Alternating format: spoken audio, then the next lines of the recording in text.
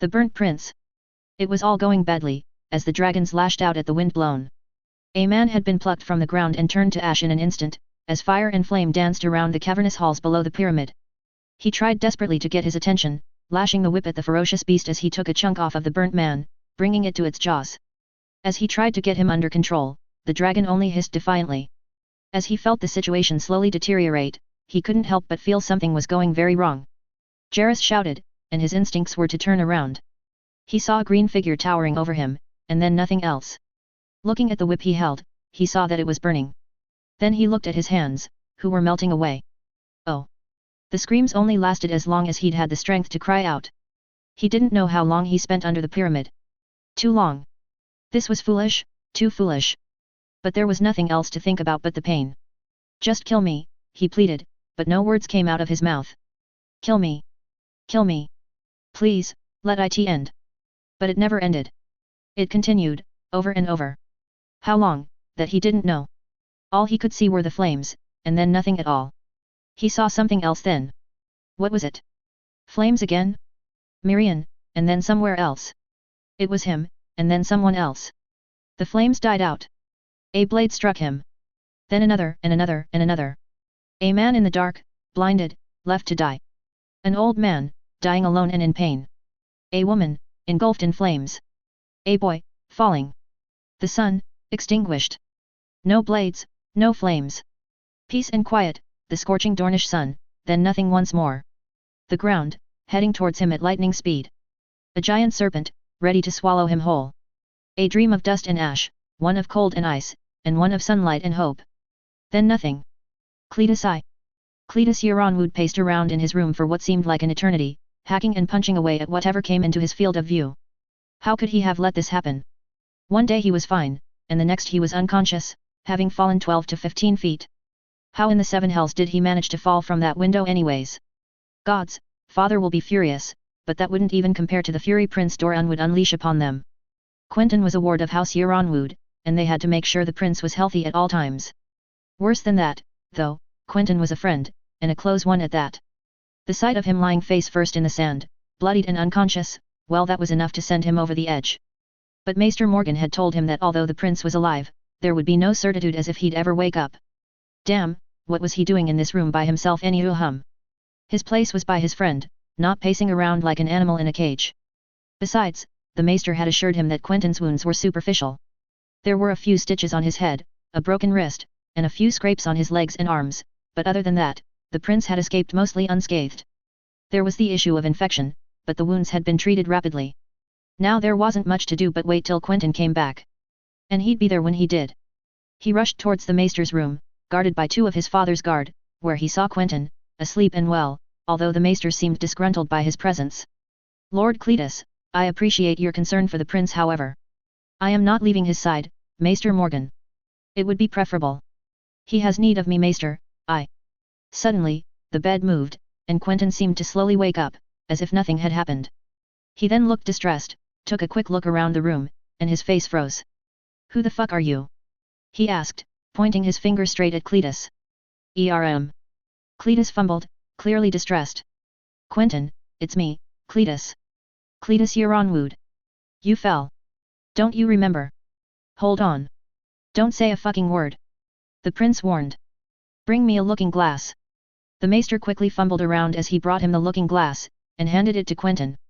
The prince only took a quick look at it, before his face went completely pale. Oh no! He muttered. And then he fainted. Quent? Cletus desperately tried to wake him up, by shaking him, but Maester Morgan interrupted him. Lord Cletus, please. The old man pleaded. The prince has gone into shock, and you must let me work. Cletus nodded, and prepared to exit the room, as it was now getting dark. He'd check on Quentyn in the morrow. Yes, that would do. Cletus slept for longer than expected that morning, as when he woke up, the sun was already high in the air, likely approaching midday. Shit! He thought to himself, as he dressed up, and ran towards the door. He scurried down the corridors of Euronwood as he had done many times before, and quickly approached the Maester's chamber, expecting to find Quentyn asleep and the Maester grumbling in a corner. However, he was shocked to find the bed empty, and the Maester asleep. Angry, he rushed towards the old man, waking him up from his slumber as the old man tried grabbing at something. The prince! Cletus yelled. Where is he? Ah hey, he woke up, and said he was going for a run. The maester fumbled. Are you taking me for an idiot? Cletus warned him.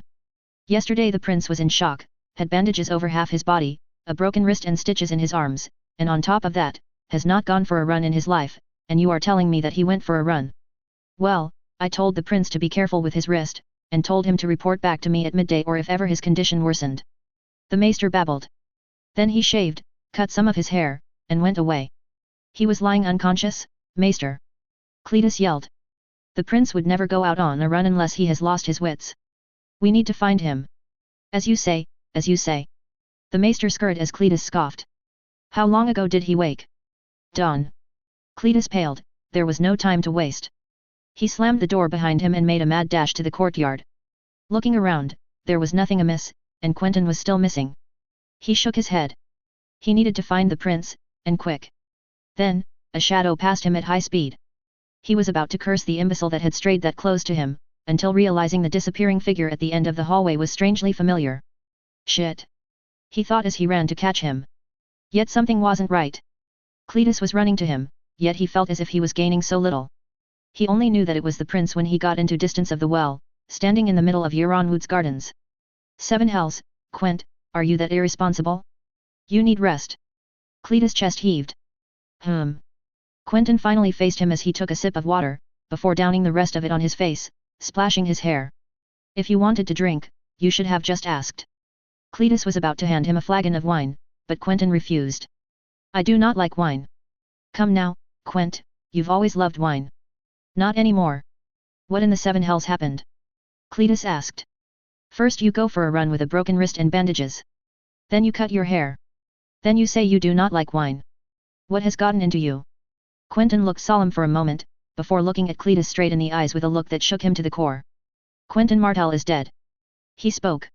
He died when he threw himself off of that ledge. What? Cletus sounded confused. Quent, you're perfectly fine. No. He answered. You do not understand. No one pushed me. I jumped willingly. I jumped because I wanted to die, Cletus. What? Why? You're only 14 name days, Quent. Why would you wish to die? Cletus looked confused. 14. Quentyn seemed to think. Early. Good. I don't. Frog. Quentyn suddenly thrashed towards him. What? Quent, I already told you. Fat. Quent, you know I don't. Ugly. You look better than. Unworthy. I never. Failure. Disappointment. Fat. Frog. Exile. Unworthy. Broken. Quentyn continued staring into Cletus. That's why Quentyn Martell threw himself from that ledge. You. It's the easy way out. He looked sad, and shook his head. And now I'm here. The old Quentyn is dead, Cletus, and he will not come back. I do not intend to be another name on the list of my father's failures. I intend to make everything right. I intend to make Dorne right. I intend to make the sun finally rise. I've never seen you, like this. As I said. Quentyn took another sip of water. The fall opened my eyes. It gave me a renewed purpose. I will not be a pawn in anyone's games. Not today, not tomorrow. Not ever. But the fall also took a great deal. You once said that I was a great horse rider. That I am not anymore. It is as I have never ridden a horse before. I have forgotten much about ourselves, about Dorne, about everything I did here. In truth, I have forgotten almost all I know. Well, if I'm honest with you, Quent, you haven't taken a sparring lesson in weeks. Good. Quentyn clasped Cletus' shoulder. Well, we can start again. I do not intend to let others fight my battles for me. I want to know every trick in the book, dirty or not. Sword, spear, mace, hammer, everything. I want horse riding lessons, geography, history, languages, sailing as well. We have 2 years. It will be done. Cletus raised an eyebrow. But, 2 years till what? Till the game begins. Anders Euronwood scratched his head in amazement. Only 2 moons ago, he had braced himself for the otherworldly response he'd get from Prince Doran after announcing his son had fallen and was likely going to die. Now, he was confused. It started with Cletus saying that the prince was behaving abnormally, running and taking his sparring lessons seriously. The fall had apparently changed something in him, although Cletus also said he'd lost much of his horse riding skills, and much of his memory in the process. His knowledge of Dorn was basic, and much of his foreign tongues were forgotten, although he somehow managed to learn both Old Andalic and High Volantine, the language of the noble class of Volantis and the generally spoken language of Lys, in a short amount of time. He'd seen the prince spar and attend his lessons, more focused than ever. Cletus had told him that the old prince died, and he was inclined to believe it. The man he was fostering wasn't the boy he was a few weeks ago. No, he was now so much more. There was an opportunity to seize. There were a couple of knocks at his solar's door, followed by it slowly opening. Anders smiled, and gestured for the boy to enter. "You asked for me, Lord Yeronwood?" he asked.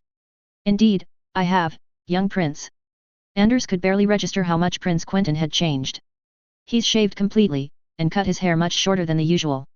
He'd lost weight, confirming the rumors he heard about the prince eating much less than usual, and looked much healthier than usual. "What do you require of me?" the boy asked. "I merely wondered what happened." Anders replied. "Do not get me wrong, I admire the efforts you are putting into these lessons, but I cannot help but feel something changed." "Something has changed indeed, Lord Yeronwood." Prince Quentyn nodded. "I decided to take charge, for once." "And what has triggered this change?" "The fall changed me. It made me realize that I have to cease lamenting on what I am, and become what I wish to be." "And what do you wish to be?"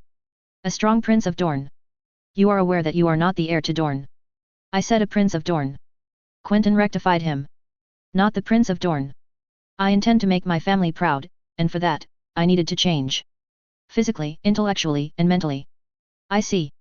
Anders trailed. "Well, you've made quite the impression already. You've lost, what? 6-7 pounds already. Hopefully I'll lose more." The prince shook his head before looking down at his chest. "Being stocky isn't really comfortable. You've been like this ever since we've started fostering you." "Well, no better time to change than now." The prince smiled. "I am due to come back to Sunspare in 2 years, correct?" Anders nodded. "After your 16th name day." "Well, I wish my family to not be able to recognize the man I have become." "That, they won't." Anders chuckled. "I barely recognize you if I'm being honest, Prince Quentyn." The prince smiled. Quentyn rarely smiled. In fact, the smile shocked Anders to the core. He had such a sweet smile, much like his uncle, that fucking bastard. If he ever got his hands on the Red Viper again. But Anders shook himself out of this. Now wasn't the time to bring back sour memories, and it wasn't the time to compare Prince Quentyn and Prince Oberyn. The prince's smile was a genuine one, but he had a hard time accepting the resemblance. "Lord Yeronwood, are you all right?" the prince inquired. "Yes, fine." Anders responded. "In truth, I wanted to know how you were faring after your fall. We have not had much time to talk recently. My wrist has healed, and although it does still hurt, fortunately it is the left one. As such, there is little risk when I spar, or so Maester Morgan says." The prince replied. "And most of my scars and bruises have healed, although I may bear some for the rest of my life." "Well, you know what they say about scars." Anders chuckled. "They make the maidens blush." Prince Quentyn stood in shock for a second before chuckling. "We're Dornishmen, Quentyn, we can joke about things like this." Anders calmed down. "Right. Well, I won't hold you any longer, it has reached my attention that you have a spar with my nephew Archibald. Or so Sir Raymond told me.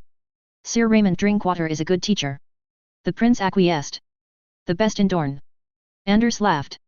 "Right, I won't hold you up, Prince Quentyn, you may go." The prince nodded and turned to exit the door, before Anders brought his hand to his forehead, slapping it. "One more thing, I had almost forgotten," he cried out as Quentyn approached the door. "Yes. Lord Franklin Fowler and his 3 daughters are coming in a month. He and I have much to discuss, and I know you had a particular interest in their house." Quentyn looked pensive for a moment. "Fowler," he whispered. "I thank you, Lord Yeronwood, good day." "Archibald." The prince hit the sandy floor of the courtyard once again, as Archibald chuckled. "Well, I lasted 3 seconds longer than last time, it's improvement, isn't it?" Quentyn asked Sir Raymond. "Better." Sir Raymond acquiesced, not letting a smile go through. "Your positioning is good, but you need to work on what happens next. Go again. Archibald, please go light on him." Archibald nodded. He was always going to go light on him anyways. People had always told him that he was tall and strong, and could not control his strength. Since childhood, he has tried time and time again to control this strength, and it had been a true test every time. And when his friend came to him and asked for his help, well, that was enough for him to concentrate at holding in his blows. Not like he was very experienced with the sword in the first place, but he was surely better than the prince who hadn't touched a sword in ages. They went for another dance, their sparring swords clashing. It wasn't long till Quentyn was on the back foot, as he struggled to parry another blow. Once more, it seemed, this one wouldn't last long. However, the prince darted to the side, and tried something different. Instead of continuing to parry Archibald's blows, he ducked down and went straight for the legs. A good strategy, especially considering how slippery and quick the prince was. Quentyn got a strike on Archibald's left leg, but this wouldn't be enough, as he just struck at the prince's side, sending him rolling on the ground once more. "You're hit," Archibald told him. Quentyn acquiesced. "But so are you. Yours is fatal." Archibald shook his head. "Not mine. Try walking on a battlefield with a leg and a half." Sir Raymond cut in. "Good progress, Prince Quentyn. However, you still need to work on your guard and your footwork. Speed seems to be your strong point. Make the enemy run. Archibald is tall, but he tires easily. Weaken him, slow him down, and then look for an opening." "Hey, I don't tire easily," Archibald protested. "Faster than the prince," Sir Raymond corrected. "You need to cut down your opponent before he gets a chance to outmaneuver you. Make sure the prince cannot flank you, Arch. You got too confident, and the prince is right, you cannot continue fighting with the wound he inflicted you." Archibald laughed as in the distance, Cletus chuckled. "Well, it seems that Quentyn is improving, isn't it right, Arch? He's not catastrophic. I'll take that as a compliment." Quentyn smiled as he downed some water. "Impressive," came a voice behind them, which Archibald instantly recognized as his cousin Ynys. He knew Quentyn had a massive crush on her, and was waiting for Quentyn's face to turn completely red the second they'd see each other. "You've changed a lot, Quent." The dark-haired woman smiled. "And Arch, you've gotten taller. Maester Morgan says I still haven't finished growing." Archibald grinned. "Sorry, my memory is a bit tight right now." Quentyn looked at Cletus and Archibald, then at Ynys. Cletus stepped in. "Quentyn fell a few moons ago. He forgot a lot of things." "Oh, I've heard." Ynys raised an eyebrow. "I didn't know about the memories. Do you recognize me?" "I'm Ynys. Cletus' older sister." Quentyn suddenly grappled his forehead with two fingers, as if in pain, as the three Euronwoods looked at each other in confusion. "Ynys." The prince breathed out, before relaxing, back to his normal self.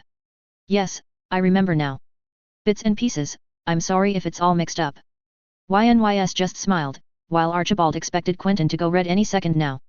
"My sister has just been betrothed to Ryan ally Ryan," Cletus explained. "Any moment now." "Oh." Quentyn acted surprised, but Archibald knew that surprise was feigned. "My congratulations. Is there a wedding date?" "Any moment now.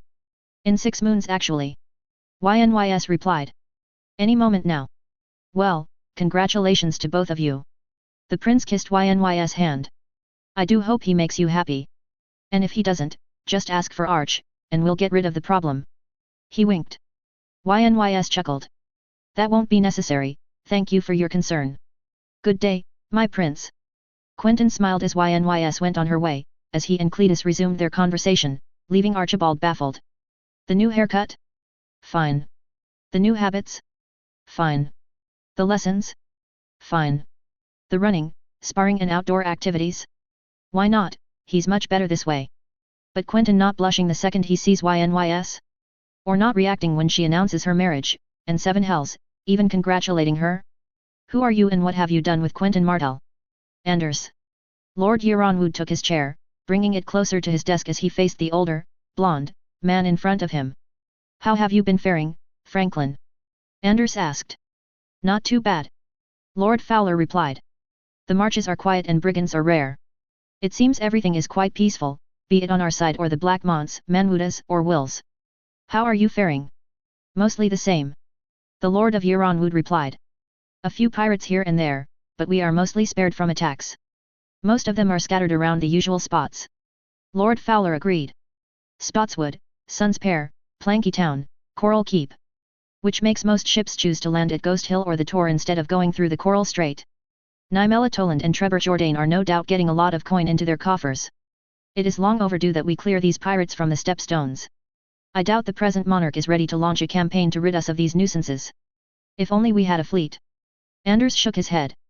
7 hells, this isn't even on the list of priorities of Prince Doran, gods only know what priorities he has. At least his son agrees with me. Prince Quentyn interests himself in matters of war. Lord Fowler barely contained his surprise. Anders nodded in response, taking a sip of Dornish red. He continued, wiping his lips clean. The boy has had quite the mind for the status of our armies, and was quite shocked when I showed him the current state of our navy. What did he say?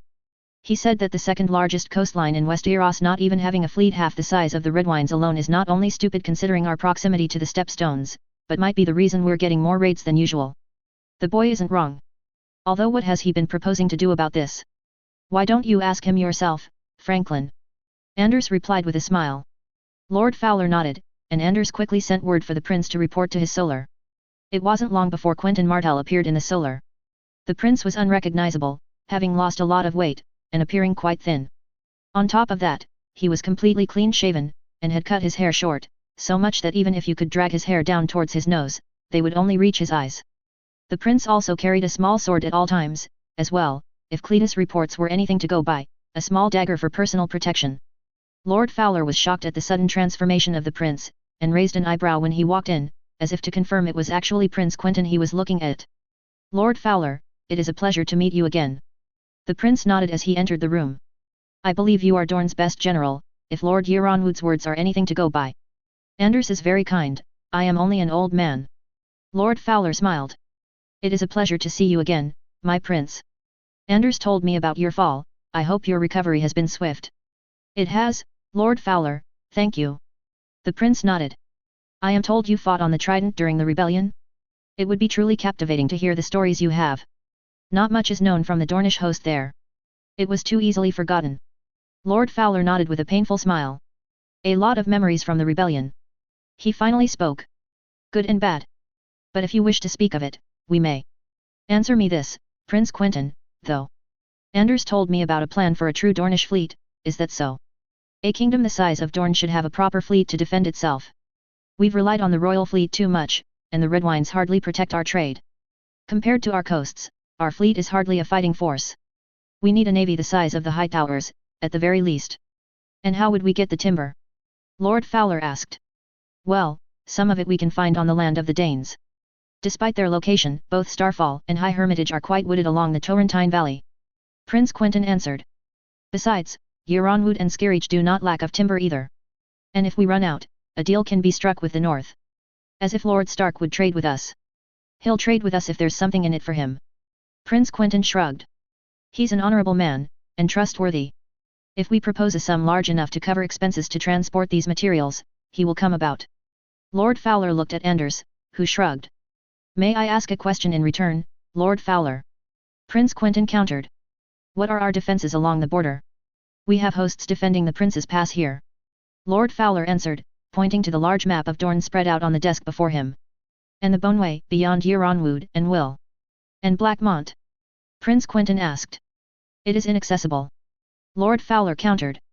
Prince Quentyn stared at the map for a moment, as if thinking about something, calculating the possibilities, before his eyes lit up. Not enough. He said simply. What? It was Anders' turn to be confused. I mean, there aren't enough passages covered. The prince replied. For thousands of years we've raided the Reach and the Stormlands, you'd think they'd have these passes well fortified by now. But we've always found a way around these passes. Don't you think this is a little strange? I don't follow, Prince Quentyn. Lord Fowler stared at Anders, who shrugged. Raiders and bandits will use smaller roads. Prince Quentyn pointed at the map. There must be several small passes in the Red Mountains, between Skerriech and Euronwood, that are unmapped and uncharted. If an army were to discover them, we would be exposing our flanks. I see what you are getting at. Anders smiled. Indeed, I hadn't considered that possibility, yet. Winnie the Pooh Tiananmen Tibet. High web novel plagiarist. If the Vulture King stood his ground for so long, it is because there are dozens of unmapped passes in these mountains, lost to time and before the Dornish War. Prince Quentyn replied. We need these passes mapped. It only takes one discovery by a hunter or farmer from the Reach of the Stormlands, and we fall. Neither Aegon nor Durin used these passes though, why would anyone else? Franklin asked. Aegon had dragons, and was overconfident. Durin wanted to prove his superiority.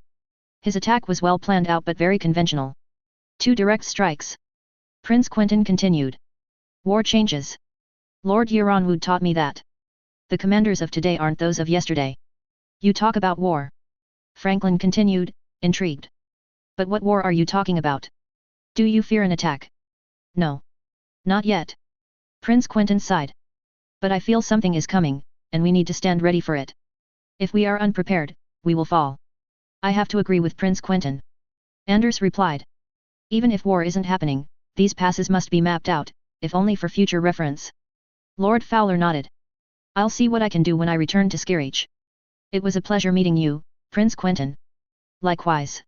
Don't forget about the trident. The prince answered with a nod. I won't, but tomorrow if you will. Lord Fowler answered. The journey has been tiring, and I need a soft bed to sleep on. Of course, Lord Fowler. Good day. Prince Quentyn nodded and left.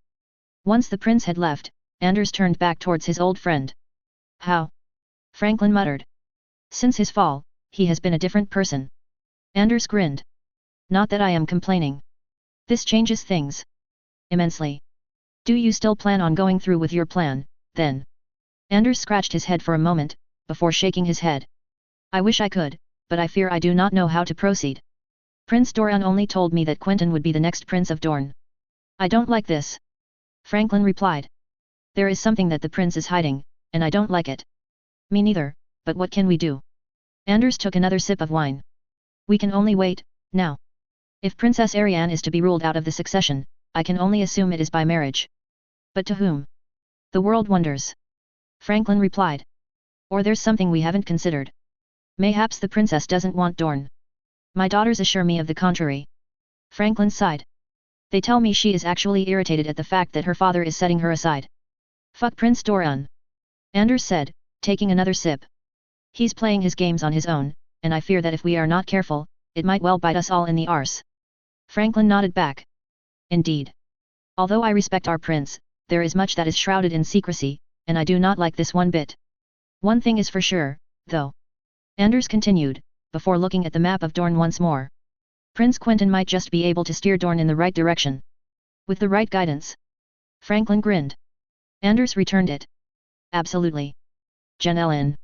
She didn't know what to think of Euronwood. On one hand, it was one of the most beautiful keeps in Dorne, well on this side of Dorne. It wasn't as much a keep as a city in itself actually. Euronwood had beautiful ramparts all around the city, visible from leagues away. Inside these ramparts, a city, vibrant with life as traders preparing to cross the Boneway prepared for the cross, while others poured into Dorne, trying to reach the Tor, or ships heading towards Estermont, Tarth, or even the Free Cities. A few more steps into the city and another layer of ramparts stood before them, less impressive than the first, but daunting nonetheless. It was beyond these walls that the Blood Royal resided. It was a simple keep, but large and spacious. 6 to 7 towers towered over the large courtyard, with stables located beyond the inner courtyard. Flanking these towers were large walls, 3 stories high, with one of them containing an indoor garden, with small pools mimicking the ones at the water gardens. Not as impressive as the ones outside Sun's Pair, of course, but the imitation was good, with trees providing shade as the scorching Dornish sun set in during the afternoon. It is there that she and Jane decided to spend the afternoon, as men and women came and went from the keep. Yet, although she flaunted with a few, she could not see the famous ward of House Euronwood, the one they called the Frog, Prince Quentyn Martell. Suddenly, she heard laughs in the distance, seeing 3 men coming down a corridor. All were comely. One was tall, with sandy hair and blue eyes, as he was a good half-foot over the 2 others. The 2 others were similar in height, with one having long, brown hair and a lazy eye. The other had short, dark, hair, and brown eyes. If his hair were any other color, she could have sworn they were twins.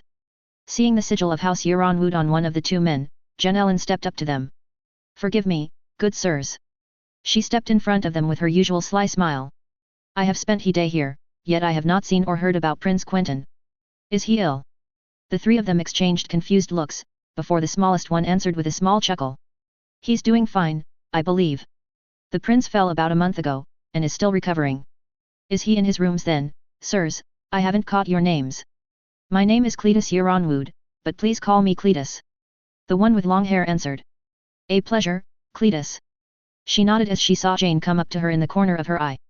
Her twin was always close to her. Delilah, however, was nowhere to be seen. Her younger sister was always running about. She'll come back eventually. By my side is Sir Jarrus Drinkwater. Cletus said, pointing at the blonde man, who smiled. And here is. He didn't have the time to finish this sentence, as something moved inside the third boy's pouch. She raised an eyebrow, as the boy just smiled, holding the greenish figure out of the pouch. Suddenly, both her and Jane's eyes widened as out of the pouch came a green frog, with red eyes. The boy stroked the frog's back for a moment, before placing it on his shoulders and smiling at the both of them. A small smile, that she knew from somewhere. It was the same smile the Red Viper would give his paramour, or his daughters. Things suddenly made sense. Lady Jane, Lady Ellen. The boy bowed. My name is Quentyn Martell, and here is my companion, Achilles. Prince Quentyn. Ellen tried to compose herself slightly. You aren't what I was expecting. You're not the first one to say that. The boy chuckled, as he continued to stroke the frog's back. I've changed. Ellen nodded as she barely had any time to compose herself. Ariane had told her that her brother was short, yes, but also fat and ugly. Not thin, and quite comely after all. Sure, he wasn't as handsome as the other two, but not at all the vision that his sister described either. My ladies, I fear that we have a sparring session to attend. The prince continued. But we could get acquainted later. There are activities you may quite enjoy once night falls on Yeronwood. Ellen shared a look with her twin and smirked in return. She had a mission after all, and this was the opportunity to fulfill it. With pleasure, Prince Quentyn. Ellen answered. Good luck with your spar. I'll see you tonight then. Good afternoon. All right, Cletus, you have to take 4 cards. I'm not going to lie, this is not what I expected when you said we could do something fun tonight. Ellen chuckled. Wait, Lady Jane put down a take 2, and then you placed down a take 2 without taking any cards, why? The young Yeronwood asked. Because. Prince Quentyn rolled his eyes. If I put 1 down, it adds it to the count. Now if you have another take 2, you can put it down and Lady Jen will take 6. Cletus sighed and took his cards, as the game continued. Where did you say this game is from? The young Drinkwater lordling asked. Bravos. Prince Quentyn replied. Although the deck I purchased isn't. I purchased blank cards and filled them myself. You filled over 100 cards. Cletus chuckled. When did you have the time? Well, when you went whoring or flirting with the girls in the courtyard, I stayed in my rooms and filled them. Cletus' face suddenly reddened. I didn't go whoring, I was just looking around local shops and talking with some lovely people. Sometimes I wonder why they say Dornishmen have no shame in this. Quentyn shook his head as Jairus chuckled behind his deck, making Cletus redden even further. Uno. Oh gods, he's going to win again. Ellen laughed. Does anyone have something to change it from a sun to a star? I got one.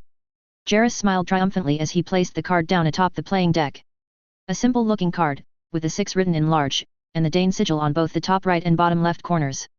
The Drinkwater boy smirked from ear to ear, as Prince Quentyn just sighed. And placed his card on the deck. Take 4. No sigils matter. Jairus' face fell as he slapped the cards on the floor. Right. He let out, completely done with what had happened. I've lost enough games for the night. I bid you lords and ladies good night, as I have a small get-together with a lovely girl tonight. I'll hope you'll excuse me. Try to last more than 5 minutes this time. The prince said under his breath, as the attendants chuckled. Jairus just rolled his eyes and left the room in a hurry. Right. Cletus clapped his hands and stood up. It is quite late and I should be on my way as well. It has been a splendid evening, but I do feel like I should go. Let me accompany you if you will, Cletus. Jane smiled. Our chambers are close, I believe. The heir to Yeronwood nodded with a small smile, and they both left the room, leaving her and the prince alone in the young Martell's chambers. A perfect way to put her plan in motion. However, it seemed that the young prince had barely registered her presence and began clearing the cards from the floor, singing a small tune she'd never heard of. Glory, glory hallelujah. Glory, glory hallelujah. Glory, glory hallelujah. His truth is marching on. The singing wasn't perfect, but it was still pleasant to listen to. It was, melancholic, in a way. He has sounded forth the trumpet that shall never call retreat. He is swifting the hearts of men before his judgment seat. Oh, be swift, my soul, to answer, oh be jubilant my feet, his truth is marching, oh. The prince stopped as he registered her presence. You're still here. The prince looked confused. I expected you to go with your sister. Oh no, I thought you'd like the company. Well, if you're worried that your sister will take the room, be sure that although Lord Yeronwood may not hold any grudges towards House Fulwer, it isn't the case of his son. He's still mad about Nymaria's war. Ellen chuckled. So, my sister will spend the night alone, then? Most likely. Well, that is unfortunate for her. She smiled. Come on, she pushed herself forwards. He's quite comely, there are worse options. She looked at the frog on the desk, who looked at her as if amused by the situation. What? She seemed to want to ask him. Is there anything else I can do? Quickly pulling herself together, she lunged to cup his cheeks and kissed him square on the lips. A clumsy kiss, but one all the same, as she pushed him onto the bed. Good. Now for the tricky part. She broke the kiss, and made way to undo her top, but to her surprise, he stopped her and smirked. All right. Enough with the games. He stared at her, eyes cold as ice. Who sent you? My cousin or my sister? Ellen froze and quickly took a step back, sitting atop the bed, as the prince slowly jerked himself forwards. Come now, Ellen. The prince sighed. I see that you are not interested in me. Nor in men in general. I leave men to my sister. She acknowledged, confused. How did you know about NYM? She isn't exactly discreet about it. Of course. Ellen sighed. Although she was discreet in her interactions, her lover was much more vocal about them, and others. Did she send you, then? No. Ellen shook her head, as the prince gave her a cup of water. Ariane did. Why? She wanted to get the measure of you. She replied. Wanted to know about your ambitions, your dreams about Dorn. Wait. Quentyn laughed. You mean that she sent you to discover that? She told you to seduce me? And you were ready to fuck me to get that information? Well, she said you'd be shy around girls and I'd have no trouble seducing you without betting you, but if it was necessary. She answered truthfully. There was no point denying it now. When I saw you were not the person she described to me, I decided to take matters a step further and... All right. Quentyn ran his hand along his face, before taking both her hands in between his. First of all, if my sister wants to hear about my health and catch up, she can very well come visit me, I doubt father will mind. Secondly, and most importantly. Quentyn looked at her with a stern look. You do not need to go to such lengths for her. Not now, and not ever. He insisted on the last word, letting her hands go. Go to sleep, Jen. And what should I tell your sister? The truth. He shrugged. If she wants to see me, she can come herself and ask me. I've got nothing to hide. However, I will not have her send her friends as whores before me. These last words stung. I'm sure the princess meant. What would you call it, then? Ellen tried to defend her friend, but in truth she couldn't say anything, the prince's word rang true. As I said. Go to sleep, Jen, you need the rest. Thank you, Prince Quentyn. Without a word, she left the prince's chambers and headed for hers, before halting before the doors. Hearing noises behind the doors, she chuckled and turned around towards the prince's rooms. Knocking on the door, the prince answered, opening the door in his bedclothes, looking surprised to see her. It seems past grudges have been forgotten. She smiled. Would you have a spare bed by any chance? Quentyn rolled his eyes. Oh, for fuck's sake, Cletus, one night of peace, just one. He sighed deeply, motioning for her to come in. Take the bed. And you? She looked surprised as the prince took a bedsheet and a pillow off of the bed and threw it on the floor, narrowly avoiding the tree frog who had lodged itself on the desk besides where the pillow had landed. Well, we're not sharing the bed, and I'm not letting you sleep on the floor. And you? I have a blanket. I'll be fine. The prince grumbled as he took the bedsheet and placed it on the ground, shifting uncomfortably as he placed a pillow on one of the walls. Shrugging, she took her clothes off, as she noticed the prince was trying hard not to stare. What? She chuckled. I sleep without clothes. Good night, Prince Quentyn. Shifting his gaze towards the wall, the prince moved uncomfortably in his makeshift sleeping spot. Muttering under his breath as he closed his eyes, he let out. For fuck's sake. Why me? The frog croaked in response. Not a word, Achilles. The prince cried out before pulling the pillow over his face. Chuckling, Ellen laid on the soft bed, pulled the sheets and closed her eyes with a smile on her face. This night wasn't completely wasted after all. Cletus. Cletus poured some water over his head as the sun shone right through the room's window. He spared a look at the form on the bed that he'd left a few moments ago. The Fowler girl had given him a night of fun, and was still sleeping. He decided not to wake her, although it was well past midday, and instead left her with a note and slowly left the girl's room. He wouldn't have time to make it to the morning spa that he and Quentyn usually attended, but doubted that the young prince could have made it there either, considering Jane's sister hadn't made it there either, meaning Quent might just have gotten some action. It was long overdue for him, and he couldn't wait to discuss it with him. He sprinted down the halls towards Quentyn's chambers, but found them locked. Raising an eyebrow, he went into the courtyard, scanning for any sign of the prince, and found none. Worried, he made his way towards the master-at-arms, who finally gave him an indication of his whereabouts. The prince? Well, after attending the morning spar, the master-at-arms said with a sarcastic tone. He left with Archibald and headed to the city. The fish market. Of course. Quentyn loved taking a stroll down Euronwood's large fish market, the second largest in Dorne after Planky Town. He usually brought some paper to sketch some drawings of the various landings of the day, and brought a few interesting specimens, as he called them, back to his rooms. Cletus couldn't understand why. A dead fish was better in his belly than on a sheet of paper, or whatever Quentyn made of it. However, making his way down Euronwood's streets, he realized there was no fish market today, and he instead found Archibald strolling down a street, on his lonesome. Arch! He called out. Where's the prince? Oh, he's in the glassmaker's shop right across the street. The glassmaker? Cletus asked, raising an eyebrow. What in the seven hells is he doing there? Arch just shrugged, and Cletus groaned, going inside and finding Quentyn locked in conversation with one of the owners. He noticed his presence, but kept on continuing his conversation, before finally addressing Cletus. So, how was your morning? Quentyn asked. Did you know Dorne was the largest glass manufacturer in Westeros? I did. Cletus answered.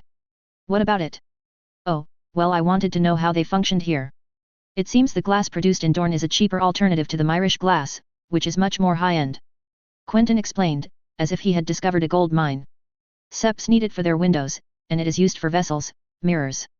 Well, this is hardly new information, not many kingdoms produce it.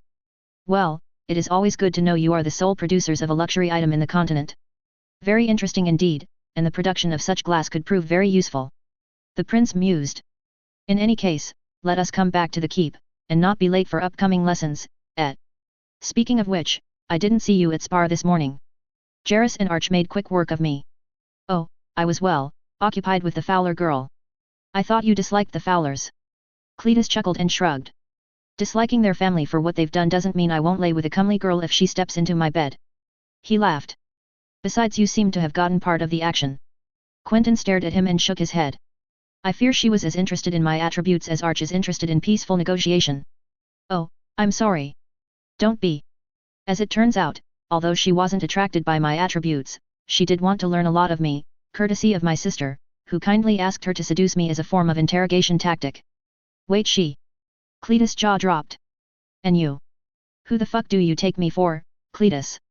Quentyn grimaced. Of course, I didn't. I told her that if my sister wanted to ask me anything, she'd have to come here herself. And you think that Jane? Oh yes, her too. Cletus paled, but Quentyn clasped his shoulder. Jen Ellen assured me she was attracted to men, though, no need to worry. Quentyn smiled. But she did leech information off of you. You sang like a bird. He laughed, earning a chuckle from Arch in the back.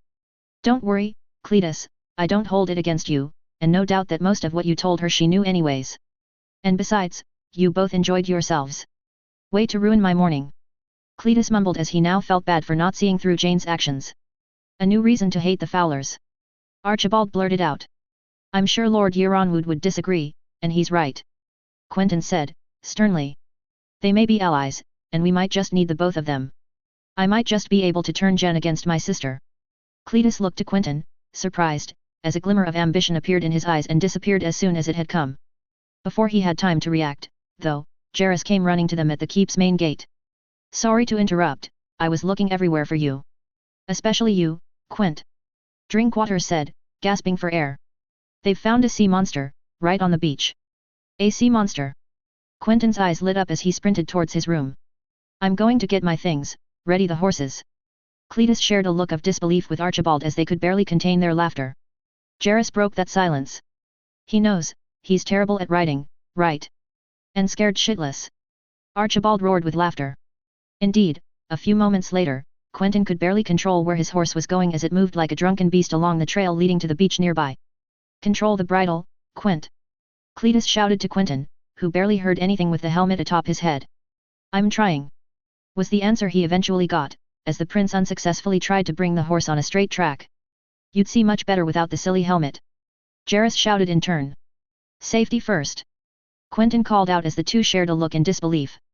The beach was only a mile away from the keep, and would not have taken long to get there. However, due to constantly having to help Quentyn get back on the trail, it took longer than expected. But they did make it there. Yaronwood's grand beach was quite a sight to behold. A large beach made of soft, grainy sand, which extended as far as the eye could see, only stopping at Yaronwood Harbour, and in the distance, stopped by a large hill. The waters around it were blue, so blue on good days you could see as deep as 100 feet. This beach went around the bay, in which Yaronwood was nested, providing it with very low exposure to any waves and becoming a safe haven for ships in storms. From the shore, you could see the Isle of Turtles in the distance, aptly named due to the number of tortoises found on the island. However, this time the usually empty beach was disturbed by something else entirely. Indeed, right in the middle of it stood this massive blue shape, immobile, and threatening. Quentyn jumped off of his horse, and liberated the frog held in his pouch, letting it jump onto the hot sand as they all attached their horses and made their way towards the shape. It must be 40 feet long. Arch cried out. What a monster! Quentyn grinned from ear to ear as he took out some paper and started making sketches, taking a seat in the hot sand, sketching the figure from every angle, complete with notes and measurements. Once he was done, he rose up and followed the crowd assembled around the beast. I bet it could swallow a man without a second thought. Cletus let out as he and Arch discussed the identity of such a beast. Unlikely. Quentyn replied. The windpipe is too small, you'd be spit out immediately. Wouldn't this beast hunt us? Look at the size of it. Arch gasped. Look in its mouth. Quentyn pointed out. Cletus and Arch both tried to get a better look, and gasped in surprise. The beast had no teeth, just small, rugged clamps. Is it a whale? Jarrus asked. I've seen no whale like this one. It's a shark. Quentyn pointed out. Look at the holes on its side, these are gills. And whales don't have a tail with that vertical shape, neither do they have 2 fins. Well, I can say one thing for sure, it fucking stinks. Jarrus replied, not daring to get too close. It's a corpse, Jarrus. Cletus answered him. Of course, it stinks. How can you even tell it's a shark anyhum? Arch asked. What? Do you think there are no sharks in Dorne? Cletus laughed. Dorne had plenty of sharks in its waters, probably more than any of the other kingdoms actually, considering the treacherous nature of their coastline. Of course not, but sharks have teeth. Arch continued. This one doesn't. Quentyn replied. Remember that it has gills. A whale doesn't have gills, it breathes through its blowhole. Sometimes I wonder if it's you or your cousin Sorella speaking. Jarrus shook his head, still trying to get the fumes off of him. Teeth don't make a shark. Just like. Quentyn stopped himself and muttered something even he couldn't hear, before looking at the sky with a certain melancholy in his eyes. Once he was done, he looked at Cletus, as the crowd dissipated around them. We should get going before the sun starts to really hit. Cletus nodded, and they headed back towards the horses, Quentyn picking his frog up on the way, leading it into his pouch. Suddenly, he sighed and turned straight towards Cletus. Can I ask you a question? You're scaring me with this, but sure. If you had a chance to save someone from a fate, if it meant the possibility that thousands would die, would you do it? You'll have to be clearer. Cletus replied truthfully, confused. Let's say that you are in a battle, and it isn't going well. The prince laid out a plan in the sand. You are confident the line can hold, but if you send one of your generals in, that general will guarantee the line will hold. However, that general may lose his life or be severely wounded in the process. He will suffer, that much is guaranteed. Will the line hold anyways if I don't send him in? You don't know. It may, or you might lose the battle and thousands of men. Cletus stopped for a moment, confused at the moral complexity of the question. On one hand he could sacrifice his general for the good of the battle, but on the other he could save his life and there was a good chance they could win regardless. He scratched his head. I don't know, Quent. I'll have to sleep on it. Why are you asking? Nothing urgent. He muttered. Just give me your advice, will you? I promise I will. Thanks, Cletus, you're a true friend. Quentyn set a hand on his shoulders and mounted his horse, trying to make it go into the direction of the keep. But this time, it wasn't Quentyn's horse going off of the trail, but his. He couldn't help but feel confused. What was this question about? And besides that, what was Quentyn planning? He knew he'd need to find out sooner or later. Something was amiss. Archibald. The sun was hitting hard on the group, slowly making its way through the desert sands of western Dorne. Jarrus and Quentyn were holding the heat fairly well, but Cletus looked as if he would drop dead from heat stroke at any moment. The good news was that this time, Quentyn had managed to hold his horse correctly for the duration of the voyage from Yaronwood. It was still far from his skills before his fall, but there had been a lot of progress since the first time he'd mounted a horse after treating his wounds. Remind me why we're here again? Archibald asked, annoyed, as their escort started to rush forwards, likely spotting something in the distance. Lord Euronwood is exploring a possible betrothal with Lord Corgile's only daughter, Aelyandra. Quentyn explained from his saddle. He sent Cletus to meet with her and explore the possibility of said betrothal, as well as a possible alliance with House Corgile. They are of first men descent after all. And why are we here? Arch groaned. We're good friends that are here to support Cletus during these trying times. Jairus laughed. Archibald nodded. Although he wasn't forced to be here, he gladly followed his friends, but the voyage was long and tiring. He thanked the seven when he finally saw the walls of sandstone in the distance. The city rose up from the desert, alone in an oasis. Although sandstone in itself was quite small, the castle housing House Corgile was large. It wasn't larger than Euronwood, but definitely larger than the Tor where he'd been once. A large moat separated the castle from the rest of the city, as the group slowly crossed it. A man not a year older than Cletus welcomed them. My lords, my prince, welcome to Sandstone. The darker-skinned man said. My name is Gillian Corgile, son of Lord Quentyn Corgile. I have come to welcome you in our modest keep. If you could dismount and follow me. The group didn't take long to dismount. They had been riding for 4 days straight, if not 5, and getting off of the saddle was a liberation. Quentyn struck up a conversation with the heir to Sandstone. Gillian Corgile had short, brown, hair, and brown eyes. He was quite tall, taller than Cletus for sure, but not as tall as him. He also had quite a reputation, one of a cunning lord, that mastered the poisons and subtleties of living in a harsh environment such as the middle of the damn desert. Most of the castle seems to be in ruins. Why? Quentyn asked the young lord. Most of it was destroyed after Lord Corgile had Lord Lionel Tyrell killed. Most of the old palace of sandstone or what remained of it after the First Dornish War was razed to the ground. This time, we didn't bother rebuilding. I see. Forgive me, Prince Quentyn, but why the large bag? Oh. Quentyn reacted. Arch and I have an experiment to do. An experiment? The Corgile lord sounded interested. What kind? Well, if you would come in this afternoon, once the sun has finished hitting hard on us, it would be a pleasure for me to show you. The Corgile lord thought for a moment, before nodding. It would be a pleasure. Very well, I shall see you then. Enjoy Sandstone, my lords. Well, Jairus and Cletus were soon off gods know where. Cletus likely was off to talk to Lord Quentyn Corgile about the alliance and Jairus was probably chasing skirts somewhere. He stayed with the prince in an annex of his rooms, as he marveled at the amount of stuff he had packed from his bags. As soon as he entered the room, Quentyn launched him a pair of gloves. When you enter this room, put these on. All right. Arch knew better than to argue with Quent. These could go on for ages. What exactly am I wasting my afternoon on? He asked. You don't have to be here, you know. Quentyn answered with a shrug. If you wish to chase girls with Cletus and Jairus you can do so. You asked me to help and I answered. That's what friends are for, no. Quentyn smiled for a moment, before turning to the door, as a few knocks were heard. Enter, Lord Gillian. The door creaked open. Please put these on. Quentyn said as he threw a pair of gloves to the young lord, who did as told. Please call me Gillian, Prince Quentyn. No need for such formalities. Then call me Quent. All my friends do. And you can call me Arch. Quentyn and Arch. Well met. He looked around the room. What are you making? Potions? Poisons?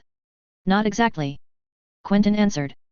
For the past weeks, I've been in contact with my cousin Sorella in Old Town. She's been particularly interested in my experiments and my work, especially with this one, which I really hope will work. What's the goal? Gillian asked. The goal is simply the eradication of infectious diseases from the face of the continent. Arch and Gillian froze. Sorry, what? It's a long story, but the goal is to extract a certain substance from this. Quentyn pulled a few containers with what seemed like molded bread in them. The mold can actually kill surface infections. The goal is to extract whatever is in the mold to treat any infections that had entered the bloodstream. This is the goal here. And how can you be sure what you need to extract? Arch asked. Long story, you don't want to know. Yes, I got it. Arch sighed. Arch and Gillian looked on, intrigued and confused by the spectacle unfolding before their very eyes. Right. Quentyn continued. Gods be good, it worked. At least I hope it did. How can you be sure? Gillian asked. The cultures are a yellow color. Most of the jar covers show yellow lines, which should mean that the culture has been successful. But we need more. Quentyn turned to Arch. Did you put the glass in the oven like I asked you to? Arch rummaged through his things, and handed him the small glass container. Perfect. Quentyn answered. Gillian, could you hand me a spoon of sugar, yeast, citrus, sea salt and, fuck me. What's wrong? I forgot milk powder. Quentyn said, shoving a hand on his face. I have that in my study, Quentyn, I can go get some if you'd like. Gillian answered. That would be a lifesaver. The Corgile Lord was gone for a few minutes, and came back with some milk powder. We use it for some scorpion anti-venom, I always have a stack lying around. Thank the gods, you saved the day, Gillian. Quentyn laughed nervously, pouring the powder in with the mixture. Closing the glass lid, he then shook the mixture until much of it was unrecognizable, and added the yellow substance in. What now? Gillian asked. Now we let the culture reproduce. This should take a week or two. Then we'll be able to extract the result from it. With a bit of luck, it should work. But we'll see when we come back to Yeronwood. Quentyn answered. Are you sure it will work? If we manage to extract the culture at the perfect moment? Yes. No. What are the odds of it succeeding? Gillian asked. I'd say, 1 in a million. Quentyn replied.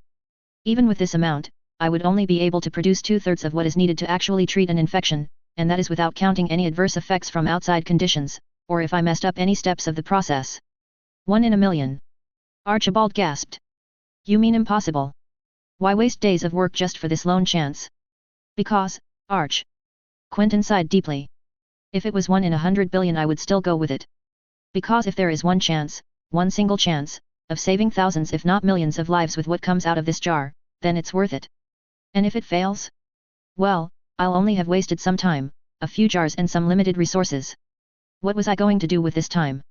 Trying to bed as many girls as I can like Cletus does? Or cause mischief wherever I go like Jairus?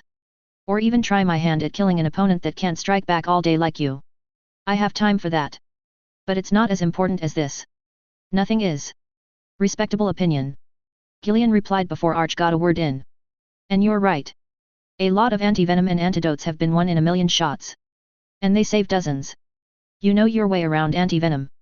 A little. Quentyn thought for a moment. What do you say about coming back to Yeronwood with us? We could use you there.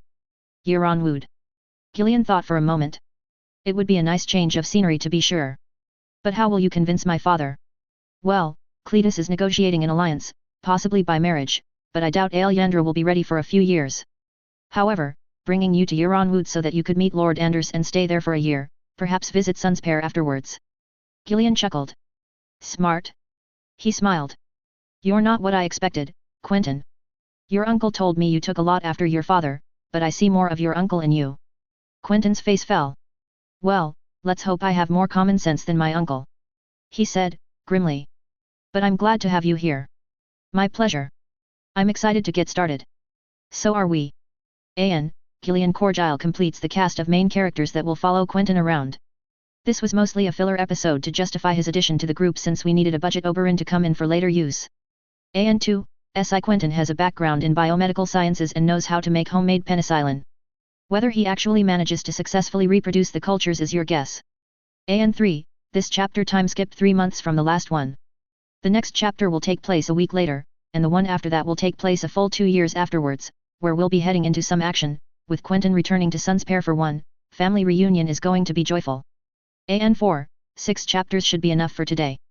I'll be doing 1 chapter per day, maybe 2 from now on till we've reached the present part of the story. Gillian. Well, the Yeronwood air was refreshing to say the least. Sandstone was in an oasis, but temperatures were always high, and breaths of fresh air were rare. Yeronwood on the other hand was located right next to the sea, and although the hot Dornish sun blazed on the keep more often than not, the ocean breeze would sometimes bring a bit of freshness to the city, making it much more bearable in the afternoon. His father had accepted the offer Cletus made for him to stay at Yeronwood for a couple of months as a part of trade and alliance negotiations between houses Yeronwood and Corgile. It was a nice change in setting, and could see why the heir to Yeronwood was nearing heatstroke at Sandstone. Life was much easier here after all. However, despite this, he was growing some concern for Prince Quentyn. Ever since they'd arrived in Yeronwood, he was growing restless, staying awake in his rooms at late hours of the night and waking up early, at the crack of dawn.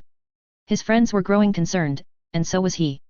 This morning, he decided to visit him, and found the prince in his rooms, atop a messy pile of papers, glassware, and cups. Hello, Gillian. How are you faring? The prince asked as he entered the room. Better than you. You look tired. Gillian pointed at the mess in the room. What's with all this?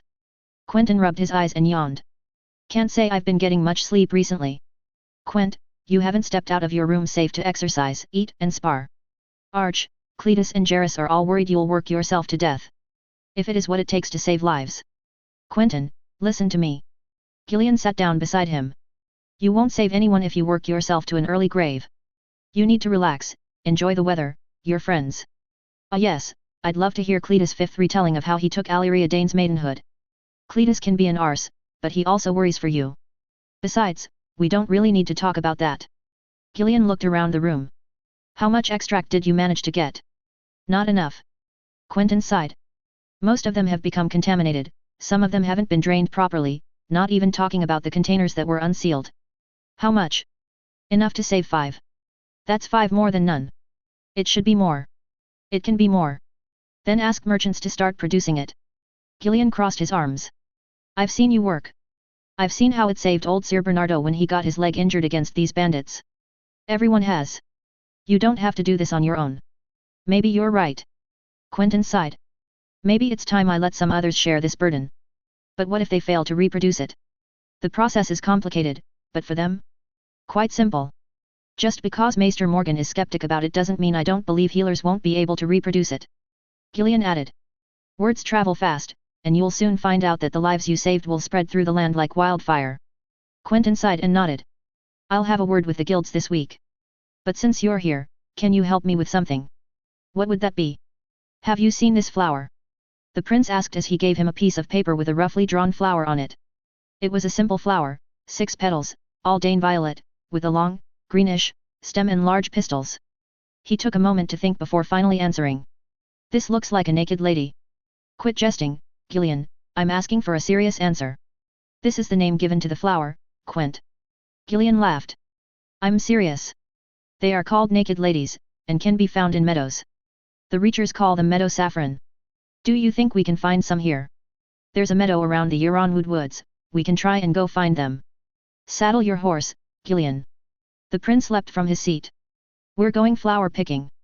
Gillian barely had time to register what was happening, as he found himself galloping towards the meadows around the Euronwood wooded areas, close to the mouth of the Great Water Rush, the second largest rivermouth in Dorne after the Greenblood rivermouth. Soon enough, he and the prince managed to found some meadow saffron, which the prince delicately picked. When he had a basket full, Gillian finally asked. What do you plan on doing with these? Plant some in the gardens. Use the rest for experiments. Do you think they'll be as useful as the mold ones? I've heard a tale from faraway Volantis. Quentyn explained, placing the basket back on his horse's saddle. Tales that they used this flower to treat gout in the Old Blood's ruling class, with some success. However, many got addicted to this flower, and died as a result, hence why the Volantine healers don't want to use it as a widespread form of treatment. You mean this flower can cure gout? It can certainly reduce the pain greatly. Quentyn nodded. Cure it? I have to say I am not sure. I see where this is going. Gillian smirked as he saddled his own horse. Thank you for your help, Gillian. I owe you one. Well, Quentyn, I can say that you can help me by doing something else. Gillian turned to him as they made their way back to the keep. I'm listening. Stop working all day and all night. Delegate some of your work as I'm sure a lot of people will be happy to help with it. And most of all, spend more time with us. Your friends miss you, Quentyn. I'll try my best. Quentyn suddenly turned towards him. Tell me, I asked Cletus something, and I wanted your opinion on it. The battle issue? Gillian asked. Cletus talked about it. I think you said it yourself, my prince. Sometimes if lives can be saved, even if it is a small amount, it might just be worth it to make sure. The needs of the many outweigh the needs of the few. Exactly. Quentyn sighed and brought out a scroll from his pocket, and quickly threw it down a nearby well. On it, Gillian swore he could have recognized the sigil of House Tarley. So much for that one. Quentyn shook his head. One down, one to go. What's in the other one? Gillian asked, intrigued. The most important letter of my life. Quentyn answered. One that could get me killed or could very well bring me what I wish. I call it Plan B. What is this plan you talk about? In due time, friend. Quentyn replied. I'll tell you in due time. Gillian nodded, but still wondered what this famous plan Quentyn had in mind was, since he often talked about it. A plan to make the sun rise, he'd muse. One more thing, Quentyn. Gillian finally talked, as they'd arrived at Euronwood. Yes. I've found you very stressed out recently, you ought to relieve it. Tell me about it. I've done a lot in sparring sessions. I wasn't talking about sparring. Gillian looked away for a second before eyeing Quentyn again. I was talking about sex. Oh. If you aren't comfortable with it, that's completely fine. I was merely suggesting, from personal experience, you know. Don't. Quentyn clasped his shoulder. I don't intend to play celibate hero, I'm a damn Dornishman, but I swear Cletus won't stop talking about it if I do. Better that than him talking about his exploits. You got me. I just haven't gotten the chance. Well, tonight is the celebration of Lord Anders' 45 name days. A lot of people will be here. Jordanes, Fowlers, Wills. Corgiles. Off limits. Gillian's expression turned from smiling to sour as Quentyn laughed. Don't worry. I won't. But I can't promise anything will happen. I oft fumble at the end. I need some rest after this ride. Gillian shook his head. See you at the feast, Quentyn. The prince nodded and walked away, leaving Gillian on his own. Well, that ought to keep the prince's mind busy on something else. The feast was indeed a grand affair, with all large neighboring houses attending the event. Gillian wasn't placed next to the prince, instead getting a table next to Arch, who pressed him into a drinking competition. Big mistake. It seemed the big man could hold his wine much better than him, and Gillian soon found himself throwing up in a corner of the keep somewhere. Damn him, why did he start drinking in the first place? Now his chances of finishing the night alone had been drastically increased. He ran to pour some water over his face, and while he was slowly making his way back towards the feast, heard some steps and some talking. Taking cover behind a pole, he recognized the prince, with a lady. The girl was about his age, with the same tone of skin. He had trouble noticing the color of her eyes, whether green or brown, but he could distinguish her long, brown hair flowing down her back. Samira Jourdain, he finally recognized the woman, Miria's younger sister. Mayhaps they were just talking. That would happen quite often, after all, as the prince liked conversation more than action. Suddenly, he saw Quentyn move in to kiss her, with the Jourdain girl suddenly moving her legs around his waist. Oh. A bit more than kissing, then. Right. Quentyn opened the doors to his room and disappeared. Gillian blinked twice and made his way towards the room doors, and listened. Well. He quickly escaped down the halls, trying to contain his laughter all the way. 7 damn him if he wouldn't find someone to spend the night with while everyone else enjoyed themselves. Sandy Dornishman had a reputation to protect after all. Gillian. Another sunny day in Yeronwood, and another morning spent looking for Quentyn. Usually, he'd be able to find him quite quickly for the morning sparring sessions, but this time there was no sign of him in the courtyard. The prince was a slippery fish, and there were a number of guesses as to where he slipped to this time around. Cletus, have you seen Quentyn? He asked the heir to Yeronwood as he passed by. Cletus nodded. He's in a meeting with my father. He shouldn't be long. Your father? Why? Something about the guilds, I believe. Oh, right, there was this issue. Thanking Cletus, he walked in the direction of Lord Yeronwood Solar, which Quentyn exited just as he arrived. What news from Lord Yeronwood? Gillian asked. Quentyn smiled widely. Completely approved. Lord Yeronwood will finance any efforts required necessary for the mass production of quenticillin. Quenticillin. Quentyn rolled his eyes. The small folk associate this miracle solution to me, and as such have decided to name this miracle powder after me. He replied. If it were up to me, I'd have named it something else. Like flemicillin, but here we are. Gillian nodded. Never mind that. How did you convince him? Especially to pour in vast quantities of money. It's easy, really.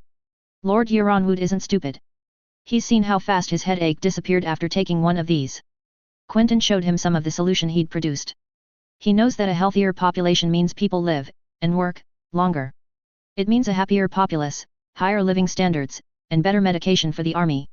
This isn't going to be a direct return in cold, hard, cash, but it'd certainly be worth it for him in the long run, and he knows it. Has he approved its use by House Corgile? Since I am the inventor of this thing, I get to choose who gets to produce it, and I won't lie to you, Gillian, I don't give two shits about monopolies. You ask me for how exactly to make it and I will give you the full list of ingredients and steps to make it. The more people we can save, the better. Thank you. Quentyn nodded. I'm taking the feast as an opportunity. Many houses will be present, but a lot of guild masters will be here as well. Houses Corgile, Fowler, Will, and Jourdain have sent representatives to this meeting I called, and I intend to give them all instructions on how to produce it. Has the Citadel approved it? My contact there has told me the maesters think that it is a load of nonsense. It's on us to prove them wrong. And if they don't? It'll be their loss. Gillian nodded. Do you need me? You can tag along. Members of the Sandstone Guild will be there after all. Gillian didn't have to be told twice. He saddled his horse, and the two of them made their way to the Euronwood Guild Hall, accompanied by a small escort and Sir Jarrus, all too happy to get a break from the keep. Inside of the guild hall were about 24 people, all waiting in anguish as they entered the large room. All eyes suddenly turned to them as the room turned silent. They moved up to the podium, where a large table stood. Quentyn immediately removed the bag he had around him, and placed it in the middle of the table, carefully dropping his frog next to it. He removed a few scrolls, and got out a small glass containing a white solution. "Gentlemen," he called out, raising the glass for all to see. "This is what you call quenticillin. This solution will change the way Dorne, and hopefully the world, lives. This white powder has saved 6 lives already, including Sir Bernardo here." He pointed to the Drinkwater Knight at the right of the room, who nodded. "This powder can cure many diseases. It can treat infections, and cure everything from the plague to lung disease. But it is extremely long and costly to make. It took me a month to get enough solution to make 6 doses." Quentyn continued. "This is why I need your help. Because mass-producing this solution will save not dozens, but thousands of lives. Your migraines will be gone with a single dose. Infections won't mean anything. A single cut won't be life-threatening. In other words, you will stop living in fear of death from a single wound." He then took up a few scrolls and handed it to the different guild masters. "Here are the exact steps to create this white solution. I have included a copy for every single one of you here, as per requested by your lords. As Lord Gillian here can confirm, I have given House Corgile the authorization to produce this powder, as well as Houses Fowler, Will, and Jourdain.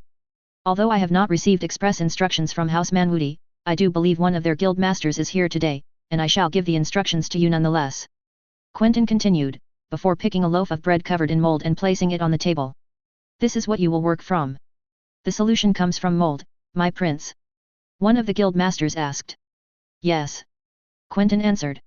"I've discovered that spreading mold over wounds could treat outside infections. To treat infections inside the body, we need to take the solution out of the mold, which requires time and effort. Lord Euronwood has ordered a large amount of glassware from Master Fernand of the Guild of Glassmakers." "Indeed, my prince. We've received a large order and will be working on it immediately. For the others, you may either buy from the Euronwood Guild or see with your own glass-making guilds. I know Houses Fowler and Manwoody do not have these and believe our own guild will be happy to provide what you need for a small price." Master Fernand nodded with a small smile. Business for them was going to be very good in the upcoming months. The instructions are very complex, but bear in mind that they are all essential. Miss one step and everything will go to the 7 hells. You need to grow the solution, ferment it, extract it and finally, purify it. Quentyn explained. Also bear in mind that different treatments will require different amounts of the solution, and I have detailed the ones from which I am sure on the scrolls. However, this isn't a complete list, and our healers will be working on expanding this. Any questions? How did you discover this? Someone in the crowd asked. It's a long story we don't have time for. How much solution will you be expecting us to make? I don't expect you to make a certain amount, but I do expect you to make as much as you can. We are talking about saving lives, Master Jaren. What if we don't have enough men? Lord Euronwood will provide anything you need. I can't talk for the guild masters from houses outside of Euronwood lands, though. Quentyn concluded. Anything else? Well then, good luck, everyone. Oh, and Master Hernan?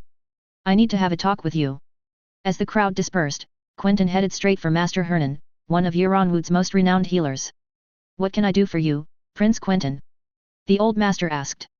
I wish to talk with you about this medicinal garden we've been planning. Oh yes, it's been coming up quite nicely. I've heard the one in Euronwood Keep is also growing. It is.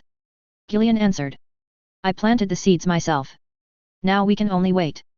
I need you to run some tests on some flower extracts. Quentyn asked the healer. I need you to run tests on the effects of meadow saffron on gout, and foxglove on heart disease. I can certainly try for the foxglove. Master Hernan replied. But naked ladies are toxic. Do your best. Quentyn replied. Need I remind you who exactly has a bad case of gout? I'll try my best, Prince Quentyn. The old healer nodded. Thank you for your work, it truly has been a gift from the gods. Quentyn showed a small smile. Good luck, Master Hernan.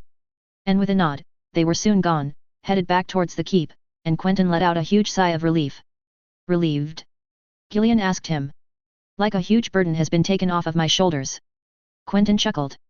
I'm finally going to be able to see the sun again. About damn time. Jarrus smiled. It's been a while since we've seen you. Maybe you should join us for a game of cards tonight. ERM. Quentyn coughed. I fear I'll be busy tonight, but tomorrow and the upcoming months should be fine. The prince then winked at Gillian, before walking away as they reached the inner keep. Was it something I said?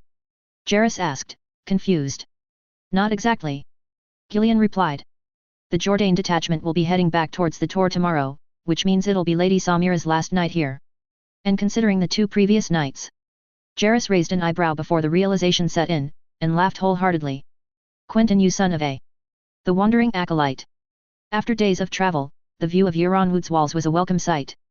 She'd spent months traveling, from Old Town to the Stormlands, through the Boneway and Will territory, to finally come before the walls of Euronwood, the usual gates of Dorne proper. Euronwood was one of the most impressive cities and citadels of Dorne. It wasn't the largest fortress, or the largest city, but it had recently received a boost in activity from the unlikeliest of sources, one that she'd stayed in contact with for nearly a year now. The first ravens she'd been intrigued by, and as they grew more numerous over the following days and weeks, she could feel nothing but impressed by their contents. And now she would finally be able to meet the person that was at the heart of all of this. Passing through the city of Euronwood itself, there wasn't much change, except the fact that it was busier than usual, and many houses and streets were littered with plants of all sorts, and the guilds were teeming with more activity than usual. Peeking into one of the pottery stores, where vases would usually be made, she noticed an abnormal amount of glassware, with several people working on extracting substances from these glasses. She didn't have time to spend worrying about these, as the citadel came into view. She quickly showed the letter she held to the guards, who let her in. Putting her horse in the stables, she looked for the person she'd come all this way to see. However, she failed to even identify him. Frustrated, she saw a few boys sparring in the courtyard and came up to one of them. "Pardon me, sire?" she asked one of them, an older boy with blonde hair. "Would you know where Prince Quentyn is?" The boy looked confused for a minute, before pointing to 2 men sparring. "He's the one with the frog." She raised an eyebrow. She'd known her cousin had a less than affectionate nickname due to his corpulence and face, but she'd always scorned at the idea of such a moniker being used in a derogatory manner, especially by her own family. Why were his supposed friends using that same term, though? As the men finished their spar, one of them acknowledged her presence, put his spear down, turned around, and dropped his helmet. She became even more confused. "Thank you, Jairus." The man nodded. "I'll take it from here." The blonde boy shrugged and went on his way, as the boy before him clapped his hands together. "Come on, Achilles, let's go." To her surprise, a tree frog came out of the helmet, ran towards the boy in front of her, and placed itself in a pouch on his shirt. "Sorry about that, Sorella." The boy smiled. "Welcome to Euronwood." "Oh." She recoiled. "You're... Does it surprise you that much?" he asked. Sorella chuckled. "I expected you to be a bit rounder." "Well, I lost weight, gained a few inches, cut my hair." Quentyn replied, drinking a sip of water. "I don't blame you for not recognizing me." "And what's with the frog?" she asked, curious, as the tree frog eyed her with malice. "A wise man once said that it is better to embrace what you are, so that it may never be used against you." He smiled. "Well, if I'm to be a frog, let's make sure they know I'll jump further than any of them. And Achilles here is a lovely companion, since he doesn't talk as much as the others." Sorella nodded. "Shall we?" he said, as he showed her into a room covered in parchments and glassware of all sorts. "Is that your room?" she asked as she looked around. There was no bed or any form of drapery. There was a study, though, and many different plants, parchments, and books lying around. "No, my rooms are next door," Quentyn replied. "This is where I work. The guilds have taken most of the work off of my shoulders, but I still help out with anything I can." "So, I've heard." Sorella looked around as she saw rows upon rows of scrolls, picking 1 or 2 up and reading the contents. "Impressive work. My Archmaester is very interested in your works, although the Maesters have vastly ignored it." "Ignored? Why?" "They think that it's just Dornish rabble, and that since there was no real Maester involvement in these works, that it wasn't much more than the usual rumors. I have tried to keep Maester involvement to a minimum, yes. Even Maester Morgan has trouble adjusting to the pace of the guild's experiments and treatments." "Any reason why?" "Trust issues." "Oh." Sorella raised an eyebrow. "Well, I've got to say this is fairly impressive works. You've managed to beat disease with bread mold." "It wasn't much." "It wasn't much." Sorella recoiled. "Quentyn, you've saved the lives of hundreds if not thousands of people. It is said that your medicine cures the fucking plague. This is massive. And I'm not even talking about the rumored works on heart disease." "Heart diseases, pneumonia, fevers." Quentyn nodded. 7 hells, we've even started experimental treatment in brothels against sexually transmitted diseases. Needless to say, my friends are very happy that they get to go there for free once a moon. You've managed to cure the clap by the same powders and derivatives that we've produced. Quentyn nodded. Not only that, but we're also working on curing the pox, the goo, lice infections. Sexually transmitted diseases, then. It's our priority, yes. Quentyn nodded. Although what I'm working on are extracting solutions from meadow saffron to cure gout. Meadow saffron can cure gout. It would seem so. Although work is going much slower than what I thought. The flower is toxic, which means extracting the solution is extremely difficult. The door suddenly swung open, revealing an older boy, with short, brown hair. Quentyn, could you, oh. He chuckled nervously. I didn't know you were, I'll come back later. Firstly. Quentyn sighed. Gillian, knock on the fucking door. Secondly, this is my cousin. Oh. Gillian Corgile suddenly looked around nervously. Hasn't stopped a lot of us. Quentyn gave him the stink eye. Right. He shifted uncomfortably. Well, we're planning a trip to the Isle of Tortoises for next moon, I suppose you're in. Of course. Great, I'll tell Arch. He smiled. Good day, my lady. Hopefully we get to know each other later on. It's rare to see another Martell around here. The Corgile boy then slowly closed the door. You forgot to tell me how comely your friends were. Sorella bit her lip, while Quentyn just rolled his eyes. And what was that about not getting to see any Martells? Quentyn looked at her with a bizarre look. You're the first family I get to see in years. He finally answered. Father obviously cannot come here, Tristana is too young, Uncle Oberyn obviously cannot. And well, the female members of my family seem to not consider me as part of it. I haven't seen Arianne since I last saw Sun's pair, and the less said about my cousins, the better. No offense meant. Sorella nodded knowingly. Her sisters weren't exactly keen on meeting Quentyn, and she knew what Arianne thought of him, a traitor corrupted by the Euronwoods that her father was ready to thrust at the top of Dorne. As for Tristanette, she doubted that he'd be able to remember Quentyn at all. She'd have to see how things had evolved when she'd reached Sun's pair at the end of the moon's turn. She quickly turned her attention back to the books, flicking the pages of one of them, seeing them filled with drawings of various beasts, from whales to insects, with measurements, location, and particularities, along with vivid descriptions. You're doing, I presume? She asked. While Cletus, Jairus, and Gillian like to go visit the whorehouses, I prefer to stay here and draw butterflies, birds, and great beasts alike. He replied. Someday it'll be nice to draw beasts found outside of the northwestern part of Dorne. Essos, the Stormlands, the Reach, the North, the Summer Isles perhaps. Sorella nodded with a smile. You'd like it. The Summer Isles have a fantastic collection of creatures of all sizes and colors. I hope to see them one day, then. Sorella nodded, and reached for a parchment, but heard a deafening scream in her ear. Don't. She recoiled in shock, as Quentyn stretched out a hand. Don't. Give this one back. Why? She asked. Because if you read it, I'll need to kill you. Sorella froze, shifting uncomfortably as she gave him the parchment. Quentyn looked around, before grunting and throwing it into the fireplace. That's something I needed to do the day I wrote this letter. He sighed. The risks of writing it just weren't worth the results. What risks? What results? An emergency plan of mine. But I'll decide to cross that bridge when it comes to it. Sorella nodded, looking at the burning paper. What could he have written for him to fear for his own life? She would probably never know. Sorry about that. Quentyn sighed. But now that I have you here, I need you to enlighten me. Enlighten you? Sorella chuckled. About what? I need to know exactly what in the Seven Hells is going on at the Citadel. Note, slight personality change for Arianne for plot reasons. Arianne. This is outrageous. The heir to Sun's pair cried out in furious anger, her jewelry hitting the desk, nearly denting it. It's another insult. It's only logical. Her Summer Islander cousin, Sorella, tried to calm her down, as her other cousins, Nymeria and Tyene, looked on.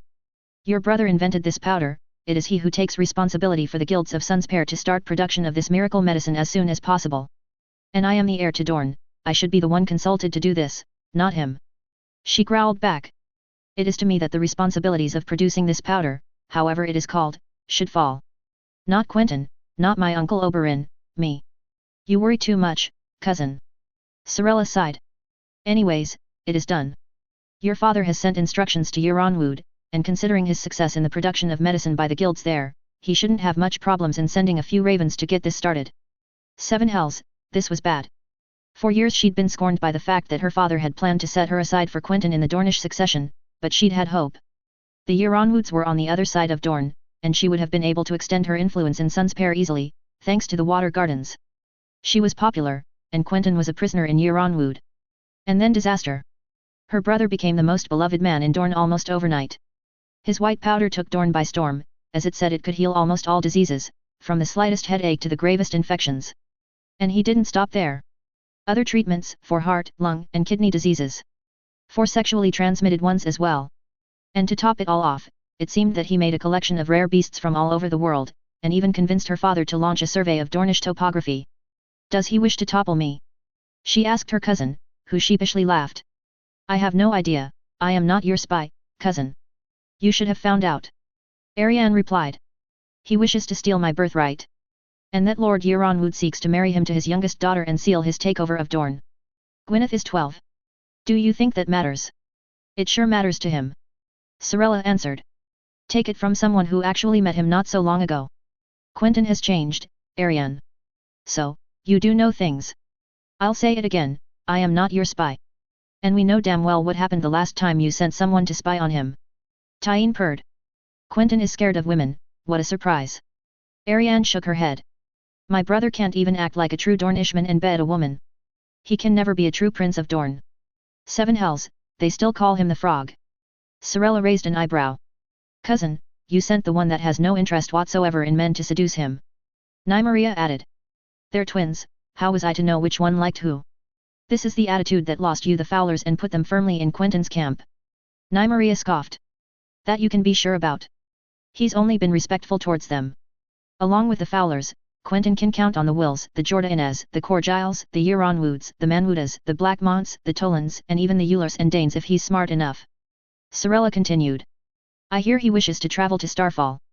This is not the time to spur any other potential allies. Fine. Arianne shouted out, frustrated. How about this letter? You said that he was scared shitless when you grabbed it. Sorella shook her head. I know not what was written. Neither to whom it was addressed to. She answered. I only managed to make out 2 words as it was thrown into the fire, I know. I know what? Arianne asked, intrigued. Your guess is as good as mine. Sorella shrugged. It could mean anything. She sighed. It seemed that she would get no more information from Sorella. And as much as she hated to admit it, this meant nothing. 2 words in a letter could very well be put out of context, or be part of a courtesy. If the letter was burnt to a crisp, there wouldn't be much to try and recover. Well, the good news, in a way, is that my brother will come back to Sunspear in less than a year. Arianne continued with a smile. He will be isolated, and left with no allies. I will be able to re-establish my control over Dorne. Tyene and Nymeria shared a glance. It was the blonde-haired girl that talked first. You don't know? She asked. Know what? Quentyn asked for Jairus Drinkwater, Archibald Euronwood, Cletus Euronwood and Gillian Corgile to join him in Sunspear. Tyene answered. These are not only stalwart allies, but they are all of influential families, save for the Drinkwater boy, who is sworn to Euronwood. And with his popularity with the small folk here bound to rise, the game will be level. Arianne's smile fell. This changed everything. With a tightly knit group of friends in Sunspear, isolating Quentyn would be hard. She needed to rethink her approach. Leave me, I need to think. She called out. Tyene, stay, I will need you. Her cousin nodded, as Nymeria and Sorella left the room. Arianne crossed her arms and raged silently. You might have won this round, brother, but you will soon see that the Viper will strike, and it will strike hard. Dorne is mine, by right. And you will learn not to cross me. Nymeria. As she and Sorella exited the princess rooms, she caught up to her sister and tapped her on the shoulder. Cut the crap, Sorella. She warned her. Her sister seemed confused. What do you mean? I'm not the smart one, I do admit, that's always been your domain. Nymeria winced. But I'm not as stupid as our cousin to think Quentyn is the same man as he was before he left. What makes you think that? The way you looked at Arianne when she said that Quentyn was scared of women. She grinned. Did you fuck him? No. Sorella frowned. I'm not like you lot, I don't partake in these things. His friend, Gillian though, well we spent a very fun night together. Nymeria only nodded, somewhat disappointed. Still though, someone close to Quentyn was just as good.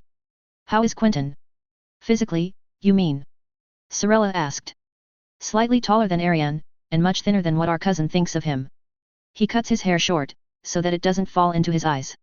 He's not as handsome as some of his friends, but quite comely all the same. Why?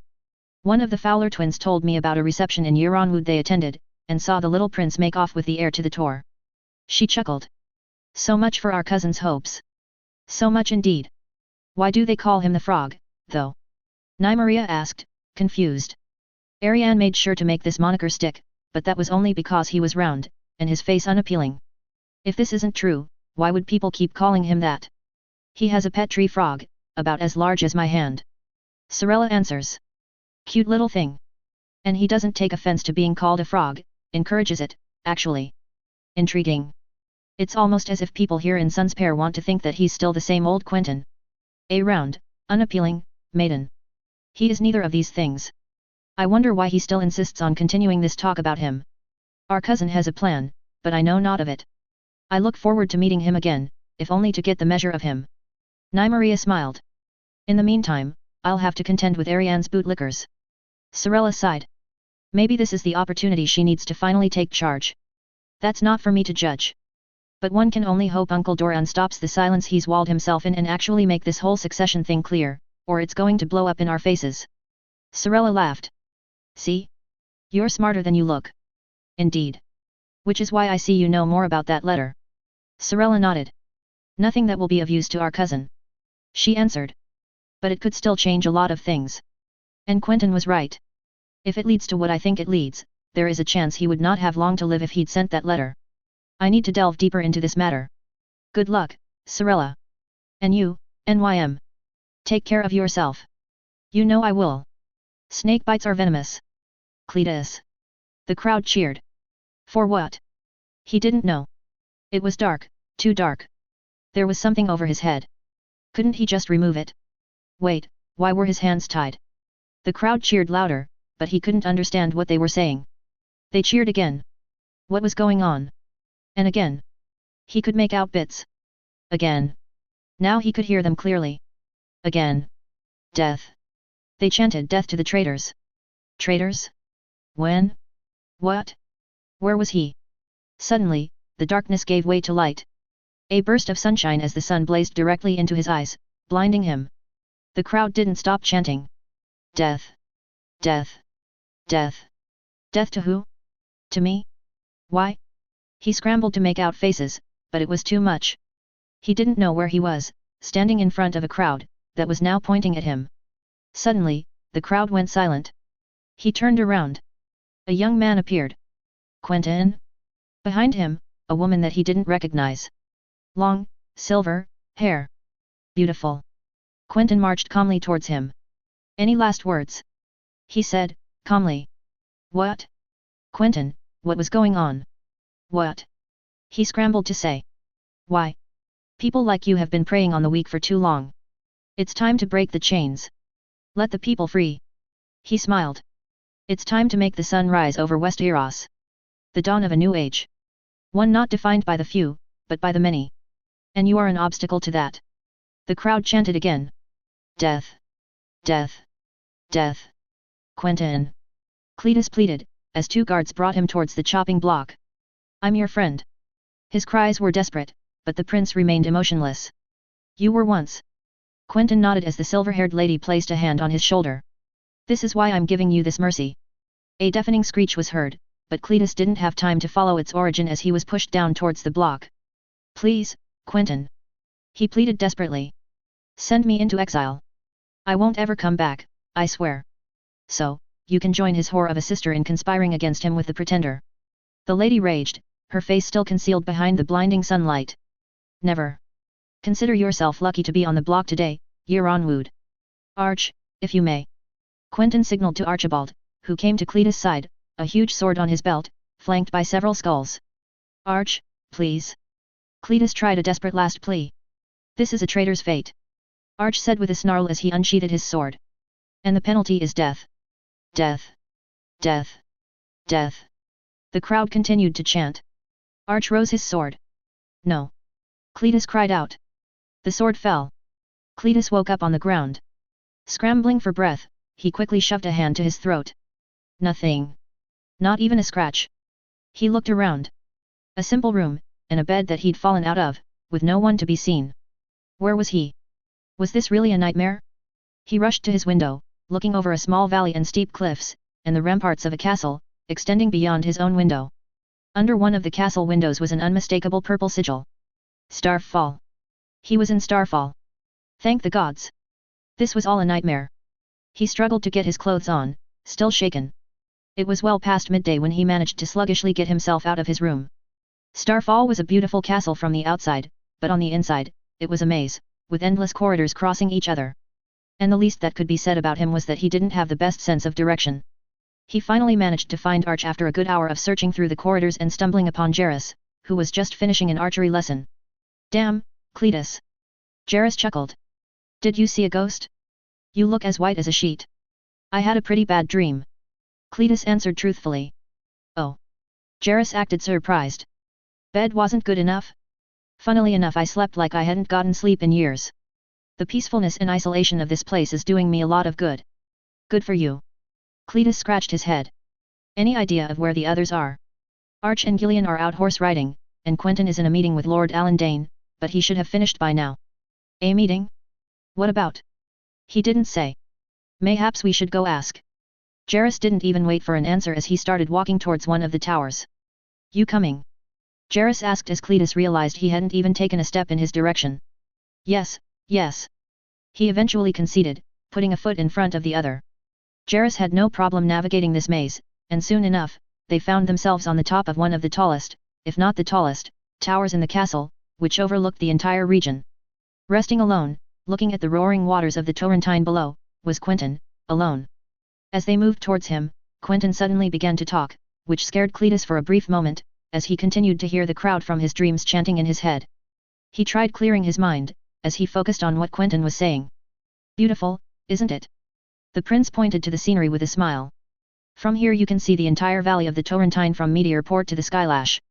The roaring current of the Torrentine as it rushes towards the summer sea, stuck in between the steep cliffs of the gorges of the Torrentine, rocks and vegetation covering its flanks as the cliffs fade into blue-green water below.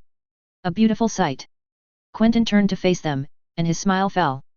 Are you all right, Cletus? You don't look well. Cletus seems to have woken up on the wrong side of the bed. Jairus jested. Just. Cletus tried to focus as he couldn't look into Quentyn's eyes without remembering that night's dream. A nightmare. It'll go away, I just need to clear my mind. Don't clear it too much. Jairus warned him. It's a 500-foot drop from here to the river below. It's the exact place where Ashura Dane took her own life. Quentyn nodded. One day, she decided to climb all those stairs, had one last look at this beautiful scenery, and jumped off. A tragedy. Jairus nodded. Was that the subject of the discussion with Lord Alan? Yes and no.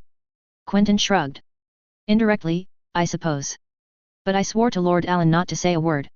It was hard enough to get him talking, the man is old, but when he stares at you with these purple eyes of his, it is hard to keep your composure. And you're not very confrontational. Jairus chuckled. I'm the worst. The prince chuckled. But we had aligning interests. About high hermitage first, and about monetary exchanges. We arranged a trade. Information for information. Gold for gold. Information. Cletus finally snapped out of his reverie. Again, I cannot reveal the subject of our conversation. Quentyn shook his head. But again, as Lord Alan said, no secret can stay hidden forever. Mayhaps one day it'll be the right time to tell the truth, but not now. And what about the gold part? Jairus asked, intrigued. Ah, the part that I can share with you. Quentyn smirked, as he reached towards his pocket. Do you know what this is? Cletus squinted to get a better look of what the prince was holding. It was a small flower, purple in color, with extremely small petals. Both he and Jairus shook their heads. This is lavender. Quentyn answered. It grows all around the valley of the Torrentine, from Meteor Port to the reaches of Lacroix, Castle Arston, and Valstead. Now, take a stalk, both of you, and rub the purple part between your hands until only the stem is left. Cletus reached for one of the stalks, took it between his hands, and did as Quentyn said, rubbing the flowers until there was nothing left but a green stem. Now smell your hands. Cletus raised his hands, and suddenly, he gasped. The smell was unbelievably good, and filled his nostrils with a relaxing sensation. Suddenly, his mind relaxed, and he felt as soothed as ever as the smell of the flower filled his lungs. This is amazing. Jairus laughed. The smell of this flower, it's so relaxing? Quentyn asked. Yes, that is why the Dornish and Ssc use it in their oils. But what if I told you that we could make something more out of it? What do you mean? Cletus asked.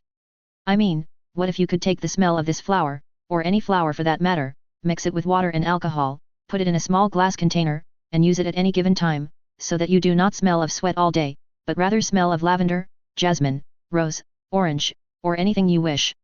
The ladies would be aching to get some of this from the prince's pass to Planky Town. Jairus laughed. And I guess you'll be working on how to put this scent in a bottle if I'm correct? Cletus asked. Oh no.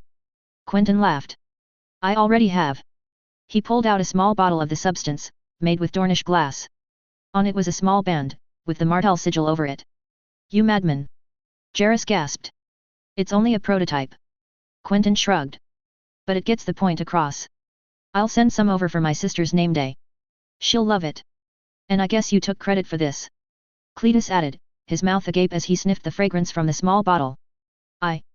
Quentyn nodded.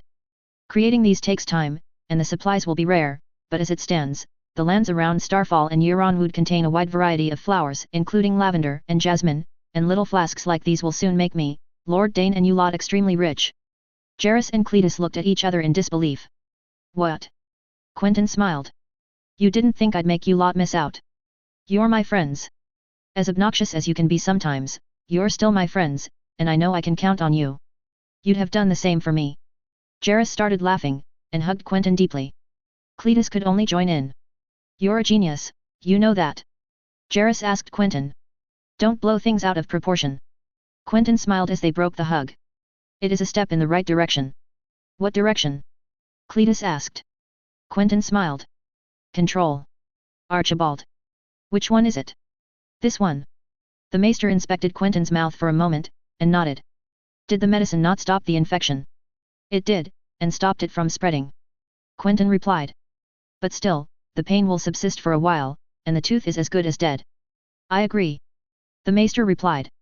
How did this come to be? Archibald asked. Usually, people wouldn't lose teeth unless they were old, or in battle or fights. During my fall mayhaps. Quentyn shrugged. There's a chance it could have hit something quite hard and ruptured something inside. In any case, there's no saving it now. And why am I here?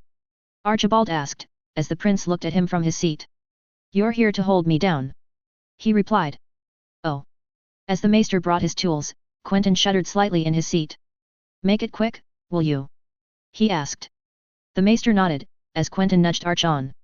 Try not to break my wrists. He japed. Try not to resist too much and I won't. Arch cackled back. Quentyn chuckled and drew a deep breath. I'm ready. The maester nodded, and Quentyn closed his eyes. Half a second later, a deafening scream filled the room. Jesus fucking Christ almighty! Quentyn screamed as blood gushed on his lip, the maester quickly preventing it from spilling with a makeshift towel. Arch pressed hard on the prince's arms, not letting them move, and after a few seconds, the room settled down again. Quentyn brought his hand towards his mouth, feeling where his tooth had once been, and winced. Well, that's out of the way. He sighed. Some water, please. The maester hurriedly brought him a flask, which Quentyn used to clean his mouth and lips, and finally stood up. Thank you Maester Andres. A pleasure to be of help, Prince Quentyn. Quentyn nodded and left the room, Archibald in tow. How's your arm? Arch asked. Did I press too hard? Some pain in the elbow, but nothing to do with you, rather from the spar with Gillian yesterday. Quentyn put a hand on his other wrist. No pain for now, just a slight compressing feeling. I'm glad. Arch nodded. What would your family have thought of me if I had broken your hand or arm? Quentyn looked at him but said nothing, as they pressed through Ghost Hill's walls. Ghost Hill was just like its namesake, a magnificent castle perched on top of a hill, overlooking the harbor and city below. The sturdy fortress stood tall above the town, encompassing 2 rows of ramparts, the first of which were located on the foot of the hill. Beyond these walls lied a huge forest of palm trees, lying from the bottom of the hill to the walls of the second row of ramparts and into the main keep. These palm trees also stretched down into the city, providing ample cover from the blazing hot sun. Fortunately, Ghost Hill's courtyard was covered, with palm trees and the tall ramparts of the castle providing shelter and more suitable temperatures to walk around in. It was there that Jairus and Gillian were waiting, playing a game of cards, while Cletus was off to talk with Tyrion Toland, the youngest of the Toland siblings, with whom he promised to play with. How did the tooth go? Jairus asked as they entered the courtyard. both of them drawing themselves a chair to join them. As well as it could have gone. Quentyn sighed. I can now focus on other things. The free cities, I expect. Gillian asked. A pain in the arse is what I call them. Quentyn growled. They didn't take kindly to us breaking their precious monopoly on luxury goods, despite the fact that 70% of our exports are limited to Westeros, and even then, it is still an extremely small quantity. Our relationship with the free cities has made this inevitable. Gillian replied. Yes, Lady Toland told me as such. Quentyn sighed. So, we're going to have to look out for assassins from the free cities now. Arch sighed. Politics weren't his thing. If it was down to him, he'd have just told these slaving cunts to bugger off. Not exactly. Quentyn replied. There's one thing the free cities despise more than competition. And what is that? Themselves. Gillian chuckled. You intend to play them against each other? Well, not me personally. Quentyn replied. Learning free cities politics is like trying to learn to run from Sunspear to the Prince's Pass 2 days after having learnt to walk. But my father knows them like the palm of his hand, and so do Lord Euronwood, Lord Jourdain, and Lady Toland. They have no shortage of good excuses and plans that will keep coin flowing into our coffers, and make us sleep on both our ears. Sleep on? Jairus looked confused. It means sleep easy, knowing that no one is after us. Quentyn looked at them as they all stared back confused. Old Volantine saying. Jairus just shrugged. What's next? The blonde-haired Drinkwater asked. Well, in a day we'll be at the gates of Sunspear. Quentyn sighed. I believe this will give us plenty to think about tonight. All of them nodded. They knew that the coming weeks would prove to be challenging. So far from home, with only but each other to rely upon, and yet, Quentyn had lived through that. Shouldn't they repay the favor? Before he could think about it some more, Quentyn rose from his seat. Where are you going? Arch asked. For a walk. Quentyn answered, ruffling his hair, and touching his lip, and smiling. I need to think about something witty to say when I come back. Oberyn. Sunspear's courtyard was bustling with a lot more activity than usual, with everyone from the guards to the cooks being on high alert. Indeed, it was today that his nephew, Quentyn, was scheduled to return from his fostering in Euronwood. And if he would have been surprised by this decision to come back as soon as the official fostering period ended, there wouldn't be a lot of things he could be surprised by now. The fact that Quentyn had become an overnight sensation in Dorne had kept him in Sunspear, organizing and directing the efforts to produce the so-called quintessile medicine here, as well as any other miracle product the boy came up with. But that had also caused headaches. Because Quentyn was still fostered in Euronwood, this meant that the efforts to spread this medicine through Dorne came from Euronwood, a thought which made him irate. To the people, although it was Quentyn who was credited with the move, it was Euronwood that gave out the most supplies, thanks to his nephew being there. And he had worried that this would continue if Quentyn chose to stay. Luckily, his nephew chose to come back to Sunspear. A decision which greatly benefited him, and would give him less headaches as Quentyn would spearhead efforts from here instead of orders by Raven from the other side of Dorne. The irony wasn't lost on him. Indeed, he was only suffering the consequences from his actions all the way back when he was young and foolish, betting Lord Edgar's paramour.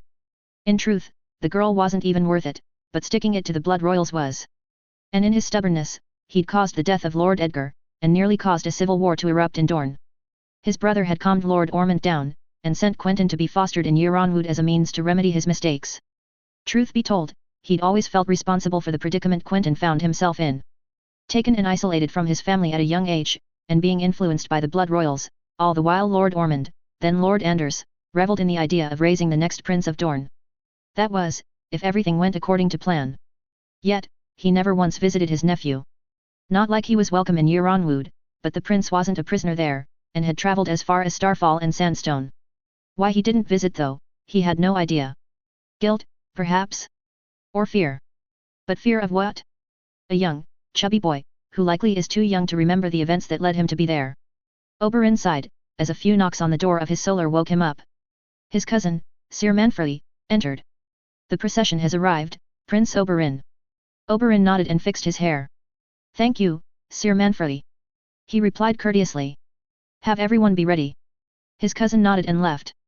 Oberyn on the other hand took his spear and brought it by his side, running down the staircase leading from his solar to the courtyard, a few guards escorting him along the way. It was there that he met a few of his daughters, Obara, Nymeria, Tyene, and Elia, the others being at the water gardens with their mother. Where are your cousins? Oberyn inquired as they all shared a look. Tristana is with Perros Blackmont at the gate. Elia answered. And Ariane? Oberyn sighed, already knowing the answer. Nymeria and Tyene shared a look. She's preparing herself. Tyene finally let out. Well, go get her, please. Oberyn stiffened. Like it or not, this is a time of rejoicing, to bring the family back together. Tyene nodded and ran off. Right. Oberyn addressed the rest of them. Please try not to make a fuss, will you? No, father. They answered in unison. Good. Despite these meager assurances, he couldn't help something was bound to go awry somewhere. Oh well, so long as the matters didn't go back to him.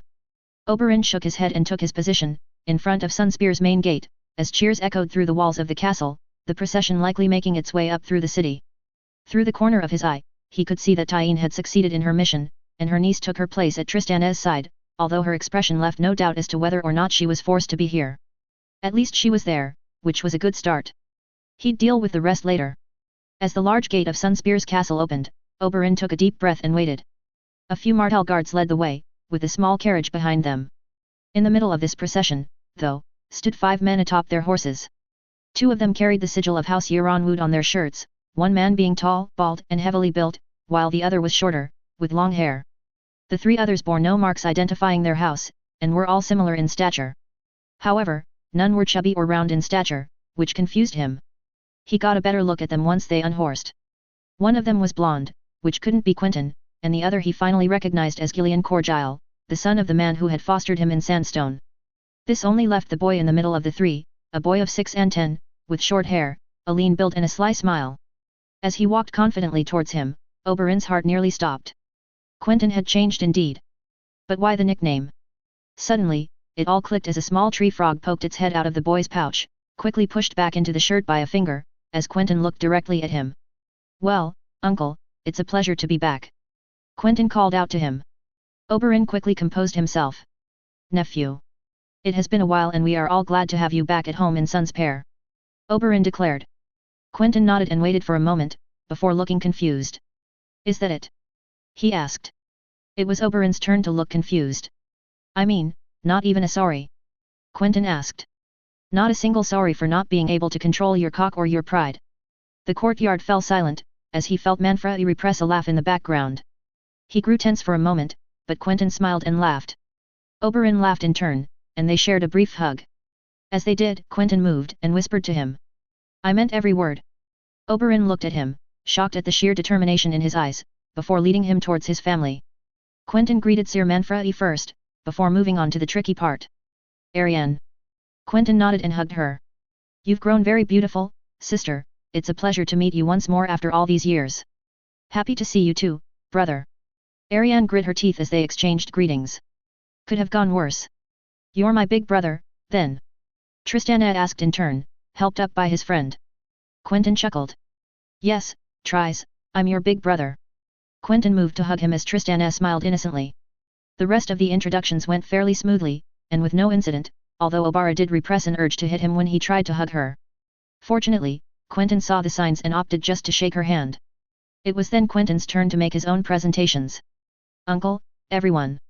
He cleared his throat, before pointing to the men who had unhorsed behind him. These are my friends, Archibald Yeronwood, Cletus Yeronwood, Jairus Drinkwater, and Gillian Corgyle. They have kept me company and treated me as one of their own when I was at Yeronwood. They have treated me with nothing but respect and dignity during my stay. I expect you all to do the same in turn. Quentyn directed that last statement towards his sister, who just turned her head away from him. With the formalities done, and the crowd slowly dispersing, it was Oberyn's turn to address the men Quentyn came home with. You are all welcome here. He said, as they all bowed respectfully. You are my nephew's friends, and I have had arrangements made for you to have rooms of your own. Maids will show you to them and will answer any questions you may have. On behalf of Prince Doran, I welcome you to Sunspear. The men nodded and gave their respective thanks, but Oberyn scarcely noticed, too focused on the large chariot that was being unloaded in the background. Are these your things? Oberyn asked, surprised. Yes. Quentyn answered bluntly. I've got a lot of stuff in there, and since I'll be here for a while. Good point. He cut him off. Come with me to my solar, we have much to discuss. Quentyn looked surprised, and when he didn't follow him upstairs, Oberyn called out to him. Well, come on, nephew. I'm sure you are tired and you'll want to rest. We don't have all day. Right. Quentyn simply responded and followed him up the staircase, with neither exchanging a word until they entered his or rather Duran's, repurposed to be his solar. He proposed a glass of wine to Quentyn, who promptly refused. About what you said in the courtyard. Oberyn broke the silence, seating himself. Don't tell me you're going to deny it. Quentyn laughed. You're the reason I was stuck in Euronwood for 10 years, uncle. 10 years. Do you know how long that is? Of course not, you've been wandering about the Free Cities and Dorne, doing your own thing without a thought about the nephew who is paying for your mistakes, stuck away from a family that has grown to hate him. Your family doesn't hate you, Quentyn. You're a fool if you think so. He answered simply, crossing his arms. I could tell that none of your daughters liked me, and it looked like Arianne was dragged into the courtyard by force. Do you realize that thanks to your actions you may have caused a rift in House Martell that will never heal? Oberyn was fuming. Quentyn, listen, I am sorry about the reasons of your fostering in Euronwood, and I promise, one day you will understand, but... Oh, for fuck's sake. He let out angrily. I damn know what happened. The deals you made, the sneaky little plans you drew up with father. I've had 10 years to think about it. No. That wasn't possible. What plans? He asked. You know damn well which ones. Quentyn scoffed. I'll say no more here, but I will need explanations from you and father as to why the fuck you think any of it would work, or, why you didn't bother telling the people it would actually concern. Oberyn grit his teeth. He could try to dig further, but it seemed that Quentyn's resolve stayed true to the words of their house, as it stood unbent and unbroken. Your father wants to see you indeed. We scheduled a meeting for tomorrow, but it seems like storms have rendered the road to the water gardens impracticable for the next week or so. We shall meet then, after the tourney. Good. I've got a lot to say to him. Most of it he won't like. Quentyn answered. Wait, tourney. Your return to Sunspear is quite the sensation. Oberyn smiled. There will be a feast tonight, and a tourney. I hope you know how to fight. I don't know how to joust if that is what you mean. Not that. There will be a melee pitting fighter against fighter in one-on-one combat, as we Dornish do. A highly disputed one at that. Congratulations on your future victory. Quentyn replied icily. Try not to poison your blade this time. Let's keep the body count below 5. That won't be necessary. Oberyn smiled in return, fighting the urge to lay it all in front of Quentyn. Although I expect you to perform quite well. I was told Lord Anders considered knighting you. Consider is the key word. Quentyn replied. I wouldn't describe my martial abilities as more than capable. There was a short pause, and it was Quentyn that broke the silence. Were there any developments? He asked. From the other kingdoms, I mean. When we left Euronwood, we had just learned that Jonaran had died. Oberyn stopped for a minute, before composing himself and nodding. The usurper has entrusted the handship to Lord Eddard Stark, or that's what everyone is saying anyways. It hasn't been confirmed, then? Why? The usurper is on his way to fetch his dog in Winterfell as we speak. I trust he will offer him the handship there. Oberyn shrugged. We never know, though, he might refuse. Quentyn sighed and covered his head in his hands briefly, sighing deeply. No, Lord Stark is too loyal to the usurper to refuse. He will accept. Quentyn, referring to the self-proclaimed king as the usurper, brought a little warmth to his heart. It seemed that the Euronwoods were also vying for vengeance. Although, Quentyn continued, this will bring a lot of changes to the kingdoms very fast. What do you mean? A Northman taking the handship? Quentyn laughed. We haven't seen that since Cregan Stark and the Hour of the Wolf, and you know how that ended. There is no place in Northmen's hearts for politics. I give him 6 months before something happens. You think he'll resign? No. Quentyn shook his head.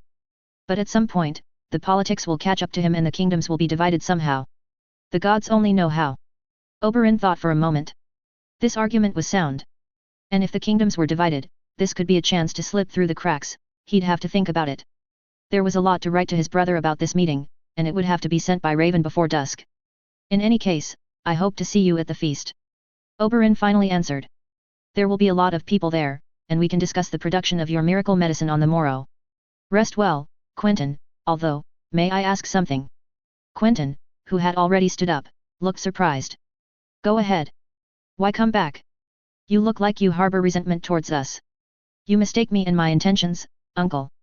Quentyn replied, showing no emotion. I harbor no ill will towards you. I just wanted an apology. Well, I trust you have it. But I doubt you came back for that reason alone. Quentyn shook his head. Father promised me something a long time ago. He said, opening the door to exit the solar. I've come to claim it. And with that, he was gone. Arianne. Arianne turned her back to the courtyard, her fists clenched, as if she had gotten a public humiliation.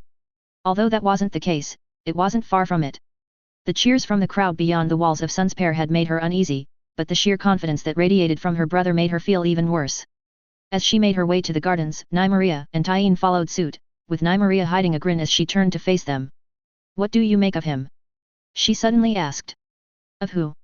Nymeria answered nonchalantly. Ariane rolled her eyes. Quentyn, of course. Right. Nymeria chuckled. I don't know. He isn't what I expected to be.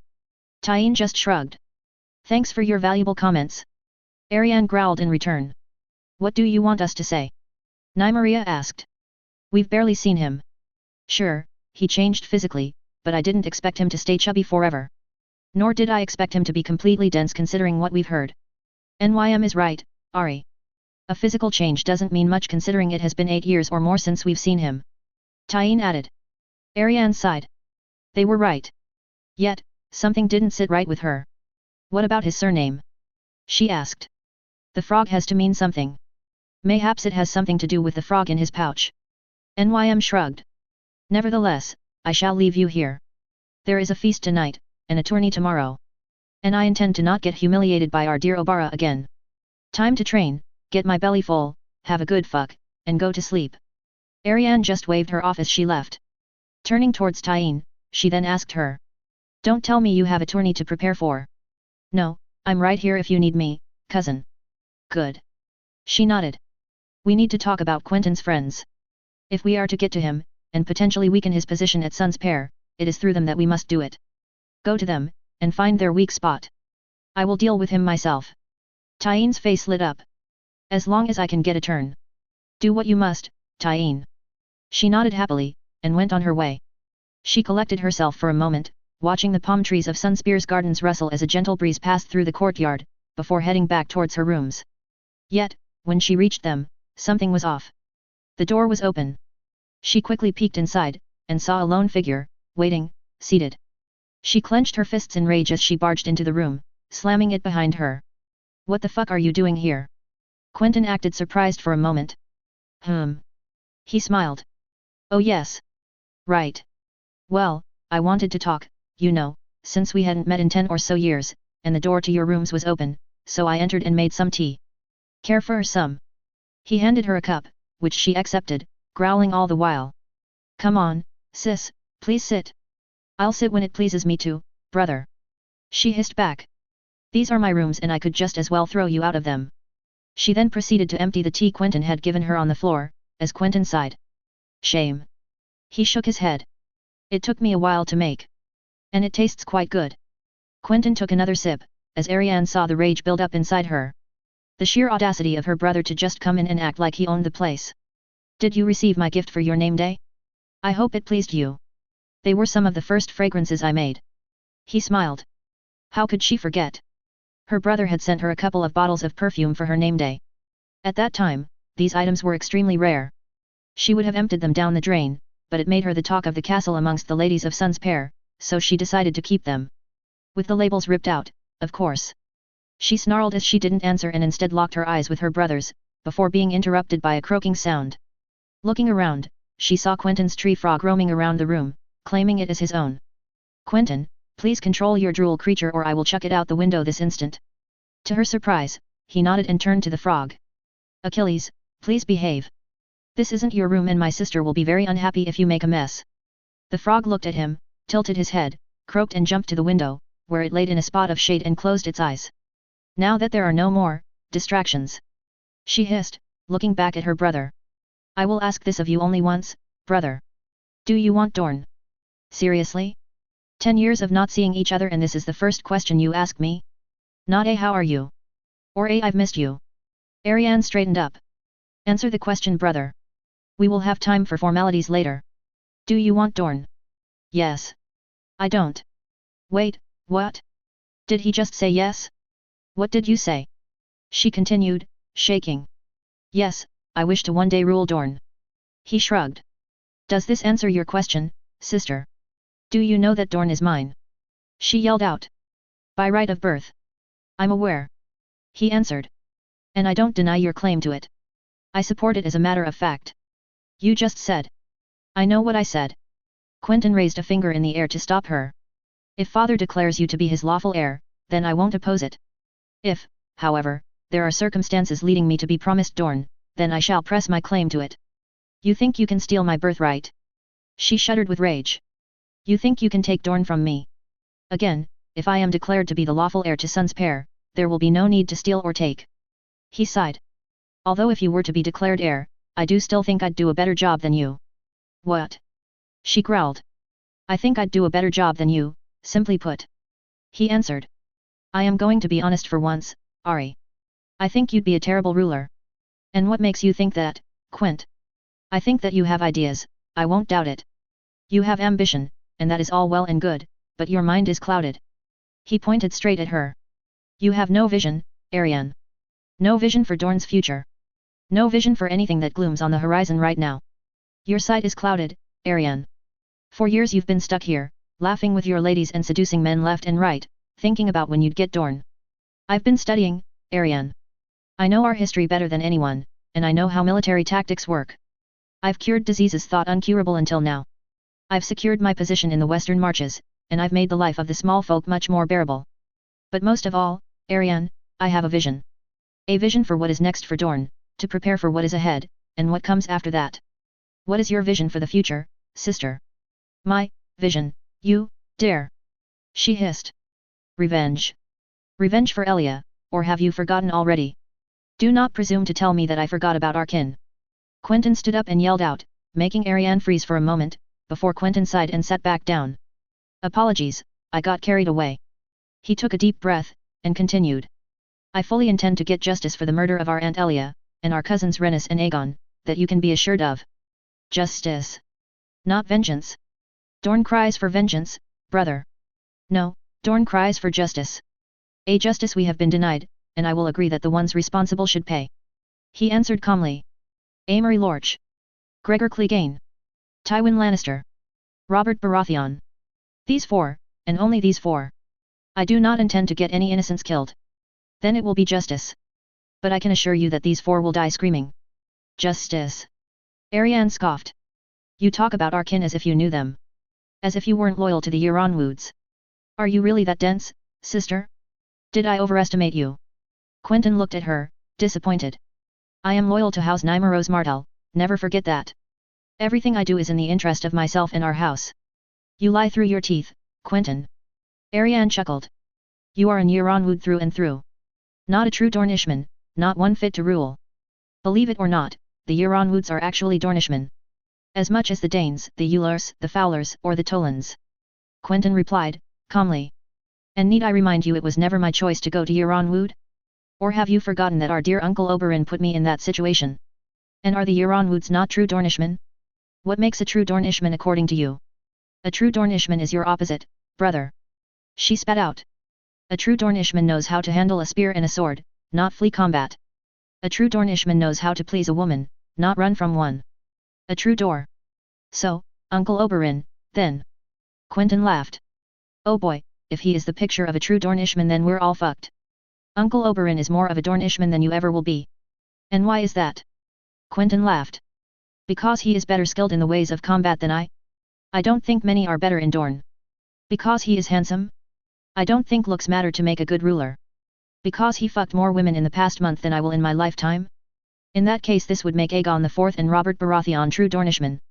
Neither of these scum were worthy of being Dornishmen. And yet they fill every one of these requirements. Quentyn thought for a moment. Well, maybe Aegon IV wasn't a talented swordsman, but Robert Baratheon certainly filled all of these requirements in his youth. Ariane was fuming. How dare he pretend these two men would make good Dornishmen? And if you rate how good of a Dornishman one is by the number of sexual partners he had, I can see why you think you're more entitled to having the Sun Throne. He smiled, before sighing again. Although that is your concern, not mine, do not think I judge you or think less of you for it, sister. She clenched her fists again, but quickly calmed down, looking for an opening where to strike her brother. You are still a maid, then, brother. She smiled widely. There might be her opening. As, I thought, you are no true Dornishman. Quentyn sighed deeply, his head stuck between his hands, before removing them and laying them on the table. Perhaps. Perhaps not. Why does this matter so much to you? He shook his head. What does it have to do with anything? I've already told you that if you have these standards in mind, then Robert Baratheon is the best king we've ever had since Aegon IV. Did I strike a chord there, brother? She sheepishly laughed. There was his weakest point, considering how defensive he got. Neither a swordsman in the field or in bed, then. Before Quentyn could answer, Tyene entered the room, and her eyes widened as she saw Quentyn's presence. Oh! She exclaimed. I'll come back later. No need. Quentyn said, his voice cold as ice. We were just finished. I am not having a conversation with a child that thinks the value of ruling Dorne is counted by the number of sexual partners one has. I'll be back when you've decided to be more mature, Ari, have a nice afternoon. And you too, Tyene. And with that, he stood up from his seat, picked up his frog, and ran past the door. What just happened? Tyene asked, confused. It seems I have struck one of our dear brother's weak points. Arianne grinned. What news have you? The young Euronwood is your best bet. The young Euronwood? How about the others? The big man is a big softy, but his mind is stronger than you think. The Drinkwater boy is easy to get, but he is fiercely loyal, while the Corgile boy is not easily swayed. The young Euronwood, however. There are worse options, but the fact that he is our enemy. Arianne sighed. I'll think about it. In the meantime, can you send me Daemon? I need to talk to him. Only talk? Tyene asked with a small smile. For now. Tyene nodded and left. Tomorrow, there will be a tourney, and it will be the perfect time to start breaking Quentyn's small influence in Sun's pair. He had the love of the people and rising popularity. Good, then everyone should see how weak he really is. It didn't take long for Daemon Sand to present himself in her rooms. He knew the way, after all. Princess, what can I do for you? He asked with a small smile. Arianne reciprocated that smile. I told you to not call me that when we're alone. How can I be of service, then Arianne? She grinned. As you know, Daemon, there will be a tourney tomorrow, to celebrate my brother's return. She sat down on the bed, eyeing him. The tourney will be Dornish combat, one-on-one till the other yields. There will be a draw, and that draw will be rigged. You will face my brother in the round of 8. I don't understand, Arianne. Simple, Daemon. She grinned. Quentyn's first adversary will not make it through, I can promise you that. You should face him, and for the tourney, I will grant you my favor, as is tradition. She rose from the bed, and approached him seductively, touching his right elbow, and making her way around him. I want you to break him. She whispered in his ear. Arianne, you want me? I want him annihilated, Daemon. She smiled. Accidents happen. You can't mean. Of course not. She shook her head. I want him properly humiliated and broken, but alive. I am no kinslayer. What do you have in mind? I don't care how you do it.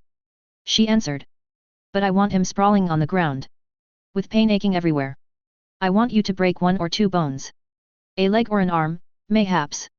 Do not give him a chance to yield until he is properly defeated and there isn't a single cheer or word of encouragement for him. If you do that, then I can promise you a reward at the height of your achievement. Do you understand? Perfectly, Arianne. Good. She smirked, and moved to kiss him square on the lips. Better prepare yourself then. I shall see you at the feast, and then tomorrow. Not tonight, then. Not until you've completed what you've promised, Daemon. She smirked back. Then you and I will have a lot of time together. Daemon nodded, and left, leaving her alone in the room. She felt bad manipulating her childhood friend like that, but it had to be done. And all of what she had said to him was true anyhow. She had never broken a promise to Daemon Sand, and she wouldn't start today. Her mind wandered off to the sight of her brother, an arm broken and bleeding from his lips, chest, and legs, sprawled out on the courtyard ground, her lover pointing his sword triumphantly at his throat, calling him to yield, as she watched jubilantly from the stands. But this was only the beginning. To completely break him she would need to cut his friends apart from him, and that beginning with the Euronwood boy. It hurt her that she would have to start with that son of a traitor, but as Tyene pointed out, he was the better looking of the bunch. And if she could have some fun while driving a wedge between Quentyn and his friends, why not?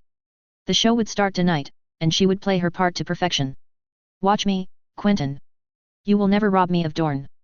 Never. And this is what happens when you mess with a viper. Nymeria. The noise of the main banquet hall was deafening as festivities were well underway. The feast had attracted many lords and ladies from Eastern Dorne, and many lesser knights, merchants, and small folk alike. The roars of laughter and cheers echoed through the walls of Sunspear and into the streets of the city below, which would go to sleep far later than the usual time. Indeed, as it went dark, the lights of the city below the castle continued to shine bright. In the main hall, people were dancing, drinking, jesting and eating everywhere. Everyone was conversing with someone else. Her father was deep in conversation with Sir Manfredi, with Elaria by his side. She flickered her eyes elsewhere. The big Euronwood was in a drinking contest with some Vaith giant, while the Drinkwater boy was busy trying to seduce a girl from Coral Keep. Her cousin was of course trying to wrap her fingers around the young Euronwood boy. She rolled her eyes. Ariane hadn't wasted any time. She continued to look around, but failed to find either of her sisters. No matter, Obara was likely sharpening her steel somewhere, while Tyene would reappear at some point, as slippery as she was. What she did find, however, intrigued her. Sitting in the middle of the hall, without much of anyone around him, was the reason this whole feast was occurring in the first place. Quentyn sat there, on his own, smiling and shaking hands with whoever passed, but never engaging in any conversation. He feigned to eat some of the freshly hunted deer before him, and never touched his drink. Instead, she could see his eyes wander around the room, as if searching for something or someone. She smiled. This was an opportunity. As quick as a fox, she made her way to his side, and sat down on one of the chairs next to him. "Hello, cousin." She smirked, tossing her braid to the side. "Nymeria." Quentyn acknowledged with a nod. "Don't you have more interesting people to talk to?" "Oh, on the contrary, I find you very interesting." She tilted her head towards him. "And call me, NYM. We're family after all." Quentyn nodded and turned to her. "Indeed, we are. I heard our cousin made quite the fuss about you. With good reason." "Good reason? What do you mean?" "I did barge into her room unannounced." He chuckled. "That's not what one usually does." "Oh, I was more talking about your threats to her." She hissed back at him. "Threats?" Quentyn looked angry now. "I never made threats. She's my sister for fuck's sake, NYM. I wouldn't harm her or let anything happen to her." That reaction was unexpected. She knew Ariane didn't bear much love for her brother, at least until it was made clear that she'd inherit Dorne and Quentyn was not a threat. But Quentyn not wanting anything to happen to her? "How about when you said that you'd usurp Dorne from her?" She continued, remembering the short talk she'd had with Tyene a few hours prior. "I never said anything of the sort." Quentyn frowned, although she had trouble making out what he was saying in the commotion of the festivities. "What I said was that I would like to rule Dorne, that much is true. But I would never usurp her right to the Sun Throne if Father designer her as heir." "Ariane is the heir already, Quentyn," NYM cried out. To her surprise, the young prince remained calm, and instead stood up. "It isn't that simple," he answered. "Shall we go outside? The noise in the hall is unnerving and I can barely hear you." "That is an excellent idea," she concurred. They would have more privacy there, and she could hit him where it hurt if he whispered anything of treason against Dorne. Sunspear's fresh air and relative silence was a mercy compared to the inner walls, with a soft breeze coming from the sea and into the ramparts where they'd made their way to. After a short walk, they both stopped and sat down, close to a palm tree in one of the small gardens under the large towers of the castle. "You know as well as I do that the succession has never been clear." Quentyn finally spoke, looking her in the eyes. Otherwise, Ariane wouldn't even bother feeling insecure about her position. She had to agree with him. For years now Prince Doran had stayed silent about the succession, and given little to no responsibilities to Ariane despite moving to the Water Gardens, and that even before Quentyn became the man he is today.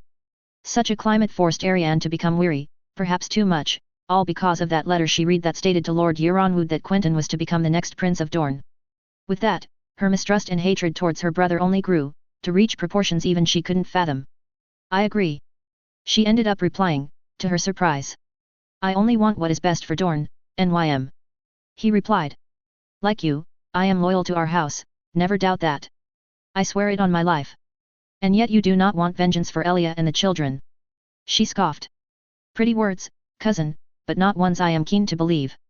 Ariane said that. He sighed. "It is true, I do not want vengeance. But I want justice, NYM. I do not wish harm to all the Lannisters, Baratheons, Starks, Tullys and Arryns for what happened. I only wish to see those responsible pay, but no one else. No innocence." "Innocent?" Nymeria growled. "They butchered our family."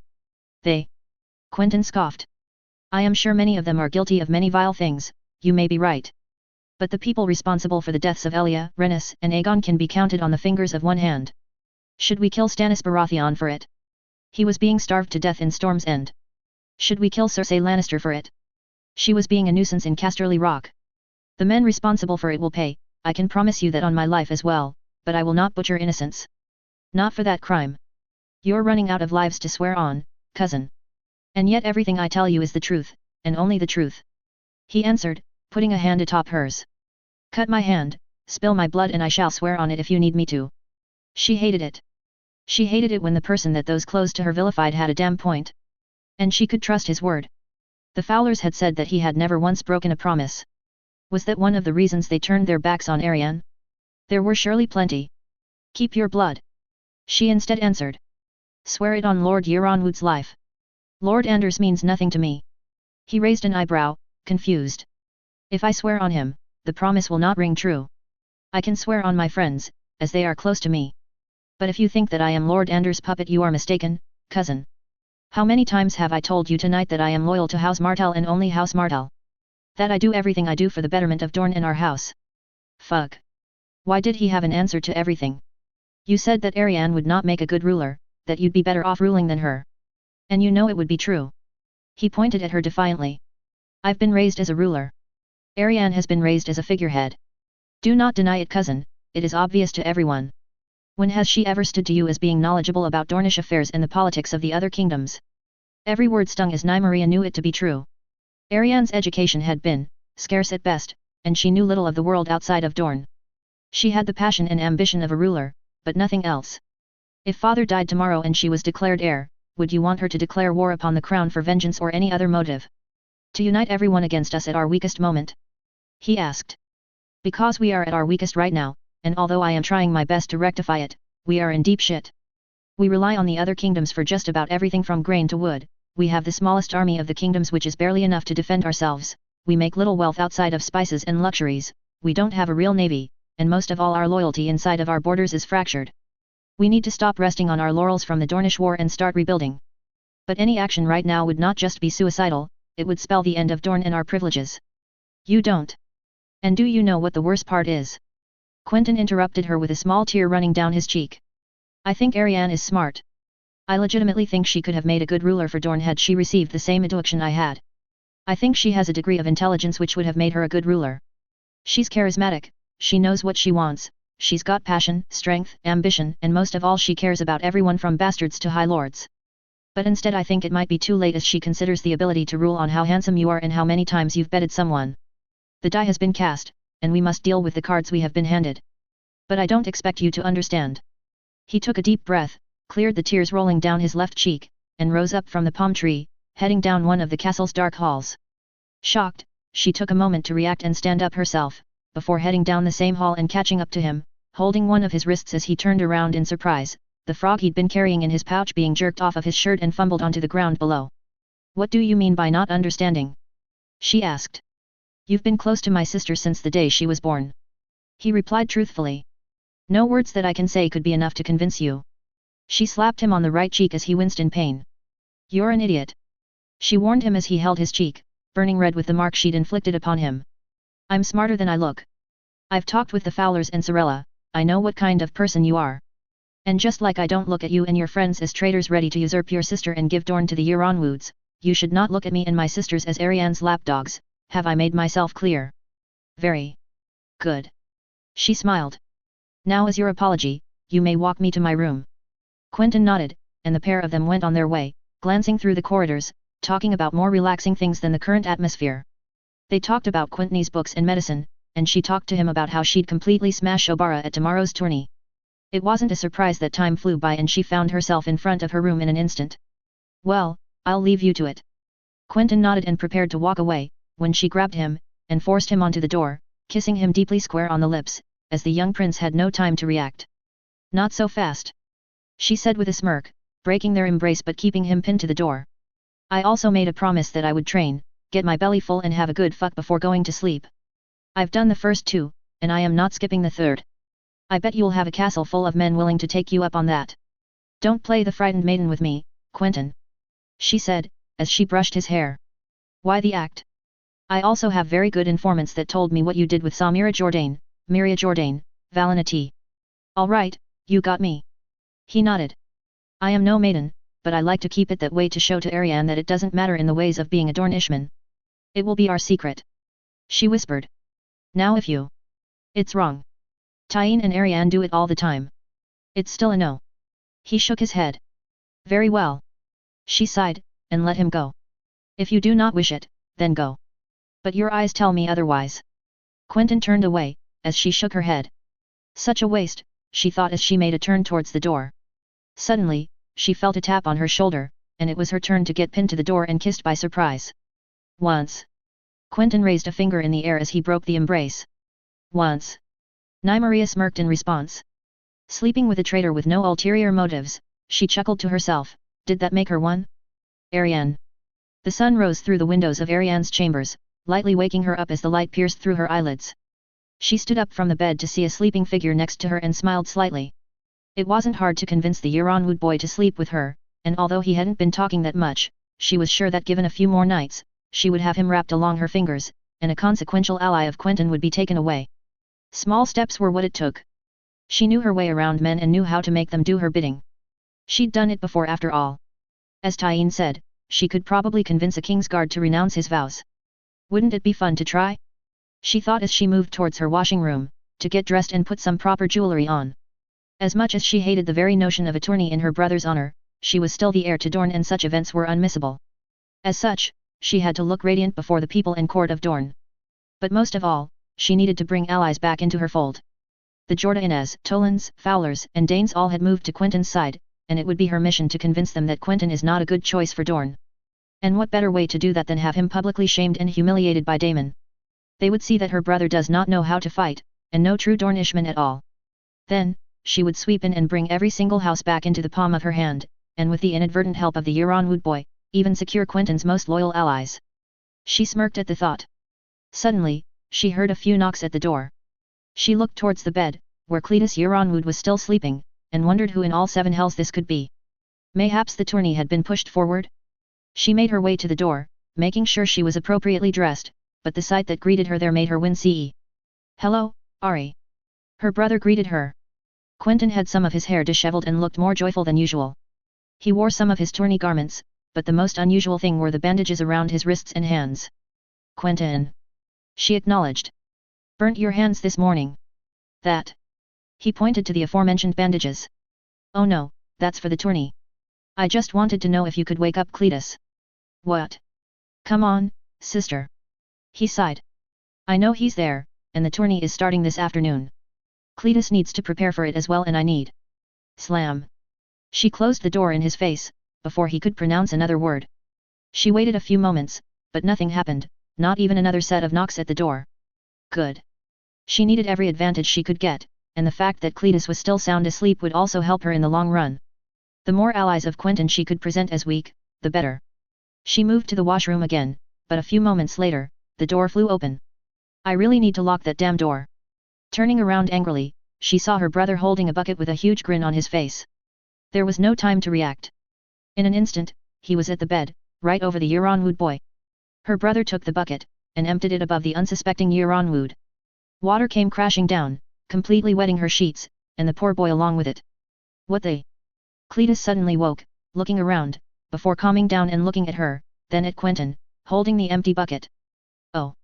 Come on, Cletus. Quentyn said. The tourney starts this afternoon, and you still have much to do to prepare. Get dressed, Gillian, Arch and Jairus are waiting. Ah, yes, of course. Cletus acknowledged, drenched in water from head to toe. I'll dry up and dress. Sorry about. Don't mention it. We'll talk later. Quentyn replied. I'll be waiting outside. With that, her brother was gone, leaving her dumbfounded. The rest of the morning came and went without much issue, though. The Euronwood boy didn't say a single word, and just left quietly, stopping her from making any more moves. A small setback, but nothing too major.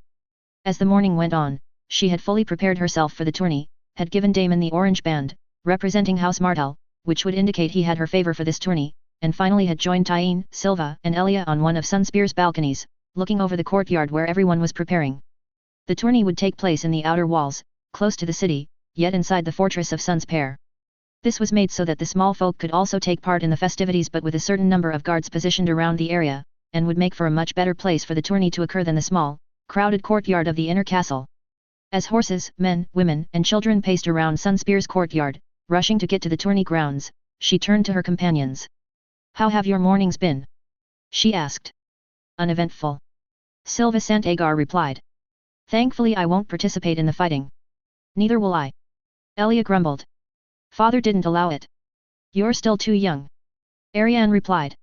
You might know your way around a spear, but you will not stand long enough against the fighters down there. But Obara did her first tourney at 2 and 10. Obara trained with a spear since she was 6. A voice made itself heard on the balcony. Ariane turned around, seeing her cousin Nymaria join their small party, fixing her braid as she walked forwards. You're yet to get enough experience to participate in a tourney, Lady Lance. She continued, patting her sister's head. Elia grumbled in a corner, as Ariane smiled.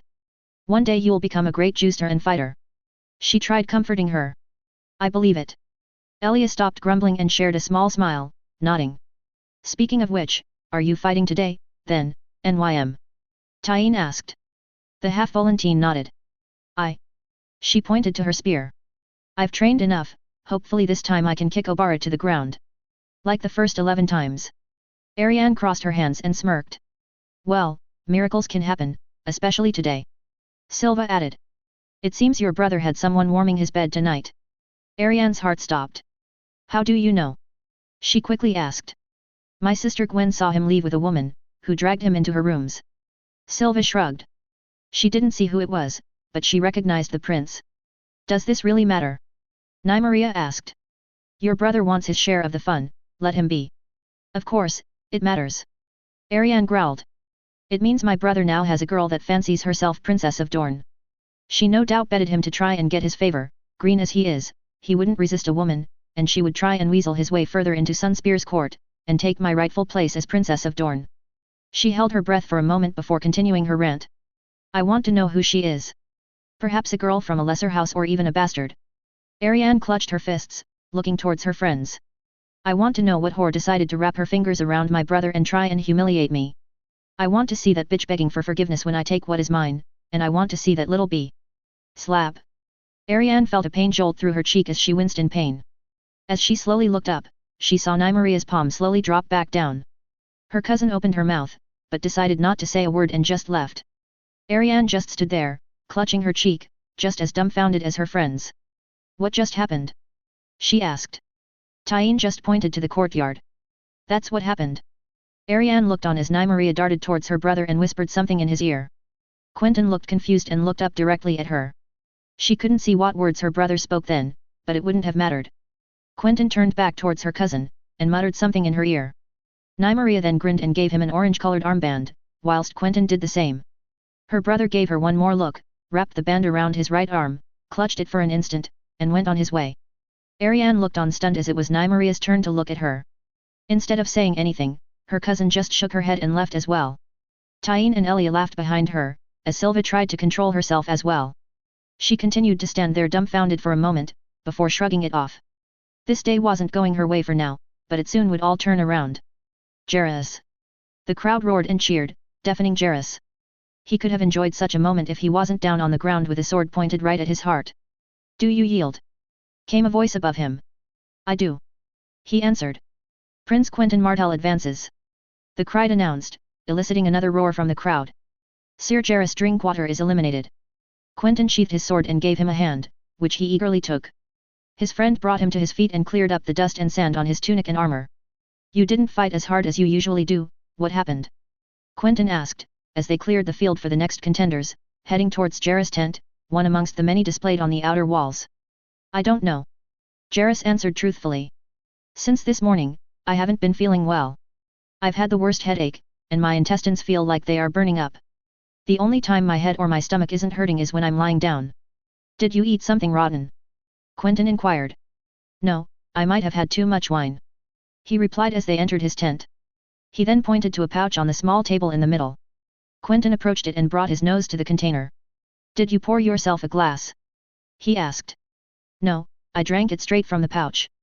Jairus replied, sitting down on the makeshift bed. Much better. Quentyn looked around for a glass, and, finding none, poured the liquid in the pouch onto the ground. To Jairus' horror, the usual red color of the Dornish wine was replaced with a greenish mixture. Who gave you this? Quentyn asked. A serving boy. Jairus replied. He told me every contestant got a free wine pouch. Right. Quentyn sighed. And you didn't ask any questions. Well, a lot of folks were drinking from pouches when I came here, so I didn't worry otherwise. Jairus replied. We need Gillian to examine this, And quick. Quentyn continued. There's a good chance you might have been poisoned and... Quentyn. A girl barged into the room. One of your friends told me I could find you here. Quentyn turned around and looked as if surprised to see the girl there. "NYM, what's wrong?" he asked. "Did Ariane act up again?" "No, you're just going up against Damon and..." She looked at the wine pouch, at Jarrus, and back at Quentyn. "What's this?" Jarrus drank from that pouch. Quentyn replied. "Poor bloke now has headaches and stomach pains after drinking only 3 sips from that. We've been trying to find what it is." NYM moved forwards and looked at the liquid on the pouch and sniffed the contents of the pouch. She then carefully dropped some more of the liquid on the table and winced. "Your friend was poisoned," she said simply. "Although he's lucky to only have stomach pains. He just needs to purge and he will be fine." "Purge?" Jarrus asked. "Throw up," Quentyn replied. "Sorry, Jarrus, this is my cousin, Nymeria, you met her before, right?" "Yes, I have," Jarrus acknowledged as he struggled to get up from the bed. "Don't stand up, blonde boy," Nymeria warned. "You'll only increase the pain." Nymeria then walked to Quentyn, with a worried look on her face. "What has he been poisoned with?" the prince quickly asked. "I'm not completely sure, maybe your cordial friend can help," she replied. "But a mixture of viper's fangs and some kind of hellhold wax. Maybe another. These poisons aren't fatal on their own but together they can bring nasty results. If he had drank the whole thing, well your friend wouldn't have been able to fight since he'd be rotting in the Sunday." Quentyn gulped. "We need to find that serving boy." Quentyn turned to Jarrus. "I'll ask Cletus and his squire to have a look." Jarrus nodded and pushed himself back onto the bed, clutching his stomach. While fighting the pain, he overheard the 2 Martells talking as they exited the tent. "Why did you come?" Quentyn had asked. "To warn you," she'd replied. "Damon has that orange armband you and I wear, and I wouldn't be surprised to see Ariane having given him her favor." "As expected." "You don't understand, I fear that she might have asked him to harm you." "Damon wouldn't dare. He would for her." She took a deep breath. "And the poisoning of your friend gives me reason to doubt her intentions." "Take care of yourself, cousin." "I will," Quentyn said. "But why tell me this?" "You said it yourself," Nymeria replied. "We're family. We look out for each other. And I also have a score to settle, as I said before." "Good luck, Quentyn nodded and left with her, out of earshot, leaving Jarrus to wonder not only what the hell just happened, but where he could find some place quiet to vomit this wine out and forget about all of this nonsense. The snake's sword. As mid-afternoon came, and with it the scorching sun, it became clear why the tourney had been organized in the outer castle walls rather than outside in one of the many gardens of Sun's Pair. The palm trees aligned on the side of Sun's Pair castle slopes provided ample shade, and the towering figure of the hill atop of which the inner walls were located made it even cooler. Only the tents were now exposed to the heat emanating from the sun's merciless rays, which brought the different contestants to breathe in the cooler shade of the terrain's edges rather than on the outskirts. Soon enough though, he would have to leave the edges of the terrain, and make his way back to the center of the field, to fight his most important battle yet. So far, he'd easily dispatched his 2 previous opponents. One boy had likely been at his first tourney, and yielded after only a couple strikes, allowing him to rest.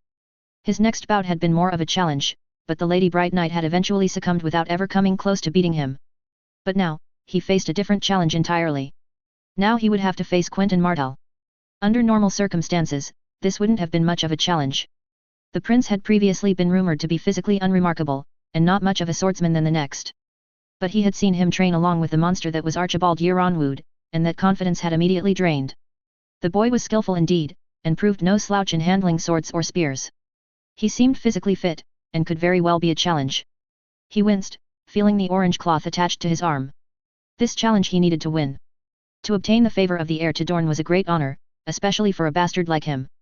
Despite having been the Red Viper's squire, and bastards being somewhat respected in Dorne, there was still the sense of not really belonging with your family, especially since he and father had had their differences. He had married a girl that was about Damon's age, if not younger, and what was worse, is that he had married an Yeronwood. His father, as Ariane had told him, was one of Lord Anders' most stalwart allies now, and that House Allyrion was drifting towards her brother in the conspiracy to put him on the Sun Throne. He would not let that happen. Damon was loyal to Ariane. They were friends ever since they were children. They had shared so much, and experienced so much, he would not let her down now. He knew about her other lovers, but he cared little. Didn't he have his as well? And he didn't have many hopes of marrying her either. Did he care for her? Of course. Did he love her? Mayhaps. Did he hold any hope of having her for himself? Never. He never even considered the thought. She would marry a high Dornish lord, or one from the Reach or the Free Cities, and rule Dorne with him. Daemon was merely a bastard, and bastards couldn't rise to become Lord Paramounts, even as a consort. But Arianne could offer him something entirely. Something he had wanted his whole life. She could offer him a new name. Alyrian. Daemon of the House Alyrian, true heir to God's grace, and a loyal servant of House Martell. This alone would make him tear up with joy. But for that, she needed to become the ruler of Dorne. And Quentyn Martell was in the way. He knew that the second son had higher aspirations, who didn't? The boy had rallied every single Western Dornish house bar the Danes of High Hermitage and the Eulers into his camp. He had gained the support of most of the populace, and had seen his popularity rise in Eastern Dorne as well. And with his return to Sun's Pair, that popularity wouldn't cease to grow, he knew that. And with Quentyn's conspiracy growing, he knew that he had to do his part before Arianne came in harm's way. Hurting him wasn't going to be enough. But it was a start. If he could show that the beloved prince was only but a coward, unskilled in arms, and crying in pain at the feet of a bastard, well, that would start to make the populace second-guess themselves. Should we really want him to rule Dorne? The prince that cried at the feet of a bastard? He could feel the tension rise as he imagined the scene. But he knew that it would be far from easy. Suddenly, the crier immediately took him out of his reverie. Next to take the field, Prince Quentyn Martell against Sir Daemon Sand. Daemon quickly sheathed his sword, put on his helmet, and ran to the center of the field, where his opponent was waiting for him, arms crossed. Remember. The crier told them both. There can be no hits with intention of hurting the face or removing any part of your opponent's body. The winner is declared either by disqualification of the opponent, or by forcing your opponent to yield. The prince nodded, as did Daemon. As they took their positions and unsheathed both of their swords, he noticed the armband on the prince's right arm, which had an uncanny similarity to his own. Martell favor. Daemon noted, as Prince Quentyn put his helmet on. Did you find no lady willing to give you her favor? No. The prince shrugged. Just pay back. A trumpet sounded before Daemon could even think about what that meant. Both combatants faced each other, neither daring to make the first move. Finally, it was the prince that gave into frustration first, and made a move to strike. Daemon easily parried as he could hear the prince mutter something under his breath. It was his turn to strike, but his opponent reacted in time, gently blocking Daemon's sword with his own. This dance of swords went on for what felt like ages, as neither could find a way to destabilize the other. The taunting and jeering from Daemon had no effect on the prince, who kept attacking and defending whilst repeating the same cryptic message. Daemon was running out of time. If this continued on, then the prince could play the card of having been tired and depleted after a long and even fight. No, he needed to end this, and fast. Looking at his opponent, he tried to find a weak spot. Something, anything that could let him get the upper hand and at the very least disarm him. Meanwhile, the prince's muffles had become clearer. So clear in fact, that he could make them out. Hail Mary, full of grace. What? The prince's sword clashed with his, and the dance continued. Hail Mary, full of grace. The prince repeated, under his breath. Their swords collided again, and Daemon took a step back. And the crowd cheered. No. He couldn't fail. Not now. Daemon took another step forward, and it was the prince's turn to be pushed back. Hail Mary, full of grace. The prince muttered as he rose his shield to parry. Under the force of Daemon's blow, the shield broke in two. Finally, some good news. Daemon roared and lunged forwards, expecting to finish the prince then and there. It was his mistake. With an unmatched agility, the prince dodged, which sent Daemon sprawling towards the ground. He quickly gained his composure, but the prince had time to kick his shield away. It was down to swords now. Daemon lunged forwards once more. And the prince parried with his own, muttering the same words over and over again. Slowly, but surely, Daemon was losing patience and strength. Every time he had tried to strike, it had been repulsed, and with every slash or block, the crowd had cheered for the prince. He couldn't lose. He needed to do something now. Blinded by rage, he took his sword, and aimed high. Straight for the prince's neck. The crowd went silent as Prince Quentyn's helmet struck the ground, a gash on its right side. Daemon looked in front of him as a vision from the seven hells greeted him. He had missed Prince Quentyn's neck completely, and instead his sword had dug into the prince's face and right next to the prince's right eye. And yet, covered in blood, and muttering the same phrase, the prince struck again. Hail Mary, full of grace. Daemon was stunned, he couldn't do anything as the prince kept the blows coming. The field and audience was likewise silent, as the only thing that could be heard was the sound of clashing steel. Hail Mary, full of grace. And Daemon kept retreating, falling to the ground under the prince's repeated strikes. His hands were shaking, to the point where he finally let go off his sword, the prince raising his for another strike. It's over. He's going to kill me for this. Forgive me, Ariane, I have failed you. Damon waited for a blow that never came. Instead, the prince kicked Damon's sword away and pointed his sword at Damon's throat. Do you yield? He asked, almost calmly. Damon trembled like a leaf. I yield. He let out, surprised and relieved. The prince then sheathed his sword, blood dripping onto his right arm as he did so. The prince raised an eyebrow, and touched his right cheek, which by now was soaked in his own blood. Damn! The prince said calmly. That's a lot of blood. And with these words, Prince Quentyn collapsed on the ground. Gasps came from the field as a few men rushed to the prince's side. Damon tried to stand up, but as he tried to do so, he noticed the presence of a tree frog on his chest. The frog looked at him straight in the eyes, as if judging him, and then Damon's vision faded to black. Oberyn. Oberyn hated it. He hated everything about the past few weeks. He had hoped that Quentyn's return could have brought a sense of normalcy back to the family. And it was going so well. Sure, Quentyn and Ariane were still distant, but nothing really surprising. And then came the tourney.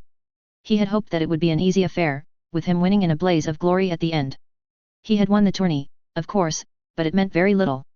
Quentyn had been brutally wounded, and his medicine may just have saved his life considering how large the wound was. It didn't take too long for him to recover, and since then he got distant, working in the city most days and only coming back to the castle at night. Worse, most of the city was crying for Damon Sand's head, since this was obviously an attempt on the prince's life. And then came the complications. He hoped to go back to the water gardens as soon as the tourney was over, but Doran had instructed him to get to the bottom of this. An attempt on a Prince of Dorne's life, even if it was accidental, was to be investigated with the utmost seriousness. Here he was, stuck in Sunspear for what seemed like an eternity, until he finally got the answers he was looking for. But now he had to find Quentyn. And that task proved to be extremely difficult. He would usually work with the guilds and healers for the fabrication of various medicines, but none of them had seen him that day. So, there he wandered, going about the city of Sunspear, whose streets extended in all directions, like a maze of houses, trees, and gardens. Finally, he managed to find someone that had seen the prince. Along with an escort, he was seen in a small building close to the outskirts of the city, which had long been abandoned. What a surprise it was for him, when he saw that the old abandoned building had been refurbished, and a large courtyard had been put where there usually only was grass and mud. In the middle of the courtyard, children were playing with an oddly shaped brownish ball. Quentyn was sitting with his escort on the sides, a large bandage over his right side, just smiling. His nephew turned his head in Oberyn's direction, and made eye contact. Without being asked, he slowly walked towards him, instructing the people escorting him not to follow. Uncle Oberyn. He acknowledged. What brings you here? There have been developments. He answered sternly. I need to talk to you. In private. Very well. Quentyn looked around. Follow me upstairs. Oberyn followed his nephew through a small staircase leading to a balcony overlooking the courtyard. While passing through the corridor next to the balcony, he noticed beds and offices being placed in the rooms they crossed. Finally, Quentyn opened a door that led to a small office, on which were placed a few books and a small desk, chairs, and tables. His nephew rushed to the window, opening it, and letting the light shine through the small room. Intrigued, he had to ask. What is this place? This, uncle, is Sunspear Hospital. Hospital? He asked, confused. It's a place where anyone can come and be treated for wounds, pains, fevers, and any physical inconvenience they may suffer. Right now, we only accept children and the elderly, but soon enough I hope we'll be able to accommodate anyone. He replied. For free, of course. And who is paying for all of it? Everything here is on my account. Your account? I have a certain amount of assets, uncle, not all of which I tell you about. Right. Oberyn clutched his forehead, sitting down and pulling a chair. This was another conversation he wanted to have, but really could not find the patience to deal with at the moment. And you have enough medicine and maesters for this endeavor. I do. He replied. Setting up the guilds to produce medicine was quite easy. And then paying a couple healers to work here and train new recruits wasn't hard either. We also got some help from Mir and the Summer Islands. Your daughter Sorella is helping a lot in this case. Sorella. She seems to know the right people. Quentyn sighed, slowly taking off the bandage he had around his head. Seeing that Oberyn looked confused, he then added, I keep it so that the children don't get scared by the scar. I think they've seen worse. Let's hope not. As the bandage gave way, Oberyn could see the cut that Damon Sand's sword had left through Quentyn's face.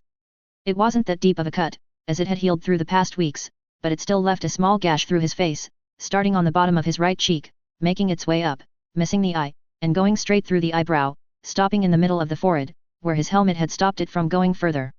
"How is your eye?" Oberyn inquired. "I lost some vision during the first few days," Quentyn answered. "But it got better. If I had dodged a moment later, I would have lost it. If you had dodged a moment later you might not have been here either." Quentyn nodded grimly. "A scar is better than giving up my life, I suppose." He sighed. "Well, you're going to have more success with the maidens now. Arya told me the same," he answered, slowly realizing the mistake he'd made. "I could find Snow and Dorne before I could find a maiden. And besides, I'd rather have my face very much intact." "You've gotten close with my second daughter?" he inquired. "We help each other," he cryptically replied. "And she's gone to Scarage now. Besides, what was the urgent matter you wished to talk about?" Oberyn knew it was futile to press the matter any further, and what is more, he had bigger issues to deal with. "Arianne has been confined to her rooms in Sun's Pair, along with 3 other ladies," he answered. "Daemon Sand has finally talked." "It took him a while." Quentyn frowned, visibly unsurprised. "Did my sister actually think having me killed was a good idea?" "No," Oberyn replied simply. "He said that she wished you some degree of harm, but didn't wish to have you killed." "Ah yes, cutting one's head off is not wishing harm to come to him." Quentyn laughed, touching his scar with one hand. "Do you actually truly believe that? This matter might be more complicated than you think, nephew." Oberyn shifted uncomfortably. "I doubt Arianne would want to take such a stupid decision." "Dorne would beg to differ, uncle," Quentyn continued, placing his hands on the desk before him. "Sun's Pair has been crying for vengeance ever since Daemon tried to cut me down, and there have been a lot of rumors around my sister being a kinslayer." "Your father has been aware of these rumors?" Oberyn replied, nodding his head. "He wishes to discuss the future of our house in 2 days. Will I be invited?" He scoffed. "Yourself, only," Oberyn replied. "Following the talks that we may have, Arianne will join us as well." "About time," Quentyn whispered under his breath. "There will be need for justice, uncle, I hope you realize it." Oberyn nodded grimly. "Do you wish to have Daemon tried and executed?" "No," Quentyn answered simply. "I am not cruel. I can see where a man has been manipulated to a certain extent. Killing him would be like killing whoever sent him, and I am no kinslayer. Exile, to Norvos mayhaps. I shall discuss it with your father, or you may ask him yourself." "Indeed, I shall." He nodded back. "Things have been unclear for too long. I need to know where my position stands and if father wishes to give Dorne to a kinslayer." "Your sister Arianne tried to have me killed as far as I am concerned," Quentyn cut out. "I wish her no harm, but I do wish for Dorne to be put out of her hands. If father cannot find a solution soon, we shall all soon be paying the price for it. Your position is secure, Quentyn. More than you know." Oberyn tried to calm him down, but his nephew just scoffed. I know about the pact you made in Bravus." Oberyn paled. "And let me tell you that this is not a guarantee of any kind. Actually, this is quite the opposite, especially since our own actions can mean little in the future." "What do you mean?" Oberyn now asked, intrigued. Clearly, if Quentyn knew that much, then there was something he was missing. Quentyn just lifted himself up from his chair and looked out of the window towards the city and the small road leading out, to the north, and to the water gardens slightly beyond the horizon. "We shall talk when we reach the water gardens," Quentyn simply said, as he turned to face Oberyn once more. He opened his mouth to say something else, but words never came out. Instead, he shook his head, and continued his previous speech. "Things need to be set straight. Not only for my sake, but for our house and Dorne's. Father likes to play a slow game, but he has ignored so much that he needs to be aware that the cards might no longer be in his hands." Oberyn. The road to the water gardens wasn't a long one. Located to the west of Sun's Pair, the gardens were within a day's reach on foot, and even less on horseback. Located along one of the most pristine beaches of the summer sea, the gardens were certainly the most marvelous sight in Dorne. Raised as a gift from Martell to his wife, Daenerys Targaryen, they had stood the test of time and had been the pride and joy of House Martell for generations. Covering nearly 6 acres, the gardens were quite a sight to behold, and for an outsider, they would seem far larger than usually thought. These were not 2 palm trees and an oasis. No, these were an extensive array of gardens, pools, fountains, houses, and barracks, enough to host about 2,000 people if need be. Children from all over the country would come to foster here, may they be highborn or lowborn, a tradition honored since the day of Princess Daenerys. And with a Martell generally residing in the gardens at all times, there was a permanent garrison of 300 soldiers working to protect the gardens and its inhabitants. While they hadn't been the seat of Martell power, instead serving as a retreat for princes and princesses during their downtime. They had sometimes fulfilled that role when Martell rulers decided to enjoy the autumn air in the pools and gardens of the retreat. Oberyn's own brother had kept the water gardens as his own seat of power. Far from the busy sun's pair, he could stay in peace and enjoy the sea breeze and the calm, relaxing pools of the gardens, which helped him deal with the constant pain that gout would cause on his legs. Oberyn himself visited the gardens quite often, since his daughters would reside there till the age of 4 and 10, sometimes even more, accompanied by Elaria, where they would cause mischief for their uncle to deal with. And now he was returning to these gardens once more, but this was no friendly family visit. Well, it would be in name, at least. But the stakes of this visit were high. In fact, he could say that the future of Dorne would be decided here. As Oberyn leaped off of his horse, he shared a look with his nephew, who had stayed silent during the whole journey, accompanied by both Euronwoods. Quentyn looked around, as if admiring the gates of the water gardens, and hid a smile as they passed through the imposing gates and into the heart of the gardens. However, an unlikely sight greeted them at the second set of pools. In front of them was a large, tall man, whose identity was no secret. "Ario, aren't you with my brother?" Oberyn asked. "The prince asked me to escort you to him." The Norvashi answered bluntly. Oberyn just nodded, as the small party was escorted through the gardens to an inner courtyard.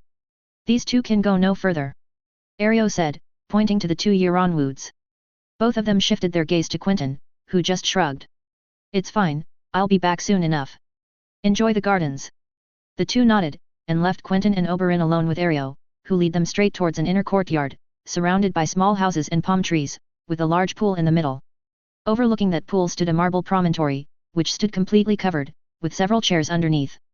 And of course, in the middle, stood Oberyn's brother, the Prince of Dorne himself, Doran. Age had not been kind to him, and he was confined to his chair, but Doran did do his best to look as regal as possible as he welcomed the both of them. As Oberyn introduced himself as usual, he could hear Quentyn draw a deep breath as he moved towards Doran. "Quentyn." Doran smiled as the young prince approached. "You've grown into a fine man, father." Quentyn bowed respectfully. "It's a pleasure to see you again, after all of these years." Doran nodded. "I trust Lord Anders Euronwood was kind to you." "He was just and kind, indeed." "Good, good." Doran smiled. "I always knew I could count on him." He gestured for Oberyn and Quentyn to sit. "As you may be well aware, this is not only going to be a friendly family visit," Doran said. "We have much to discuss." Doran took a deep breath. "I have to say something, Quentyn." He looked him dead in the eyes. "I am sorry, truly." "Sorry?" Quentyn raised an eyebrow. Doran nodded. "I am sorry that you had to be raised far from your family, at the other side of the country. Had it been any different, I would have had you raised in the water gardens, along your sister and their friends, with your family." Doran looked towards the pools and gardens in the distance. "And I'm sorry for what happened to you." Quentyn touched his scar, which had since healed somewhat. "I hardly think you need to apologize for Uncle Oberyn's actions." Oberyn flushed, but Doran shook his head. "One word and I could have had Oberyn more severely punished than just mere exile for a year or two," he said, his voice cold as ice. "Instead, I chose to punish my own son for deeds that were not his. One word to Lord Euronwood and I could have had you brought back to Sun's Pair. But I didn't. And now you may think of Lord Anders as more of a father than I was to you. That much is true." Quentyn replied simply. "But the apologies you may give me weigh little." Doran nodded. "Deeds, not words, as Oberyn is fond of saying. What action would I need to make things right?" Quentyn stayed silent for a moment, so Doran instead took his stand again. "Is it justice you seek? I will have Daemon executed if that is what you wish." "Leave the boy alone." Quentyn sighed. "He did try to have me killed, but he was acting under orders. I will not have someone killed for that." Doran sighed. "Your sister. My sweet sister has greatly overstepped her rights." Quentyn growled. "I accepted the jests, the insults, the spies and her constant branding of me as the arch-traitor. What I cannot accept, however, is that she tried to have one of my friends killed, then decided to let her dog have a go at me. That I cannot forgive." "Your friend?" Doran asked. "Arianne had a serving boy pour poison into my friend Jarrah's Drinkwater's wine," Quentyn said. Both Nymeria and Gillian identified the mixture as one of Viper's Fangs and Sandstone Bite.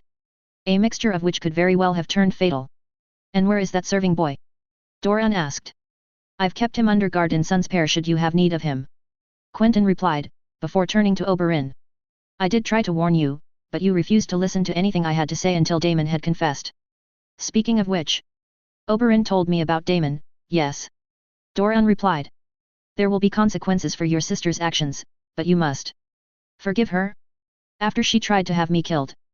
Quentyn scoffed. I might. Since this is all your fault anyways. My fault? Doran questioned. Yes. Quentyn continued. Your fault. Ariane is trying to remove me because she believes that she has been thrown out of the line of succession for Dorne, and that I would receive it instead. Pray tell me, father, why didn't you tell her of her marriage pact to Viserys Targaryen? Oberyn couldn't hide his surprise, as for the first time in so many years, Doran looked shocked. How do you know of this? Doran asked. You aren't the only one with informants on the other side of the narrow sea, father. Quentyn simply replied.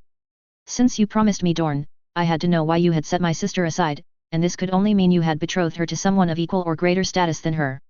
And such people are few and far between in this world. Your sister is indeed promised to Viserys Targaryen. Doran conceded. But I could not tell her for she might reveal this information to one of her lovers. Quentyn burst out laughing. Really, father? Really? Quentyn dried the tears from his eyes. Did you really think Ariane would be stupid enough to reveal it to whomever she was betting? Do you not trust your daughter with such a crucial information? You do realize that she took lovers precisely because she thought she was spurned in the first place, right? Quentyn, you have to understand that whenever you take someone to bed, you might.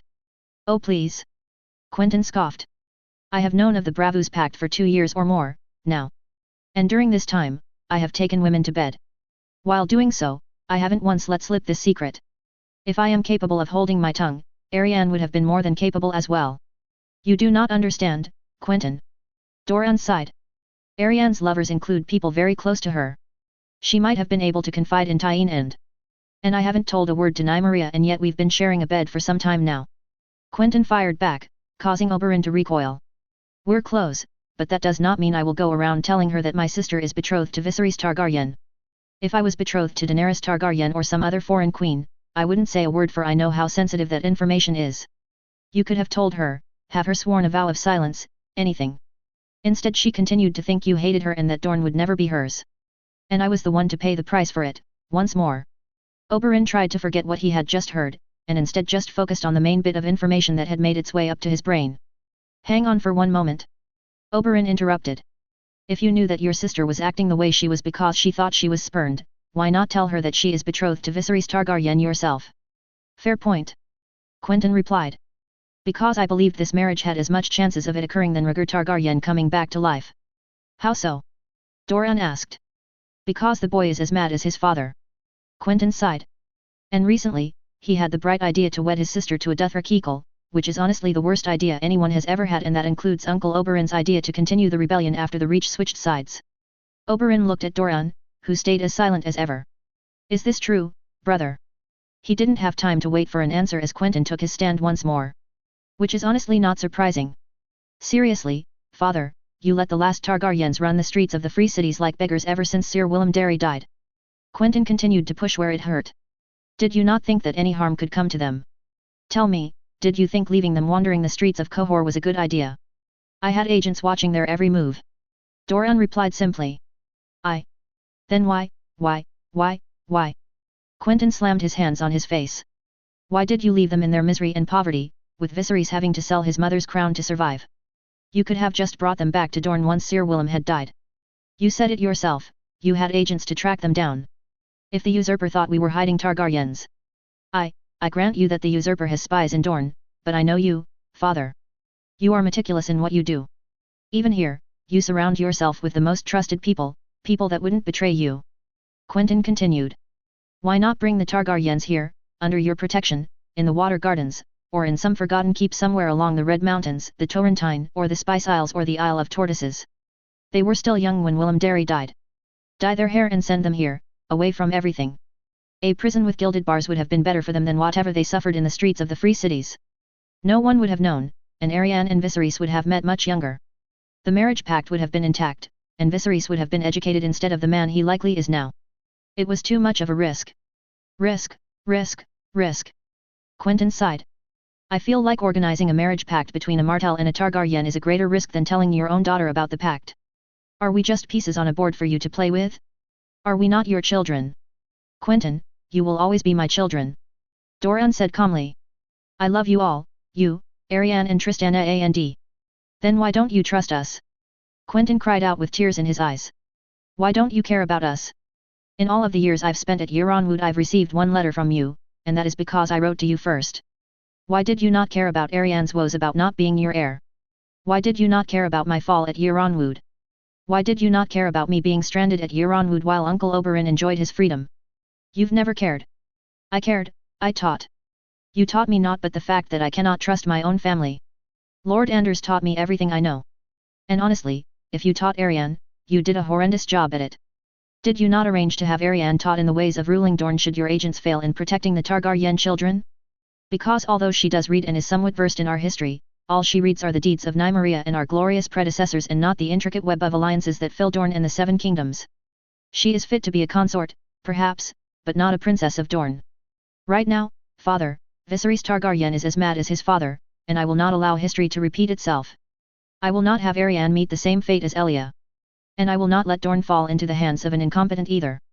I know that patience is a virtue, and that the game will require us to wait for the right moment to seize our revenge, but you need to make a decision right now concerning Ariane and I, father, lest you doom us all.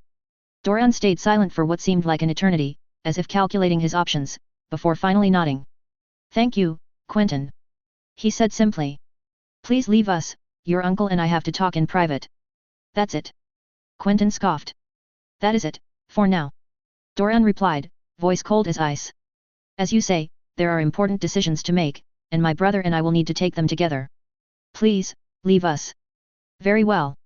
Quentyn nodded, but reached into his pocket first. One more thing. He placed a vial into Doran's hands. This is crocus extract. Quentyn said simply. 1 teaspoon per day. Not more. Until the pain stops. The pain? Doran asked. Quentyn nodded. This cannot cure your gout, but it will certainly take the pain away. Quentyn replied. No matter how much you feel pain and how much this will help bring it away, keep it to 1 teaspoon per day.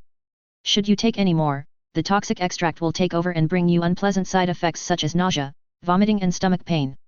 Once you stop feeling the pain, stop the treatment, and if it ever comes back, start taking 1 teaspoon per day once again. Have you tried it? It helped Sir Lennox deal with his pains, at Harpy's Nest. Doran nodded in thanks, and Quentyn left the courtyard, escorted by 2 guards.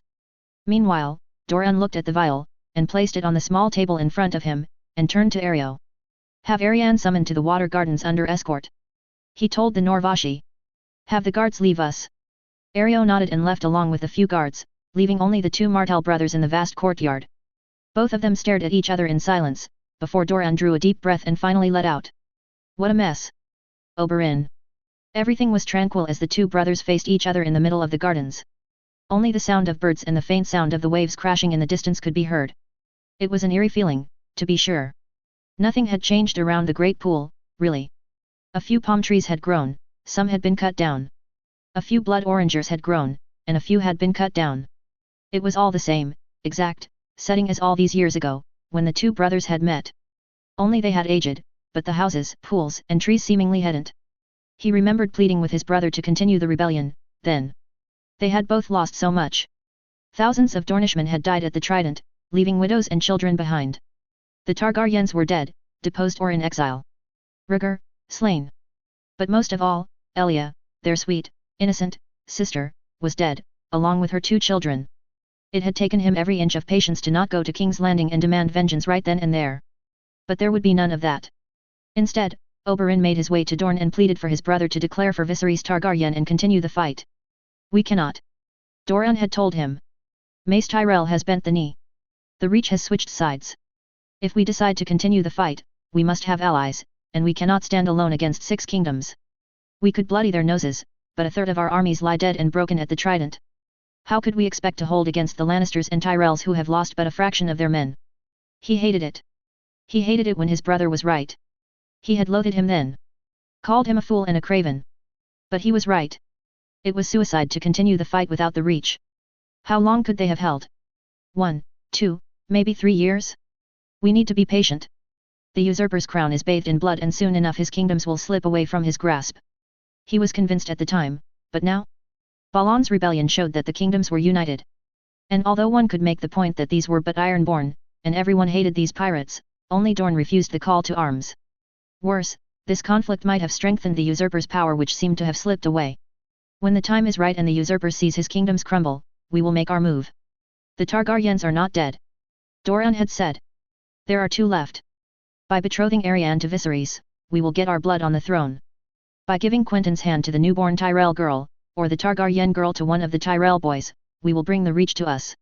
It was a good plan, he'd thought. Wait for the kingdoms to crumble apart under the usurper's thumb, and then come in as the saviors of the realm and place their blood on the throne. But the years had come and gone, and nothing had happened. Only Jon Arryn's death had sounded like good news, and even then, Eddard Stark had accepted the handship, ensuring a few more years of peace. Oberyn's blood boiled at the idea of the Fat King continuing his reign without seeing justice be served. A few more years, he'd said to himself, a few more years and he would have vengeance. But the kingdoms never crumbled. And he was done waiting. What a mess. Doran finally broke the silence. Did you know? Oberyn simply asked. About what? Doran replied nonchalantly. Viserys. Oberyn's brow furrowed. Is he as mad as his father? Of course, you knew. Oberyn scoffed. And you forgot to tell me. I wasn't sure. Doran replied. News from Essos are scarcely reliable, and gossip from the usurper's spies could have made their way into my reports. I needed to be fully sure that we were not getting played. And you never called off the betrothal. Brother. Oberyn said, looking his older brother in the eyes. I have agreed with every single one of your plans, but I will not let Arianne suffer the same fate as Elia, you can be sure of that. I would never let anything happen to her. Doran growled. She's my daughter. My only daughter. Good. Oberyn nodded. And the information about Viserys betrothing his sister to the Dothraki, was Quentyn right about that? If he is better informed than I am. Doran sighed. The spider informed me that the Targaryens were safe in Pentos, and another source in Norvos told me that a Calasser passed close to the city, but didn't touch it, and kept going west. If we take these 2 sources, then it might be logical. The fucking spider. Oberyn hissed. The question would be, did the Targaryen boy come up with the idea himself or was it whispered to him? If what Quentyn said is true, then I fear the spider isn't as reliable as we thought he was. Doran acknowledged. And the Dothraki cannot cross oceans, for they fear the water is poisoned as their horses cannot drink it. I do not know what the Whisperer is playing at, but it changes the game entirely. What now? Oberyn asked. We need to reconsider our position. Doran sighed. With the Targaryens out of the picture, we need to find a way to find our revenge elsewhere. I have not forgotten Elia and her children, and never will. The rumors that come from the capital tell me that the whole place is ready to explode at any moment. The Lannisters and Baratheons cannot stand each other. Stannis has been sidelined, Renly plots with Mace Tyrell, and the arrival of the Northmen might be the spark that ignites everything. And our blood on the throne? Oberyn asked. There lies the tricky part. Doran replied. I know not how to obtain it. The Targaryens are out of the board, lest Daenerys find a way out of Essos. This doesn't give us any real options to overthrow the Baratheons. Dividing the kingdoms again might just be the solution to that problem. Oberyn nodded. They had run out of ideas. If the Targaryens were well and truly out of the picture, gone in the depths of the Dothraki Sea, they needed a backup, and fast. Will you reinstate Arianne as your heir, then? Oberyn asked. I agree that her education has been lacking, but it isn't too late. No. Doran cut him off. As much as it pains me to say, but even if I wanted to, I couldn't. Why? She's your eldest child. But all of Dorne considers her to be a kinslayer. Doran countered. The people of Dorne would never accept her to be named my heir. Especially with the serving boy's revelations. Why is that? The Drinkwater's are but a minor house. Because, if you hadn't noticed, Anders Yeronwood's wife is Isabel Drinkwater. Doran pressed on. An attempt on the heir of House Drinkwater is indirectly an attempt on House Yeronwood, and the last time someone poisoned a member of House Yeronwood, it didn't go well. Point taken. If word reaches the Yeronwoods, they will ask for retribution to Arianne, and I will not have another family member exiled or killed for a foolish mistake. His brother angrily continued. By the time Quentyn returns to Sun's Pair, the serving boy will have been disposed of. I know what you are going to ask me and I shall not answer. Know that this affair will be silenced. Then what is all the fuss about? Because, again, Arianne has gone too far. She may not have wished harm on her brother, but her relationship with Daemon, the fact that he was wearing her favor, that Arianne did not have any concerns about her brother during his recovery, and finally, that Daemon confessed to her wishing harm on Quentyn makes it that my hands are tied. Doran explained. If I declare Arianne as heir, we will have war, within Dorne. Quentyn wouldn't dare move against his sister. I'm not so sure about that. Doran replied with a heavy heart. And besides, even if he didn't, then Dorn would rise for him anyways. I will not have bloodshed, and I will not give our enemies a chance to meddle in our affairs. What is to happen, then? Oberyn sighed, defeated. I should have Daemon's head for what he did. Doran clenched his fists. He nearly took a son from me. But Quentyn wished to have him spared, and so I will let him have his freedom. Your former squire will be exiled to Norvos to serve Lady Melario for a period of 10 years.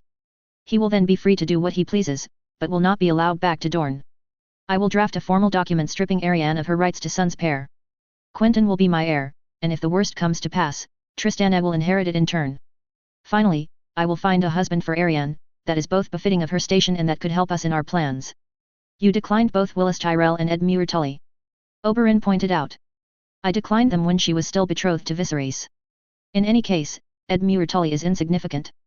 The Riverlands are trapped between hammer and anvil, and won't be of any use to us.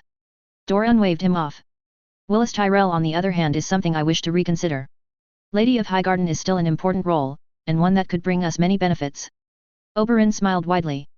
He had often pushed for an alliance to be sealed by marriage to the Reach, if only to cover their tracks.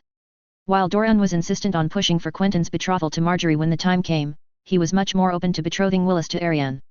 Willis was a smart, capable, and careful ruler, and he could tame Arianne's impulses. Similarly, Arianne could give a fire to his life that the broken flower desperately needed. You agree to a betrothal, then? Oberyn asked. Doran shook his head. When and if the time comes, perhaps.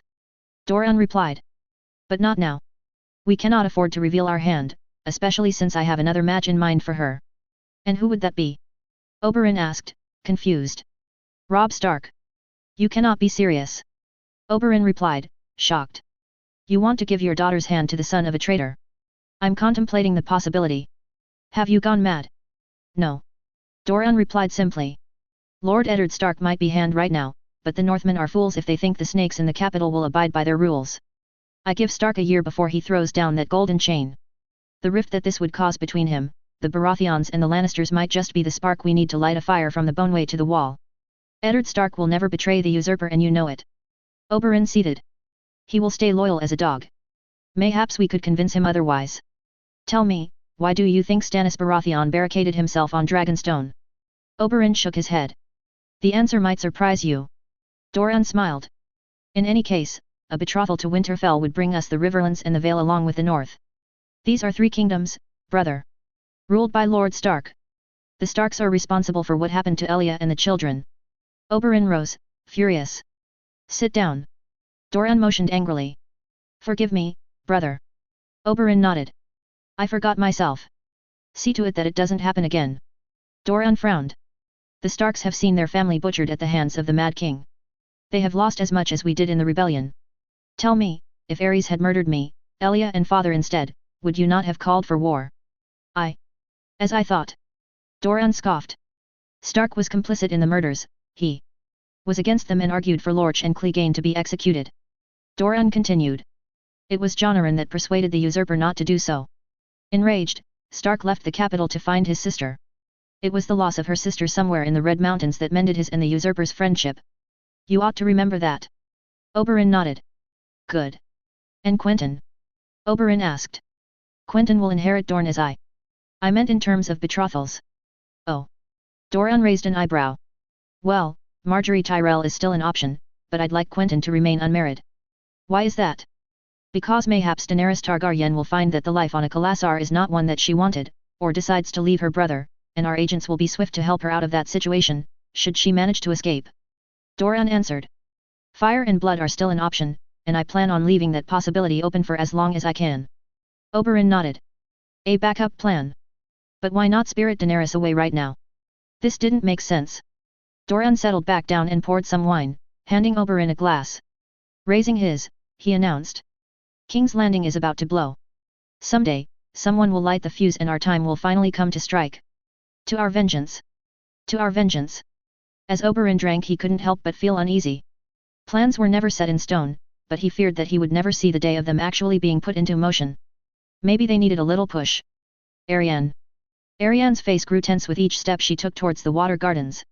The escort she was provided with was well armed, and it was Aeryo himself that led the guard. So much for a lonely traitor. What does my father wish of me? She asked for the 100th time to the Norvashi guard. The man stood as silent as ever. Answer me, Ario. She pleaded. You've known me since I was a little girl. I never wanted Quentyn to be harmed, he's my brother. Please, Ario, tell me what my father means to do. I know not what your father wishes of you, little princess. The prince commands, and Ario obeys.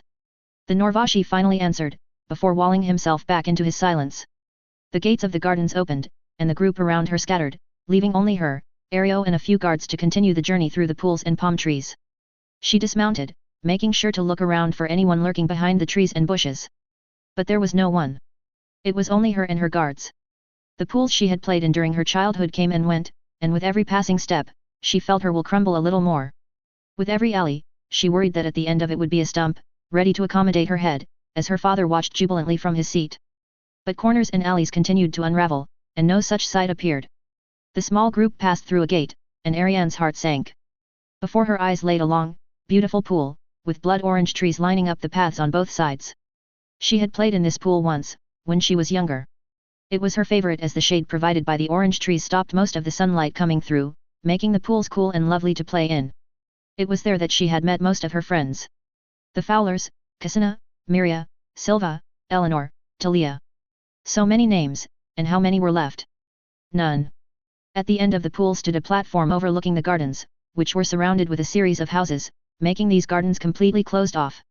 Lost in her thoughts, she did not notice that her guards had left her, with Ario walking towards a small area at the end of the pool, covered by a large cloth. Underneath were 4 seats, with 3 already being occupied. And her heart sunk again. She walked slowly towards the empty seat, judging the figures before her. Her uncle Oberon seemed the happiest to see her, as he smiled when she walked in. He hadn't aged a day from when she was still a girl playing in these pools. Her father, though, was stoic as ever, but did greet her, which was more than she expected. Her father would always greet her with a charade of some sort, and would never actually bother speaking to her. The prince stood still in his chair, pain still apparent in his eyes, as the gout likely ate him from the inside. Finally, her eyes settled on her brother Quentyn. He was sitting down, arms crossed, with blood in his eyes. It was the first time that she saw him since he laid covered in blood on the courtyard in Sun's Pair. The fight with Damon had left a deep scar in his face, that covered him from cheek to hairline, luckily avoiding his eye. I did this? She asked herself. She never wanted this. She never thought that this would happen. Blinded by hate, ambition, and love, she had stepped too far, and she knew it. Her brother had come close to death, and her family would never forgive her for it. Father. She greeted them, trying to conceal the worry inside her. Uncle. Brother. No one answered. Sighing, she took the chair and sat down. I did not give you leave to sit. Her father pointed out. Ariane just frowned. Then punish me for it. Have Ario come here and whip me in front of your kin. Her father stayed silent. Annoyed, she turned to Quentyn. Listen, brother, I never meant to. Have me killed. Quentyn spat out as he kept his arm crossed. No. She shook her head. I never meant for Damon to do this. I never wanted him to try and kill you, I just... She stood silent for a few moments. What did you intend, then? Oberon asked. I wanted Damon to humiliate him. Ariane said, taking her eyes off of Quentyn's scar for a moment. I wanted Quentyn to be beat down in the sand, I admit. She cried out these last words to her father's face. I wanted Quentyn to be completely humiliated lest all of Dorne turn against me. I asked it of Damon, he had no part in this. Please, father, spare him. As it turns out. Her father spoke. What comes of Sir Damon is your brother's decision. It was his life that was put in danger thanks to your recklessness, and it is he who decided his fate. Ariane's eyes went wide. No, no, no, no. Please. She turned to Quentyn, who sat emotionless in his seat. As she turned to him, eyes pleading, her brother read her question before she could utter a word. He just shook his head. Quentyn has decided to spare Sir Damon. Her father continued. I ought to have his head, but this will not come to pass. I suggested the Night's Watch, but your brother thought that punishment was also too cruel. Instead, Sir Damon will be sent to Norvos to serve your mother for 10 years, and then be allowed to do whatever he wishes. This does not include coming back to Dorne. Ariane nodded gravely. A life in exile was better than death. What do you wish of me, then? To die, and have Quentyn take my birthright like you always wanted? At least tell it to my face, for once. I never intended to rob you of your rights. Her father answered quickly. What about that letter sent to Lord Yeronwood? How did you know? It matters little. Yes. Her father nodded. I did intend for Quentyn to succeed me as ruler of Dorne. I promised him, and he has come back for that purpose. You, on the other hand, I had plans for you. Such wonderful plans. She laughed. Giles Roshby, Beesbury, Grandison, Valder Frey, Estermont. Can we stop beating around the bush? Quentyn finally lost patience. Just tell her. Listen, Arianne. Oberyn spoke for the first time. Your father offered you these matches because he and I knew you would reject all of them. We needed to make it seem like we were at least trying to find suitable matches. Terrible plan. Quentyn whispered behind her. You were promised to another. Oberyn replied. To Viserys Targaryen. What? She looked confused. Why didn't you tell me? I wanted to, but your father thought it would be too risky. Oberyn replied. Why? Because he thought you'd share that information with one of your lovers, who'd pass it on to someone else. Quentyn sighed. I know, it's a really stupid excuse. And what of Viserys now? She asked. He's gone. Oberyn replied. Gone to the Dothraki Sea on a mad quest to bring himself an army to get to the Seven Kingdoms. The boy inherited his father's madness, and your father and I agreed that such a match wouldn't be suitable anymore. This betrothal should have secured our vengeance and our blood on the Iron Throne. Her father continued. This isn't possible anymore. So, am I to have Dorne then? Her eyes lit up once more. Oberyn shook his head. Even if you didn't mean it, all of Dorne thinks that you ordered Daemon to kill Quentyn. Oberyn replied. You have overstepped your boundaries, niece, and Dorne can never be yours, lest we tear the kingdom apart in a bloody war. Her eyes watered. Her birthright. Everything she had fought for, gone, because her family could not trust her with a secret. Quentyn will inherit Dorne. Tristana will be next in line.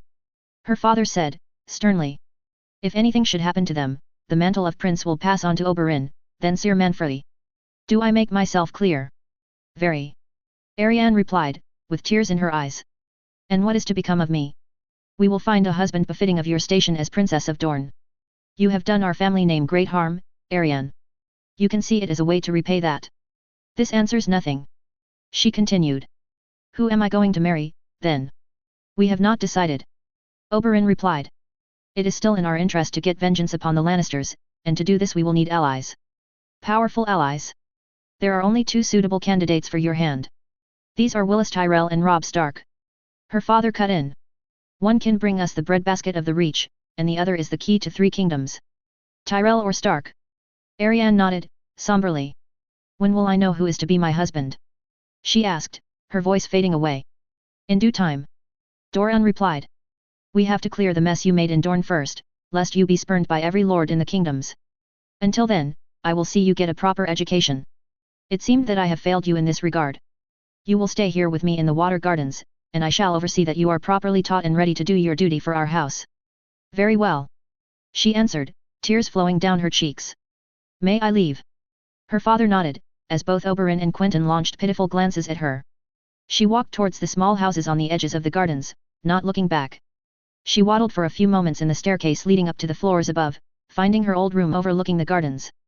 The door creaked open, and she collapsed on the bed, crying. She didn't know how long she sat on the bed, looking at the dull ceiling, until she heard a knock at the door. I do not wish to talk to anyone. She quickly cried out. The door creaked open anyways, as she grit her teeth and prepared to kick the intruder out. I disagree. The figure entering the room said. I think you need to unleash everything weighing on your heart right now. Brother. She hissed. What is with you and intruding my privacy? I think you needed someone to talk to in a time like this. After I nearly had you killed. Quentyn touched his scar and sat down on the chair in front of her. I don't think you are a kinslayer. Mayhaps I'm the biggest idiot here, but although you bear some of the responsibility of what happened, you did not order me killed. He sighed. You did order me harmed, though, and you did try to have my friend killed. Your friend? Come on, sister. Quentyn looked at her dead in the eyes. Don't take me for an idiot. You tried to poison Jairus. The Drinkwater one? She asked, confused. I wanted him incapacitated for the fight against you, so that you may fight Daemon after. But I never tried to have him killed. You didn't? Of course not. I just had some sandstone bite poured into his wine so that he feels wobbly during the fight and that is it. There was a decent quantity of viper's fangs in that wine, Ari. What? She jolted. I never would have risked something like this. 2 glasses could kill a man.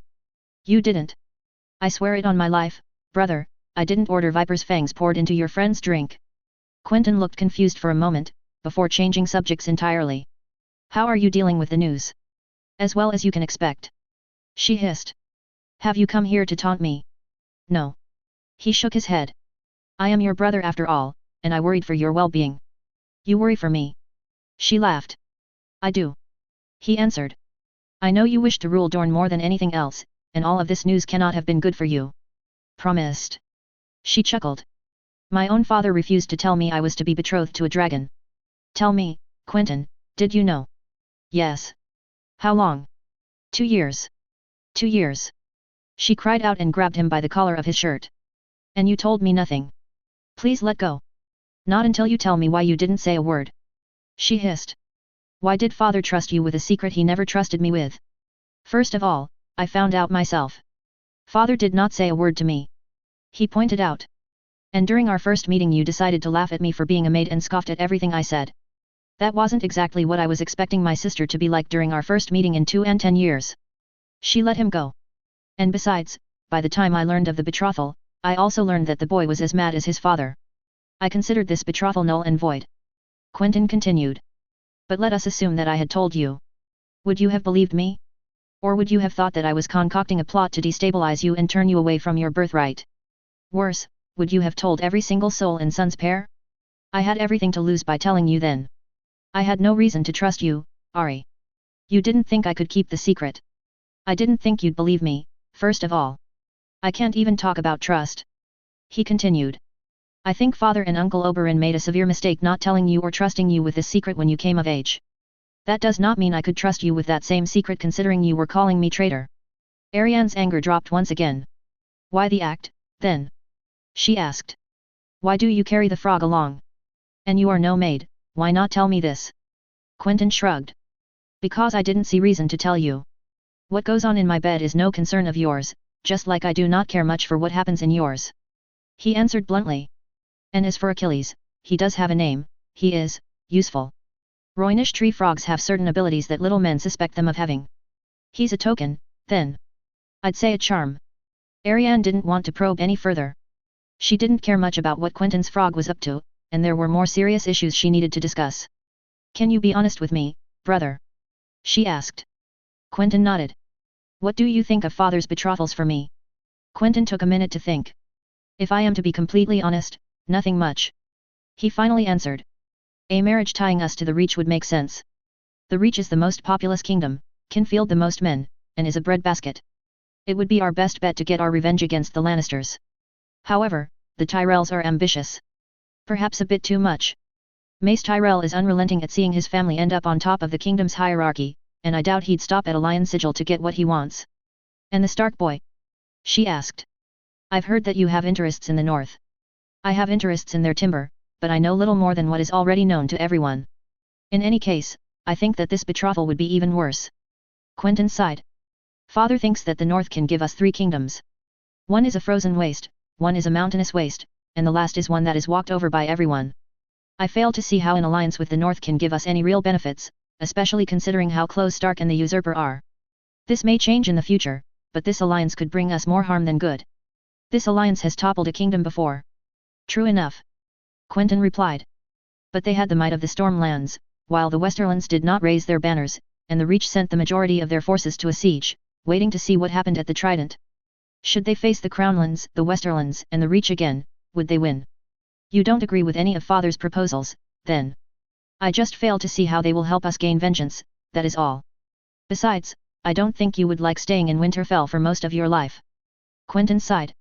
Otherwise, the marriage pact with the Reach could bring us a wide range of benefits and stop our dependency on the Free City's products, as well as confirm the ties we've had with them since the rebellion. Ariane nodded and smiled. The irony of it all. Long ago, she was stopped from getting to see Willis Tyrell. Now, she might end up betrothed to him anyways. Her uncle Oberyn only had kind words for him, and she was inclined to believe it. As for Robb Stark, he was the great unknown. But men had bent to her will before, and she could do it again. And you? She finally asked. Has father given you anything? I am to replace Uncle Oberyn at Sun's Pair. Quentyn replied. Otherwise, I have not been graced with any betrothals. He said that last part with worry in his voice. Good. She nodded. Freedom is good. Just, be careful. Of what? NYM. Be careful that she takes moon tea, I make sure of it. He quickly replied. She isn't willing to give up her own freedom like this, either. Ariane nodded, and looked at her brother, the scar ripping across his face a constant reminder of her stupidest mistake. Her eyes fell upon his, and she felt like crying. Tell me, Quentyn, do you hate me? She asked. No. He replied, holding her hands as he sat down next to her. I am your brother, I could never hate you. Ariane nearly broke down in tears as she moved to hug him, making him jolt in surprise. I'm so sorry, Quentyn. She said, hugging him as tightly as she could. I didn't think. Calm down, Ari. He whispered, moving to hug her back. It's all right. We can both do Dorn justice. Let's make Dorn proud of us, then, brother. She smiled. We shall have our vengeance. For Elia. For Elia. Quentyn whispered as they continued the embrace for a little while longer. She would not fail Dorn again, even if it meant living the rest of her life in the frozen north, or listening to honeyed words in Highgarden. She would not fail again. End of Act I. Gillian. The heir to Sandstone took a moment to rest in Sunspear's gardens, slowly looking out of the battlements into the city below. Ever since Quentyn had been confirmed as heir and Prince Oberyn's position been given to him, a wind of change had struck the city in full force. The prince's efforts had led to all of Dorn being effectively distributed his miracle powder, and Sunspear had slowly seen new infrastructure spring out of the ground. While Yeronwood was the capital of the Dornish change before, it seemed the winds had blown back in favor of House Martell as Sunspear slowly placed itself back at the center of everyone's attention. Gillian rose and made his way towards the prince's solar, hurrying down Sunspear's long, protected, halls. Ever since Quentyn's takeover as acting regent of Sunspear, the center of attention shifted from Ariane back to him. Not that he had cared that much. Quentyn kept to the group that entered the gates of Sunspear a few weeks ago, and they were all the better for it. However, their close relationship to the prince meant that they were also extremely solicited. Not that he would care that much. He found it quite amusing, actually.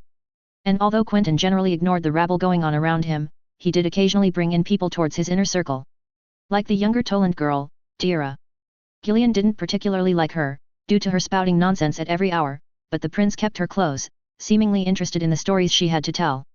He wondered if Quentyn's relationship with the older Toland's sister, Valina, had something to do with it. After all, Quentyn wasn't really discreet with who he was betting, not like anyone expected him to, anyways. It wasn't a secret that ever since Quentyn became Sunspear's regent, marriage proposals had been flung around here and there. Jairus was the first to secure a betrothal, to Eleanor Dane, a cousin of the main branch, but a Dane all the same, quite the honor for a house such as the Drinkwaters. He had also been betrothed, while Cletus and Archibald certainly would have been given offers. The prince's hand was of course the big prize, but like his sister before him, that prize was gate-kept by his father. On your way to visit the prince? A voice called out. Speaking of gatekeeping. How did you know? Gillian answered. You're early. The sand snake replied, tying her braid behind her back. Quent told me you wouldn't come until later. I like to be early. As you say. She smirked. Good day to you, Corgile. Gillian sighed and shook his head. Nymeria Sand was a pain in the ass to deal with. He could swear she clung to Quentyn like a vulture on its prey. Didn't she have better things to do with her time? Gillian already knew the answer to that. Mayhaps having her close to him drew her away from his sister.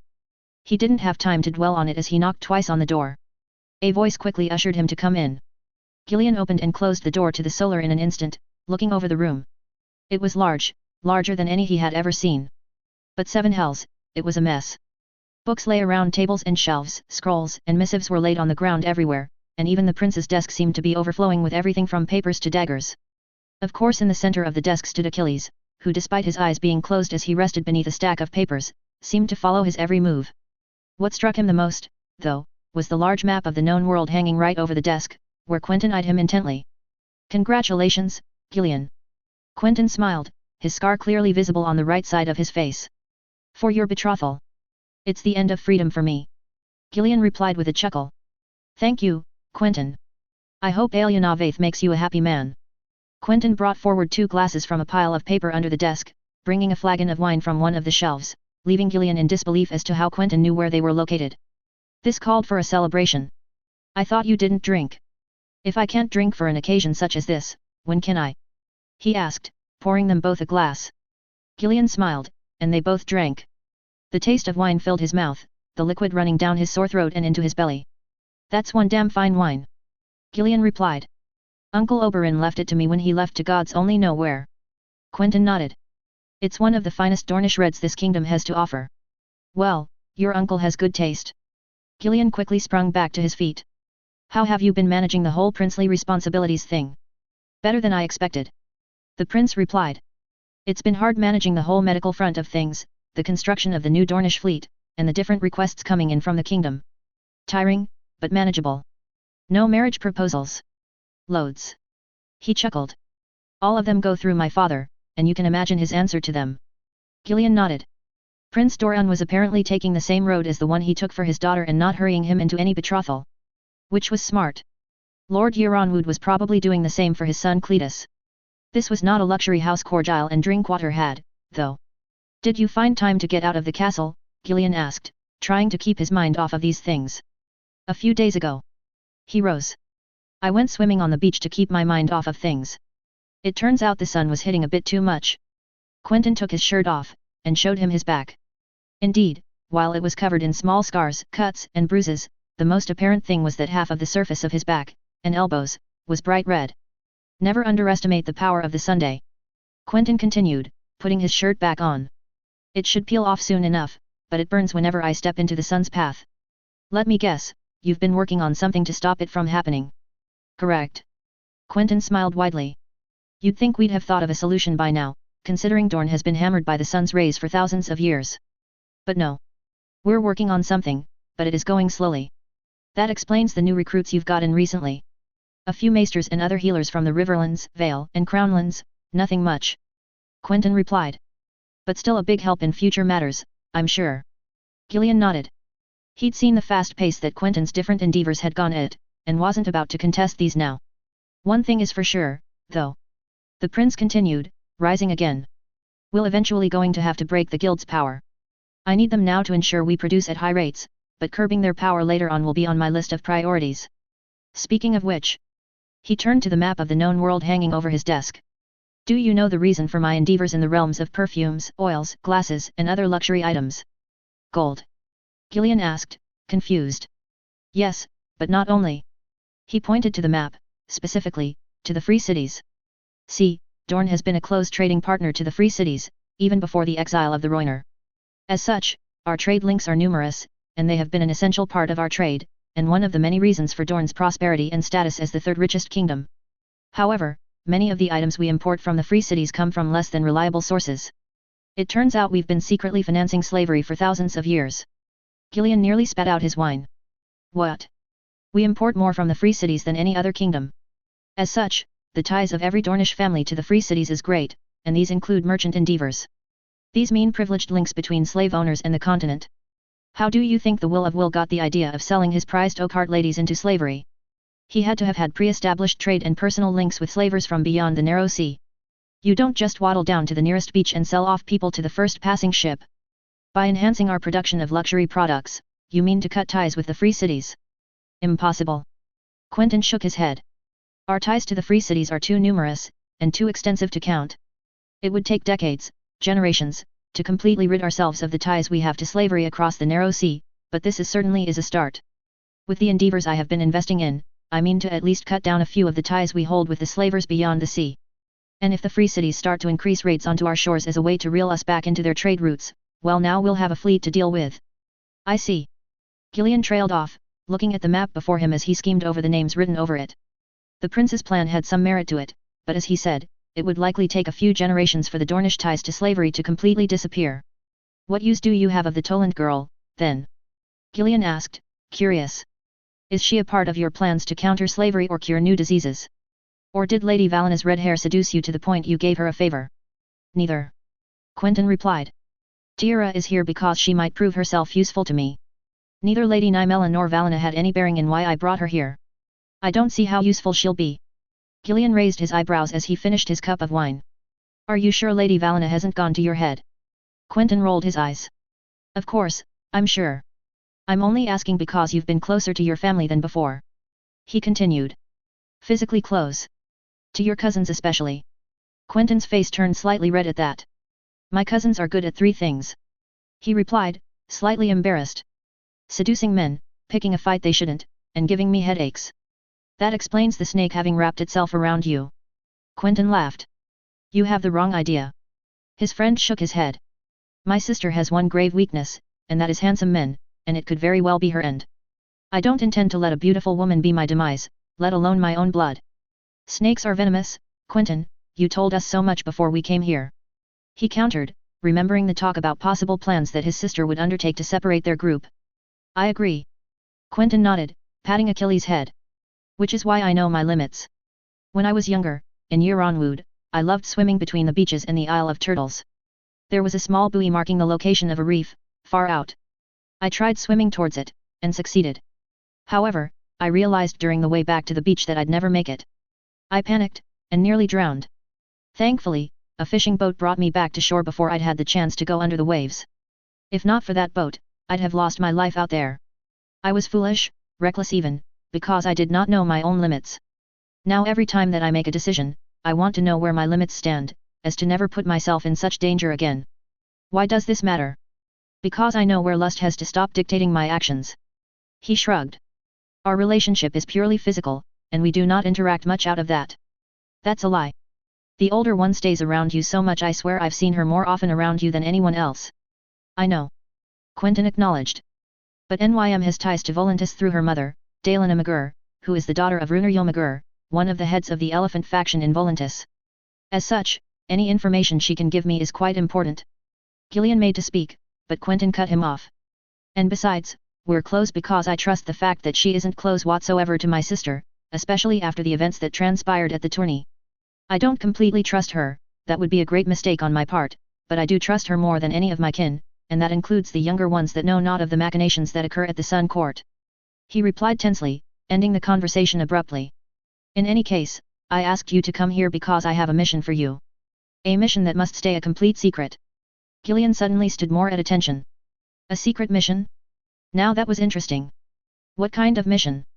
He asked, pouring himself another glass of Dornish red and bringing it to his lips. I need you to get rid of 2 people for me. Quentyn said simply. Gillian nearly spat out his wine. You need me to do what now? Wasn't I clear enough? You were very clear, that is what worries me. Listen, Gillian. Quentyn approached him. I am coming to you because you are one of my friends and I trust you. There is no one else I would trust more in the whole world to carry this out. You have extensive knowledge of poisons, and you would know how to take someone out silently and without raising eyebrows. And know that this will be done without my father's knowledge or permission, so you might also be committing treason. It depends. Gillian sighed. If the targets are young, suspicions will inevitably fall, and I cannot do that to a fellow Dornishman. The targets are neither Dornish, nor young. Quentyn smiled slightly. Quite the opposite. Who? Gillian asked. And why? You don't need to know why. Just know that it is some form of insurance. The prince stood, his eyes calculating as ever. But before I tell you anything else, I need your word that you shall not tell a soul about this. You have my word. Gillian didn't hesitate for a second. Who are they? Very well. Quentyn nodded. I wish for Valder and Emmon Frey's lives to be cut short by a few years. Really? Gillian looked surprised. I doubt the old fuckers will last a few more years. If they last even 6 moons it will be too much. Quentyn replied to his face, before whispering. And too late. Why care about the affairs of the Riverlanders anyhow? He wondered. This is... Gillian, please. Quentyn's voice sounded slightly desperate, but he paid it no mind. This is of paramount importance. I need you to trust me, as I trust you. I trust you with my life. Then I need you to get rid of them, and make it look like natural causes. Quentyn continued. Can you do this for me? Gillian thought long and hard at this. He hadn't taken anyone's life without a blade in his hands. And they were not talking about bandits roaming around the deserts, but lords with wealth, status and some amount of prestige, and without any form of support of the ruling Prince of Dorne. This was not going to be easy. Yet, everything Quentyn had done until then had paid dividends tenfold. There was something he was missing that the prince refused to give him, once again. Another mystery to add to the list. He looked at Achilles, who croaked, as if reading into his thoughts and agreeing with what he was thinking. He trusted Quentyn, that was all that mattered. After a few seconds, he finally nodded. I can get it done. Interlude. The Dornish exile. The school of dolphins that had followed the northbound ship finally broke off and fell beneath the waves, back into the depths of the icy ocean. The Dornish ship the Greenblood's Pearl was making good time in its northbound course as Daemon was left to lament on his failures by the prow. He had tried to defend his honor, and the honor of Dorne. And he had failed. At least he had kept his life, thank the gods. But now he was bound for Pentos, then Norvos. Never to see the coast of Dorne again. Such was the price for trying to kill a prince. Or traitor, depending on how you looked at it, he supposed. He reminisced about the good times he'd had spent in Dorne, and what lied ahead of him now. 10 years was a long time, but he heard that there was plenty to do in the free cities. And besides, the Dornish, to satisfy their lust for blood and glory, had joined several sellsword companies in Essos. He could maybe find old friends from God's grace in the various companies in and around Norvos. Yes, maybe that would be a good thing, seeing old friends. Daemon lost himself in his thoughts, and did not notice the cliffs appearing on the left side of the ship. These were tall cliffs, towering over the sea where the waves would crash down in a thunderous roar. He raised an eyebrow. There were such cliffs around Andalos, but they should have appeared on the right side of the vessel, not left. That only left one option. Worried, he ran towards the captain of the Pearl, Alderman Martell, a tall man with a grey beard and a few scars that had spent his life at sea. A cousin twice removed of the current prince, the man was tasked with escorting Daemon to Pentos, while a few Norvashi guards would bring him on the way. Strange, he hadn't noticed anyone particularly Norvashi on the ship. Mayhaps they would come and escort him from Pentos. Still, Daemon rushed to the captain, who was yelling at a poor boy trying to fix a knot or some kind of sail. "Captain, these are the cliffs of the Vale, are they not?" "Aye." The old man answered. "We have passed the Bay of Crabs, and the cliffs you are seeing are the jagged rocks located between Runestone and Gulltown. That must mean we have passed Pentos." Daemon cried out. "Are we to make landfall in Bravus, then?" "Aye," was the only answer he received. For a moment, Daemon was relieved.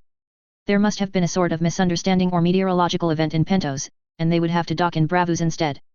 Not that Daemon complained. After all, he always wanted to see the Titan in person.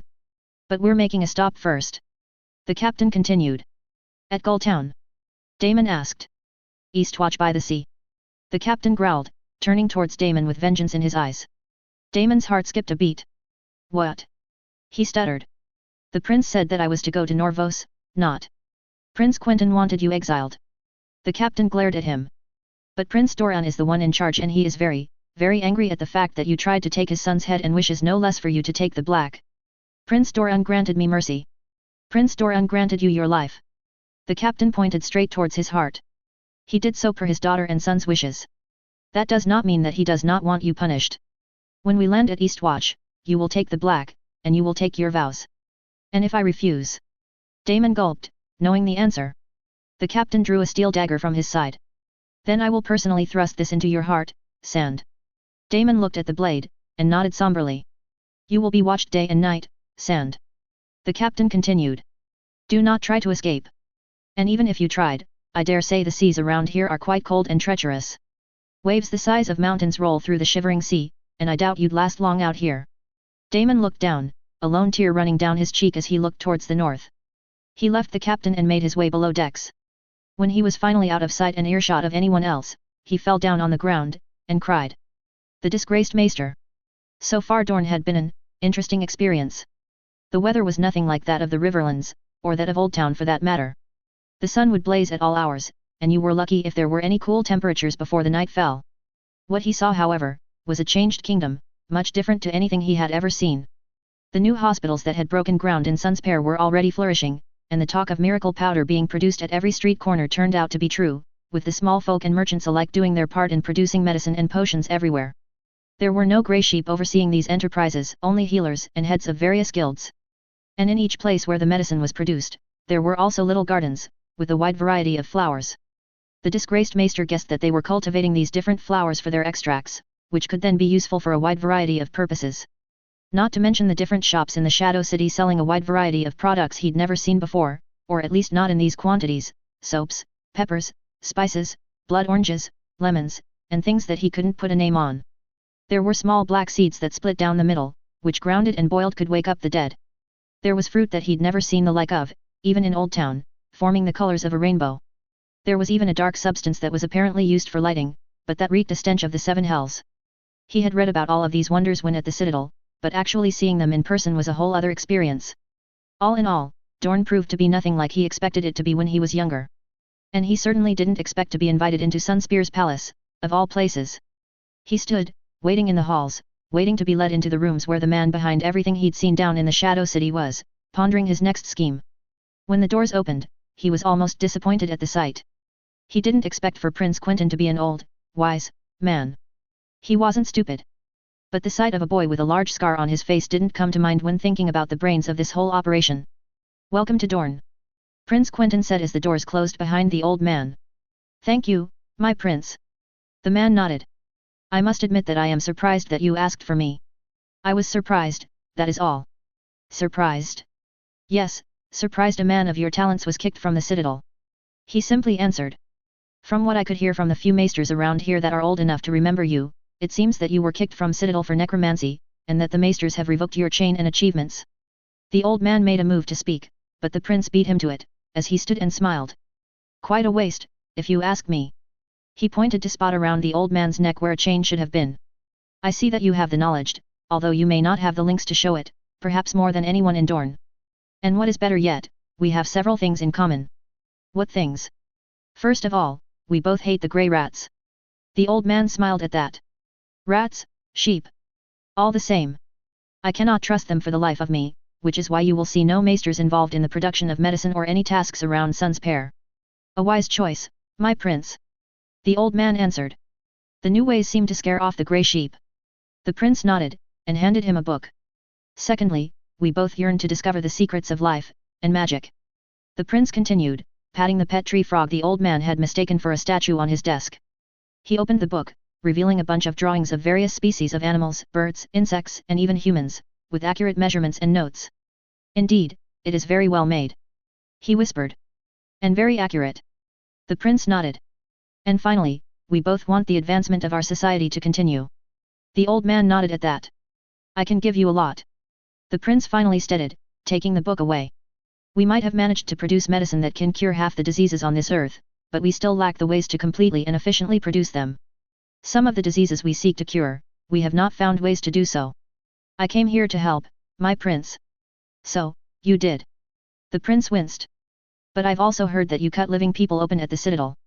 Whether these are rumors, I care not. I have in mind to cut living people open, but I wish to leave them very much alive and well at the end of that ordeal. While you are here, I will not allow any cutting that isn't sanctioned by my person. However, in exchange for your services and should you manage to perform your duties correctly, I will reward you beyond your wildest dreams, and fund any projects you desire so long as you keep the death toll extremely low, and remain loyal to me. Sometimes the pursuit of saving lives will cost a few sacrifices, my prince."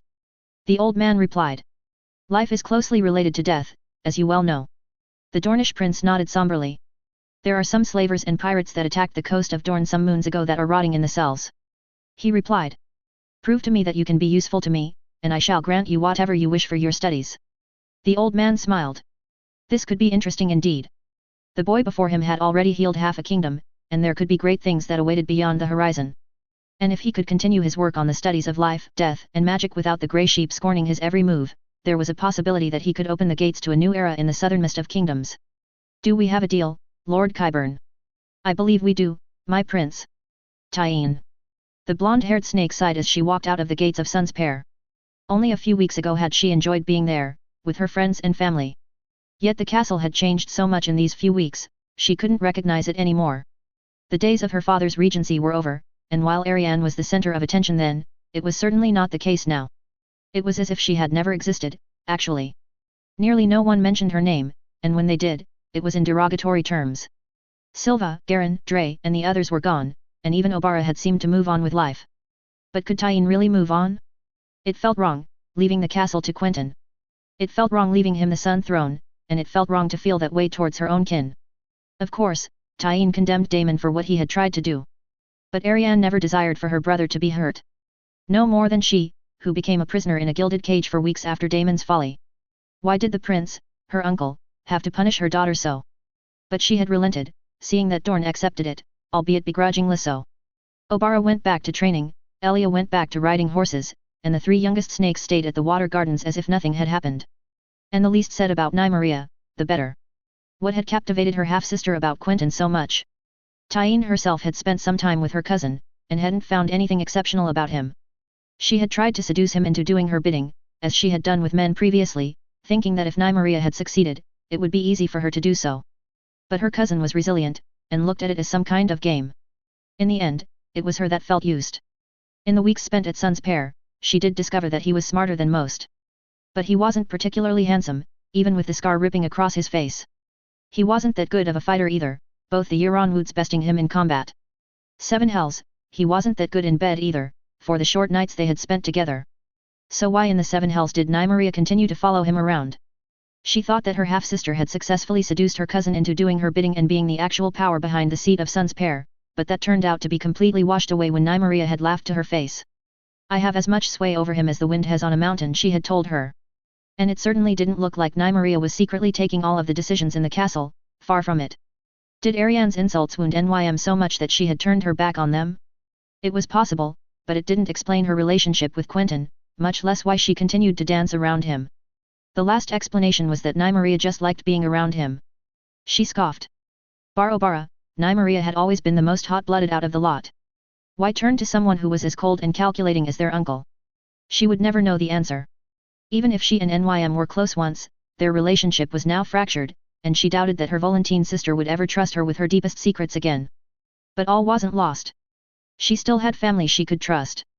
She sighed, and took one last glance at Sun's Pair, saddled her horse, and turned north, heading straight towards the water gardens. Eddard. The council meetings of the day had thoroughly tired the hand of the king, as he poured himself a cup of ale in his solar. He knew what he signed up for when he accepted the honor of becoming hand, but what he didn't expect was that the Southerners would be this tiring. Besides that, there were the issues of the crown's massive debts, and the whole issue of the Lannisters potentially being behind the assassination attempt on Bran. All of which made the new hand extremely uneasy, especially after only a moon of his tenure. Yet, today was a relatively calm day, and Lord Stark could finally shift his attention towards a letter he had recently received.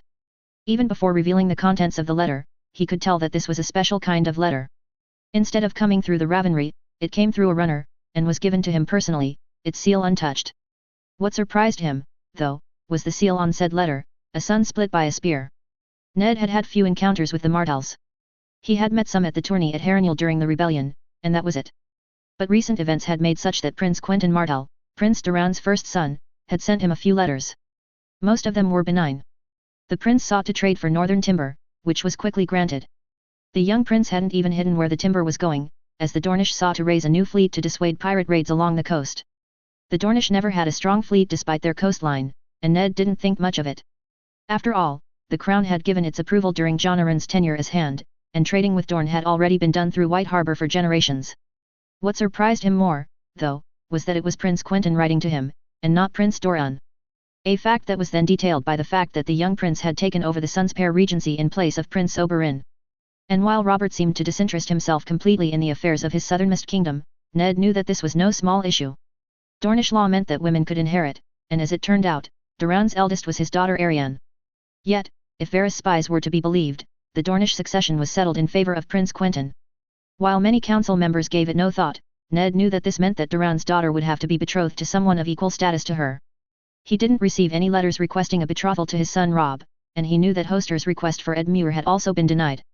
And with reports of Dornish emissaries reaching Highgarden, Ned's stomach turned. Dorne and the Reach had been closed during the rebellion, and while the Reach had graciously fallen back into the fold, the Dornish had harbored immense resentment towards the Iron Throne.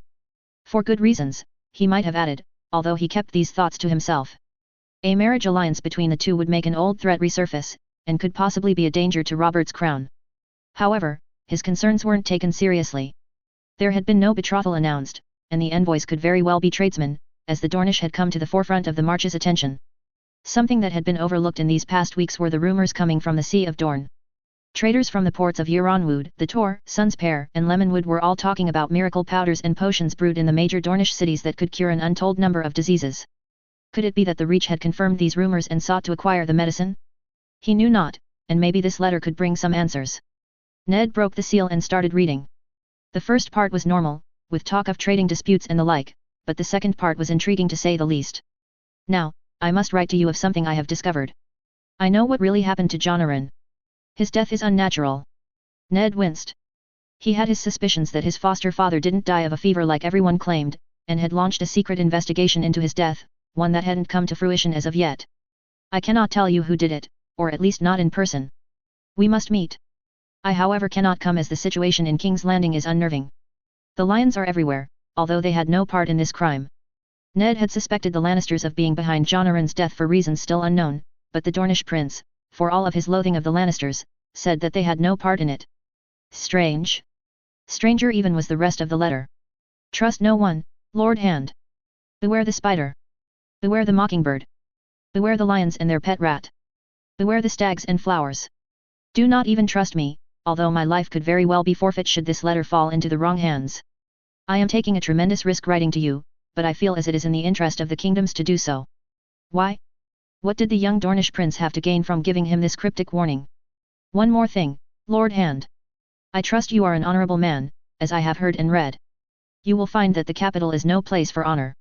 In your interest and that of your family, shed that honor and do whatever you need to survive. And if you wonder how I figured out these things despite not having set a foot past the Boneway, know this. As he continued reading, Ned's face went white. He quickly squashed the piece of paper and obeyed the commands of the letter's last sentence.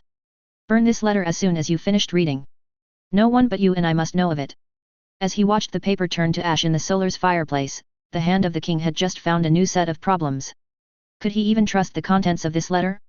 How did the Dornish prince find all of these informations? Were there Dornish spies in the Red Keep? And what really happened to Jon Arryn? He would need to send a reply, soon. Preferably through a runner. But in the meantime, he would find an answer to his questions through the only way he knew how. Investigating. A fish out of water. Riverrun was overwhelmed with people running around. Everywhere Edmure Tully looked, he seemed to see someone sharpening steel or carrying weapons. It felt as if a war was brewing, yet he had no idea what had happened. He was overseeing another one of these Bracken Blackwood disputes that made his head spin every time he headed to Stonehenge or Raventree Hall. However, as soon as he'd been halfway to the seat of the Blackwoods, a raven signed by his own father had recalled him to Riverrun, where he'd seen the army that was being massed there. What was it for? He had heard the rumors of trouble brewing in the capital. Had something occurred that the crown needed help? 7 forbid, were the dragons back? Or the black fires perhaps? What is going on around here? Edmure immediately asked Mark Piper, who greeted him at Riverrun's portcullis. I know not. The Piper heir replied. It must have something to do with what the Freys have been up to. The Freys? Edmure raised an eyebrow. What's wrong with them? Haven't you heard the news? Mark asked with a surprised tone in turn. The old Valder has kicked the bucket. We got the news 2 days ago. Stavron Frey was away and had to come back with haste to the twins. The old cunt finally passed. Edmure scoffed. I doubt he'll be missed. Doesn't explain what these whole war preparations are about, though. Lord Edmure. A voice cried out from the inner keep. Edmure turned to face an old man, dressed in a maester's clothes. Maester Veman. Edmure nodded. What is the meaning of this whole mess? Your father will explain, he needs to see you. My father? Edmure looked at him in disbelief. His father was sick and bedridden, having passed many duties of Lord of Riverrun to Edmure, and only sent for him to berate him about recent decisions he made or to complain about the lack of information he was getting about said decisions. Edmure sighed and ran the steps leading to his father's rooms, ignoring the maester's pleas to slow down and let him catch up. As he finally entered his father's rooms, he saw that Hoster Tully's condition had worsened. The man was looking pale, and was lying down almost completely, his head being propped up by a series of blankets, cushions and pelts. Ah, Edmure. He tried to smile. My son, come, we have much to discuss. Before Edmure had the chance to speak a word, the door of his father's chambers opened to reveal poor Maester Veman, who seemed completely tired from the effort of climbing the flight of stairs leading up there. Maester, please leave us. His father coughed. This conversation is between me and my son. But Lord Tully, your pain. I'll endure it for a few moments. Very well. The Maester closed the door, leaving Edmure and his father alone. How were the two idiots? His father sighed. I never had a chance to meet them, you recalled me here before I even reached Raventree Hall. Good. His father placed a hand over his stomach, wincing. Never liked these two, always finding something to complain and waste my time with. I considered one of Bracken's daughters for you, you know? But then I'd never heard the end of Blackwood's complaints. Edmure always wondered why his father hadn't betrothed him to anyone. After all, he was nearing 25 name days, and he was still unmarried. A position which left the Riverlands with no heir in the male line past himself. I always wanted to see all my children married and with toddlers of their own. I promised Manisa I'd be a good grandfather, before she passed. I tried to find suitable brides for you, you know. His father laughed. Never succeeded. I tried to petition both Prince Doran Martell's daughter and the fat oaf of Highgarden's daughter for your hand, but neither gave a positive issue. And then the Riverlands were a headache. The old Valder was sending a letter every week to ask for a betrothal between you and one of his daughters or granddaughters, ha. His father winced in pain, but quickly regained his composure. One of my greatest fears was that the old Valder cunt would outlive me. He chuckled. Turns out that late Valder Frey will also be late to my own funeral. Too bad I couldn't attend his. I'd have enjoyed spitting on his grave greatly for all of the trouble he caused me, and is still causing me, mind you. Is this what this is about? Late Valder's death? Edmure asked.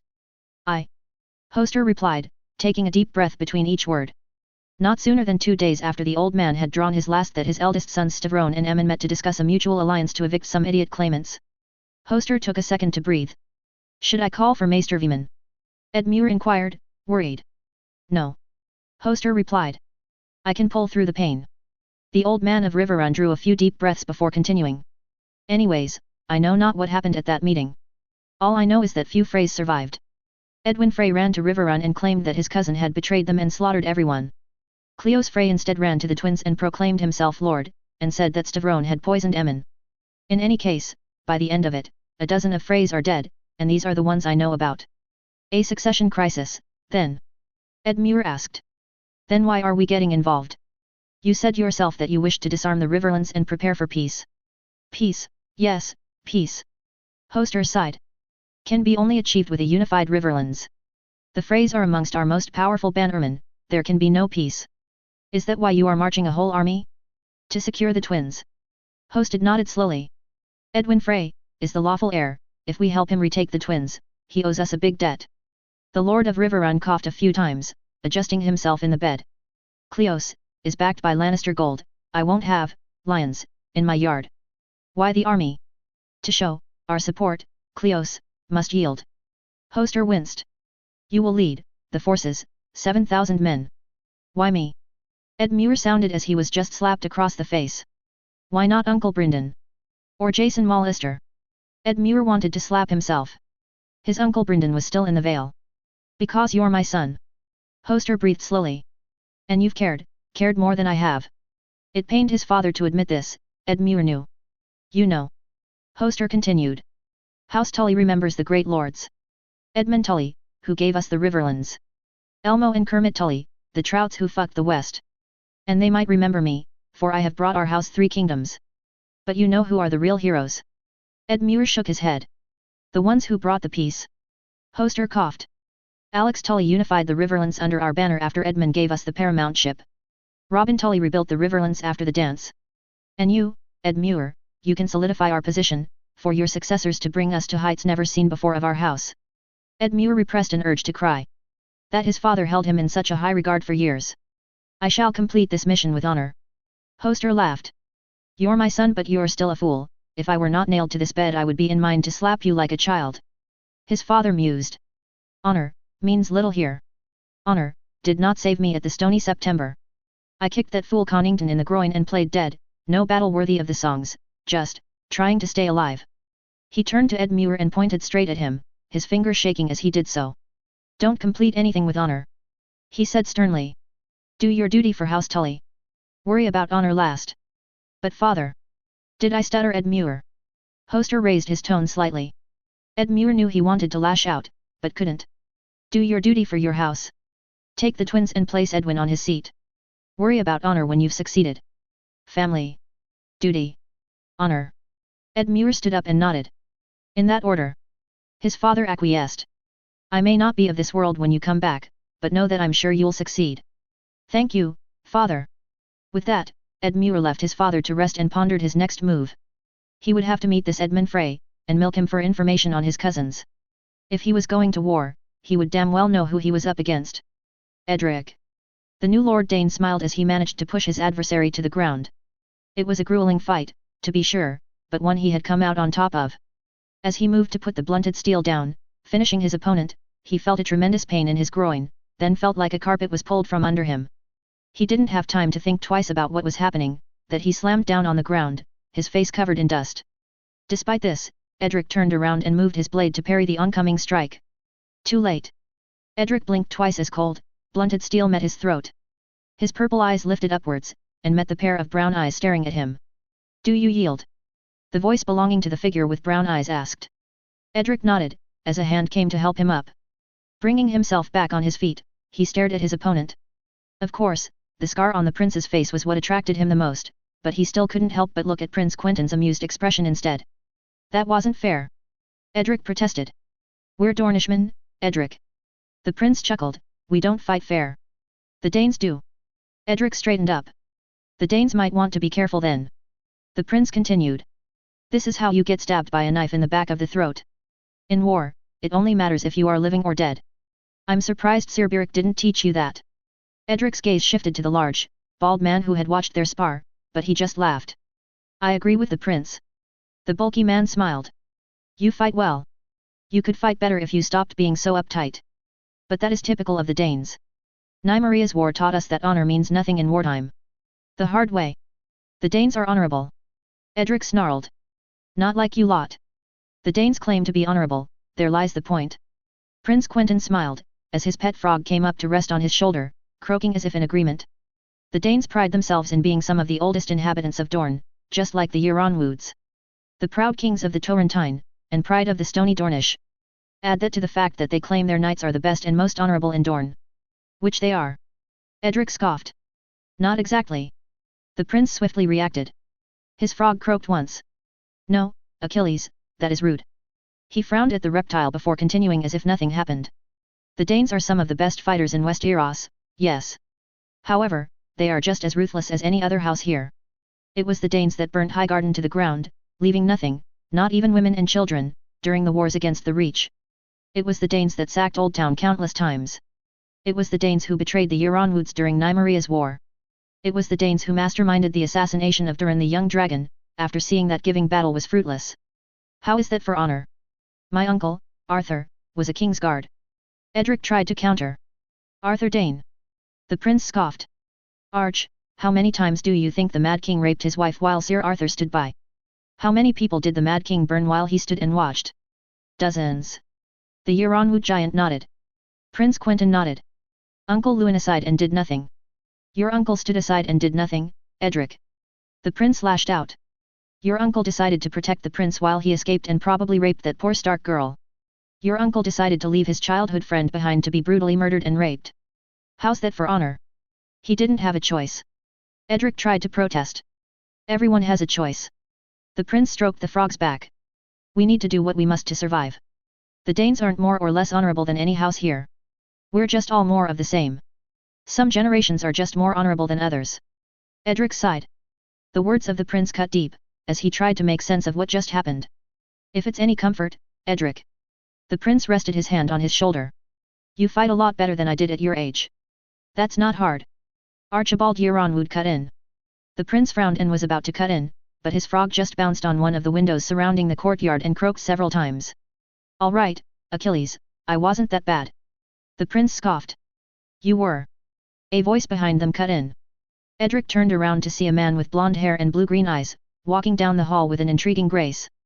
Jairus Drinkwater. Cletus was just worse, so you didn't feel that bad. The Drinkwater boy continued. But you improved. I thought you were knighted. Edric asked, confused. Jairus and Arch shared a look, while the prince sighed. I was. The prince sighed, quickly took a cup of water and downed it, and continued. Just not for my combat abilities. My uncle Oberyn just thought it would be better that the current regent of Sunspear should be knighted. Arch over here did the whole thing. I'd say it's not totally undeserved.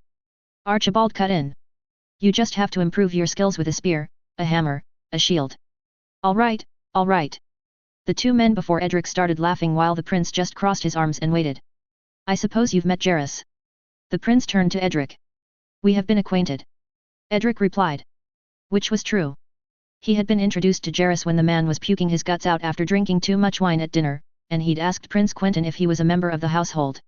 He's to be your future, what? Prince Quentyn asked, good cousin? Is there even a word for this? Please, don't talk about it. Jairus quickly snapped out of his fit of laughter. I don't want to marry so soon. I can hardly think why you're complaining. Prince Quentyn snapped back. She's a maiden, and a Valyrian beauty, with silver hair and eyes like amethysts if the rumors are to be believed. She is quite beautiful. Edric acquiesced. She's also Darkster's sister. Jairus replied, uneasy. I could drown in her purple eyes, but I also would like to stay alive for as long as possible. Ah, yes, there is that slight issue. Archibald cut in. Prince Quentyn's frog croaked again. Don't get me started on him. The prince sighed. He's been quiet during the whole succession affair, and that is worrying me. Why is that? Edric asked. I mean, Cousin Gerald is a prick, if you'll pardon me, my prince, but what has he done to you? To me? Nothing, yet. He pointed out. But that fucker has a very close relationship with my sister, that borderlines on complete obsession. He would do anything for her, and her hand, and believe me when I say that I am not comfortable right now. You can't possibly believe that he would try something against you? Archibald asked. You can't be that naive, Arch. Jairus poked his fist against his friend's bald head. Is there a brain in there? I don't think that. I know that he would love to see my head removed from my body. Prince Quentyn frowned. If I sense the slightest treason from that man, I will make sure he finishes at the bottom of the Sea of Dorne, with an anchor attached to his feet. Not to mention, he hates your guts, Edric. Me? Edric looked at them in shock. Gerald would never. Eleanor told me that he styled himself Lord Dane and called you a mere squire.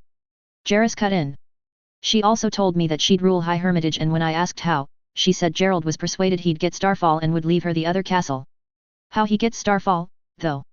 Which is why I'm keeping informants around that Nightstar all the time. Prince Quentyn cut in. Second most idiotic lord in Dorne after the man behind you. Edric turned around slowly to see a short man with dark, black hair, and light skin. Rowan Will. Edric growled. Fucking Wills. The prince's frog croaked again. You can say that again. Arch snorted. Everyone hates the fucking Wills. Prince Quentyn continued. They style themselves as the vanguard of Dornish supremacy and independence, but they've been causing headaches for every house for generations. Fuckers have been the most active in the marches. They used to be loyal to the Blood Royals before turning their cloaks on us as Nymeria promised them to raid the marches at their leisure. Archibald spat. Not to mention their whole tryst with the Oakhearts during the Dornish War. Jairus cut in. Now the whole kingdoms think we're bloodthirsty slavers. The raids, the rapes, the killings, the wills are at the forefront of everything nasty in war. Prince Quentyn ceded. Not to mention the headaches they caused during the Second Dornish War when they decided to treat the Dragon Knight and the new Targaryen king with the utmost kindness. House Martell has spent years mopping up the Will's mistakes, only for them to make an even bigger one just when our reputations had been recovering. Why not just replace them? Edric asked. Strategic importance. Archibald replied. So, there is a brain in there after all. Jairus cried out, slightly punching the large man in the belly. Prince Quentyn sighed. Archibald has the right of it. The Wills control the Boneway and know the defenses to the entry of the kingdom better than anyone. They were useful to us as a way of launching raids into the Stormlands and properly defending Dorne from any counter-incursions. The prince pointed out. Added to the fact that the Wills had the largest navy in Dorne for a long time, that they were fanatically loyal, and that they had great relations with Essos, this made them indispensable to us. Until the attachment of Dorne to the Seven Kingdoms anyways. Then their influence fell, but the Wills knew it and laid low, never committing the mistakes of the past and sending their hot-blooded elements to the other side of the narrow sea to cool off. They're down to 2 Wills now. Wyland Will is a clever man.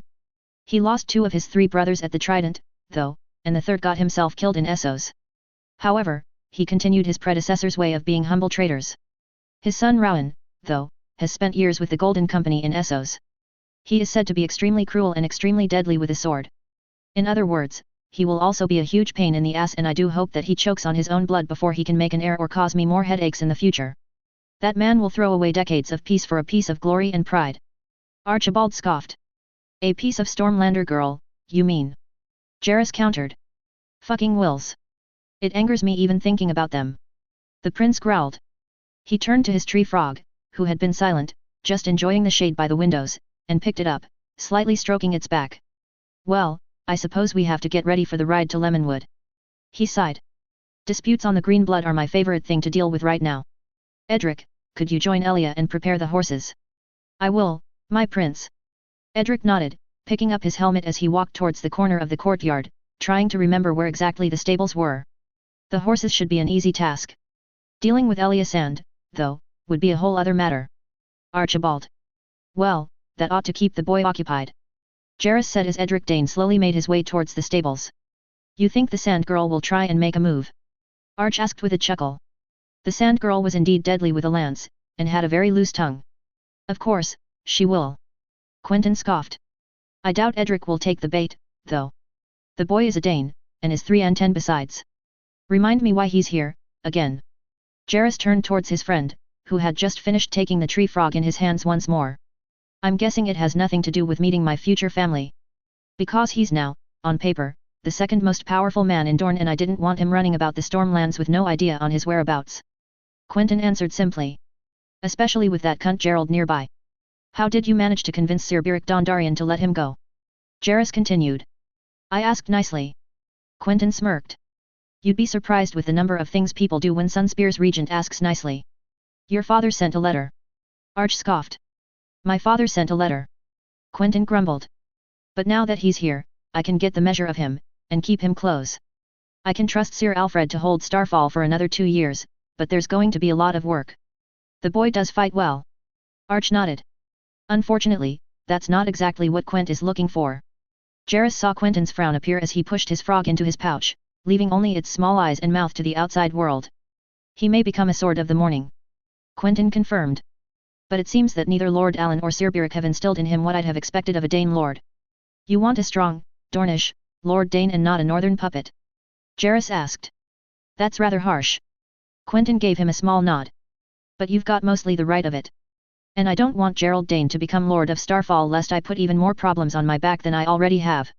I'd much rather have Edric here, properly taught and put amongst his Dornish brothers than gallivanting wherever the Dondarrions had the bright idea to go to. The next thing you know, I have a succession crisis to deal with. That's rather understandable. Jarrus chuckled. Well, I'll leave you to it. Where are you going? Quentyn raised an eyebrow. To the Shadow City. Jarrus waved. I'm getting married in a moon and I'd rather enjoy the last moments of my freedom. Quentyn rolled his eyes and shifted his focus to Archibald. And you?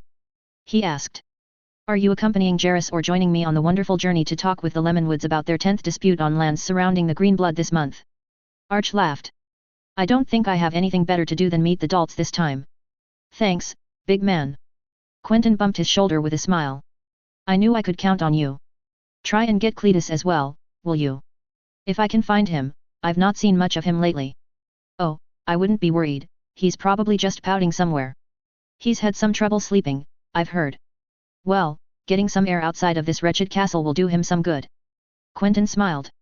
And besides, it'll introduce him to the politics on this side of Dorne. Well then. Arch nodded. Let's go find him. Cletus. Politics were boring. Actually, no. The Dalts were boring. If he remembered correctly, this was the 5th time that the Dalts of Lemonwood had complained about trade disputes with Planky Town. And since Dorne's largest city was under Martell direct rule, it was up to Quentyn to deal with them. The first 4 times, he'd let them come to him, but the 5th was enough to bring him down to the south bank of the Green Blood. Cletus had never been to Lemonwood, but he recognized that the place, unlike their proprietors, had its charm. Located on the south side of the mouth of the Green Blood, Lemonwood was ideally placed to control trade up and down the river. If you could call the Green Blood a river, of course. The Green Blood was, unlike other rivers in the 7 kingdoms such as the Honeywine, the Mander, or the Trident, relatively shallow, and murky, causing the waters to become green. Occasionally though, or so he was told, when the sun shone brightly above the water, the green would cede its place to a shade of gold, and sometimes these waters would become transparent. The mouth of the Green Blood on the other hand, was another matter. Unlike the rest of the river, where the other side was clearly only a few steps away, the mouth was enormous. From Lemonwood, you could see the Planky Town in the distance, but you needed to take a half-an-hour-long boat journey to reach it. And on top of that, the mouth was scattered with little islands and inlets, some of which were home to the orphans of the Green Blood, while others contained fish and shrimp farms. It was a wonder how, with such a huge mouth, the Green Blood then shrunk to be as small as what the other kingdoms would consider to be a large stream or tributary, snaking its way up to Stinkwater, Shandystone and God's Grace, where it then split into the Scourge, whose source was located on Euronwood lands, and the Vaith, which lost itself in the Red Dunes. Lemonwood was located on the south side of the Green Blood's mouth. It was a small keep to be sure, not even a sixth of the size of Euronwood Castle, but the location it was built on made it a hard keep to storm. Indeed, the keep wasn't built on the river itself, but rather a rocky promontory above it, watching the lands around it, and giving a bird's-eye view of the surrounding area, which included the small city of Lemonwood, a town which laid on the banks of the river, where fishing vessels and pole-boats would come and go. Between the town and the castle was a small wooded area that comprised almost exclusively of lemon trees, which, as the main source of wealth of these lands, gave their name to the town.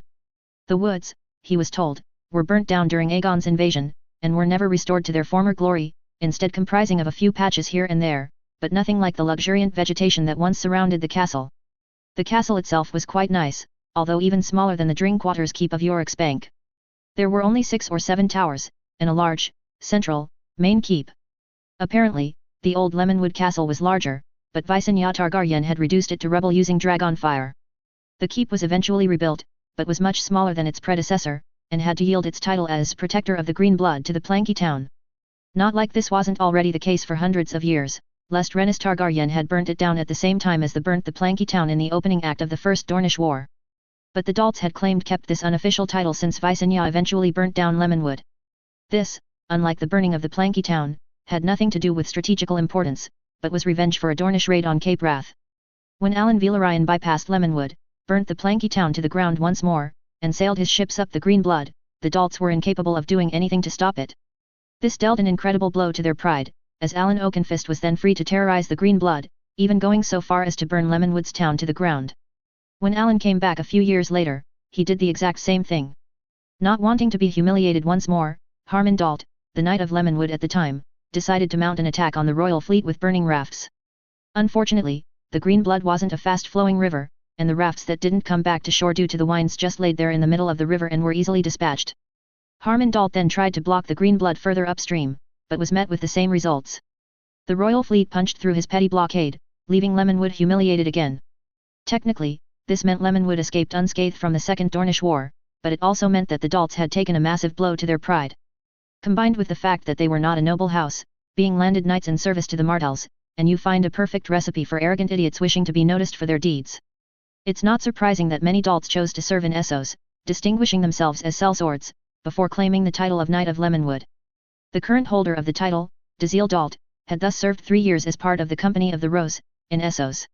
Which brought Cletus back to the present conversation, where the Dalt brothers were starting to get on everyone's nerve, as he felt both Quentyn's and Arch's noses twitch every time the Knight of Lemonwood opened his mouth. Right, so to get this completely clear. Quentyn finally spoke as Dazil Dalt finished his own tirade. You wish to have the Planky town's trade redirected to you? No, not exactly, my prince. Dazil Dalt responded, uneasily. We are aware that the Planky town has had a resurgence in trade recently, and that its docks are overloaded. I am just proposing that the excess trade go through Lemonwood instead of the Planky town. No offense meant, Sir Dalt. Quentyn frowned. But Lemonwood hardly has a port. It can barely sustain fishing craft. How do you think it can accommodate larger vessels? I heard that House Sant Agar has taken some of the burden of the Planky town's trade. The Dalt Knight continued. Their facilities are not as good as the Planky town's, and yet they have seen an increase in trade, while ours have seen no such rise. I have already explained to you, 4 times, that House Santagar's monopoly is a private matter and that it has no ill effect on Lemonwood's own trade. Did you make me come here to explain it to you a 5th time? No, my prince. Dalt shifted, uneasy at the prince's words. I merely suggested to relieve some of your burden, as I heard the Planky town is congested. We have good relations with the orphans of the Green Blood, for example, and we could arrange the distribution of medicine to them in exchange for trading rights for. The prince held a hand up in the air. I thank you for your offer, but it is not needed. The Planky town might be congested, but the completion of 3 new docks in Sunspear by the end of this moon will ease out the congestion there. Furthermore, this does not solve the issue of your port facilities here, which are incapable of holding vessels larger than pole ships. I have already given you leave to expand the farming of fish, shrimp, and crabs with the new designs. This is compensation enough. Quentyn said, sternly. Finally, the orphans of the Green Blood have been an issue, that much is true, considering they move around quite a lot. But I have met some of their groups, and thanks to my sister we have been able to get medicine flowing through the Planky town and Turtle's Rest. Now they... Liar. The other Dalt Knight, Andri, sprung up from his seat. Princess Arianne would never help a traitor like you, even if you are her brother. You come here, with your pair of Euronwood traitor brothers. Calm down, Cletus. If you kill that idiot right then and there, it will cause more problems that it will solve. Thankfully, Quentyn stopped him dead in the middle of his tirade. Sit down, Sir Andri. He ordered. Firstly, you may address me as my prince, or Prince Quentyn. Secondly, you do not get to insult my friends, and your Dornish brethren, like this. Thirdly, consider your next words very carefully, or you might very well regret them later. The Dalt Moron finally realized what he was doing and sat back down. While we are on hard truths, Sir Andri. Quentyn growled. I do not know what honeyed words my sister showered you with, but know this. You will never have her for yourself. Never. You are the fifth lord I see who seem to be certain to have her hand in marriage. My sister uses men like you, who bow to her, to then use them in her schemes, like she did with Sir Damon. And we know how that ended. I was merciful once, and I am not in the mood to be again. Am I clear? Very, my prince. Sir Andrew nodded. Then we have nothing left to discuss. Quentyn said as he rose from the table. Sir Dazil accompanied the group to the castle's courtyard, leaving Sir Andrew behind. While doing so, the knight caught up to Quentyn, and started apologizing. I am sorry for my brother's attitude. Sir Dazil stammered. He was always quite close with Princess Ariane. Closer than I. He never believed that she'd asked Sir Damon to harm you until the word of her disinheritance came in, and even then, he believed that she had good reason to see you harm. I tried calming him down, but, dolts are temperamental. I see. Quentyn frowned as they reached the courtyard and the heavy gate leading out of the castle. Keep your brother in check, Sir Dazil. If you manage him, there might be something we can arrange to enhance the value of these lemons your house is so proud of. Good day. The dolt knight nodded and left them, hurrying back to the inner keep. Well, I for one am glad this meeting is over. Cletus sighed. Good self-control in there. Quentyn pointed out. I thought you'd got him the second he called you a traitor. I've heard it 100 times. One more wasn't going to hurt. Cletus shrugged. But thank you for bringing me out here. At least we get to see some more of Dorne. This isn't the greatest place Dorne has to offer. Quentyn scoffed. I swear I've been bitten by mosquitoes here so often I am surprised I still have a drop of blood in my body to offer. Same here. Arch cut in. These bastards have been on a rampage ever since we left the Planky town. Cletus looked at his arms, noticing that he had been bitten quite a few times as well. I guess I'm not that sensitive. He shrugged. Before any of them could answer, or could step out of the castle, a servant came running, bearing a raven scroll. Prince Quentyn. The boy cried out. A message, from your father. Quentyn nodded in thanks as the boy went away, and started reading the message. Shit. He whispered. What's the matter? Cletus asked, worried. There have been developments. Quentyn frowned. The situation in the capital has grown extremely unstable. Lady Stark has taken Tyrion Lannister hostage and disappeared into the wilderness. The Lannisters retaliated by attacking and crippling the Lord Hand. The king. Arch cut in. Gone for a hunt. Quentyn scoffed, crumpling the paper and stuffing it in his pocket. The situation has grown tense.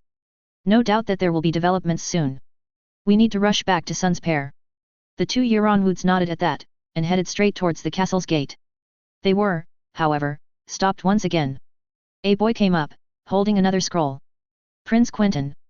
He cried out, handing him a scroll while keeping the other in his pockets. What is it? Quentyn asked. I'm so sorry. And then everything went to the seven hells. Oberyn. Oberyn was absolutely furious. Furious and livid. Only a few days before, another attempt had been made on his nephew his blood's life. And this one was very, very much deliberate. The Sorrowful Men were an organization of assassins based in Qarth.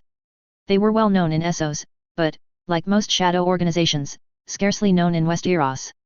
And although they were based in Qarth, they had chapters just across the Narrow Sea, in both Lys and Tyrosh.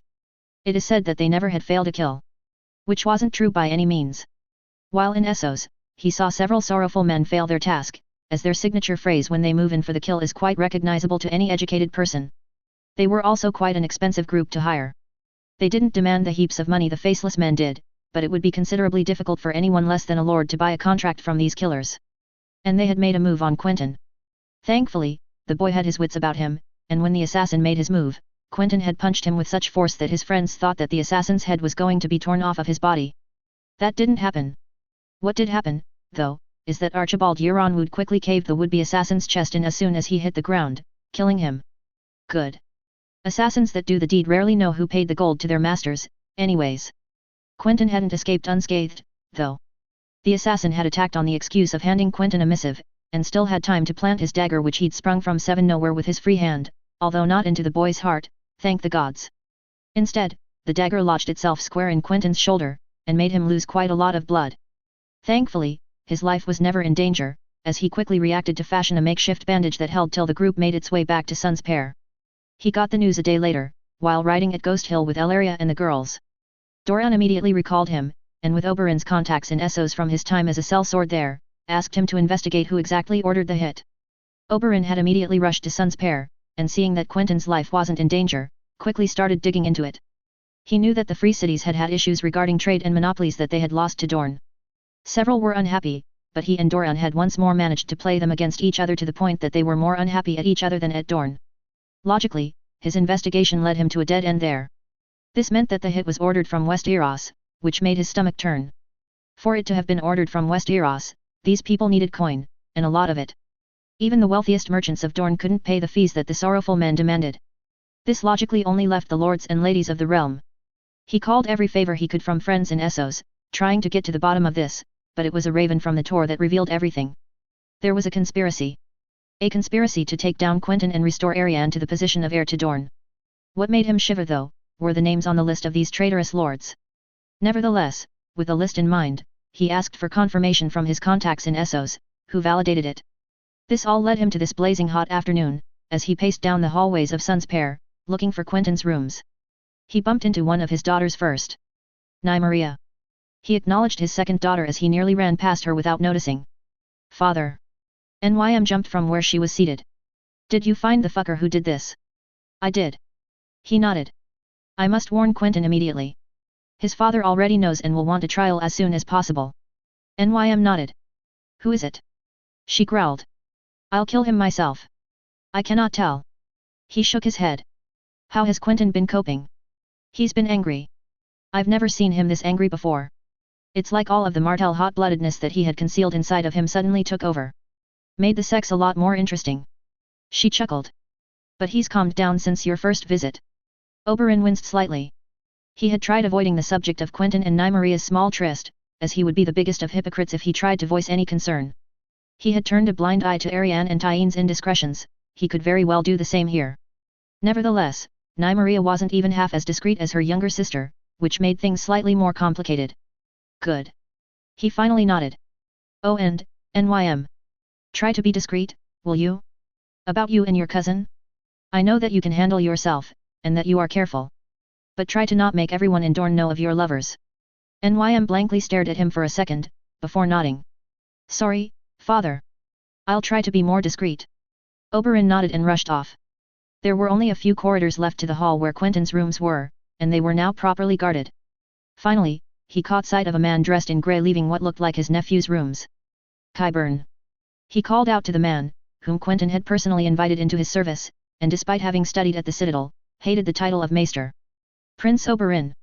Qyburn weakly smiled.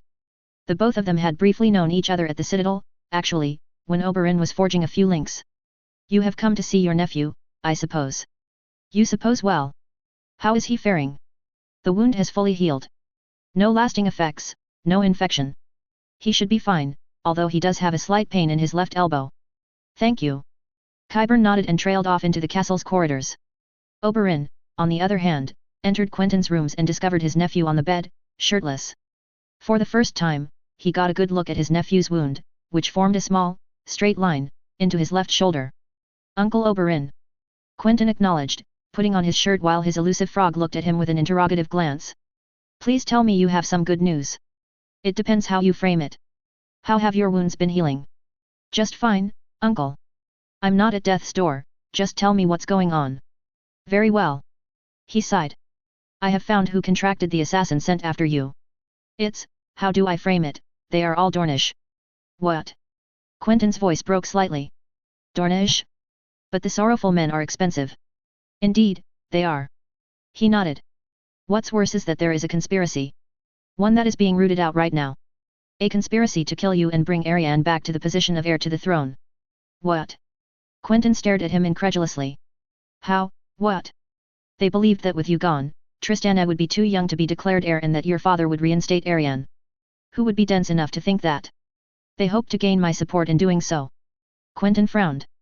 What do you mean? A person, close to me, was involved. Who? Please, not Arianne, or one of the Sands. No. Oberyn shook his head. Harmon Euler. Elaria's father. He hoped to leverage the relationship I have with his daughter, and the 4 daughters I've had with Elaria to eventually bring me to their cause and reinstate Arianne as heir. Harmon Euler. Quentyn whispered. Did the mad fucker come up with that idea on his own? No. Oberyn shook his head. And I wouldn't have expected him to. But he made a mistake. Since his reasoning behind the act was that your father was breaking Roynish tradition, he sent word to several salty Dornish houses to try and join his cause. One of which was the Jordanes. Trebor Jordan immediately sent your father word of harm's treachery. Good man. Quentyn nodded. Oberyn acquiesced. Nymella Toland's raven arrived a day later. And the Sant Agars sent a runner. He continued. They've proved their loyalty to Dorne, and to you. No doubt that old Trebor is vying for a marriage soon. Wasn't grandfather a Jordan? Quentyn scoffed. Do not get me wrong, both Miria and Samira are beautiful women that I have had the pleasure of meeting before, but I can't believe he expects us to bind our houses again. Maybe he did it out of blind loyalty. Oberyn smiled. Sometimes you think too much about what people have to gain from an act that you forget that loyalty is reason enough. Quentyn nodded. And the others? You said that there were several conspirators. Morsgarg Allen is the other main one. The Lord of Saltshore hasn't taken the succession issue that well, either. He mused. And Nymor Ali Ryan's brother, who hasn't taken well that his brother married an Euronwood and in his eyes, defected to you. The others, are mostly your sister's ex-lovers. Who? Andry Dalt, for starters. Oberyn recounted. Although his brother was completely cooperative in the investigation. Dazil is clear from any wrongdoing. The Dalts are as much victims as you in this affair, as they were meant to take the fall. Wonderful. And the last two are Garin, an orphan of the Green Blood, and Gerald Dane, the Lord of High Hermitage. An assassin doesn't really sound like Gerald's idea. Perhaps not. He shrugged. But he likely knew that getting to you was almost impossible. Quentyn nodded in response, before eyeing Oberyn intently. Please tell me Arianne isn't involved. She isn't, thank the gods. Oberyn heard Quentyn breathe a sigh of relief. She's been confined to Sunspear and has had no idea of what was going on. Neither had Tyene. That last part was a lie. Tyene had known somewhat, but was disbelieving, and both Dalt and Garin had been extremely vague with what they intended to do. Nevertheless, he chose to berate his daughter, and would keep her safe from any reprisals. Quentyn breathed deeply, took a look at his frog, and then finally announced, stone cold. I'll want all of their heads on spikes outside of Sunspear's walls. After a short trial, of course. The manner in which he delivered that line made Oberyn freeze. He had never heard Quentyn be so methodical, so cold in his tone, before this. It almost made him shiver as he remembered how Doran had reacted to Elia and her children's deaths. Your father has organized a grand Dornish trial to be held at the Water Gardens in 5 days, after the celebrations of the usurper's death. Quentyn nodded, while Oberyn almost forgot that he had these celebrations to attend to.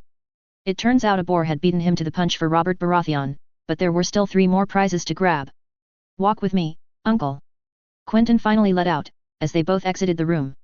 The walk was silent, but relatively short, as they quickly arrived in a large room bathed in sunlight, with a large balcony giving a splendid view on the sea to the east. Lost in his thoughts, a large clank brought him back to reality. He looked down, to find a sparring sword at his feet. What's this? He asked, picking it up. What does it look like? Quentyn frowned, as the frog, who had somehow found a way onto the balcony behind him despite Oberyn being sure Quentyn had left it in his room, let out a series of croaks that oddly resembled a laugh. Sparring sword. Oberyn shrugged. Exactly. Quentyn smiled. I am no fool, the trial at the Water Gardens will end only one way, and that is with a trial by combat. And I know what the Dornish think of my father. I will not have you or anyone else fight my battles. The conspirators will name Gerald Dane as their champion, and that cunt will not fight fair at any point. This is where you come in, uncle. You want to help me? Help me learn every dirty trick in the book and help me counter all of them. We have 5 days. Oberyn knew better to argue with his nephew by now. Very well. He said, pointing the sword straight at Quentyn. Let's begin with a warm-up. The Dornish Dragon. It had been some time since Nymella Toland hadn't seen the Water Gardens. The Lady of Ghost Hill had fond memories of that place when she was fostered there, during simpler times. Times when she wasn't the Lady of Ghost Hill, and just a young girl looking how to best cause mischief in the pools of the Water Gardens. Then her father died, and suddenly the weight of the world now hung on her shoulders. She had hoped to dodge these responsibilities. After all, her brother Vincent was much better at ruling than she was. Instead, she had fancied herself Princess Consort of Dorne. She had befriended the current prince, Doran, during her fostering, and they had remained close. Her mother Lorza had seen the advantages in a Toland match, and was ready to give her approval. But Doran, like all Martells, was as hot-blooded as his ancestors. He openly defied his mother, and rejected any marriage offers. Nymella didn't take it badly. Doran had always said that he would marry on his own terms, and not let it be dictated by her mother, who already had plans to wed both his sister and brother as well. But when Lorza Martell sent Doran to Essos to think it over, the last thing that she expected was for her eldest son to return with a bride. And by then, her health was too frail for her to protest. 2 moons after Doran's return, Lorza Martell passed away, and Doran became Prince of Dorne, and married his Norvashi woman. When Nymella met her, she knew exactly why he had done so. Princess Consort Melario was extremely beautiful, generous, and kind. Not at all what she had expected from a lady of the free cities, whom generally acted as pompous brats, thinking themselves descendants of the Valyrian gods themselves. Nymella could see how happy they were together, and her last hopes of becoming princess consort died then and there. Instead, Nymella's father Maron betrothed her to a Stormlander, Julian Estermont, a cousin of the Estermonts of Greenstone. Indeed, the Tollans had long been an exception amongst the Dornish on the coastline, or as the Northerners called them, the salty Dornish. A word invented by Durin Targaryen when he invaded Dorne. The young dragon had divided them into the sandy, stony and salty Dornish.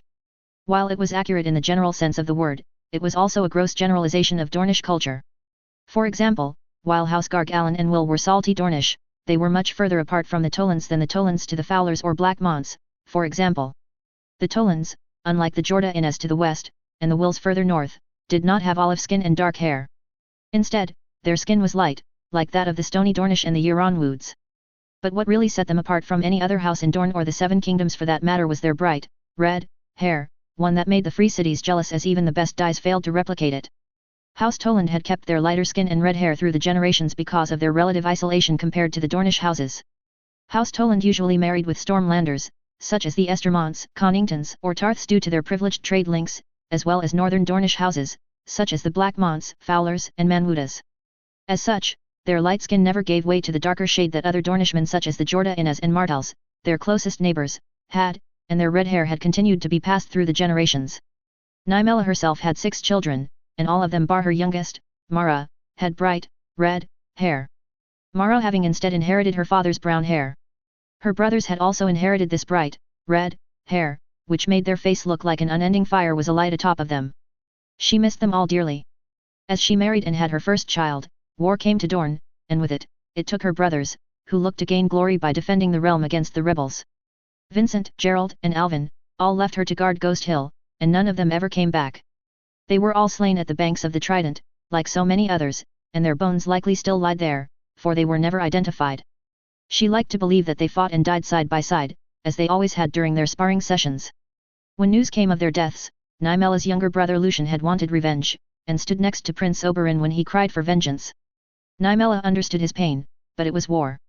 Her brothers always knew that there was a chance they would never come back. And she would not have lost Lucien, a boy of 4 and 10, to another folly. As such, she drew the ire of many, who took her as craven, who sought to protect her Stormlander husband from their vengeance. Vengeance or not, Nymella would never have let any of these fools harm a hair on her husband's head. As such, she defended herself viciously. Her husband was a Toland, and a Dornishman. He was not one of the usurper's lackeys, nor did he kill her brothers at the Trident. Her husband was guilty of some things, but a traitor and a murderer he was not. As such, for her dogged defense of her husband and her willingness to humiliate some lords in the process, loathing slowly became respect, and soon enough everyone learned to not cross the path of the Dornish dragon lest you be burnt along the way. Her younger self would laugh at such a moniker. But as time took its toll, she saw the births of Tira, Vincent, Nymeria, Durian, and Mara, and began to take pride in her moniker.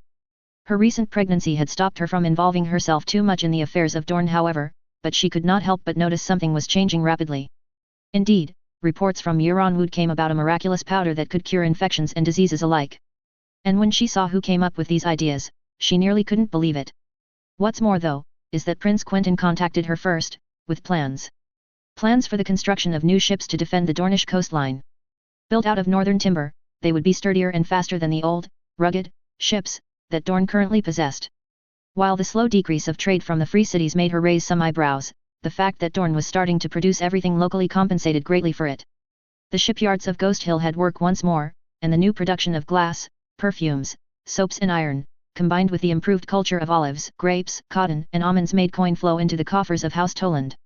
And all she had to do was keep the free cities from getting too involved in their affairs by signing various deals, buying their spices at slightly higher prices than the usual, and of course pitting them against each other instead of against Dorne. Child's play. As such, when Prince Quentyn arrived at Ghost Hill on his way to Sun's Pair, she had taken the time to talk to him. And although she couldn't decipher how the prince got his ideas, she could see some of his father in him. A wild spirit, like all Martells, but one with ambition. And at least this one acted on his promises of sending Dorn to new heights. Seeing the prince with her eldest daughter had rekindled hopes of a match between houses Martell and Toland, but she quickly remembered how these hopes had ended the first time she'd harbored such thoughts. Tira was soon sent to Sun's pair, and by the news she'd gotten, her daughter had gotten better. She had often worried for her health, and had asked Valina to convince the prince to see what was wrong. The prince had then offered to keep Tira in Sun's pair for a year, to see how she would do there, and by all accounts, Tira was having less and less dreams and visions, as she called it. When news came a few moons later of Princess Ariane's disinheritance, Nymella could hardly say that she was surprised. The princess was already on a knife's edge as Prince Quentyn's popularity was extremely high amongst both the small folk and most of the nobility, and only the Roynish succession laws protected her. When news came to Ghost Hill from her brother Lucian that the princess had had the bastard of God's grace try and assassinate her brother in fear of him taking action against her, she buried any regrets she held of her initial decision to applaud Prince Doran's declaration. Lucian, on the other hand, was more measured. Despite liking Prince Quentyn, he felt as this would set a dangerous precedent and invite more Euronwood presence at court. These fears were soon squashed as nothing changed, and instead, the changes that Prince Quentyn had started in western and northern Dorne spread through the kingdom like wildfire, and Euronwood actually lost most of the influence he had, by losing the monopoly on Quentyn's powder, which was now being made by about every large Dornish house.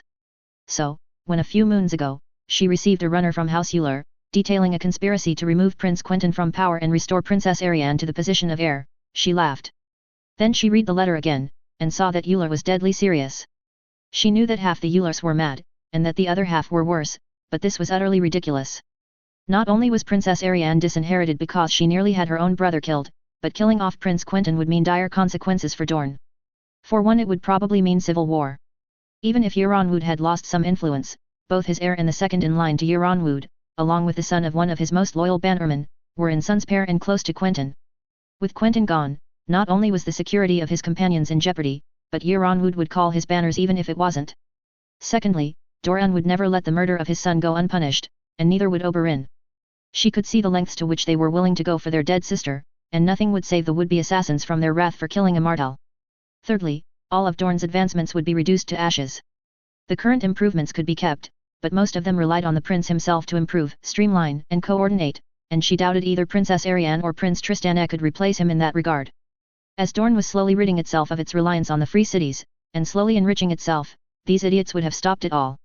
And when Nymor Alirion, one of her childhood friends, came and tried to sway her to Euler's cause, she had had enough. She was ready to see who was involved in this folly, and used every way of getting information out of him, including when the attack would take place.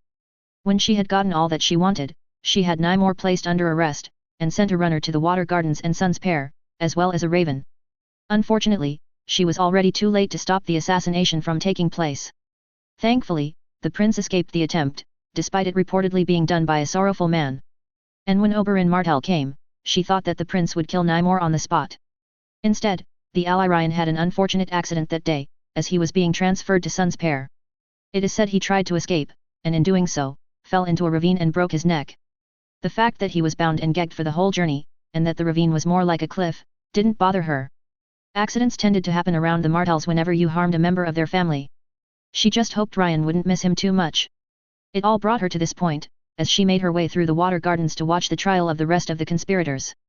This was a Dornish trial, so therefore, there were 5 judges, not the usual 3 that the 7 kingdoms would see. There would be 3 representatives of the nobility, 1 representative of the faith, and 1 representative of either the small folk or the orphans of the green blood, depending on the case. Here, due to an orphan being on trial, there was an elder of the orphans, Simon, that would be a part of the judges. Alongside him would be Septon Wyland, of the September of Sun's pair, as well as Prince Doran Martell, Sir Miles Manwoody, and herself. Hardly a fair panel, especially since she would serve as both a witness and a judge, but still, Prince Doran was not in the mood to give this scum a fair trial. Lady Toland. A voice called her. My prince. She smiled as she recognized the voice that had called out.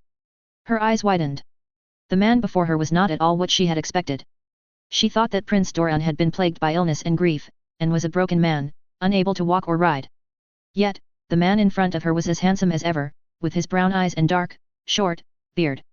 He had a cane, all right, but he never seemed to be in need of help as he stepped closer, his Norvashi guard shadowing him closely. Now, my lady. He smiled. No need for such formalities between friends. Call me, Doran, like we used to. Then, Nymella it is, my friend. She smiled. You've gotten better, Doran, what has gotten into you? I've never felt so alive. The Prince of Dorne confessed. A few moons ago I could barely walk. Now, I only use my cane because I still need it to keep my balance, but the pain has gone. I'm glad to hear it. She nodded, as two figures came forwards. One she instantly recognized as Prince Oberyn, but it took some time for her to recognize the other as Prince Quentyn. Indeed, the gash on the prince's face had made him unrecognizable for a moment, before noticing the short, dark, hair and the Martell looks. Prince Oberyn, Prince Quentyn. She nodded. I hope you are well. I am sorry the news came so late. You have nothing to apologize for, Lady Toland. Prince Quentyn shook his head. I should thank you, instead. If it weren't for you, we'd still be looking for the men who did this. My uncle told me, the lengths to which you went to find out who was involved. You needn't have gone that far. Nonsense. She waved him off. The Tolands are thankful for all that you've brought us. We're loyal, and anything I did out of my own volition. Prince Quentyn nodded, although he still seemed uneasy. She could see why, considering the lengths she had gone to get the list of conspirators. How has Elaria been taking the news? She finally asked. Not very well. Prince Oberyn admitted.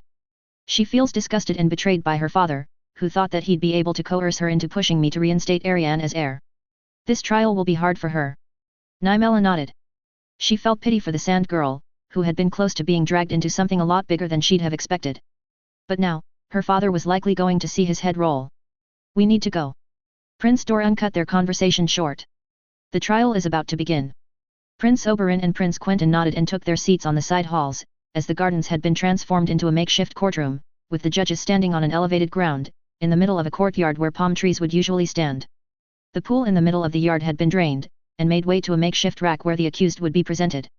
Nymella took Doran's hand, and sat on the chair to his left, as the ruling Prince of Dorne took the center. Sir Miles sat to his left, with Elder Simon sitting next to the Manwoody Knight. As for her, she would have to contend with Sunspear's Septon to her left. Meanwhile, quite the attendance had filled the halls to the left and right of the gardens, with 100 people sitting under the arches. She noticed Prince Oberyn on the right, holding his paramour's hand, while Lord Simon St. Agar sat to his left. A little further was Prince Quentyn, who was flanked by Cletus Euronwood and his younger brother, Tristanet. In front of him, on the hall directly in front of him, sat his sister, Arianne, who was flanked by the blonde daughter of Prince Oberyn, who in another world could very well be sitting on the accused bench, and Sir Manfred Martell, as solemn as ever. Then, the accused were brought in. They trickled into the courtyard one by one. Harmon Euler, Morsgarg Allen, Andry Dalt, Garin of the Green Blood, and, closing the march, Gerald Dane. All dead men walking. The Martells didn't forgive an attack on their blood. If by some miracle they were found innocent, or Oberyn Martell lost his trial by combat should the accused ask for one, then accidents would happen. Just like the one that befell Nymor Alirion. Prince Doran stood up, much to the shock of the assembly, without his cane. Lord Euler, Lord Garg Allen, Sir Andry Dalt, Sir Garin of the Green Blood and Sir Gerald Dane. You stand accused of hiring an assassin to kill Prince Quentyn Nymeros Martell. Who will stand in your defense? I will. Said the Lord of Salt Shore. Very well, Lord Garg Allen. Prince Doran nodded, and sat down, motioning for his brother to take the stand. Prince Oberyn stood up, and went to take the stand in the middle of the courtyard. All he did was to list the accusations once more, and explain how he got the information. Nymella knew all of this, and only half listened. What she did listen to, though, was then the accused response to these accusations. Lord Garg Allen. Prince Doran motioned. What have you to say against these accusations? They are false. The Lord of Salt Shore vehemently protested. The evidence presented is a lie. The list of names is false and the ship that linked Salt Shore and Tyrosh only contained the usual payments in gold for spices and silks. This is a plot to get rid of those who still support the Princess Arianne's claim to the Sun Throne. Princess Arianne has no claim. Doran answered simply. By my word. As you say, my prince. Lord Garg Allen. But this is certainly not our doing. We are being framed by someone wishing to silence our voices. Have you someone in mind? Elder Simon asked. Lord Euronwood no doubt wouldn't mind see his influence grow at court. Nymella rolled her eyes. These are serious accusations, Lord Garg Allen. Nymella cut in, smirking. I hope you have proof of this. Lord Garg Allen mumbled a few words as the rest of the accused grew uneasy. They clearly hoped to have the support of the people, but every time that the Lord of Salt Shore took the stand, he was jeered and booed so much that Prince Doran himself had to stop the crowd. "My prince," Lord Gargallan mumbled. "We understand that two people have pointed to us. However, one isn't here. Lord Trebor Jordan is currently overseeing the launch of the new Dornish fleet and as such has sent Sir Yarnis Musgrove to stand in his place." Prince Doran continued. "And Lady Nymella Toland is here should you wish to ask any further questions." "As a matter of fact, I do." Lord Gargallan grinned. "Lady Toland's testimony relies entirely on the information given to her by a dead man. Do you deny it, Lady Toland?" "Well, that and the raven from Lord Euler asking me to join in a conspiracy to restore the true heir to the Sun Throne and get rid of Prince Quentyn, yes." She snapped at him. "And a dead man, who had the time to sign and seal a confession." Nymella reminded Lord Gargallan that Nymor Allyrion had signed a confession. Under duress of course, and possibly hours before his death. "Yes, a man signs a confession, and then dies only a day afterwards." Lord Gargallan mused. "It's very convenient, isn't it? If it makes you feel any better, I do have this letter." She smiled as she pulled out a parchment. Sir Nymor wanted to send it to Lord Euler but never got the time. "Shall I read it?" Lord Gargallan went pale. "I'll do it whether you like it or not, to be fair." She smiled. It reads. "Lord Euler. You will be pleased to hear that I have managed to sway Lady Toland to our cause. I have explained to her the details of our plan and arranged for her to transfer gold to our cause. Prince Quentyn's days are numbered. Signed, Nymor Allyrion." Now, it seems that everything he confessed to was the truth. That letter and his confession were done under duress. Lord Gargallan continued to attack. "Trust me, Lord Gargallan." Lady Nymella smiled. "Nymor Allyrion was most definitely not under duress when he told me everything." "Explain." Sir Miles raised an eyebrow. "Well, it's amazing the things you can get men to say when you suck their sea." "All right, Lady Toland, no need for such details." The Septon to her left blushed. As laughs were heard in the halls, Lord Gargallan was fuming. "You turned your back on the sanctity of marriage for. I did my duty for Dorne, which you have evidently failed to do, my lord." She ripped into the Lord of Salt Shore as if he was made of paper. "What happens between my husband and I concerning these matters is no concern of yours, and my husband would have voiced his disapproval publicly if he had any problems with my methods, which he didn't. While he was abed with a very expensive Lysane whore I had paid for him to do whatever he pleased with, I sucked the information out of your pretty Allyrion pet. In the future, should you have one at all, I suggest not committing treason against Dorne, and I promise you, Lord Gargallan, it will go much smoother for you." By then, the whole crowd was snickering and Lord Gargallan was blushing furiously, trying to keep his composure as his restraints stopped him from trying to strangle her. Not that he'd get within 2 feet of her without getting a dagger in his eye, of course. After this, my prince." Elder Simon stood. "I too have a witness to call up." "Please do so, Elder Simon." Prince Doran acknowledged. Sir Simon bowed respectfully. "I call to the stand, Garin of the Green Blood." The crowd went silent, as the accused faces turned white. The orphan slowly slid away from the accused and stepped forward. Nymella frowned. "So, this is the man that the Martells would spare, then? Well, perhaps a life at the wall would be better than no life at all." "Speak, Sir Garin." Elder Simon pressed on. "What do you know of this conspiracy?" "I did not know of it until fairly recently." The boy confessed. "It was only a few moons ago that Sir Andry here told me of the plan to get rid of Prince Quentyn." "Traitor!" Sir Andry whispered under his breath, but loud enough for Nymella to hear. "Silence!" Prince Doran ordered. "Please continue, Sir Garin." "Sir Andry told me that a conspiracy was slowly making its way through the kingdom and that most lords had agreed to get rid of Prince Quentyn and restore Princess Arianne as heir. He told me that since Lord Euler was the leader, that getting Prince Oberyn to reinstate the princess would be easy." "Why did you agree to such a conspiracy, Sir Garin?"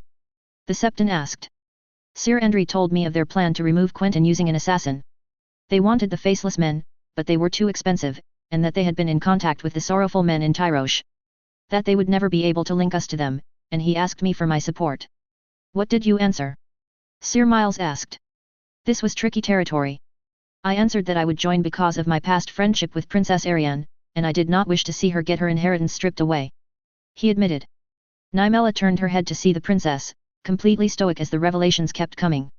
In fact, Garin had not told the whole truth. He was supposed to approach Tyene Sand and ask for Arianne's blessing, but Prince Oberyn had forbidden any investigation on that front, claiming that his daughter had no knowledge of this plot. No doubt that erasing Tyene's involvement with this plot was a factor in Garin keeping his head. "And did you know of any other participants in this plot?"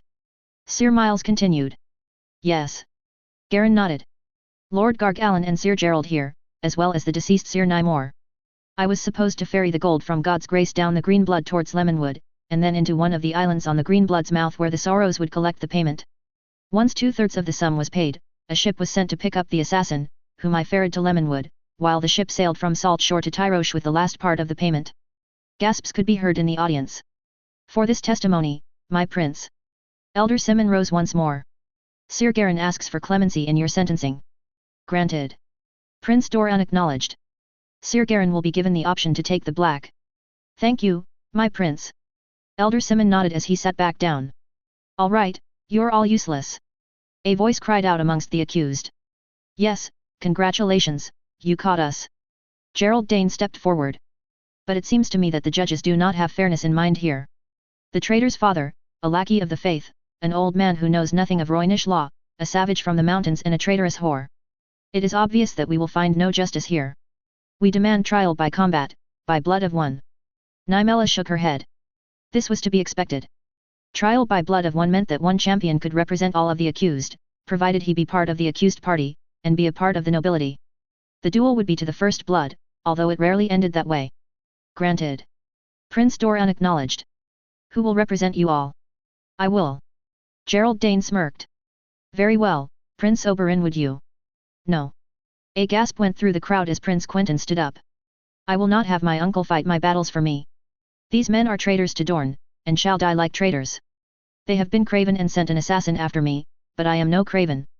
I shall represent the accusation, and I will face their champion, despite them not having the decency to face me themselves. The audience went silent as a few gasps were heard amongst the arches. She could see Prince Doran panic slightly, searching for a reaction from Prince Oberyn, but found none. Soon enough, he would be forced to agree. With a sigh, Prince Doran relented. Very well, the trial by combat shall take place tomorrow at midday. Prince Doran acknowledged. The court is adjourned. As the accused were let go, and the crowd slowly dispersed, she could see the anger in Prince Doran's eyes as Prince Quentyn joined them. Have you gone mad, Quentyn? The prince asked. You should have let your uncle represent himself. It wouldn't be right. It wouldn't send the right message. He shook his head. They tried to take my life. It is only fair that I take theirs. I admire your bravado, Prince Quentyn. Nymella cut in. But is it wise to face Sir Gerald? He is a talented swordsman after all. I wouldn't have made that choice if I wasn't completely and utterly sure of my victory tomorrow. The prince cut in with a smile. I have no intention of making this a fair fight. Doran and Nymella shared a look. How can you be so sure?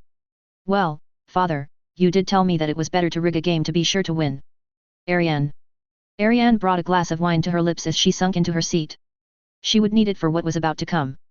The days she had spent in the water gardens recently hadn't been as joyful as the ones she'd spent there as a child, that was for sure. Between her feeling more like a prisoner there than she'd ever been in Sun's Pair, and Tyeen's presence not being able to lift her spirits. The good news though, was that she felt like she was improving.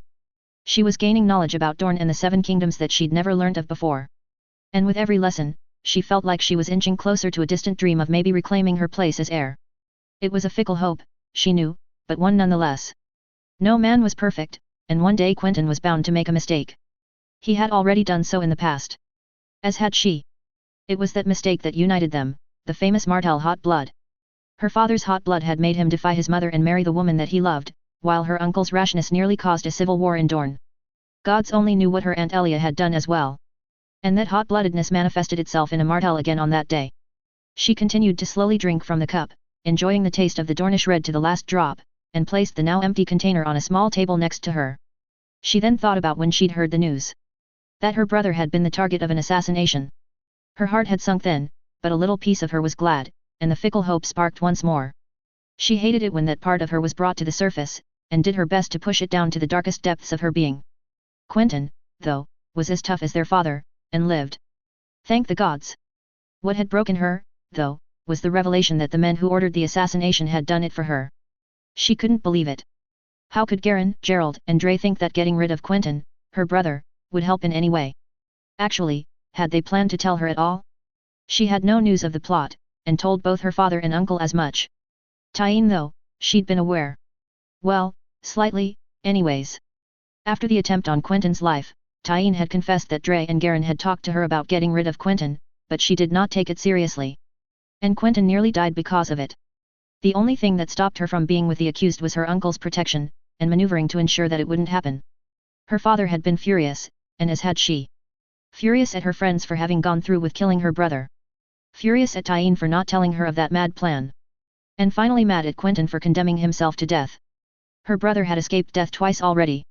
Once by Daemon's blade, and the second from an assassin's. Now he would die to the third. Why? Why did Quentyn's pride have to take over? Oberyn held the accusation, and Quentyn could have let either him or Sir Archibald Euronwood deal with Darkstar. It would have been quick. But no. Instead, he had to speak up and try and get personal revenge. She shook her head. Quentyn had inherited his father's lack of emotion, and probably his brains, but something he lacked was tact and diplomacy. While she would always be soft-spoken and indirect, her brother was blunt and to the point. It was a quality in some cases, but hardly one here. She knew Gerald, and she knew her brother. Quentyn didn't stand a chance. The Darkstar was a dangerous man. That was what had attracted her to him in the first place. His eyes, and his silver hair. She often wondered if their children would have been as fair as dragon lords, or more recently, if that was what Viserys Targaryen looked like. In any case, she tried to push these memories away. He had tried to kill her brother, and he now had the opportunity to finish the job. "Hello, cousin." A voice came from behind her. "NYM." She nodded, putting the glass back down. "You seem rather joyful. What's the matter?" "Well, a traitor is about to die today." She shrugged as she took the seat to Arianne's left. "Quentyn is as good as dead." She shrugged. "Gerald will not give him a chance. Not when his life is on the line." Nymeria chuckled. "You think that, don't you?" She smiled slightly. "Need I remind that my lovers have defeated yours every time? It happened twice." She rolled her eyes. "And try giving the Fowlers a sword and see how this one goes. That's still every time." She smirked. "And you might be surprised with the results." Arianne scoffed. "It doesn't change the fact that Gerald is talented with a blade, and that these are not the same situations as Sunspear's tourney." She frowned. "I know Quentyn." Nymeria leaned in. "More than you do. He will not take a risk like this if he wasn't completely sure to come out on top." "I wish I could share your optimism." Arianne shook her head. "I doubt that there is a single man in Dorne that could prepare Quentyn for what is about to come." "How about me?" Uncle Oberyn's voice came from her right. "Father and I have trained Quentyn for this trial." Nymeria nodded. "He will not lose. I am sure of it." "Did he beat you, uncle?" she asked, hope filling her once more. "Not once." Oberyn shrugged, as Arianne fell back into her seat. "But do not fret, niece. This trial is not fair. Consider it a glorified execution." Arianne raised an eyebrow at that, and looked to the other side of the makeshift fighting pit, where Quentyn's friends were looking on with worry in their eyes. "Quentyn's friends do not seem to share your optimism," she pointed out. "That's because they don't know what we know." Oberyn winked at her daughter, who returned it. "Although, tell me, niece. Do you feel pity for the men that will die tonight?" Arianne nodded. "As much as I hate them for going after Quentyn." She sighed. "They did it for me. For my inheritance. And now they are fighting for their lives because they decided to fight for me. It's hard not to feel anything for men like these." Oberyn, to her surprise, nodded. "True," he said, sitting down beside her. "But what you have to ask yourself is, what do these men gain by supporting your claim? Did your supposed friends do this out of the kindness of their hearts, or did they plan on getting something in return?" She could see Nymeria grinning beside her. "Who would have been the first to ask for your hand?" she asked nonchalantly. "I would never have given them anything if I learnt that they'd killed my brother," she hissed. "Maybe they didn't have to tell you that." Oberyn shrugged. "Only a man could have taken the fall. And then your hand would have been a prize to obtain." Arianne washed away these thoughts immediately. "I wouldn't." She shook her head. "And you, uncle? Do you feel pity for Lord Euler?" Oberyn clenched his fists. "I respected him once, you know." He growled. "I thought he was a great man. Good warrior. Decent father. He knew my pain, and I knew his. Lord Harmon was almost like a second father to me, especially after your grandfather died." Oberyn quickly filled himself a cup of wine and drank it all immediately. "And then he went after my blood," he said, wiping his lips clean. "And now I care not if he dies like a man, or like a dog." Arianne nodded. Maybe she should feel that way towards her friends. But she had known Quentyn for so little, and her friends for so long. How could she just forget what they'd lived through together? Luckily, she did not have to dwell on it for long, as her father and the Septon of Sons pair took the stand, while Quentyn and Gerald headed to the center of the fighting pit. The Septon said a few words to make the trial official, while her father also said the usual formalities. She couldn't help but notice that both fighters had eerily similar attire. Gerald was dressed in Dane purple, and held a long sword and shield. He was lightly armored, though he kept a large plate and helmet. Quentyn on the other hand, held shorter weapons. A bastard sword and a shield engraved with the banner of House Martell, along with a suit of armor much lighter than Gerald was wearing.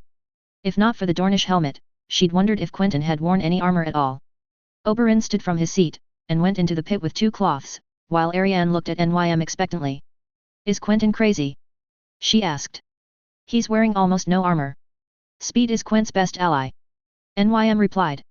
"He has almost limitless endurance. The goal is to make Darkstar run, and while Darkstar tries to pin him, to take endless jabs at him. Whenever Quent was close to defeating father, it was by exhausting him, and making him drop his guard." Arianne nodded as she noticed that her uncle had now taken the 2 cloths to the center of the field, and showed them to the audience. As a boo started to echo through the crowd, she knew what had happened. The cloths had been swept over each blade, and would have revealed any trace of poison. Gerald, like the arrogant idiot that he was, had of course poisoned his, with his cloth showing a dark green color. The audience and the judges were not amused, and he was allowed to take a second blade. There would be no third chances. This time, Arianne looked carefully as Oberyn brought the cloths, one in each hand, wiped each blade, and brought them back to the center of the pit. As he did so, 2 vultures flew over the gardens. She hoped it wasn't a bad omen. Looking back at her uncle, she noticed that he was showing her and the audience the cloths of both contestants. This time, both cloths were completely clean. Her uncle made her way back to her right, and sat down, smiling at her. Arianne was trembling with every fiber of her body, and she hadn't noticed that her hand was now squeezing her uncle's. Oberyn just smiled and placed his hand above hers, trying to reassure her that everything would be all right, just like her father had done when she'd had nightmares when she was a child. A horn was blown. The fight was on. As expected, both fighters circled around each other for what seemed like an eternity. Gerald, of course, took this opportunity to taunt Quentyn. "I never had a chance to thank you, traitor, for this opportunity. I had thought that I had failed the first time, and that I'd have to fight a better man than you." He laughed. "It turns out you decided to come out here and die instead. There's only one traitor here, Nightman," Quentyn shouted back. Gerald scowled. "It's Darkstar, you disfigured fool," Gerald replied as the two continued circling. "I am of the night, and I shall be your end." "Ah yes." Quentyn laughed. "An arrogant name, for an arrogant cunt. Then again, my sister always told me that you were compensating for something." The crowd laughed at that, and with it, she felt that Gerald was losing patience at a rapid pace. A quick look to her uncle made her realize what Quentyn was doing. He was forcing Gerald to attack in anger, and make a mistake. He was right. Gerald struck first. Unfortunately for him, Uncle Oberyn was right, her brother was too fast. With the speed of a shadowcat, Quentyn dodged the blow, and positioned himself in a defensive stance, waiting for the next strike. He didn't have to wait long. Gerald continued with 2 lashes, but her brother parried both, before attacking and striking Gerald in the elbow before quickly retreating back to his initial position. The blow barely scratched Gerald, but it was enough for Quentyn to draw blood, fueling the Dane's rage. As the Knight of High Hermitage continued to try and force a mistake out of Quentyn, her brother had continued doing the exact same thing he'd done since the beginning of the fight.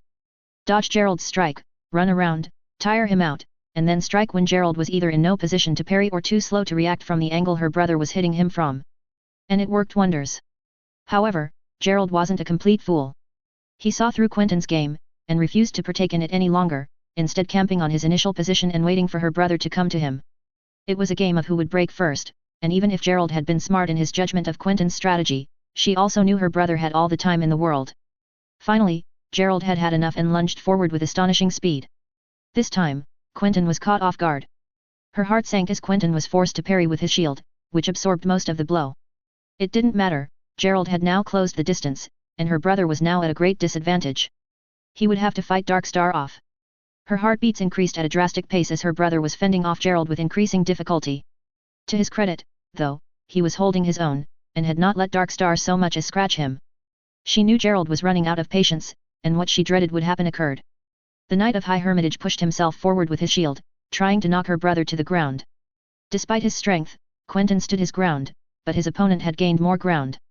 With a sweep of his feet, Gerald tried to knock Quentyn off balance. Arianne didn't dare look. However, after a couple heartbeats, her brother was still standing. What happened? She asked her uncle. Quentyn was expecting Gerald to not play by the rules. He explained. When Gerald moved to strike him off balance, your brother countered by pushing him back with his shield, forcing Gerald to either give up his position or abandon his strike. It seemed to have worked well enough. Quentyn had not been knocked down, but neither had Gerald, and the both of them were now firmly locked into position. This time, though, Quentyn had the initiative, and pressed it fully. With astonishing speed, he pushed his sword forwards into Gerald's shield. The force of impact was massive, and forced Darkstar to either give up his position or risk losing his shield. Gerald took the former. Once again, they waited, but Quentyn, instead of waiting, rushed his opponent in a flurry of quick strikes. Gerald, on the other hand, was slow to respond. He'd been struck twice already, while Quentyn only had received a few bruises, and was yet to leak blood. Quentyn's fast strikes seemed to be coming from every corner, and soon enough Gerald had been hit twice once more, unable to react. Ariane didn't understand. How was Gerald so tired already?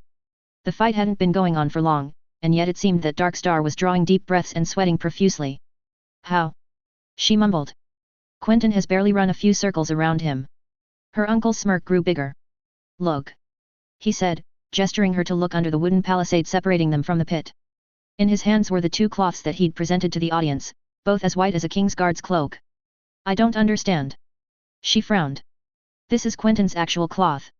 He whispered, taking out a cloak from his shirt. Ariane's eyes grew wide. The cloth was completely blue. How? She managed to mumble. I swapped them while walking to the center of the pit. Her uncle continued, whispering so as not to draw the attention of anyone around. Simple SSC trick. Replace one by the other. It only takes a moment, and a distraction. The vultures, Ariane connected the dots. Of course. Quentyn poisoned his blade. She asked in the lightest tone that she could manage, baffled as to how her brother had done such a thing. Not really. Oberyn shrugged. I did.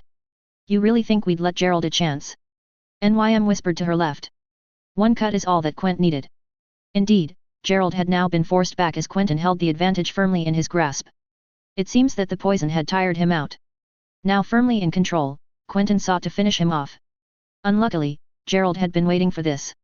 Seemingly having exaggerated his tiredness, her brother's opponent waited for Quentyn to strike in order to counter with even more power. Quentyn was still very much lucid, and held his shield to parry the blow.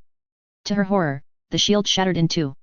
Quentyn looked in shock as he held up half a shield, while Gerald was likely smirking behind his helmet. Her brother, though, did something unexpected.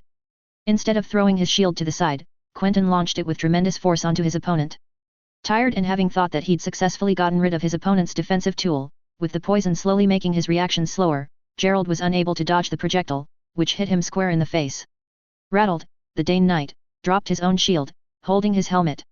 It's like all the bells of Norvos started ringing at once under his helm. Oberyn pointed out.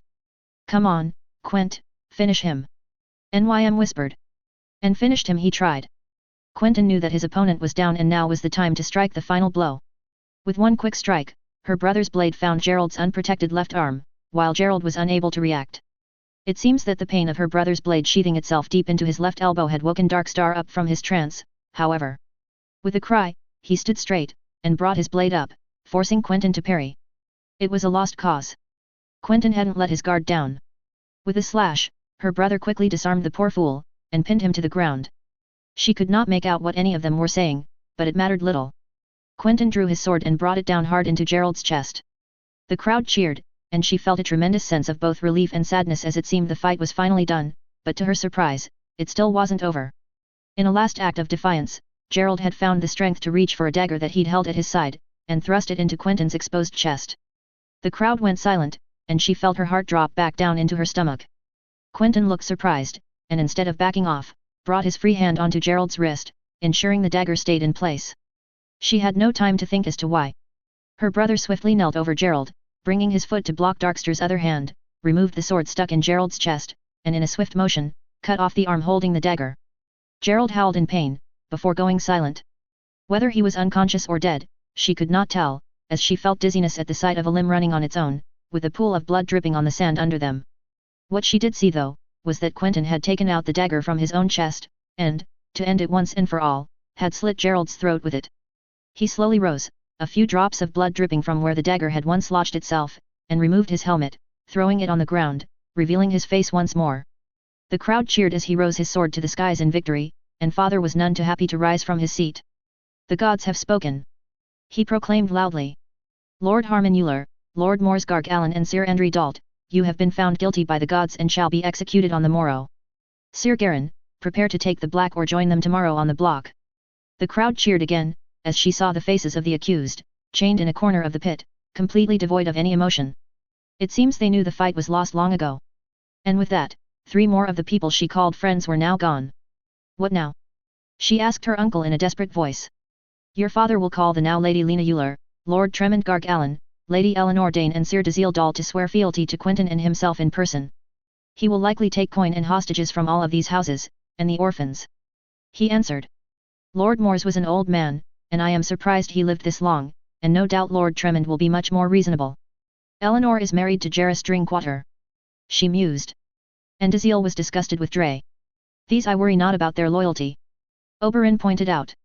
The only one I would worry about is Lady Lena. The Eulers have shown to be unpredictable in the past, and 7 know what she would now do. Her and Harmon's brother Ulwick. It seems that I may have to go to the Hellhold in person. As the crowd cleared around them, Arianne felt more and more alone. During the past weeks, she'd hoped that her friends could have guided her through these darker times. But now? Well, they were gone. Daemon was in Norvos, Garin would end up at the wall, Dre and Gerald were dead or would soon be. Who was left? Tyene? After what she kept from her, she'd need time to trust her again. Dazil? He was likely to lay low in Lemonwood for a while. Eleanor? She was married with Jarrus Drinkwater, and would soon have no time for her either. Pensive, cousin? Nym asked, as Arianne tried to complete the list in her head. Just thinking about how many friends I've lost. She replied truthfully. There will soon be more men that will seek your favor, worry not. Nym tried reassuring her, and you still have your family.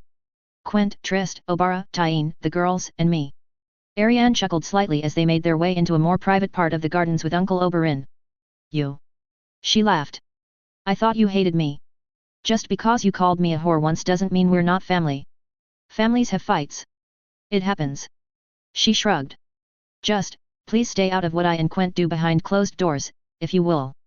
Don't worry, I don't plan to find out. She smiled, hugging her cousin close. And besides, her uncle added as he took a seat in the shade of a palm tree behind them. You still have Silva. I convinced your uncle not to send her back to Spotswood. She will act as your handmaiden. As for the others, maybe this will finally convince you to take charge of things yourself without relying on them to do the deed for you. I will need a sworn shield. Ario should be enough, but I can still get you Obara. Oberyn smiled. Is this negotiable? She teased. Everything has a price. He replied. But your father will not spare every expense. Before she had time to say anything, they were interrupted by Quentyn, who had finally recovered from the fight with Gerald. Brother! She exclaimed, rushing to hug him.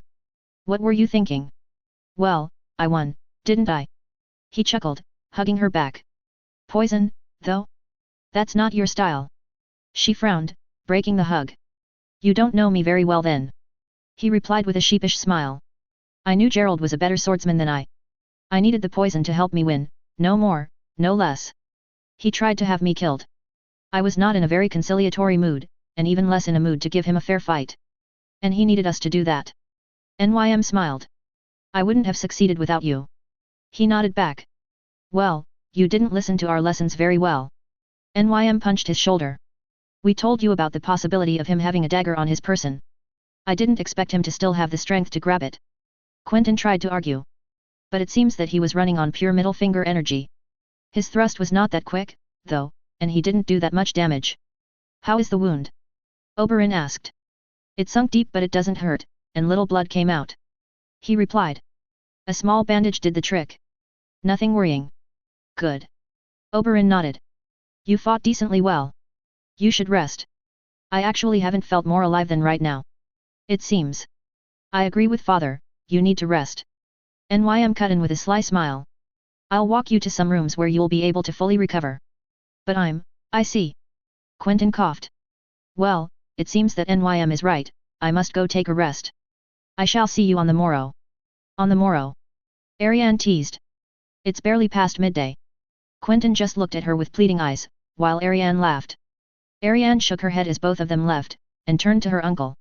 You approve of this? She asked, surprised. They're young and without a care in the world. He replied simply. I was young once. I know these things. As long as they both keep it as discreet as possible. She could feel her uncle's smile turn to a frown. Something wrong? It's not that which I am worried about. What worries you, then? She asked with some curiosity. He loves her. Her uncle almost whispered. Love. She laughed. Quentyn loves nothing. Not me, not you, not anyone. He's cold and calculating, like father. He isn't like this when he's with her. Oberyn shook his head. Quentyn is like your father, we can agree on that. And like your father he likes women that are daring, strong, smart, and dangerous.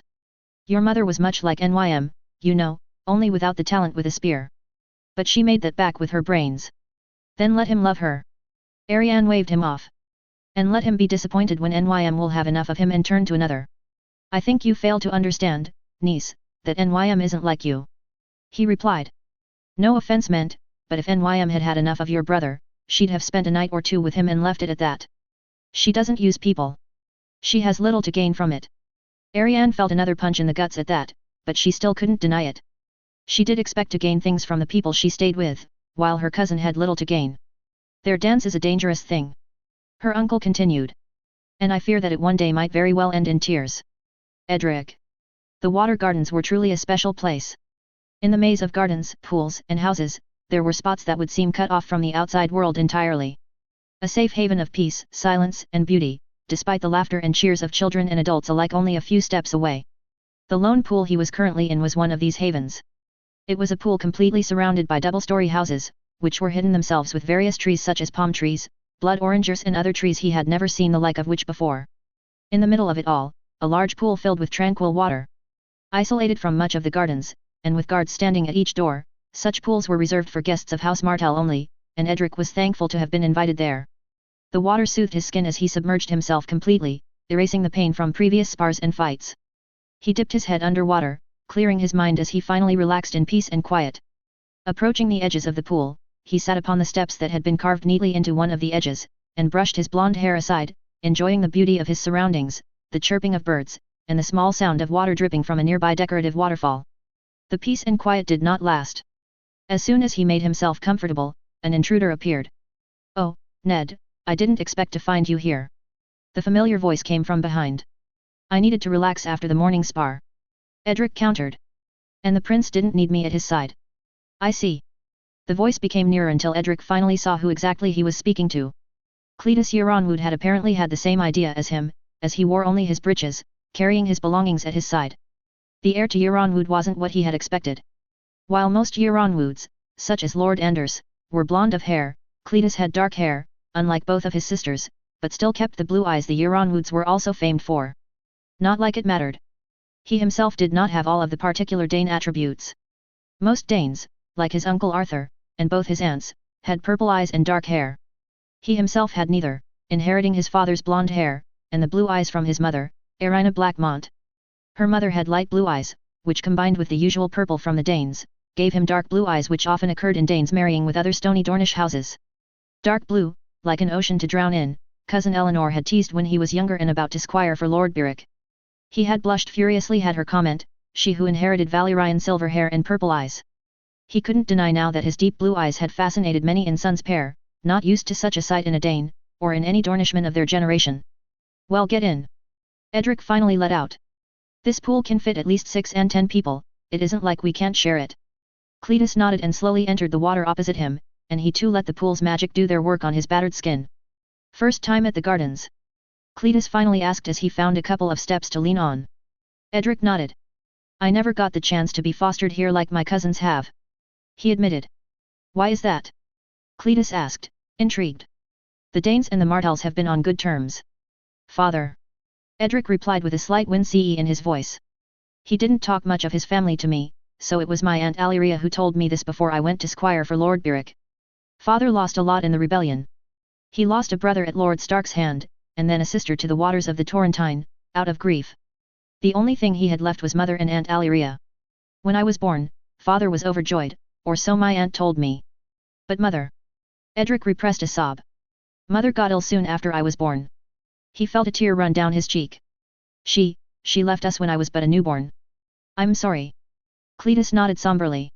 It must have been hard on your father, and you. Edric nodded. Father only had Aunt Alyria and I left, you see. With mother gone. Edric repressed another sob. I was the only thing he had left, really. Aunt Alyria wanted me to go to the water gardens when I was old enough, but father refused. Aunt Alyria told me it was because he did not want to lose the last thing his wife left him. Father, he never really recovered from mother's passing. He often got ill, and grew weaker as the years went on. Why agree for you to squire for Lord Beric if your father wanted to protect you? Cletus asked. Aunt Alyria convinced him to. He confessed. She told me that I couldn't be a proper lord of Starfall if I had never once stepped outside Dane lands, so she convinced him to squire for Lord Beric. I served him a short while, and then came back to Dorne when Prince Quentyn asked for me. By then, father had passed, so it was hard for me to refuse. Cletus nodded, and Edric couldn't resist asking him the same question. First time here as well? Yes. Cletus replied. For very different reasons. Your great-grandfather? He asked. Edric had heard of the duel between Prince Oberyn and Lord Edgar, and the ramifications that went with it. Precisely. He replied. Neither I or our two sisters came to the water gardens. YNYS could have, but my father loved her more than anything and kept her close.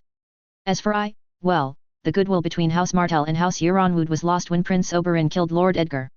By then, it was out of the question for me to be sent to the gardens, and still out of the question for my younger sister Gwyneth to be sent there as well. It is a shame. The gardens are beautiful, and deprived me of an opportunity to meet a lot of Dornishmen and women my age. Instead, I met them as I travelled to and from Euronwood. That's how I met Alyria, I mean, your aunt. At a party thrown for Lord Manwoody's name day, if I can remember correctly. At least you got to meet new people. Edric pointed out. I never saw anything of Dorne past the Stars Range, and visitors were few and far between at Starfall. Cletus nodded. Enjoy your freedom while you can, then. Cletus smiled. We're only young once in our lifetime, after all. Edric didn't fully understand what Cletus was on about being young. For him, it seemed a burden, being so inexperienced and suddenly becoming the second or third more powerful lord in Dorne. But still, he tried not to think much of it. Right now, he only wanted peace and quiet. But there too, he was about to be sorely disappointed. Just as his conversation with Cletus ended, a feminine voice made itself heard. For fuck's sake. Edric had enough and decided to plunge his head underwater and wait it out. Surely it was just a servant bringing in things. However, he couldn't exactly hold his breath forever, and had to resurface. When he did, he found Cletus face to face with a slightly older, blonde-haired woman, who was staring at him with fury in her eyes. You're not making any sense. He heard Cletus say. I said, dimwit, that we are to be betrothed. The blonde-haired woman said, angrily. Cletus frowned, but remained calm. Lady Jane, there is absolutely no way I will marry a Fowler. His voice was tense now. And don't tell me you came all the way from Skerridge to tell me this. Ha! She scoffed, as Edric tried to be as discreet as possible, not letting his mouth stay over the water, and slowly waddling towards the other end of the pool. I wouldn't come all this way for you. Do not fret about it, I have other priorities. But on the subject of marriage, that we can agree. Let's go talk to Quentyn then. Surely he knows more than we do. Cletus answered. Sure. She grinned. Lord Dane. Edric froze as he had managed to tiptoe halfway through the pool already. My lady. He asked as he turned around to face her. Please accompany us and act as a witness. I don't know, maybe I should. Ned, come on, it will only last a few minutes. Cletus cut in. And the pools aren't going anywhere. Fine. Edric grumbled. Let me change. As he left the pool and dried himself up, getting a change of clothes as he did so, he could hear the bickering between the two. Clearly there was something he had been missing. Once he had changed the best he could, both Cletus and Jane left in the blink of an eye, running towards where Prince Quentyn had told them he'd be. A small house in the middle of the gardens, guarded by several Martell guards. Getting in was no issue, and soon enough Edric could hear the prince's voice through a door. Cletus and Lady Jane didn't even knock and just barged in. The prince was standing over a table with a map of Dorne laid out in front of him. A tall red-haired woman was at his side, whom Edric recognized as Lady Nymella Toland, the Lady of Ghost Hill. Prince Quentyn paid no mind to the sudden interruption, and only raised a finger, continuing what he had previously been saying. We expect that with the conflict up ahead, Northernwood will no longer go through us directly from White Harbour. Our ships will go through Bravus instead, and construction of the fast frigates with the wood of the Torrentine will instead replace the heavier vessels constructed by the Ansons and Rose. Quentyn, I. Cletus tried to cut in, but was instantly silenced by Nymela Toland and a croak from his fro. Achilles, Edric reminded himself. You don't expect the North to stop sending their wood? She asked, sneering at the three of them so much that Edric wanted to just disappear from the face of the earth. They need the coin to fund their upcoming conflict with the crown. Quentyn continued. Needless to say, we are more than eager to give them such coin. I am more worried about Stannis Baratheon's fleet patrolling off Greenstone and Tarth. I feel like I will have to reroute some of your ships to patrol that area and protect our shipping coming to Ghost Hill and the Tor. Not an unwise choice, but it seems your friends have something to say. The Lady of Ghost Hill looked straight at them. If Edric could have died from embarrassment, he would have collapsed right there. What is so important that it cannot wait a couple of hours till I am done here? Quentyn raised an eyebrow. You knew she was here? Cletus asked. It's hard not to notice. Quentyn raised an eyebrow, with Achilles croaking as if in approval. I dined with her, Jen, Fiora and Delilah yesterday. Lord Fowler had business with my father and brought them along. Quentyn. Jane spoke up. I don't want to marry him. Jane pointed straight at Cletus. To be fair, neither do I. Cletus sarcastically remarked. You didn't mention this yesterday. Quentyn pointed out. Why? I learned it from Mother today. Jane replied. And you didn't know? No, I didn't. Quentyn frowned. What exact words did Lady Ginus use? She told me there would probably be a Fowler-Euron-Wood match soon. She frowned. She told me that it would be a historic event. We now know why the old hawk was at the gardens. Lady Toland whispered to the prince, just within Edric's earshot. Well, you seemed very happy together the last time you two met. Quentyn crossed his arms. Why would you not like each other now? Just because I see a pretty girl does not mean I'm going to marry a Fowler.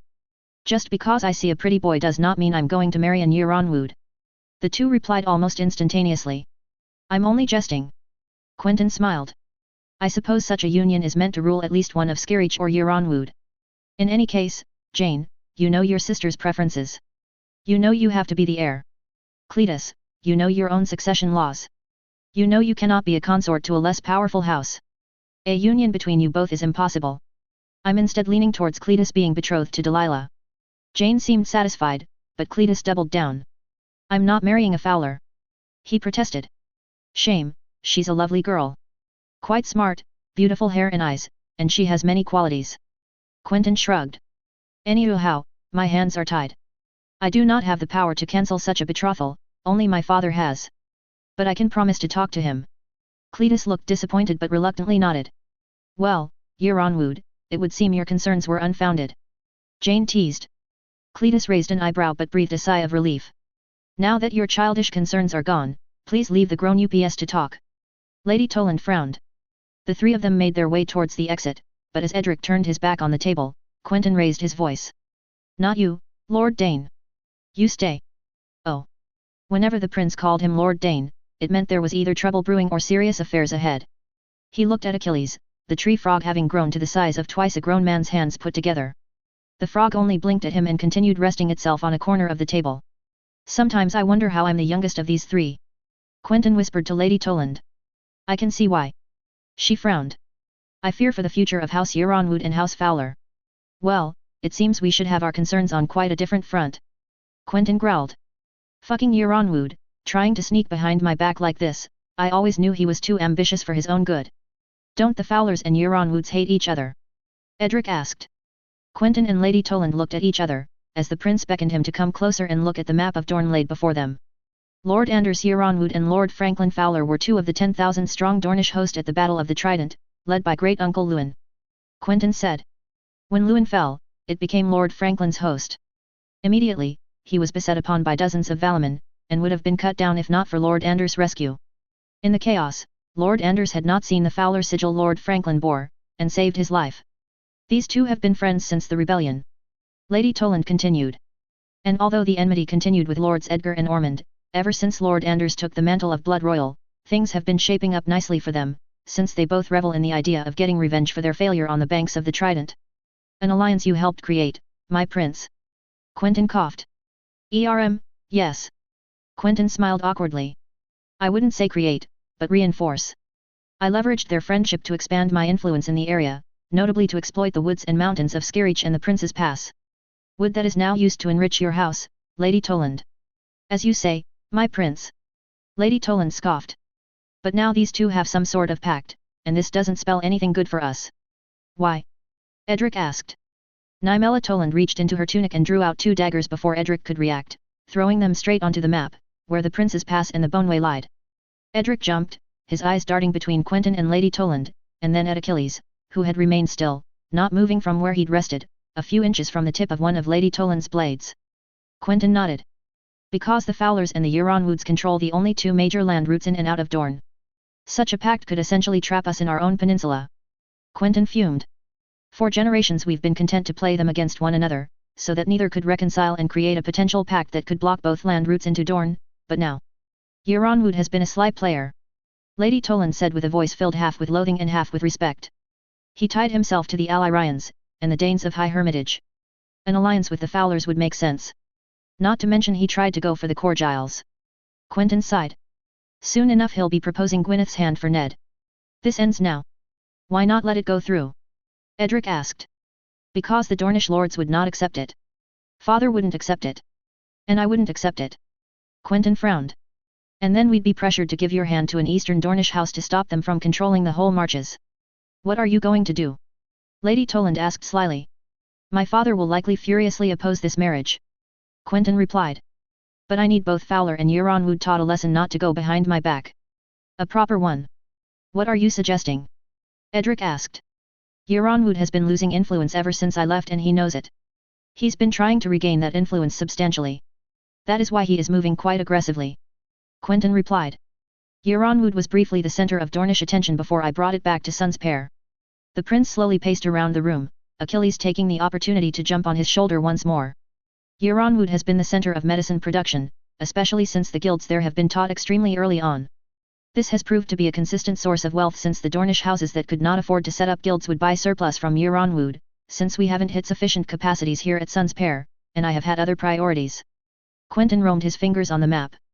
But if I gave monetary incentive for the guilds to move to a more suitable place. Let's say, Ghost Hill. Lady Toland laughed, with Achilles croaking as well. I can see where this is going. But what about Fowler? Fowler isn't dependent on my actions, but I certainly know where to hurt him. Quentyn smirked. I need a word with Jen Ellen. Clearly there was something Edric was missing since both Quentyn and Lady Toland were smiling from ear to ear. I'm going to make sure none of them dare make a move on my house again. Quentyn smirked. I'm sorry to leave so early, but my father has requested my presence, and I need to have the arrangements concluded for the whole Fowler-Euronwood situation. Good day, Lord Dane. Lady Toland. Before he could leave with Quentyn, though, the red-haired lady of Ghost Hill coughed and turned to Edric, while Quentyn looked on, confused. Say, Lord Dane, have you met my daughter Tira? She grinned. Edric blushed as he could hear Quentyn's voice rise behind him. Lady Toland. The loyal guard. Years had come and gone for Areo Hota, and as they passed, he could feel that time had not been particularly kind to him. With every passing year, the Norvashi guard's axe had felt heavier and heavier, despite his duties becoming lighter and lighter. Yet, he did not falter in his duties. The prince commanded, and Areo obeyed. And so, he did. He had stayed by his prince's side, even dutiful. He had seen and felt the prince's pain as the gout took him and forced him to be tied to a chair. He had seen dozens, if not hundreds of faces come and go through the water gardens. He had seen every corner of Dorne represented, and every one of the Martells come and go. He had seen the little princess grow into a beautiful woman. He had seen the little prince grow into a scarred warrior. He had seen the baby prince grow into a young man. And most of all, he had seen the miracles that had come to Dorne with the little prince. Areo paid no mind at first, but it was hard to ignore the changes that were coming to Dorne. New medicine, flowers, fruits, and spices soon flooded the Dornish markets. The common folk were happier, the lords richer, and most of all, his prince began a remarkable recovery. Ever since the little prince had first come to the water gardens, Areo's prince had taken the extract every day. And with every passing day, Areo could feel that his prince was regaining his strength and youthfulness. He started with slow walks of an hour with a cane and his help, then transitioned to longer walks with the cane alone. Soon, there was no need for a cane at all. Areo could sense that his prince had finally started to look lively again, and was planning to take a trip across Dorne, something he hadn't done in many years. And all of that thanks to the little prince standing in front of him. Your squire has to stay here. He told Prince Quentyn. Of course. The little prince nodded back. The Dane boy quickly bowed and scurried off somewhere, while Areo and the little prince made their way towards one of the water garden's inner pools. On their way there, he couldn't help but look at the small frog in the prince's pouch. He had seen such frogs before, but he couldn't remember where. Tell me, little prince. Ario asked. Where did you find this frog of yours? A merchant from Volantis sold it to me at Yeronwood. Quentyn answered. Volantis. Ario took a second to think. Yes, I think I have seen some of these before. Really? Quentyn raised an eyebrow. It wouldn't surprise me to find Roynish tree frogs in the Nuan as well, to be fair. Ah, there it was. Ario finally had put his finger on it. Some Norvashi priests keep the frogs for good luck. It's the same here. Quentyn answered simply. Of course, it was a little more complicated than that. Roynish tree frogs were common along the Rhoyne before the destruction of the Rhoyner, and along with the turtles of the river, were worshipped by them. However, when the Valyrians conquered the area, they exterminated almost all of them because of the link they supposedly had with the Rhoyner. Despite this, the frogs survived, and in cities along the Rhoyne and its affluents such as Norvos, Selharis, Valisar, Volantheris and even Volantis, these tree frogs were collected by wealthy merchants and nobles. Not many of these were of Valyrian descent, though, as the frogs symbolized resistance to Valyrian rule. Instead, they were traded and sold to the Dornish, nostalgic of a Roynish era long gone, or to the Bravasi and their curiosity, or superstition. The Norvashi also collected them, as they managed to rid much of their expensive gardens of flies, hornets and even snakes, and little Norvashi cared for the fact that the Rhoyner held them and the Roynish turtles as tokens of resistance against the Valyrians. It wasn't that surprising that the little prince had managed to acquire one, although one such specimen would be quite expensive. Although judging by its size, it was quite young, and Roynish tree frogs were said to live as long as 50 years, mayhaps more.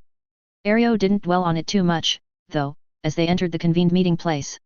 It was a small area, in the middle of palm trees, with small ponds scattered around the freshly watered gardens, which now hosted a variety of different flowers each more colorful than the other. There were no pools here, only a small table with 2 chairs opposite each other. Ario would not sit. He would have plenty of time to sit later. Now was the time to watch over the princes. Father. Quentyn bowed as he saw Prince Doran standing next to the chairs. I see that your health has been improving. I'm glad. Sit, Quentyn. Doran answered. We have much to discuss. Tea. Quentyn nodded as he was handed a cup of a small brewage. It was a good thought that you had, to plant several seeds of this Yiddish plant in the forests. Doran continued as the sweet smell of the beverages dissipated into the air. It's a wonder we didn't think of it before. This will save us a fortune in trading with faraway UTI.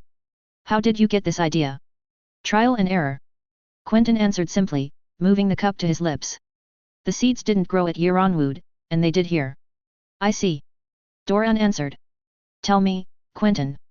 How did you manage to do all of what you did? The medicine, the perfumes, the new fruits and glassworks? I can hardly believe you learned it from Yeronwood. Does it matter?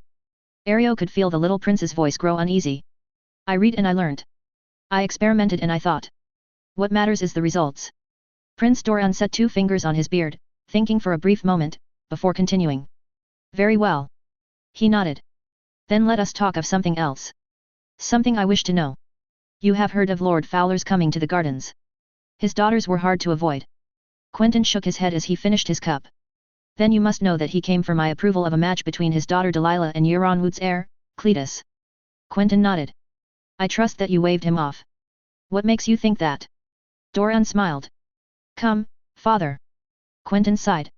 You wouldn't dare give the go-ahead for the marriage between houses capable of trapping us inside our own peninsula, or giving Dorne to our enemies.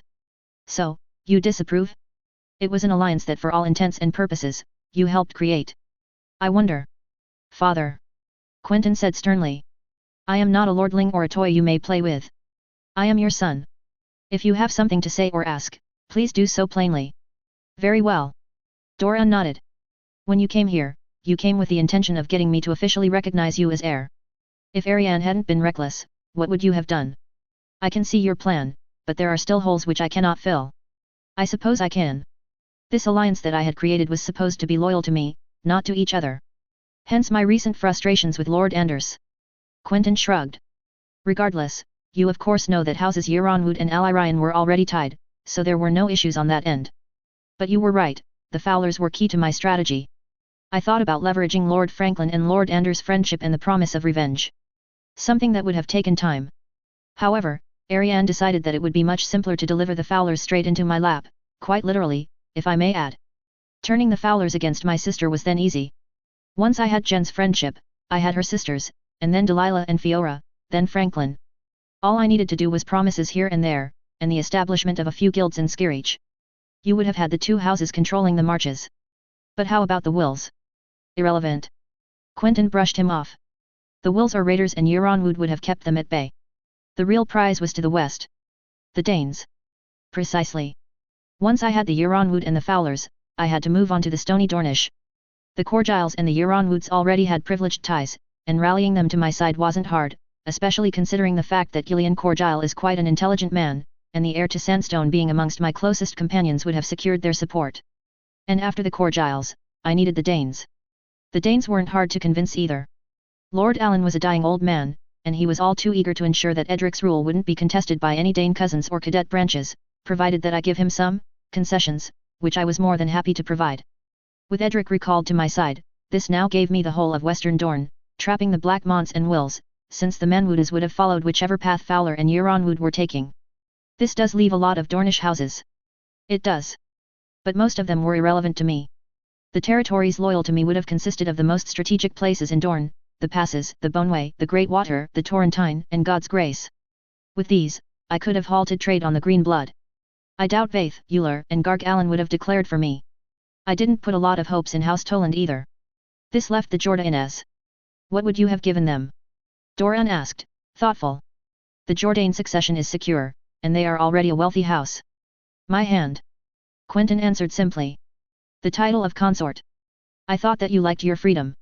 Dorne is worth a marriage. Quentyn raised an eyebrow.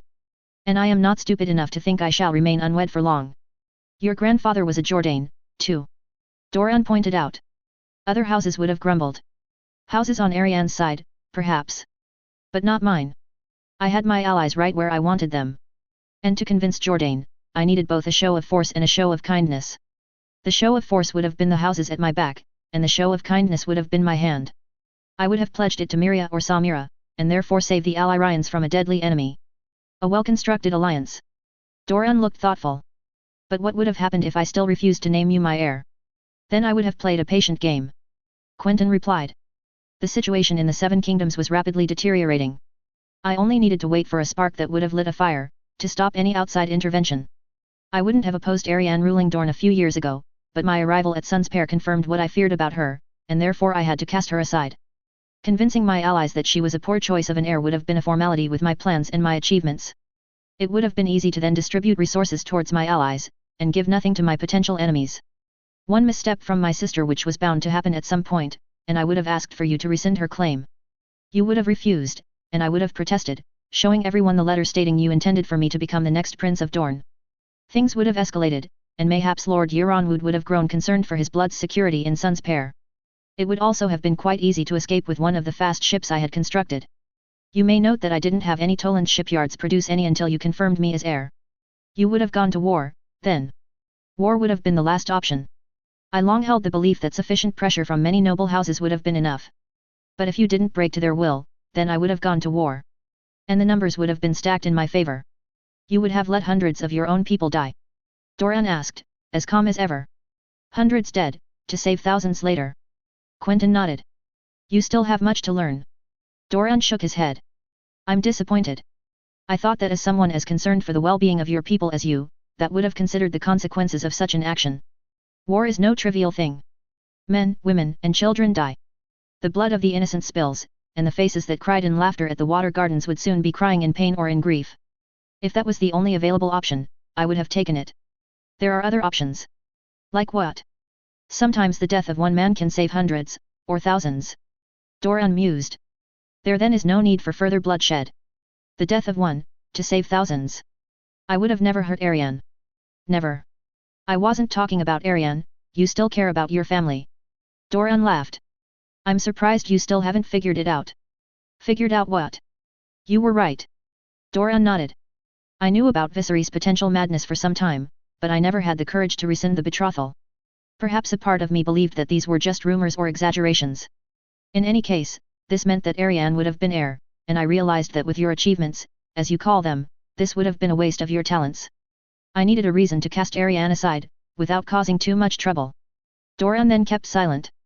Ario could feel the tension in the air, as the little prince seemed deep in thought for a moment. Then his face went completely pale. No. You wouldn't. Quentyn muttered. I would and I did. Doran nodded. I never meant to kill the boy, but he was unimportant enough that if he did, then I could cover it up. As it turns out, he got sick just enough for you to be curious. Thankfully though, I never had to use it against your sister to cast her aside. You nearly killed my friend. And if your friend died in one of the battles of a war you started, would his blood be on your hands, then? Doran cut back. One death to save thousands.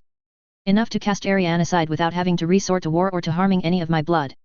Remember, Quentyn. I made you heir. I can unmake you just as easily. Is that a threat?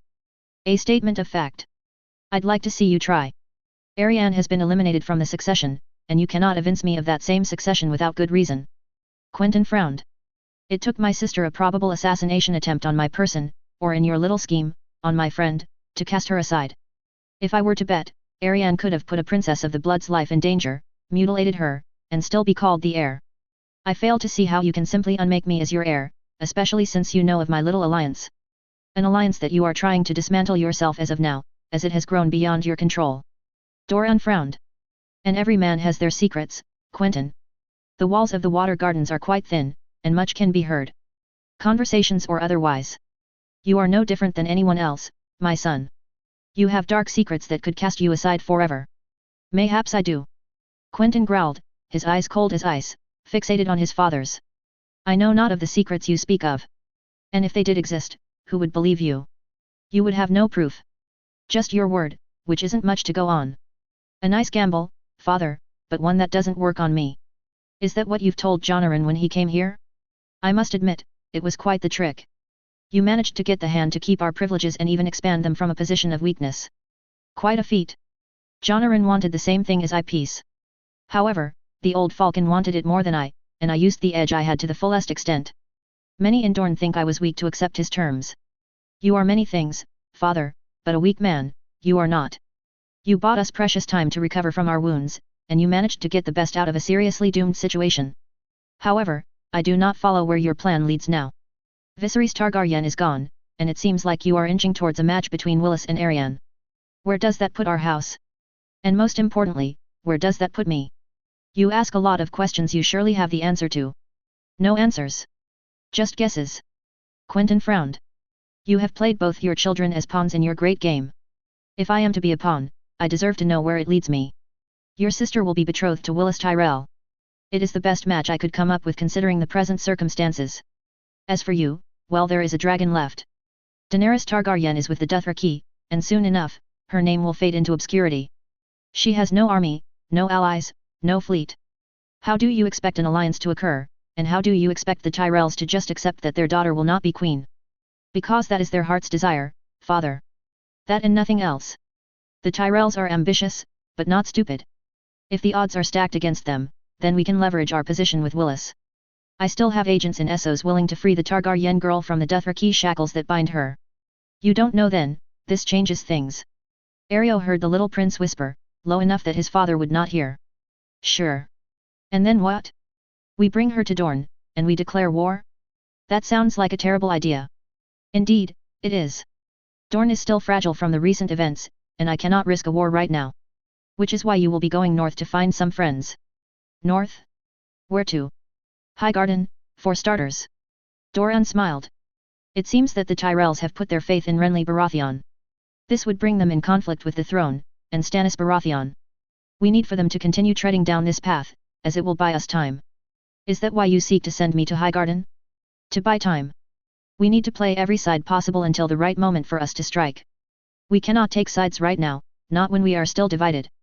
Your uncle will quell these dissensions while you make sure that the Tyrells and Baratheons do not grow too powerful.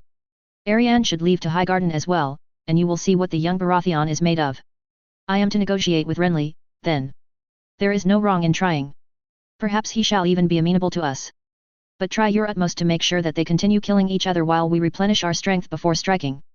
Dorne cannot win an offensive war unless the enemy it faces is divided, tired and broken. You are banking everything on the dragon returning to our shores. Quentyn muttered under his breath. Not everything. There are other options. Areo thought he heard Quentyn curse under his breath, but paid it no mind as Prince Doran continued on. The current dynasty is fragile and doomed to fall. It is only a matter of who will take advantage of this. And I very much intend to avenge our house by having our blood sit the Iron Throne. We shall lie in wait for the right moment, and then we shall strike. Is that what you wish, then? Quentyn asked. For our blood on the throne and to see our enemies defeated? But where does that leave me? I came here to claim Dorne, not to lose it. There may be circumstances in which you may not need to waive your claim to Dorne. But there are other circumstances where you will need to stand aside and do your duty for our house. Doran sighed. I am confused. It seems that you have ambition but the throne isn't something you wish to take. What is your heart's desire then? To rule Dorne and its people. To better their lives, and mine. To stand with the people I know, love and cherish. Not in some faraway city, surrounded by enemies. I seek Dorne. No more, no less. You say that you wish to better the lives of the Dornish, yet you wish to go to war against these same subjects. You confuse me, Quentyn. Perhaps I do now, but in time, you will understand my reasons, father. Quentyn shook his head. Or maybe you won't. Truthfully, it doesn't matter. For now, I shall do my duty. You have become quite an interesting person. But there is still much that you can offer our house, son. Things that go beyond our own borders. In time, you shall understand. Today, I need you to head to the Reach. Tomorrow, I may need you to break bread with the Starks or the Lannisters. Are you ready to do your duty for our house? When am I to leave? Quentyn asked without any hesitation. In 5 days. You will go to Ghost Hill, where one of your ships will then take you to Stonehelm, the seat of the neutral House Swan. You will then make your way to Summerhall, then Longtable. Reports differ as to where Renly will try to march first. Am I to have any guard or escort? Your usual companions, and 200 men. It's better than nothing, I suppose. The little prince sighed. And what of Son's pair? Sir Manfrey will rule in your absence, unless you wish to name a regent yourself. Your sister will soon depart for Highgarden as well, and your uncle shall put down the last fires down in Hellholt. I see you have it all planned out. Quentyn groaned as he lifted himself from his seat. Let us just hope that everything goes according to your plan. Trust me, Quentyn. It will. I have a hard time believing that, father. You can be sure of one thing. Life loves to throw dirt in each of our plans. Like it did with mine. Arianne. The Water Gardens truly were an otherworldly place. At times, it felt like it was the beating heart of Dorne, where everyone would meet, laugh and enjoy themselves. At others, it felt like a path to escape reality as there were only the birds, the sound of water dripping in the pools, and the different trees and plants surrounding her, trapping her in a place locked from the outside world. This was one such occasion, but she was not the only one that was enjoying the comfortable silence. You're leaving, then? Arianne asked gently, falling into her comfortable chair, brushing her hair aside, as she bent forwards to take a bite out of a grape laying on the plate of fruit on the table in front of them. Quentyn was sitting opposite her, his hair slightly disheveled, and his face as calm and stern as ever. Yet, Arianne could feel that something wasn't completely right with his brother. He looked lost, solemn even. How could he be so solemn when he had everything he asked for? Dorne was in the palm of his hand. He had eliminated the last of his enemies, and his rule would now be close to uncontested.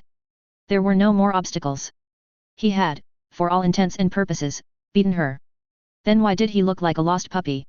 Time flew by and her brother still hadn't answered the question. She looked into his dark brown eyes, that mirrored hers almost exactly. But it was a lost cause. Her brother's eyes were void and sullen, and seemed to trap any emotions from flowing out of his body. She spoke again. Something wrong. This time her brother reacted by swiftly darting his head upwards, as if he was waking up from a dream, and looked perplexingly at her. No. He shook his head, trying to put his hair back into place as he brought a hand to his own curls, attempting to keep his dark-colored hair from falling into his eyes. I was just thinking. Thinking about a lot of things. You think too much. Arianne scoffed, taking several grapes in her hands, enjoying the sweet flavor left on her tongue with every bite. You should just enjoy the moment. Take a break from whatever you are doing. Quentyn stared at her for a little while, his scar endlessly mocking her, a stark reminder of when she had lost Dorne, and the consequences her brother paid for her recklessness. He straightened up in his own chair and looked at the plate of fruit, observing each and every one of the many options before him. Still, he ignored the colorful and oddly shaped ones, and went for a peach, feeling it in his hands as he picked it up and taking a bite out of it. Juice spilled from Quentyn's mouth as he closed his eyes for a split moment and took time to appreciate the taste. Maybe I should. He finally said. But I cannot do that right now. Not when the future of our house is at stake. You sound so ominous. She laughed. Let them fight over their precious throne. We shall pick up the pieces. Quentyn scoffed. That's exactly what father is planning to do. He shook his head. Do nothing and wait.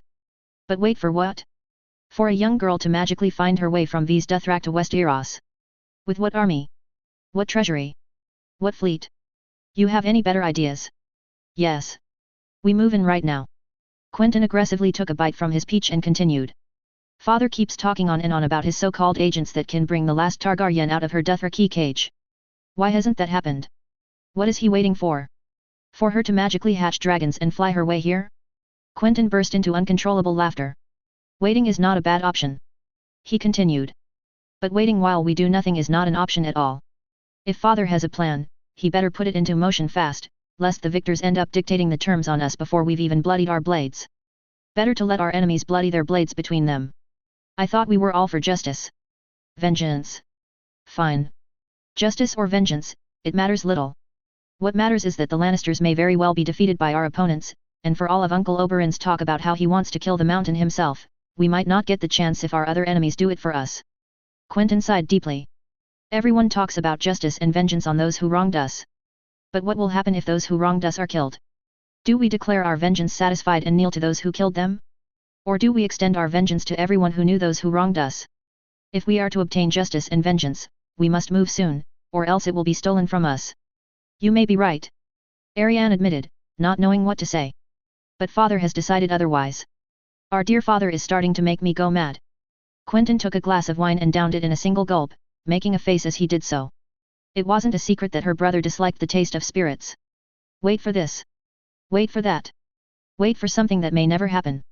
Just go get Daenerys Targaryen and bring her here if you can, for heaven's sake. You're making quite the fuss for someone who told me that we needed to be patient a few moons ago. She teased. I said that we didn't need to be reckless. Her brother clarified. I said that it was unwise to rush ourselves into any offensive action. But if our offensive action is methodically planned so as to leave no doubt of our victory, then why shouldn't we? But as it stands, we aren't even planning. Father might send a few symbolic hosts to guard the Boneway and the Prince's Pass, but nothing will be done until some form of godly intervention comes our way. I truly do not understand him. Arianne chuckled. Who does? She smiled, bringing a cup of wine to her lips while Quentyn returned to his solemn self. I don't get why father is so intent on sending me to the negotiating table with the Tyrells and Renly Baratheon. Quentyn silently raged. There would be so many different ways of doing this, but father wants me to make time. Time for what? And how? You're smart, you'll figure something out. Arianne felt herself losing control over her emotions. Was he actually complaining that he was going to escape the gilded prison that was Dorne? She could hardly believe it. After all, he was always talking about exploring the world, from the Summer Isles to Yeti, and now that there was an opportunity to do just that, he wasn't in the mood to take it. He had to be jesting. Figure what? He asked. Should I just arrive to their negotiations and say hello everyone, we're actually not interested in any of you, but if you could wait a few more moons to kill off your enemies because we need time to prepare for our fancy Targaryen restoration, that would be great. Deal? Deal. I just do not get what I can bring them to stall any longer than expected. Maybe play on internal dissensions, but that is a stretch, and I'd need to figure them out, which would take time. Father is setting me up to fail. And whilst I fail, there are many things that would require my attention in Dorne which I cannot influence. If it is any consolation to you, I am to go to Highgarden to meet my betrothed and do exactly the same thing. She sarcastically answered him. Be glad that you still have your freedom, for mine will not last much longer. My freedom? Quentyn laughed. Right now, it is the last thing I need. In fact, I will need a marriage soon. You? Marry? Arianne raised an eyebrow. I thought you very much liked your present situation. I do. He nodded back, his voice cracking ever so slightly. I would keep this for as long as I could, if I could. But the reality is that I need to be wed soon and have an heir or heiress to confirm my position as heir. As long as I do not have this, my position will always be contested. This was interesting. Was Quentyn really that insecure about his position? In which case there was a possibility, maybe, to turn the tides back into her favor. No, she banished such thoughts from her head once again. She knew what her brother was insinuating, and she would not consider such an option. Marry? But who? She asked instead. You said that you did not wish to marry any Euronwoods or Fowlers. This reduces options, and you know that you may not marry Nym either. I know. Quentyn sighed.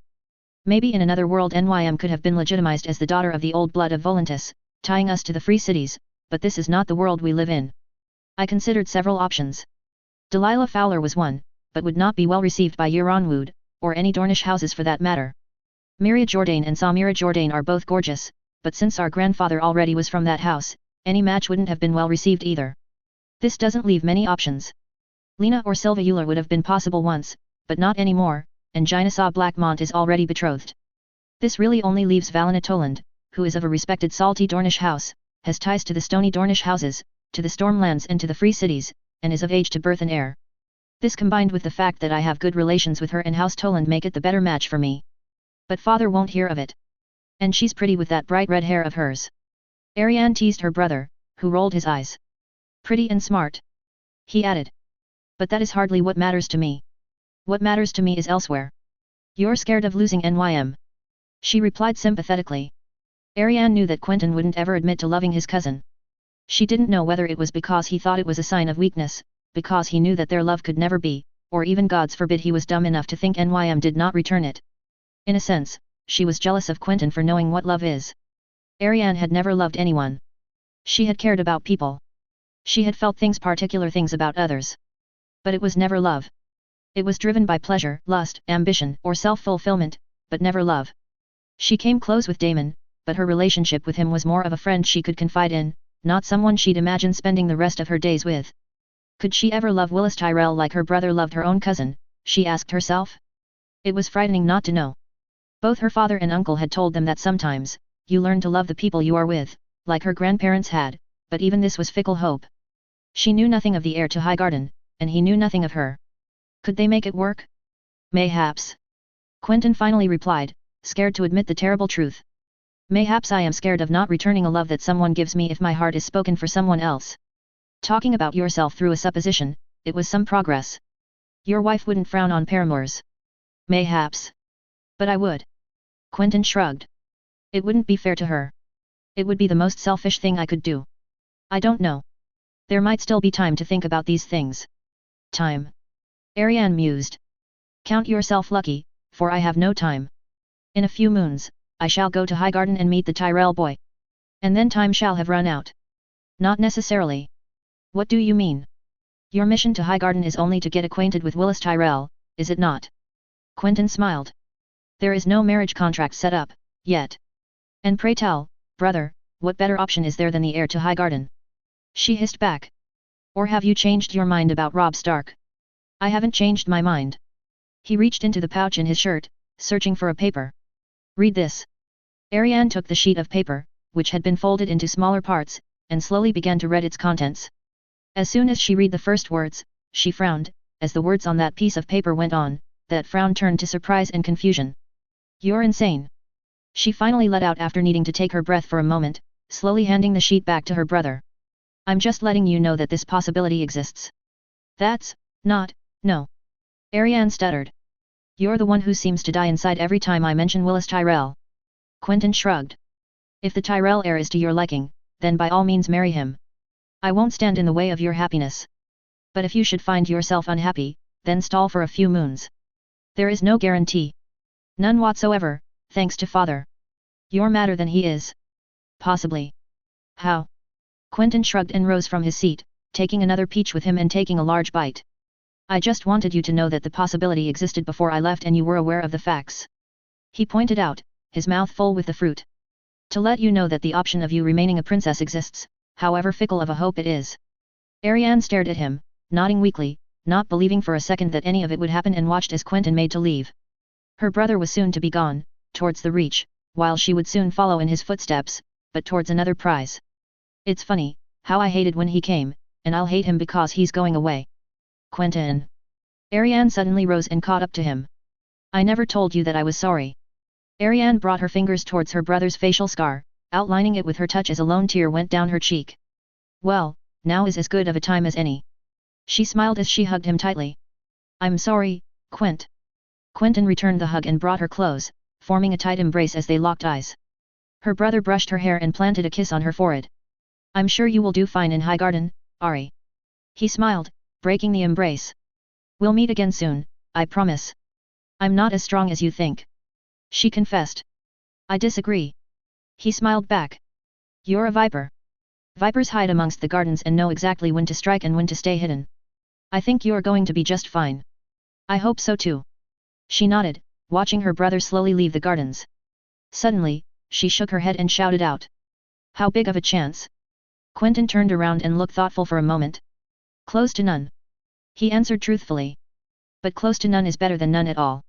And with that, he was gone. And Ariane never felt so alone. Jairus. On any other day, Jairus would have been thrilled to finally leave Dorne to explore more of the world. Somehow, though, this was the worst time the gods had chosen to grant him his wish. With Eleanor pregnant at Sun's pair, he felt that his duty was now at his wife's side, helping her during these times. Despite being excited at the prospect to visit more of Westeros while on Quentyn's diplomatic mission, he was constantly worried with the developments at home. Not only was Eleanor pregnant, she was now the heir to High Hermitage, which put both his wife and himself in a peculiar situation. With Gerald Dane dead, it was Eleanor that would inherit High Hermitage, and the old Darius Dane had had no other issue than the two siblings. On the other hand, Jairus was heir to Yorick's Bank, but had no less than 4 siblings. The problem was that his 4 siblings were all girls, and House Drinkwater followed the same Andal rules as House Euronwood, meaning none of them could inherit. This meant that inevitably, there would be a succession crisis. If Eleanor gave up High Hermitage, which she wasn't prepared to do anyways, it would leave quite a burden on the young Lord Dane. And if Jairus decided to give up Yorick's Bank, it would cause another lot of problems. It was an issue that he had hoped to talk over with his wife, but once more, his unforeseen trip to the Reach had stopped any actions he could have taken. And gods know how many arguments he and Eleanor had over this. Quite ironically, Eleanor supported him going away for some time, saying that she'll be just fine in Sun's pair, and that he'd likely be back in a few moons, and would have time to witness the birth of their child. He disagreed. The last time he thought he'd just be gone for a couple of moons, he ended up wed to the most beautiful woman he'd ever met in the Dornish capital, far from the banks of the Great Water. Jairus never thought that he'd end up wed so early, either. He was after all, a son of minor nobility, even if said nobility had married into one of the most powerful houses of Dorne, and possibly the 7 kingdoms. But with the Dornish situation changing rapidly, his father did not miss the opportunity to wed him to Eleanor Dane, something that infuriated him at the time. Not only would he have lost the freedom that he had enjoyed until then, but he also knew that his father had eyes on possibly having one of his children inherit Starfall. And with his sister wed to Lord Anders, this would have meant Drinkwater blood in 2 extremely powerful Dornish houses. Jairus cared little for the scheming of his father, or of Lord Euronwood for that matter. What he cared about was living the best life that he could, with his friends. But life had decided otherwise, and when he first met his betrothed, his jaw nearly dropped. She was gorgeous, with her long, blonde silver hair and deep, purple, eyes. A beauty right from the tales of old Valyria.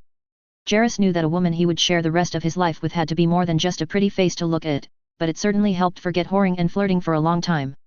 And as they got to know each other, he felt comfortable around her, and had started caring. He couldn't tell when he started to think that he loved her. Was it when he stopped going whoring or trying to seduce girls with Cletus and Will because he thought it wouldn't bode well with Eleanor?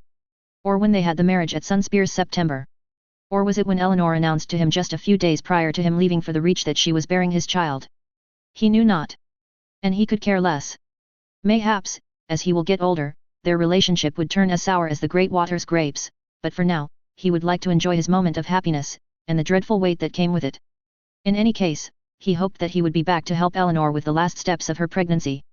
With him away, he worried for her every day, despite all of his friends stating that if Eleanor accepted for him to go, then he had nothing to worry about. After all, Cletus always told him that he worried too much. However, this trip hadn't been as smooth as anyone had expected it to.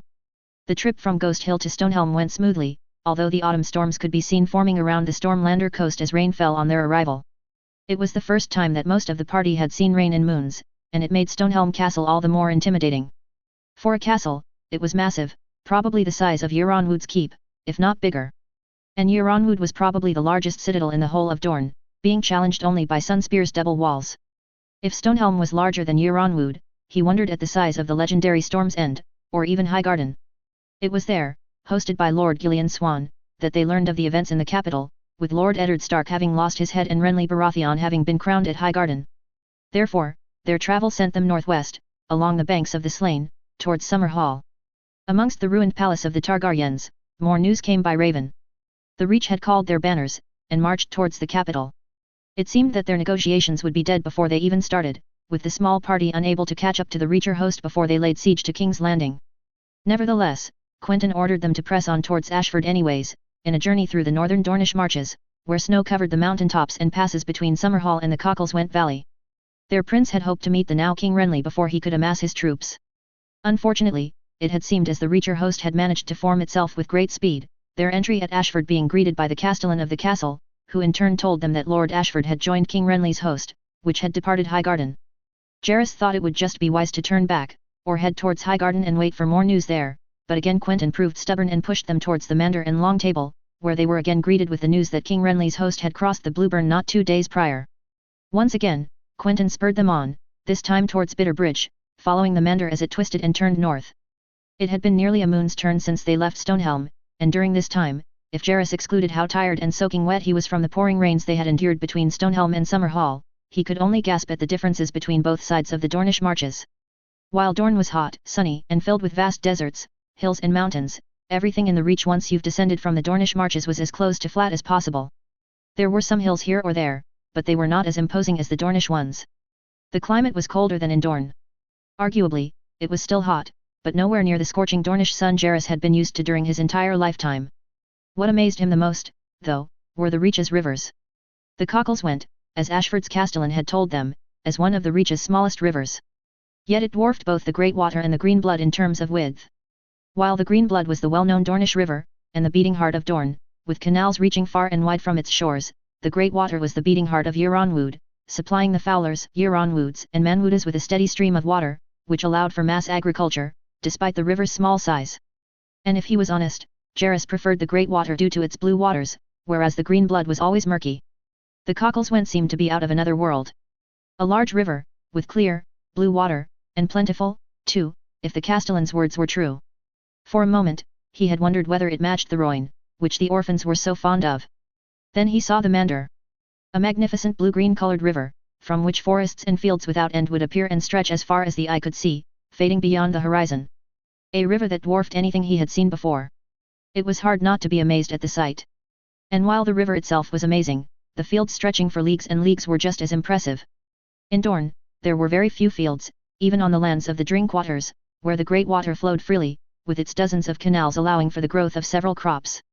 But here, Jairus just marveled at the amount of grain and wheat that could be harvested from such huge areas of land.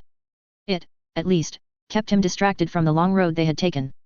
But even then, the wonder soon ceased, and soon began the boredom. Just like the deserts of Dorne were impressive the first time you saw them, the Mander and its shores just gave more of the same sights as the party made their way north. Finally, Jairus had had enough and rushed to the head of the 200-strong party, where Quentyn was conversing with Gillian. "Quent?" he asked from atop his horse, looking at the pair. The two stopped whatever they were saying. "Yes?" the prince asked, stopping his own horse to hear Jairus over the soft wind that had started blowing in their direction.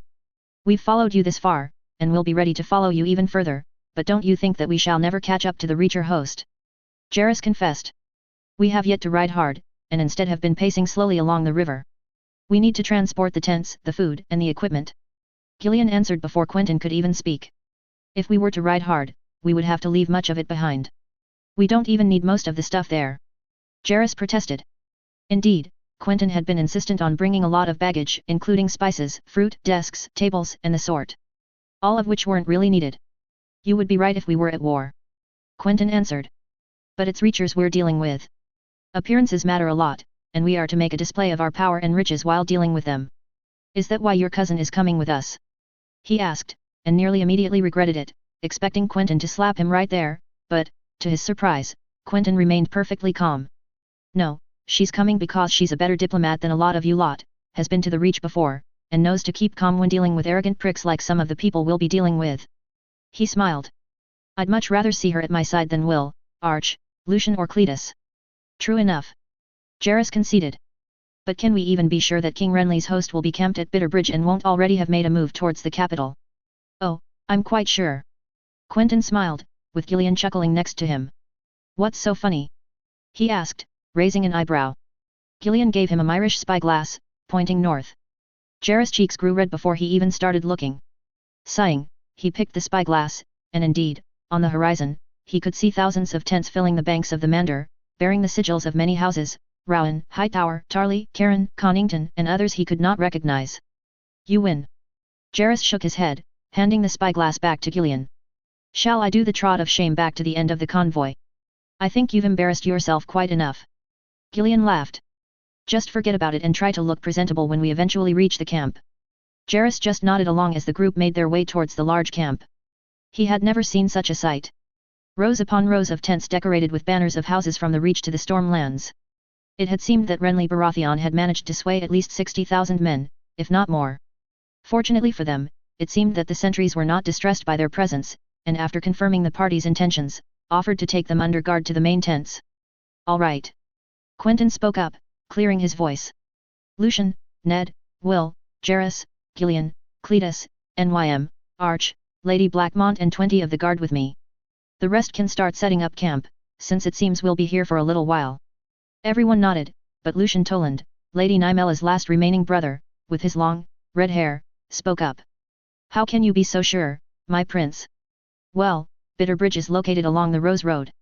It seems that King Renly wants to starve the capital out of any provisions coming from the Reach, and it seems that the Riverlands are currently burning from the Golden Tooth to the God's Eye, so nothing will be coming from there either.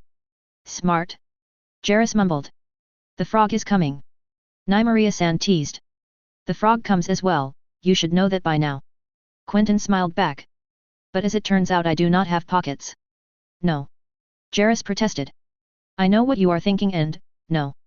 You've got pockets in your doublet, Jairus. Quentyn smiled. Come on, he doesn't bite. The frog looked at him as if he was enjoying the situation, its eyes wide open and its head tilting from side to side, judging him. Fine. Jairus relented, letting the frog hop onto his shoulder and into his doublet's pocket. Unfortunately, the pocket itself was not large enough, making the frog's head appear for all to see. I bet you're enjoying this, aren't you? He whispered annoyingly. The amphibian croaked, as if mocking him. Quentyn smiled slightly. Indeed, while the prince normally didn't care much for appearances and had a pouch on his person, this time he had gone and worn quite an expensive set. While he usually wore a small shirt or doublet, Quentyn had opted for a tunic made of the purest orange silk, adorned with the sun and spear of House Martell, and several golden streaks which Jairus could tell were made of pure gold with rubies and small diamonds adorning the ensemble. Along with it, Quentyn had put on a more conservative mantle, darker this one, although it was adorned with tiger furs purchased from lands beyond Volantis. I look absolutely ridiculous. Quentyn sighed. So do we. Cletus pointed out. Indeed, most of the Dornish party was adorned with similar attire and regalia, which they would usually never wear but it's for appearance's sake. The Red Viper's daughter pointed out.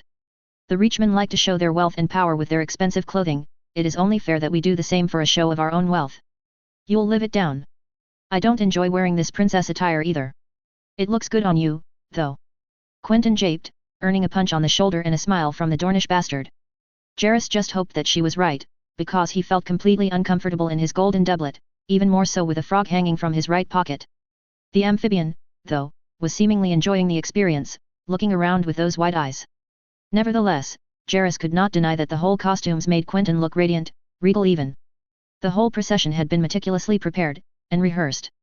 Quentyn would be in front, with both Edric Dane and Jainasaw Blackmont by his side. Then came Nymeria Sand behind them, and then Jairus, flanked by Cletus, Gillian, and Will. Finishing this procession would be the cousins and second and third sons, with Arch and Lucien Toland closing the small march. Around them, a dozen well-armed Dornish guards, with their shields and spears in pristine condition. They were soon joined by Tyrell guards as well as odd knights wearing the colors of the faith, who led them to a large tent flying a crowned stag banner. Getting access to that tent was quite easy, their venue having likely been announced through ravens, and soon enough, the small party except for the guards, who had been told to stay outside, found itself inside a large tent filled to the brim with various lords and knights, boasting sigils the gods only recognized. Standing tall in the middle of everyone was King Renly himself. A tall, lean man, with dark hair that fell onto his broad shoulders. The man was clean-shaven, with eyes seemingly changing color depending on the way Jairus looked at him. King Renly too was regal, and wore an attire fit for war. The king boasted a dark, green armor with golden streaks and a golden stag standing proudly on his chest. At his side was a magnificent helmet, adorned with two, large, golden antlers. Hardly practical, but definitely intimidating. Finally, he had on his head a beautiful crown of golden roses, with in front and in Jairus' full view, a stag made of dark green jade, which in turn had golden or ruby eyes, and pure golden antlers. Jairus was stunned at the sight of this man, he nearly forgot that he was a Baratheon for a moment.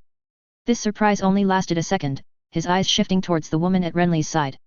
Her hair was brown in color, falling down to her shoulders, just like her king's. The Rose of Highgarden, he reminded himself. Indeed, a fair moniker, since the girl was a vision of the maiden herself, with her innocent eyes and splendid demeanor, her head adorning a small golden crown, while her body was covered with a splendid green dress embroidered with hundreds of little golden roses. Your Grace. Quentyn bowed respectfully. Prince Quentyn Nymeros Martell of Dorne. King Renly smiled, revealing his pristine, white teeth. We have heard a great deal of rumors about you. All positive, I should hope. It is not every day that the Dornish send news of their kingdom, if you please. Much of what we know about you are words, but words that interest me a great deal. The king shuffled. So far, it does seem indeed like you Dornish know how to dress, I shall concede you that. But who might your companions be? Lord Edric Dane of Starfall, Lady Gynesaw Blackmont of Blackmont, my lady cousin Nymeria, Sir Cletus Euronwood, heir to Euronwood, Sir Jaehaerys Drinkwater, heir to Yoricksbank, Sir Gillian Corgyle, heir to Sandstone, Sir William Wells, heir to Highwater, Sir Archibald Euronwood and Sir Lucian Toland. A few lords raised eyebrows and started mumbling, but Jaehaerys paid no mind to it. It seems that you have done quite the entrance, Prince Quentyn. The Rose finally spoke. As my king said, it is not every day that the Dornish come visit us, and what we know of you comes from your uncle. I do try to make my own place in the Sunday. Quentyn gently replied. My father rules sons pair, and I shall rule after him. Indeed, but pardon my imprudence, Prince Quentyn, but your sister is due to inherit sons pair. Except if she marries a man of equal or greater rank, your grace. Quentyn nodded back. In this case, she is to be wed to your brother, Willis Tyrell, at a date to be arranged by your house and mine. Of course. The Rose of Highgarden smiled once again. And pardon me again, but the scar that you bear, where did you get it from? A tourney, your grace. Quentyn's fingers trailed on his scar for a moment. Unfortunately, accidents happen at such events. They do. The Tyrell Queen nodded, keeping her small smile. My wife is very active in the affairs of the kingdom, please pardon her curiosity. The Baratheon King cut in. And I have a few questions of my own. The first is, as pleasant as your company is here, what is your purpose? To negotiate an alliance, your grace. Quentyn spoke bluntly. An alliance? This is the rightful king of Westeros. Lord Mathis Rowan spoke up. To you, perhaps. But many call themselves king. There is a king in King's Landing, a king in the north, a king in the Reach and a king in Dragonstone. Gynesaw Blackmont fixed him with a small grin. There are too many a king running about the kingdoms these days. My brother Stannis. King Renly scoffed. He would make a terrible ruler. Stannis is feared, yes, but not loved. What does he have? A few sailors, a few sellswords and a few minor lords and lordlings. A hag of a wife and only a daughter for his line, who, as sweet as she can be, is tragically scarred by grayscale. Hardly the makings of a king. I on the other hand, command 2 kingdoms, a host of 80,000 and more besides. I have the full strength and wealth of the Reach, and the might of the Stormlands. I am young, bold, brave, comely, and married to the most beautiful woman in the 7 kingdoms. I'd like to take you up on that last bit. Stannis is no king. The young Baratheon continued. And his line is as good as dead. By the end of the year, I shall give my queen a son, and I shall have defeated the bastard who calls himself king. As for the Stark boy, I shall give him the choice to bend the knee in exchange for justice for his murdered father. A proposition he will be sure to accept. Quentyn raised an eyebrow at that last point. You make a good case, your grace. But you forget that according to Andal law, Stannis is the lawful king. And as ill-fitted as he may be, I hardly see him abandon his claim to you. Quentyn politely pointed out. There are many kings in this kingdom, your grace. And it is my place to offer our terms for an alliance. I suppose there is no harm in hearing them. King Renly sat on his golden chair, his eyes drifting around the room. For our spears, we ask justice for our kin, slain in King's Landing almost 5 and 10 years ago, whose murderers have yet to be put on trial. They are to be given to us, including Tywin Lannister. The Reachers started mumbling between themselves, but the Baratheon King motioned Quentyn to continue. We ask that the next consort on the Iron Throne be a Martell, as to fulfill the late dynastic marriage pact, cut short by the sack of King's Landing. The mumbles grew in volume. Finally, we ask the expansion of our privileges, notably regarding trade and the tariffs put on Dornish goods in all ports of the 7 kingdoms. Jaehaerys smiled. This was sure to get a reaction out of the Reachmen, and it did not fail. This is outrageous. Randyll Tarly stood up, jolting Jaehaerys, who nearly dropped the frog out of his pocket. You Dornish come here and ask for more and more still, and what would you bring us? A few thousand spears? Ha! I'd take 100 Reachmen over 1,000 Dornishmen any day. Run back and hide in your deserts while we win this war. Bold words coming from someone who's yet to bloody their swords in this war. Nymeria Sand smirked. A few snickers were heard amongst the party. Might as well let the Northmen and Riverlanders do all the work. Jaina saw Blackmont pressed on. After all, they know how to raise their swords. Mayhaps they're just too craven to fight the Lannisters. Cletus said with confidence. It wouldn't be the first time the Reachmen feasted instead of fighting. Too far, Cletus. Jairus wanted to slap him straight in the face. While it was true that Mace Tyrell was feasting with 60,000 men at Storm's End, there still were 20,000 men under the command of Lord Beesbury at the Trident. Twice the number of swords Dorne had sent. And his son was too keen on reminding him of that fact. What ensued was less of a peaceful negotiation and more of a shouting match between the Dornish and the Reachmen, with the Stormlanders looking on, amused at the spectacle before them. Jairus was all too keen to join in, nearly coming to blows with a knight bearing the colours of 2 black roses and 2 silver chalices. All the while, Quentyn was silent, eyes looking straight at the king and queen, with a stern expression on his face. Silence. The Baratheon king finally erupted. Quentyn did not open his mouth, but did make a visual show of toning it down. Prince Quentyn. King Renly continued, as the noise in the room died down. You come here bearing terms that are extremely beneficial to your house. You wish justice? I shall grant you that. It was time that justice was done to the criminals that killed your kin. About time. It took you long enough to realize this despite you sitting at the small council as master of laws. Justice could have been served long ago, but you just chose to sit by and do nothing. Like the rest of them. The rest of these terms are unfair to my other bannermen. However, I do not wish to rule over a divided realm. King Renly continued. We shall discuss your terms in time, and hopefully come to an agreement benefiting us both. In the meantime, you are our esteemed guests here amongst Lord Caswell's castle, and as such are of course invited to the feast tonight and the melee in 2 days. Thank you, your grace. Remember, we can bring 50,000 spears, and a lot more. Quentyn bowed his head respectfully with a sly smile, and the party left the tent under the amused eyes of the Stormlanders and the annoyed eyes of the Reachers. The party slowly walked back to the now Martell part of the camp, with banners of the blazing sun, star and sword, vulture, green dragon, scorpions and portcullis flowing gently into the wind. Jairus entered the largest tent, following Ned, Quentyn, Nymeria, Gillian and Cletus in, with the rest quickly dispersing around camp. Hopefully none of them would try to pick a fight with the Reachers again. Could have gone better. Jairus quickly laughed at Quentyn, handing him back his pet who'd been relentless during the heated discussion back at the king's tent. I'd say it went fairly well. Quentyn chuckled, putting his pet on a large wooden table. We are not to make friends with these people, just make sure they do not turn to enemies. The rest is out of our hands. I just hope we don't plan on staying here for long. I long to see Dorne again. I think we may be on the move sooner than you think. Quentyn mused, but I doubt it'll be to Dorne. Jairus did not have the time to ask what in the 7 hells he was talking about, as the prince was soon approached by a Tyrell envoy. Prince Quentyn. The envoy approached. Her Grace wishes to see you in private when you have a moment.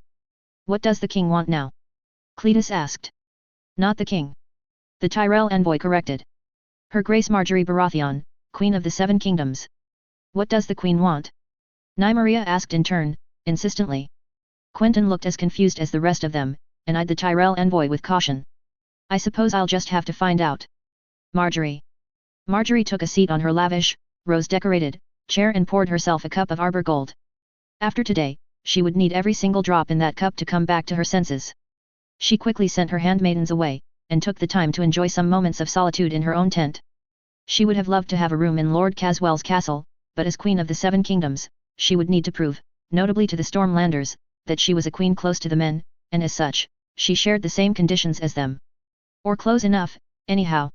Any other lesser queen would have either stayed within Highgarden's walls or rested in one of Lord Caswell's lavish chambers. But she wasn't any ordinary queen. She was Marjorie of House Tyrell, no, House Baratheon. Queen of the 7 Kingdoms. And she wouldn't just be the queen. She would rule. After all, it was her hand that had secured Renly the entire reach, and seduced the Stormlands. She and Renly made an almost perfect match. They were both beautiful, talented, and smart, and would make a perfect match to guide the 7 Kingdoms into a new age of peace and prosperity. If only he was more interested in me than Loras, no matter.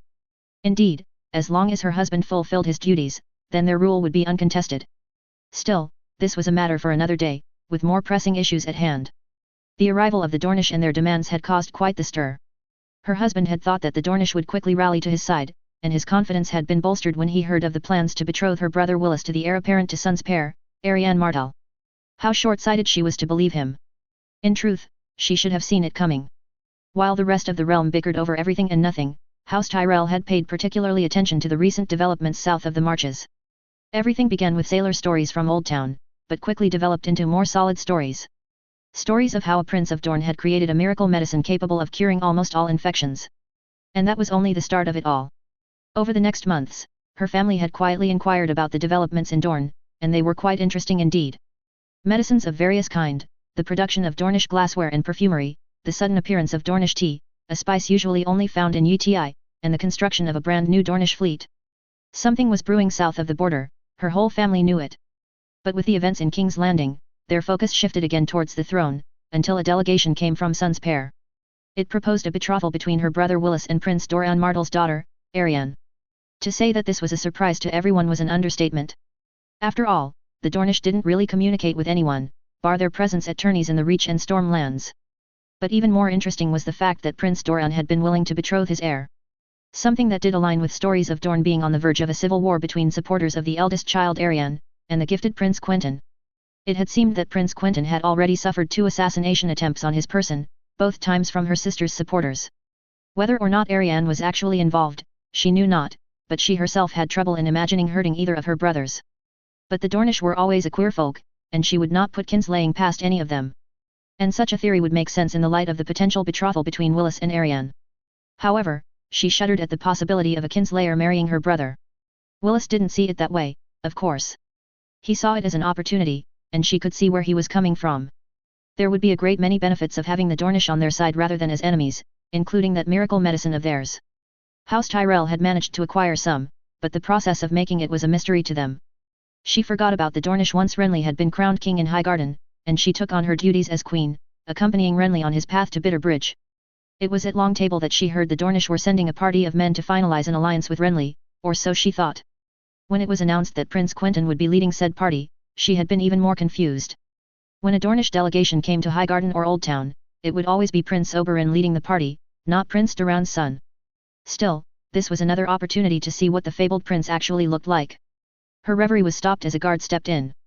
She quickly tossed the goblet of arbor gold away and settled down in her regal attire, small crown atop her head. Your Grace. The Tyrell guard bowed. The prince is here.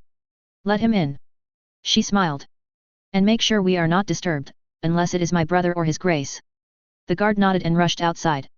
While his figure disappeared, another one entered the vast tent. During the meeting in the grand tent, she had only seen the prince from afar, but with a closer look, she could now see his features much more clearly. When it was known Prince Quentyn would come, she had expected someone physically similar to Prince Oberyn. After all, he was really the only Martell that she'd met, and he was Prince Doran's brother. She had imagined a tall man with a lined face, dark eyes, and long hair. Handsome and dangerous. As it turns out, she was very wrong. The prince was short, probably as short as she was, perhaps a little taller. His dark hair was cut short, with none of his streaks falling into his dark brown eyes. His features were lean, but he wasn't as handsome as she expected Dornishmen to be. His lips were rough and his nose sharp, while the dress he wore concealed much of his body. Though, it wasn't a stretch to guess that the prince was as slender as his uncle, at least. But by far the most distinguishing feature was the scar on his face. It cut deep, and stretched from his chin all the way up to his hair, narrowly avoiding his right eye. The gash wasn't completely ugly, much of it having healed, and it gave him a sense of dangerousness that he'd surely have lacked without it. Your Grace. The prince bowed. Prince Quentyn. Marjorie kept her smile. Have a seat. The young Martell thanked her and sat down in front of her, slightly uneasy with her presence. Wine. She offered. This is the best arbor gold. I usually do not drink. The prince hesitated. But it would be unwise to die without at least trying arbor gold. Marjorie raised her eyes at the notion that the prince didn't drink, but poured him and herself a cup of the vintage. The prince brought his lips to it and nodded. Surprisingly good. He smiled. I usually do not have a taste for wine, but I must admit that this one does taste quite nice. Arbor Gold is the best wine in West Eros. She beamed. Although your compatriots think Dornish Red is better. They do. The prince nodded. But I trust you have brought me here to discuss more than just wine, Your Grace. To the point, I see. Call me Marjorie, please. All my friends do. I shall if you call me Quentyn. Very well, Quentyn. She continued to smile, not taking her eyes off of him. It seems that your arrival has caused quite the stir. And I wanted to get a sense of the man that is rumored to have invented the miracle Dornish medicine. I fear I am only a man, Marjorie. The Martell prince admitted. There is not much to me. I disagree. I think it is in both our interests to make sure that an alliance bears fruit. Why is the king not here to discuss it, then? It seems to me that an alliance should be discussed in the presence of his grace. My husband is praying. He is? I didn't take him to be a pious man. His grace is very pious. He has formed a new guard bearing the colors of the faith and has the support of the devout. Marjorie smiled. As such, he is very occupied, and I am keen to discuss the terms of an agreement benefiting us both. If you wish to get a hold of the medicine we produce, then I fear that you shall be sorely disappointed. We are having trouble distributing it to Dorne's small folk already. If we try to send it to the Reach, it will be nigh impossible. You would rather give medicine to your small folk than to noble houses of the Reach? She inquired, surprised. Marjorie knew the Dornish always had a closer relationship with their small folk than in other kingdoms, owing notably to a much smaller population. The small folk's loyalty is what, in part anyways, kept them independent for so long, notably during Aegon the Conqueror's failed invasion. If I am to be their prince, I should put their needs above whatever any foreign lords need. The prince retorted, scratching his brow. The lords and ladies of the Reach won't be my subjects, the Dornish small folk will. Are you a man of duty then? She asked. They are few and far between in these times. Duty, perhaps not. He shrugged. But the small folk are people like you and I, except they did not get the chance to be born amongst wealth like we have. They did not choose in which family to be born, and they carry that like a burden. I intend to ease that burden, since the gods have blessed me with being born into a wealthy family. A noble endeavor. She acquiesced. But healthier small folk also mean a lot of benefits. Of course. The prince agreed. It is a mutual relationship. The lord is the shepherd and the small folk the sheep. The sheep bring clothing, meat, cheese, drink, and coin. In exchange the shepherd has to house them, feed them, treat them, and protect them from the wolves that wish to harm them. But the shepherd has to slaughter the sheep, does he not? And what do you think happens when a lord goes to war? How many of his troops consist of small folk levies? I know certainly at least half of your host consists of these levies. She could see the prince's right eye twitch as he talked. They are sent to the slaughter then. They die for their lord, and in turn the lord has to protect their children. Marjorie stared in silence. She could feel the young prince was honest in his words. He truly believed in what he was saying. That was a sentiment that she could respect, but did the prince also understand that for all of their value, the small folk still had to be put beneath the high lords and knights? Nonetheless, she persevered in her first goal. I see. She coughed. However, leaving the logistics to distribute your medicine to the small folk aside, surely if such a medicine can be produced, then it surely can be done outside of Dorne. True enough. My father might put the instructions in my sister's dowry. It is said that you made it, why let your father decide? My father is still the ruling prince, and I am but his heir, it is not for me to decide. As it stands, your sister is still heir. My father still hasn't agreed on a betrothal. He has just agreed for them to meet. My sister will not be the heir whatever happens. The prince frowned and seemed as if he instantly regretted his words. Why is that so? She inquired further. Does your scar have anything to do with this decision? Astute observation. He chuckled. Yes, as a matter of fact. My sister's most fervent supporters decided that getting rid of me was a better option to secure her reign. They failed, and they died. And I am still here. As a result, despite my sister having nothing to do with these attempts, it was preferable to have her disinherited, if only for appearance's sake. There was something left unsaid in the prince's words. As it stands, Princess Arianne does not have the reputation of a chaste woman. Were her supporters in fact vying for her hand, or her lovers trying to rise the ranks or obtain her favor? In either case, Princess Arianne would be more involved than Prince Quentyn had told her. But the way he seemed to not want her to be branded as a kinslayer, troubled her. If Princess Arianne had tried to get him killed, surely, he would wish to slander her name to avoid her gaining any power as Lady of Highgarden? I see. She continued, unfazed. And why send you, and not your uncle? He has come to Highgarden before and is used to us. My uncle Oberyn is occupied in Dorne at the moment. You must agree that sending their treasured prince rather than anyone else is quite a surprise to us. I serve Dorne. Prince Quentyn said simply. Whatever my father asks of me, I shall do. My father himself cannot come, and my uncle has pressing matters in Dorne. This left no one else but me to come here and propose terms for an alliance that would have been taken seriously. Dorne must still be fragile, then. This lines up with what we have heard. And if the reports from our friends in Dorne are true, then Prince Doran sent Prince Quentyn here to consolidate his power, for he fears it is slipping away from him. Terms? Marjorie nodded. I must admit that you ask a lot for your spears. Easy to say when you get the queenship and the handship. He smiled. I'd say our terms are quite generous considering how much House Tyrell will benefit from this. Well, I can say that we can indeed offer you justice. Can you? The prince laughed. Any pretender would be quick to make beautiful promises. You may promise now, but what shall happen once you actually take the throne? Discard them like Jonaran did when he returned to the capital? Words are wind, Marjorie. Only actions speak for themselves. My husband the king is an honorable man. He understands your plea. Does he? The prince shook his head. His grace was master of laws, wasn't he? Wasn't his job to apply the laws of the seven kingdoms? Where was he when we continued to ask for justice? Don't look away, Marjorie. Look away and you've already lost the bout. It was a different king. His brother. They were never close. Close enough for him to give him Storm's End. The prince pointed out. You see, I would like to believe your honeyed words. I would like to believe your promises. But where are your actions? What have you done? So far, I have not seen any army. I have seen a bunch of men feasting and laughing as if it was the harvest feast. Why are your armies not storming the capital while the northern and river armies keep the lions occupied? Where is the fabled mighty fleet of the Reach? Why hasn't it secured Dragonstone or Driftmark? You are not at war, Marjorie, you are playing at one. And I won't be the only person to tell you as much. You want our alliance? Give us something. Give us a taste of the justice you promise us, and we shall answer by pledging our spears to you. Give us a taste of what we demand, and we shall answer your call. And how can we be sure, in turn, that you shall honor your word? Trust works both ways, Quentyn. And the Dornish aren't exactly known for keeping their word. The prince took a moment to think, clearly startled at the rebuttal. You are right, you do not have a way of being sure. But I do know that you will need our spears to win the war to come. You are a queen, but a queen of only 2 kingdoms. The prince pointed out. There are many kings running around the kingdoms these days. Perhaps another shall prove more amenable to us.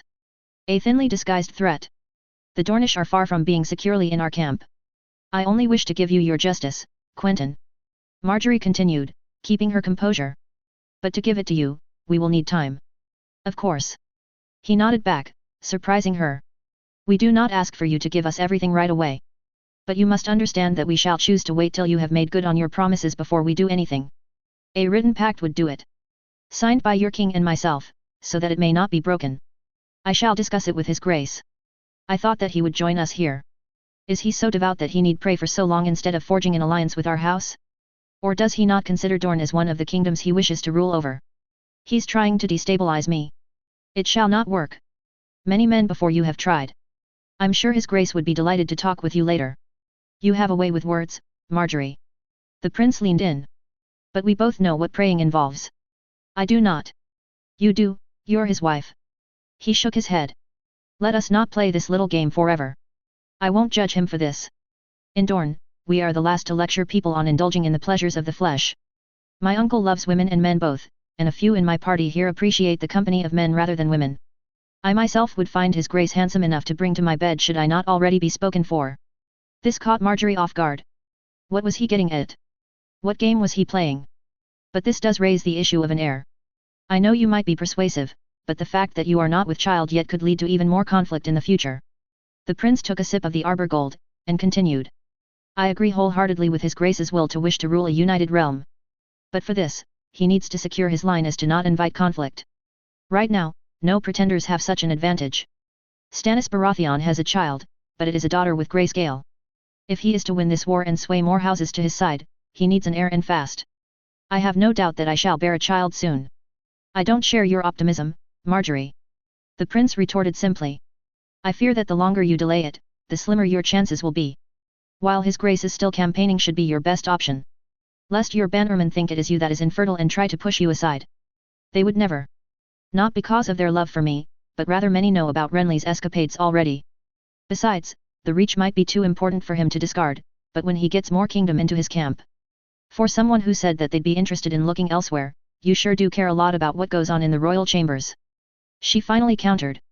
I am only offering advice. The prince crossed his arms. How you choose to interpret this advice is entirely up to you. Then if you are so bold in asking these questions, surely you won't be offended if I ask you what you mean when you said that you are spoken for. Are you married or betrothed? Not married. The Martell prince shook his head, scratching his curly, black hair. Not betrothed either, although a Dornish match is likely going to be thrown my way soon. But I have a paramour. And who might she be? Marjorie raised an eyebrow. Don't push your luck. The prince smiled and quickly shrugged. I don't doubt you'll discover it soon enough anyways. Prince Quentyn looked in his cup and emptied the last few drops of arbor gold still left in it. Then, he put his elbows on the table and waited for a few moments. Was that why you wished to see me? He finally asked. I fear there isn't much we have learnt. On the contrary, I believe I have learned a lot. Is there anything else you wish to discuss? Not at the present time. Marjorie smiled. We might yet discuss things with His Grace in the near future. Send for me at any time. He smiled back. It was a pleasure, Your Grace. Marjorie. She quickly corrected. And will you be participating in the melee tomorrow? I fear that I am not much of a fighter, Marjorie. But I shall see you at the feast. I fear that a long journey has made my companions long for a hot meal. Until tonight, then. The prince bowed respectfully and left, leaving Marjorie alone in her grand tent once more. Finally, she could breathe a sigh of relief. She wanted to see where Dorne stood and she now knew. The exchange with Prince Quentyn had been quite valuable, although, gods, were all Dornishmen so straightforward? But still, there were lessons to be taken from this. Renly had thought that the Dornish would easily flock to his side. While she kept her doubts as to that matter, the exchange with Prince Quentyn certainly confirmed it. The Dornish were a complete unknown, and as such, they were dangerous. She would have to talk to Loras about this and have a raven sent to Willis in Highgarden. Mayhaps Princess Arianne would prove to be useful to them after all. On the other hand, their terms were technically acceptable, although the reachers on the coast such as the Hightowers and Redwynes would have problems with the implications regarding trade. Yet if what they desired most was justice, there wouldn't be a problem in handing them either Lorch or Clegane if they got their hands on them. She wasn't exactly a military genius, but she knew one man was worth 50,000. With the Dornish having had a sense of justice, they wouldn't need to worry about them. But that would involve Renly bringing battle to the Lannisters, like the Martell prince rightfully pointed out. Finally, there was the issue of her line. Sure, Renly hadn't impregnated her or even tried to, but she couldn't deny there was some merit to the prince's argument. To rally more houses, she would need to birth a legitimate heir. This, though, meant trying to cross another bridge with Renly. She sighed and poured herself one last cup of wine, drinking it almost in one gulp. Sometimes queens had to make difficult decisions. But she would not shy away from them. She was Marjorie of House Baratheon, Queen of the Seven Kingdoms, the Andals, the Rhoynar, and the First Men. And she would rule these kingdoms. All of them. Nymeria. It felt good to finally leave the walls of Bitterbridge Castle, the chatter and the laughter finally having taken their toll on Nymeria. The Reachers certainly knew how to throw feasts, and she'd forgotten for one moment that they were supposed to be at war. Is that what they did at Storm's End, during the rebellion? Just feast and wait? With the numbers Renly had, it would be easy to storm King's Landing or crush the Lannister forces that survived the great clash at Riverrun. Yet, he continued to feast. And it was no small gathering either. Thousands of Reachers and Stormlanders were stacked in Lord Caswell's halls, filling their bellies with pheasants and chicken, salted fish and roast geese, mushrooms, onions and turnips, dozens of different pastries and of course barrels of wine and beer. She also had to admire Renly Baratheon's welcome. Despite there being thousands of people in Bitterbridge Castle, seats were found for the whole Dornish party amongst the highest Reacher and Stormlander nobility, whether lords and ladies. It was odd seeing so many ladies here, but many followed their queen from Highgarden, and no doubt that many lords were also looking to broker marriages and alliances between the different bannermen. She expected to see such a reunion at a Lord Paramount's name day or wedding, but not while fighting a war. But here they were, feasting. And so, drink and eat they did, and it wasn't long till Nymeria had her fill of the roasted boar, cooked tomatoes, and wine of the Mander Rush. As the festivities went on though, she quickly lost interest in the Reacher lords and stepped outside, needing a breath of fresh air and a walk. Are you all right? Nymeria looked to her left, seeing Quentyn's gaze fixed on her. It seemed that her cousin had noticed her leaving and had shadowed her movements. You look unwell. Truth be told, she was quite unwell indeed. Ever since the rains poured down on them at Summerhall, she'd felt like the weight of the worlds had dropped on her shoulders. And the shouts and laughter in the halls of Bitterbridge tonight had made her head ring like a bell. It was odd, she thought. The first time she'd been to the Reach, the weather had been perfect and she'd never felt more alive. This time however, autumn had come, and with it the cold and the rain. She missed Dorne and the water gardens, the hot embrace of the sun, the soft touch of the garden pools. Slightly. She finally replied. I think it's the journey that tired me. I needed some air. I see. Her cousin nodded, looking at the stars, the night having just set in. Weren't you with Ned and Lucien? Oh, Lucien is completely drunk, and Ned is busy with the Rowan sisters. Think that he'll be able to handle them? She asked. I thought he was doing quite well. He shrugged. Good. She nodded. Don't you want to enjoy yourself more? You haven't eaten much. I thought that I ought to keep you company. I do not wish you to be alone if you're feeling unwell. He pointed to the richly decorated dress that she hadn't bothered to remove for the feast. Especially with this dress, you might injure yourself. I can handle myself. She answered swiftly. I have no doubt. A shadow of a smile appeared. But it should still be wiser that I stay with you. Mayhaps we should go to the river banks. She looked back into his dark eyes and nodded. I'd like that.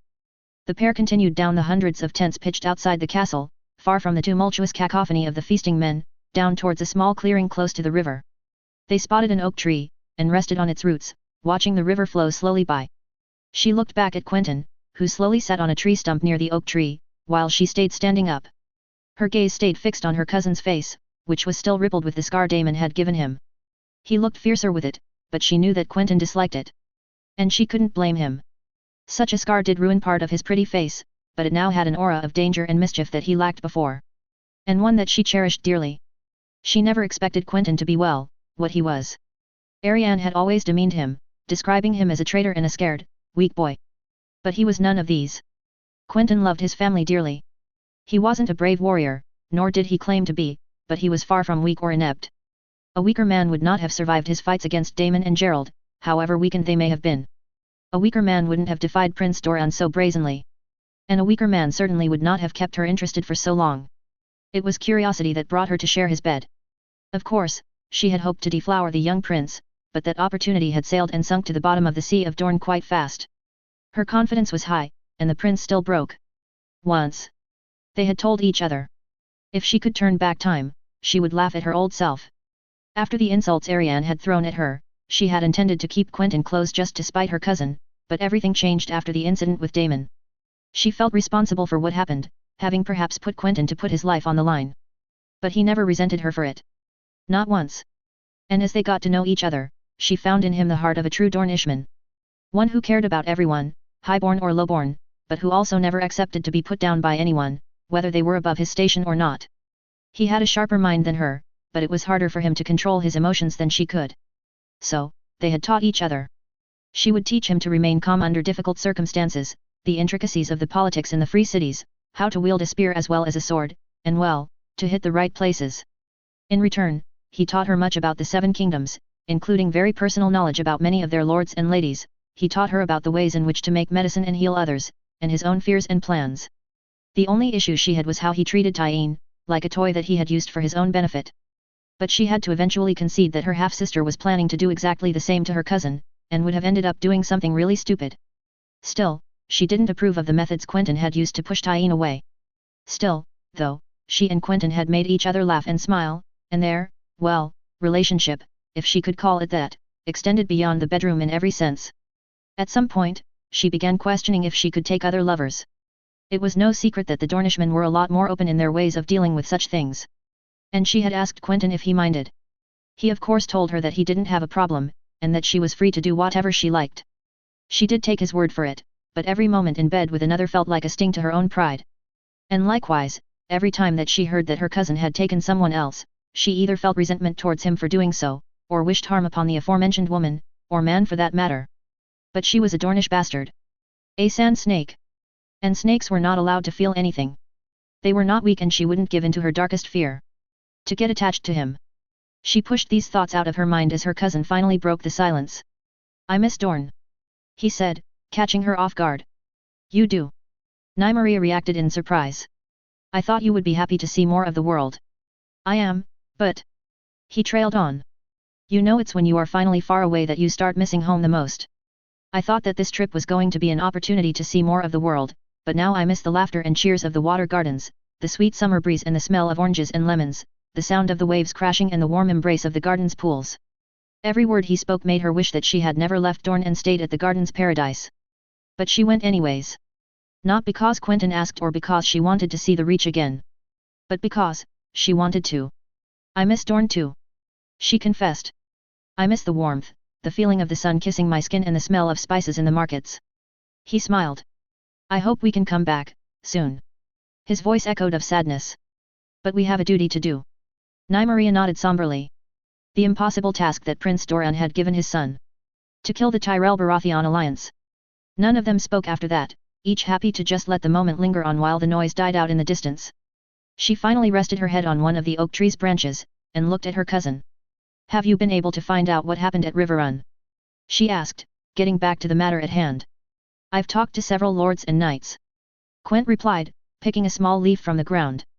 But I've had nothing too detailed. All I know was that a combined host of Northmen and Riverlanders met the Lannisters besieging Riverrun, and that despite the Westermen having the numbers, they were defeated. I've got no idea how many were killed on each side, but it seems that it was bloody. Mayhaps Renly was smart to feast here and let his enemies fight. She chuckled. Mayhaps. Quent nodded back. But there is silence from Dragonstone and it seems that the Westermen have regrouped at Harrenhal. If Renly waits too long, he loses the initiative or could get caught with his britches down. Quentyn nodded, but a sudden twitch of his eye led him to look under one of the tree branches. What they? Her cousin reacted in surprise.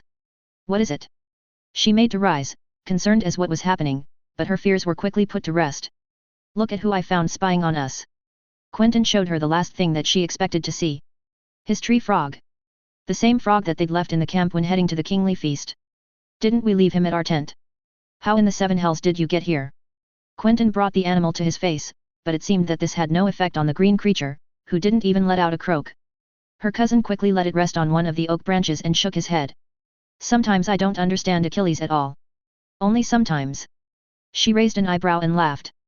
Quentyn chuckled along, resting his head on the oak wood, trying to ignore the presence of his pet right next to him.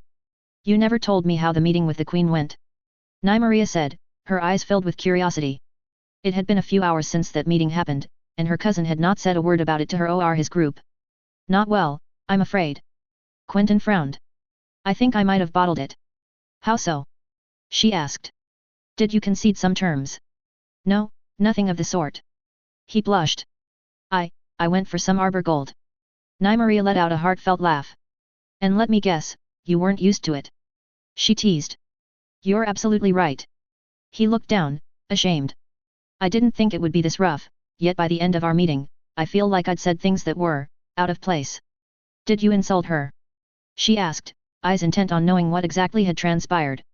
Not directly, no. He shook his head. The meeting went fine, or so I thought. I put on the act, but I am not a good mummer. Playing the part of someone I am not was quite hard.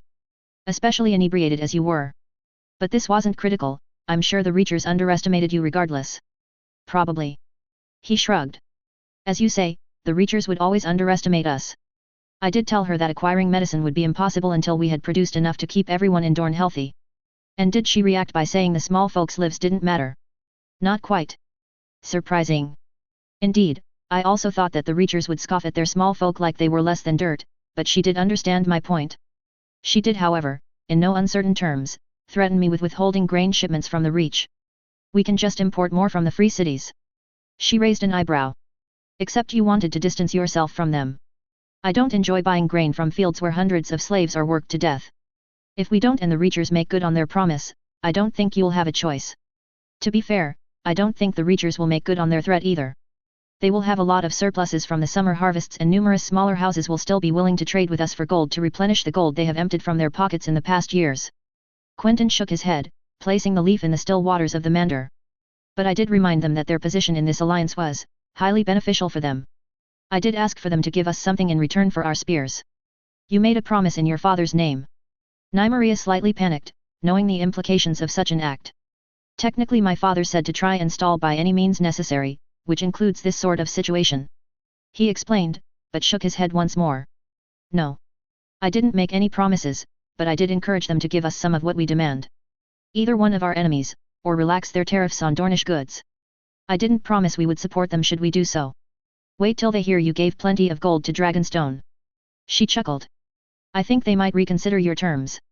Especially since I don't expect you to gain much from that worthless obsidian you stash at Spotswood. I have a few things in mind for that, don't you worry. He winked. But yes, I do hope that our transactions with Dragonstone were done in secret through the usual channels in Liss, otherwise we are going to have a much bigger problem than just discussing terms. Especially since both the Reacher and Stormlanders seem to ignore Stannis' very existence. I'd wager the Sant Agars were discreet enough. She shrugged. And it pains me to say that you can trust these fools. They are good for nothing much, but when it comes to shady business with the free cities, they are always trustworthy. them and the wills. But I'd rather not come to rely on them just yet. Quentyn spat out. And did you attack the marriage issue? She asked. Ah. Yes, but I was far gone by that point. He replied, his cheeks glowing red. You were far from subtle then. She chuckled. Did you break down the door? That's one way of putting it. He shook his head. I might have bungled that one. Especially considering the conversations with the men tonight, it seems that it is very much an open secret. We can't break their alliance that way, then. I fear not. Quentyn seemed disappointed. It was a setback to be sure, for this alliance could very well break the 7 kingdoms in less than 6 moons. But the young queen is young, and although she is beautiful and quite smart, she does have a weakness. And what is that? She asked, curious. She's fairly naive. Quentyn answered while placing another leaf on the waters of the Mander. It might be our only chance to influence her, to play on her fear of losing her crown. And what did you tell her? I told her to make an heir with her king. You what? Nymeria shook in disbelief. I thought we were trying to avoid reinforcing their alliance. Securing an heir would be, well, it would end the little hope we had of breaking it apart. I know. Quentyn acknowledged. But as it stands, the Stormlanders are very much the lesser partner in this relationship. The Tyrells bring more men, supplies, food, and there is discontent amongst some Storm Lords that the Reach will be getting the handship and more than 3/4 of the small council. I don't follow. She looked on, confused. First you tell me that there is no way of driving a wedge in their alliance, and now you tell me that the Stormlanders are not happy with the potential spoils of war. Shouldn't that be an opportunity enough? Well, mayhaps, but I doubt that it'll work. The Reachers will promise and the Stormlanders will gladly eat up whatever scraps the Tyrells deign to present them. Quentyn's voice sounded uneasy for a moment, but he quickly picked himself up.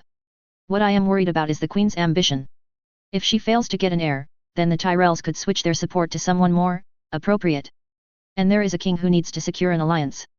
You are worried the Tyrells would join the Lannisters when the Lions have their backs to the wall. She scoffed. The Westerlands have more men than the Storm Lords, and they are united, whereas quite a few Stormlander houses have either joined Stannis or stayed neutral. He countered. A defeat doesn't change the fact that they can field 50,000 men or thereabouts. With the might of the Reach, well, the kingdoms would soon fold. It seems highly unlikely. She shook her head. The lions are on the verge of breaking. Quentyn sighed deeply, watching the branches of the oak tree for a moment, and stood. All right. He conceded. We can try to drive a wedge between the Storm Lords and the Reachers. Conceding already? She interrupted with a smile. I remember you being more stubborn than that. Me bottling things with the Queen gave me quite a nasty blow. He admitted. But I need you to trust me when I say that the Reach Westerlands alliance is a real threat. One that we should absolutely consider. Fine. She stood up, clearing the dirt from her clothes. I'll keep it in mind. But we now shift our efforts towards breaking this ship apart. Quentyn nodded in response. Don't fret too much about what happened with the Queen, cousin. Nymeria chuckled, running a hand through his curly hair. Everyone fails once in a while. Even you. And if you say that the Queen is naive or insecure about her position, then you haven't failed at all. Let's hope so. He sighed, resting an arm on one of the oak leaves. People often say that my father and yours are like the sun and the spear of House Martell. My father is the unflinching sun, but yours is the spear that Dorne needs to strike. I always thought I would be the Sunday. You look a lot more like the spear to me. Nymeria laughed. In truth, I think all Martells in their youth are the spear, and they eventually grow into the sun. My father told me stories of yours when he was younger and he definitely was a spear too. It's just that my father, well, he never grew up. Not after what happened to Aunt Elia. Quentyn nodded, and took her hand, both of them walking along the now quiet banks of the Mander back to the Dornish part of camp. I promise that we shall get revenge for her. He said, his voice sweet as if he was trying to seduce her. I will see the men responsible pay, and I will make sure their deaths will not be quick. If only I could be there to see it. She beamed in thinking of Lorch, Clegane, and Lannister pleading for their lives. I hope you will be. He confessed. And I hope Dorne will be too. She looked at him once again, intrigued, but Quentyn didn't say another word. And the frog that was now sitting atop his shoulder didn't make a sound either. And the Reachers, do they buy into the 50,000 story? She finally spoke up, ending their silent march. All of it. Quentyn scoffed. It seems that during the young dragon's attempts at glorifying his conquest had an effect on all of Westeros. In good and bad. Earns us a reputation. She chuckled. Quite a nasty one too, but it may just be for the best. Quentyn winked back. Let them fear us. Nymeria could agree to that. And while they talked, the noise around them continued to die out into the night, so much so that when they reached the large tent flying the banner of House Martell, they could barely hear a thing. She breathed out a sigh of relief as she finally got rid of the expensive dress that she'd spent the day in. Mayhaps Ariane would have loved such an attire, but it certainly wasn't fit for her. Quentyn did the same, casting aside his expensive attire with a satisfied groan. I didn't think I'd be able to hold more than an hour in this thing. She didn't answer. Instead, she looked at her cousin's form and bit her lip, quickly closing the distance. Do you remember what we told ourselves the first time we did this? She asked, running her hands through Quentyn's back. Once. He swiftly replied, casting aside her last items of clothing. How many times since then? Did you count? No. I thought you were tired. I am. We will have to be quick. But first, get rid of your frog. It puts me off when he watches us. Quentyn shook his head and ran towards his pet, quickly shoving it into a little pen in the far side of the tent, closing a curtain as well to ensure they would not be disturbed. Satisfied? He asked with a smile. Not yet. She smirked. Usually, their night would go on well past the hour of the wolf, as each of them would end up as if they had fought a battle. She would count a few bite marks on her elbows and neck, while Quentyn would boast a few scars in his back as her nails would often be marked with blood. But this time, neither was in a physical condition that would let them go for that long. No, tonight, they only looked to find their release quickly. Their dance lasted less than half an hour, at which point they both collapsed, exhausted. She looked to her right, seeing Quentyn smiling as he rested his head on her elbow, closing his eyes. She smiled too, and stroked his hair for a few moments, making small curls of his dark strands around her fingers. "Nym," Quentyn whispered, placing a hand atop her own. "Can I confess something?" "Of course," she whispered back. "Anything? Would you swear to never repeat it to anyone?" he asked, his voice almost desperate. "You know I would keep any secret you give me to my grave." Quentyn opened his dark eyes, his tired gaze meeting hers. He moved in for a small kiss on the lips and then whispered in her ears, in a cracked voice that was almost too low for her to hear. "I'm sorry, Nym, but I love you." It was as if she was struck by lightning. She wanted to scream at him that they could never be. He was a prince and she was only a bastard. Not only a bastard, but his cousin to boot. He would marry a lady of important standing, and he would rule Dorne. She would be lucky to find any landed knight that wished her hand. But she also couldn't deny the feeling inside her that came up every time they kissed or locked eyes. She couldn't deny how she felt whenever Quentyn shared a bed with someone that wasn't her. She couldn't deny how she felt good every time she was with him. It was more than lust, or friendship, or even blood. It was more than that, she knew it. But she was a sand snake, a daughter of the Red Viper and of the old blood of Volantis. She wasn't weak and would never be.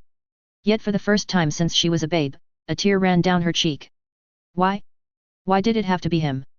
She cursed the gods for such a poisoned gift, and slightly clenched her fists. Time to be brave. She unclenched her fists, bringing her shaking hands towards his cheeks while Quentyn's eyes still lingered on hers, and whispered the words she'd never think to ever voice once in her life. "I love you too, little prince." Catelyn. The northern party was about a day or so out of Bitterbridge, she had heard Sir Wendell say. And Catelyn would hope that they'd finally make it. It had been less than a moon since they'd left Riverrun, her and her escort of 30 Northmen and Riverlanders, but it felt like years had passed. She no longer recognized her son or her brother. Long gone were the days where both were just children. Now they had become men, and warriors in their own right, and she would have to accept it. She had barely recognized Edmure when they had reached the twins, but his brother had worn a stern face, and was already scarred, his arm having been bandaged. It had seemed like the Frey war had occurred at the worst possible moment. Yet they had to press south, towards Riverrun, and the Lannisters were waiting for them. She didn't bear witness to the battle that followed, but she did see the aftermath, and it was disastrous. Robb and Edmure had claimed victory, and Robb's bannermen had been quick to crown him king for it. But how many had died? A third of their host? Half? So many good men lost, but Riverrun had been saved. She couldn't say as much for many keeps in the Riverlands, or their lords. The Derrys had been exterminated to the last. The Vancess had been culled, Jonos Bracken lost an eye, Ricard Karstark was now lacking 2 sons, Hally's Hornwood was missing a leg, Jason Mollister an ear. And they could count themselves lucky, for many more had not lived. Maedge Mormont, Robert Glover, Roose Bolton, Robin Flint, Tiddos Blackwood, Medgar Searwyn, Jared Frey, Clement Piper, Cregan Karstark, Helman Tallhart, and many more. Their enemies had been bloodied as well. Many had been captured including Quentyn Bainfort, Garth Greenfield, Tiddos Brax, Furley Prester, and a dozen other Westermen. At least they had captured the Imp of Casterly Rock, but that was a meagre prize as Sir Jaime Lannister wasn't so lucky, and she was told that the King's Guard was cut down by Ricard Karstark himself after he saw his sons Eddard and Torrhen killed before him, with Gawain Westerling, Andras Brax, Stefan Swift, Roland Craig Hall, Leo Laford, Terence Kenning, Melwyn Sarsfield and Damon Sarrett following him to the grave in the mudded fields around Riverrun. However, the Lannister host had retreated in good order towards Harrenhal, and Tywin Lannister along with it. Even she knew that storming the cursed castle with the forces they now had was impossible. They would need an ally. And so, she was sent south, to Renly Baratheon. To a lord she only knew when he was a boy of no more than 6 or 7 name days. But Robb had insisted, otherwise he'd have sent for the Great Jan. She knew he would be ill-suited to treat with a man such as Renly, and as such, she accepted. Yet the days felt long, and her knees and hands felt weak. The scars from the Valyrian steel dagger that had tried to end her son's life hadn't completely healed, and the war raging around her had probably shattered her. She wanted to weep, to cry, to rest. But she could not allow herself to be weak. Not when her daughters needed her. And so, she pushed forwards. There is no one else that I could trust with this mission. Robb's words echoed inside of her head. Not a boy, a king. A king who had thrown her counsel away and sent the Greyjoy heir back to his father. A king who had tried to send her back to the twins or Sigurd. But a king that she could not hate. He would always be little Robb to her, and gods knew that she needed to hang on to these memories. And when the banners of Renly's camp finally came into view, she breathed a sigh of relief. A knight of a small house whose sigil was adorned with blue jays came to them and guided the little party to the tents, who lined up in the hundreds. Catelyn had never seen such a sight. Hundreds of banners were floating in the air. Renly's crowned stag of course, but it was accompanied with Cairin's nightingales, Penrose's quills, Estermont's turtle, Tarly's huntsman, Hightower's flaming tower, Rowan's golden tree and most peculiar of all, on the edges of camp, a few tents bearing ominous sigils surrounding a lone tent with the sun and spear of the Martells. There had been rumors that the Dornishmen would flock to Renly's side, but only a dozen tents flying Dornish sigils had surprised her, when it was said that Dorne could call on more than 50,000 men. She had not seen them at the melee either. Instead meeting many of the Reachers, and of course Renly Baratheon and his wife Margaery Tyrell. Renly was just like Robert in his youth, handsome, fierce and charismatic, no wonder the Storm Lords followed him so eagerly. His wife on the other hand, was younger than him, but no less pretty with her soft eyes and long, brown, hair. She was the one that brought the Reachers to his cause, they and their 80,000 men. They had talked little, and Catelyn couldn't say that she was particularly impressed by the young would-be king. However, his hospitality was beyond what she could hope for. Her tent was located just outside of Bitterbridge's castle, and was not only spacious, but well decorated and stocked. However, she had little time in enjoying the luxuries of such a space, for she had to quickly change into clothes more befitting for a king's feast, which would be thrown inside of Lord Caswell's walls. Accompanying her, she could see that Wendell Manderley, Lucas Blackwood, Perwyn Frey, Darren Hornwood and the other lordlings were relieved to finally get a break from the fighting and enjoy themselves for a night. Catelyn could understand that, but while her daughters were still captives in the capital, she could not even enjoy herself, or get her fill of the famed bounty of Highgarden, which had evidently been left untouched as course after course of meals, more extravagant than the other, poured into the dining hall. Only conversation had distracted her from her grief. She was sat next to Lord Mathis Rowan of Golden Grove, whom she already knew from the days of the rebellion. A kind man, as he had inquired after the health of her kin. The other man she was sat next to was Sir John Fossoway. He was more jovial and traded jests with her, but she wasn't much in the mood for any of this. It was a young man with the sigil of a dolphin that came to rescue her. House Lother, she remembered.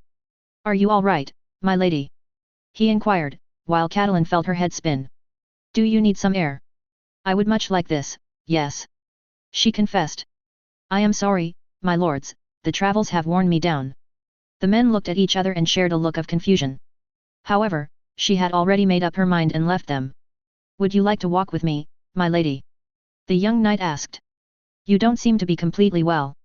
If it is not too much of a bother, sire. She replied, looking at the young man a little closer. He was shorter than her. Not by much, but enough for Catelyn to look nearly directly into his eyes. She couldn't tell much of the man, other than he had dark hair and a large scar cutting through his face. It isn't, my lady. He replied courteously. It is not every day that you get to talk to someone that isn't of the Reach around here. Catelyn only nodded slightly, getting away from the whole commotion of the feast and stepping outside, gathering her spirits for a moment, the young man waiting beside her. They went up the battlements, looking straight at the hundreds of tents lined up under the walls of the castle, stretching on for leagues as the fires illuminated the banks of the Mander. How many men does Lord Renly have here? She finally had the courage to ask. 80, mayhaps 100,000, my lady. The man replied without a second thought. Mostly Reachmen, but many Stormlanders too. No Dornishmen? She asked, recalling the banners she had seen floating in the wind earlier that day. The man rose an eyebrow. No. He replied. The Dornish have come to negotiate an alliance with King Renly, and have not committed any troops. They mostly keep to themselves after a few incidents with some Oakheart and Peak Knights. No one has died yet, thank the gods, but it might soon. An Oakheart Knight already got his arm broken because he tried to take on a man twice his size and weight, and a Knight of House Peak lost an ear after thinking taking on 3 very drunk Dornishmen was a clever idea. Add on to that, the fact that Dornishmen are what they are, flirtatious as they can be, and we've had a couple incidents with some of the Reacher ladies and servants already. Which has not been made easier with Lord Dane allegedly sleeping with 2 of Lord Rowan's daughters and Lord Rowan claiming, prideful that he is, blood recompense or marriage or gods only know what he'll invent on the morrow, or the incidents between the Euronwoods and the Costain ladies, or 4 Dornish knights having reportedly spent the night with other men, which included, highborn company. In short, they've been trying to lay low for a few days. I do not understand why Lord Renly needs them. Catelyn scoffed. The Dornish are a bunch of small, short-tempered, arrogant, lying, lecherous, wanton, deceiving people, with no sense of honor. Well, I'd say that is true of us except the small part. The man chuckled. You'd be surprised at how many of us are actually tall. My uncle is a head taller than both of us, for example, and a lot of my household guard are taller too. Catelyn stood confused for a time, until the man came into the moonlight. Her face went white, then red with shame as she saw the man's skin stay dark even under the light. His skin was olive, and the sigil he bore was not the silver dolphin of House Lother, but a blue dolphin of a house she had not recognized, and that sigil was not embroidered but painted. I am so sorry, sire. She stammered. Prince, if you please. He smiled. Prince, but you're... She started, before the man cut her off. A doublet that was loaned to me by a man of House Isles. He confided.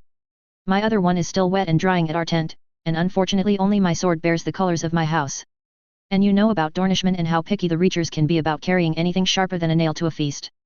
Who are you? She asked, still reeling from the shock that she had insulted this man's entire people just moments earlier. Prince Quentyn Martell, at your service. The man half bowed. Catelyn felt as she was about to faint. How could she have been so stupid?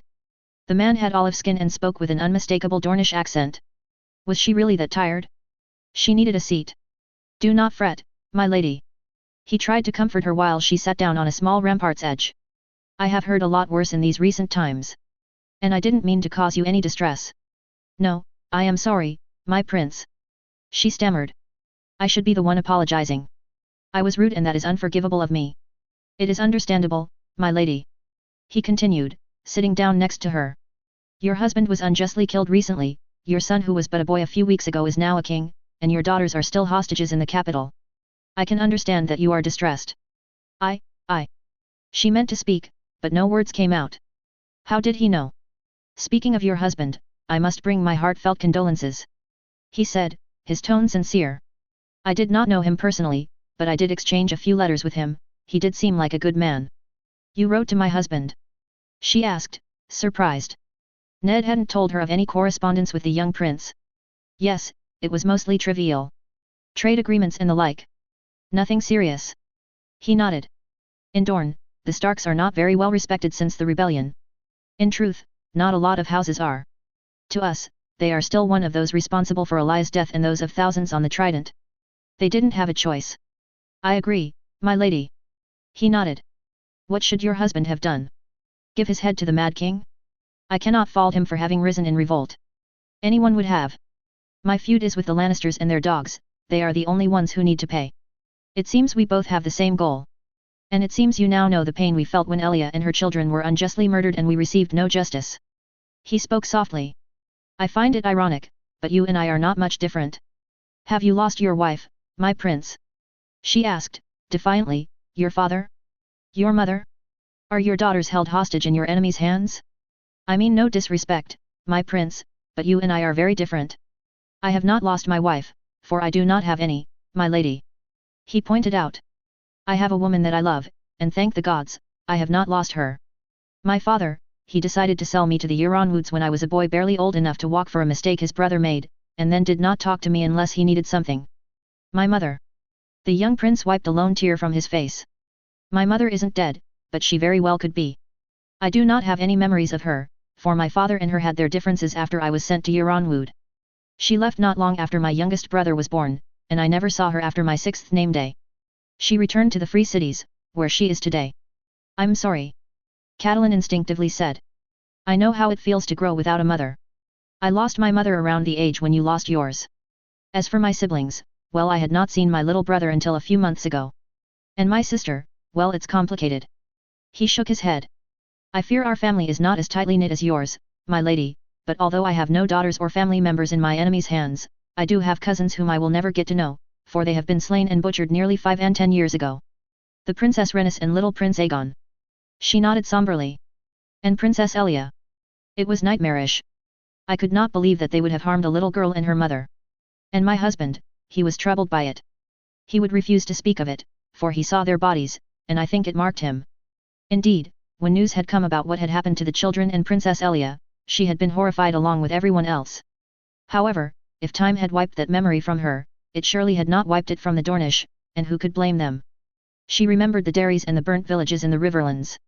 Truly, the world would be better off without the likes of Gregor Clegane. And we are both here, sent by people more powerful than us, related I might add, to try and conclude an impossible alliance with Renly Baratheon to try and get him to crush the Lannisters. He shook his head. We both want justice for our loved ones, but somehow I think it will be long till we get it. But we must do our duty for our mutual houses, no. We must. She said simply. I would wager then you would rather be in Winterfell, surrounded by your children and reading them stories. He smiled. I would also like to be on the beaches near the water gardens, my arms around the woman I love, with the waves rushing to tickle my feet, but here we are. Here we are. Catelyn nodded. There was nothing much to say to that. There was some truth to what the prince was saying, though. She would much rather be at Winterfell. But she couldn't. Not while her son was fighting a war. Not while her son needed her still. Not when her daughters were still under the lion's clutches. Would you like to cry, my lady? He asked, almost bluntly. Cry. I have observed you and I feel like you are holding something back. The scarred prince said. It will give you no shame to cry. Crying does not make you weak, my lady. It means that you have feeling, like any of us. And what good would crying do, my prince? She shrugged. I will spend my tears when I will have my daughters back. As you wish, my lady. The prince quickly dropped the issue. Do you think Lord Renly will ever make a move on the Lannisters? She asked, trying to move on. After all, since the Dornish prince had been here longer than her, he surely had more information than her in regards to their situation. My lady, I have been here for 8 days and all I saw was King Renly's host having done nothing but feast and host tourneys and melees. It will be a disaster when war finally comes to them. War will make them old. She sighed. War will make them dead. The prince scoffed. I have not been impressed by the men fighting in the melee, I will tell you that much. The Stormlanders have some abilities, but the Reachmen come in and think that war is exactly like the songs they sing. They are knights of the summer. She started. And winter is coming. The prince finished. As the Starks love reminding us. The thing is, they're unfortunately usually right. Winter will come for them, and when it does, I pity them. Winter comes sooner than we'd all like. She found the heart to say. Even you, my prince. Hopefully my hot Dornish blood can keep winter away for a little while longer. He half joked. But for King Renly's men, I would agree that it shall come sooner than he thinks, for I fear that we are the only 2 people in this castle that take Renly's older brother as a threat. You mean Lord Renly doesn't see Stannis as a threat? He thinks King Stannis wouldn't make a good king and therefore he would not take up arms against him. The prince shook his head. He is going to have a big disappointment coming his way. If a boy who decides to release the only thing keeping Balon Greyjoy from attacking the 7 kingdoms, then anyone can declare themselves king. Careful, Prince Quentyn. Catelyn's eyes narrowed at the insult. My apologies, it was not meant to be degrading. He shook his head. But your son, although he has won a great victory at Riverrun, decided to squander away a valuable hostage. I wouldn't like to be small folk around the northern shore. Balon Greyjoy is a resentful man, and he will go after House Stark. I did tell him not to send our ward. But the king's word is law. He sighed. A first of many blunders. Luckily, your son isn't the only one making them. By waiting here instead of crushing the Lannisters when they are down, I fear that King Renly is making a much bigger one than King Rob's. I still hope that they will both see reason. I fear that it might be too late for that, my lady. He shook his head. Whatever brotherly bonds there once were, they are gone now. Brothers are. Catelyn started before she was instantly cut off by a woman's voice. There you are. The woman shouted. It was a young woman, too. Her hair was dark and formed a single braid reaching far down her back, and her skin was lighter than the prince's, but still darker than her own. I've been looking for you, love, there are. The girl stopped when she locked eyes with her. Oh, forgive me, Lady Stark. I didn't see you had charmed my cousin. Cousin? Was this one of Prince Oberyn's daughters? Ah, Lady Stark. The scarred prince nodded. My cousin, Lady Nymeria Sand. A bastard. Catelyn wanted to sneer, but couldn't. After all, it was well known that the Dornish treated their bastards differently than the rest of the kingdoms, and that Prince Oberyn had even become enamored with one. Any insult she would throw here, she would likely regret. Well met, my lady. She instead nodded, the young girl shaking her hand quite vigorously. Was I interrupting something, love? She asked as the prince rose from the seat he had previously occupied. We were talking with Lady Stark about the war. He replied simply. We talked about this. I see. She replied. I am sorry for your loss, my lady. Another crime to add on the Lannisters' list. I only hope you need not wait 5 and 10 years or even more to get justice. She spat out the last words like they were poison. I hope you find your justice, my lady. The bastard nodded. And congratulate your son on his great victory. The lions have run with their tail between their legs, and thanks to him the Kingslayer is dead. He is, but at what cost? So many men that will not live to see their homes again. So many mothers that will not see their sons. So many sons and daughters that will weep their fathers. Thank you. She only nodded. I shall tell him. Before the Dornish bastard had time to say anything else, another presence made itself known in the long hallways of Bitterbridge, and it was not a voice she would have wagered on hearing. Prince Quentyn. The voice boomed. Are you trying to seduce Lady Catelyn to your bed? Didn't anyone tell you that honorable ladies such as Lady Stark will not fall for your Dornish charms? Of course, it was Renly Baratheon that had tried to make this jest. One of poor taste, she might add. I fear Lady Stark is a wolf indeed. The scarred prince replied. I did not think it for a second, your grace. We were talking about our families. Well, I hope you don't mind if I steal her from you, Prince Quentyn. Of course not, your grace. He shook his head. If my lady consents, of course. I would be honored. Catelyn immediately stood up. It would give her an excuse not to talk to the bastard much longer, and as much as Prince Quentyn's company was appreciated, he was still a Dornishman, and she couldn't bring herself to trust them enough to believe every word he had said. Your grace. The prince added. Do you not have a sworn guard with you? If I cannot walk freely in Lord Caswell's castle, where can I? He laughed. The prince's face remained stern. You'd be surprised how deep Tywin Lannister's pockets run. Lord Renly's face went from smiling to a slight frown. I shall keep it in mind. The prince nodded and turned to his cousin. Although, as Catelyn made to leave, he saw the prince and her cousin kiss, on the lips, passionately. Seeing her nearly dumbfounded, Lord Renly laughed and clasped her shoulder quite roughly. Don't worry about it, Lady Catelyn. These two are as Dornish as could be. It took a moment for her to collect her emotions from what she had seen, but in the end, she only shook her head. Dornishmen remained a mystery to her, and it seemed that they embraced the insults the realm was throwing at them. Yet the conversation she had with the young prince felt different. Although the Dornish were strangers, she felt a little more drawn to them. And mostly, there was an opportunity. If Robb was the ones to give them justice, could they convince Dorne to join forces to crush the Lannisters? It was the king that saved her from her thoughts, as she shook her head and readied herself for another long discussion. Now, my lady. Would you know perchance if Sir Barristan is at Riverrun with your son? Catelyn. The mood in Renly's camp had turned completely sour with news of Stannis besieging Storm's End. It had seemed that everyone except the Reachers and Stormlanders had seen this coming, yet Renly turned a blind eye to it, dismissing his brother's claim. Stannis was not a man to let go so easily. Yet Renly did react swiftly, riding forth with his cavalry while the rest of his infantry followed closely behind, with much of it staying at Bitterbridge.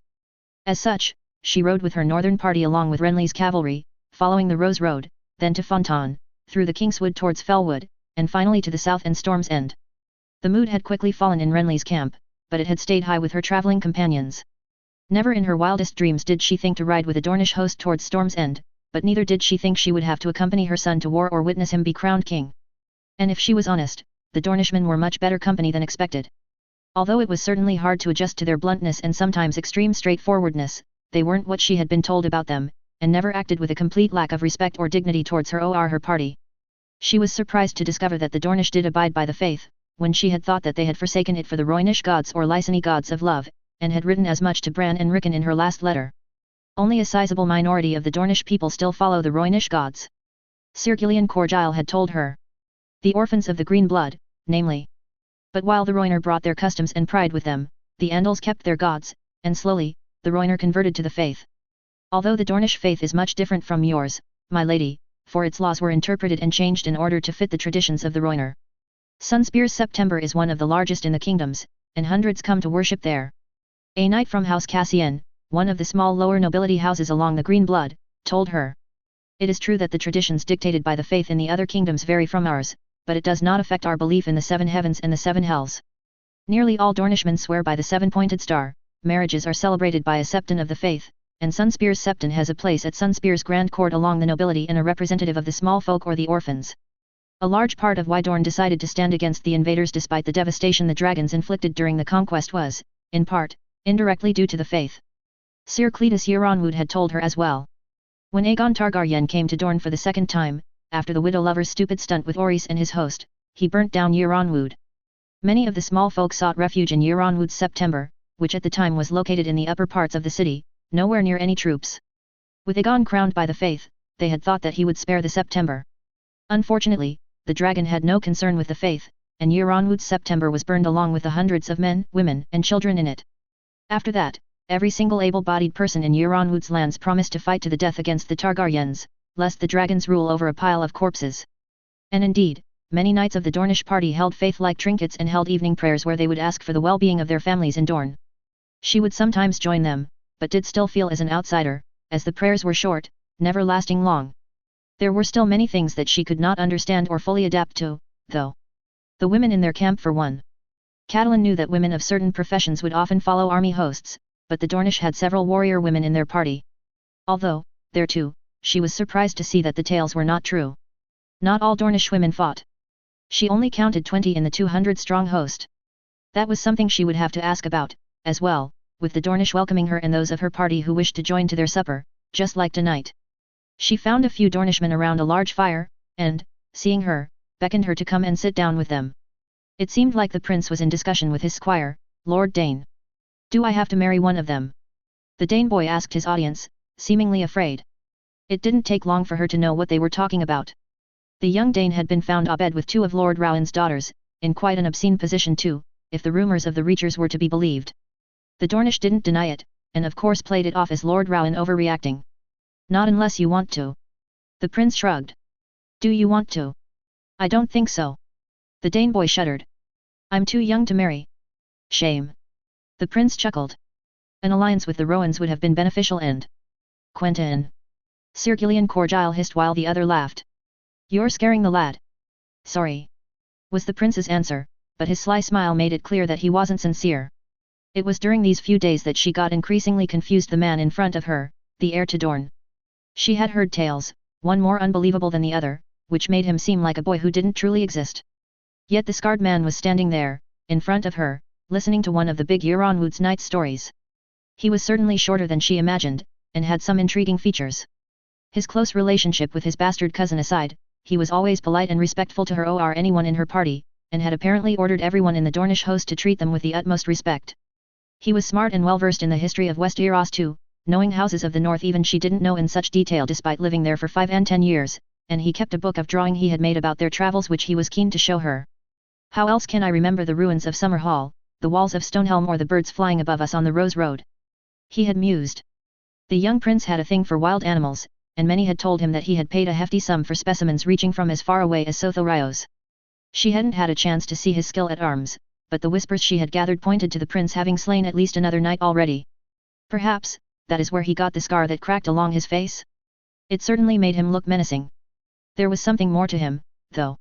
A dark side to the little prince as the Dornishman called him. The scar that rippled across his face was a testament to that, but the prince had a few other scars on his face, neck, and arms. Bruises for the most part, but also slight cuts, deeper scars, and even bite marks. Added to that, every night during their trip through the Kingswood, the prince would disappear with a few nights into the darkness, and right out of her sight, would apparently talk with men coming and going out of the darkness.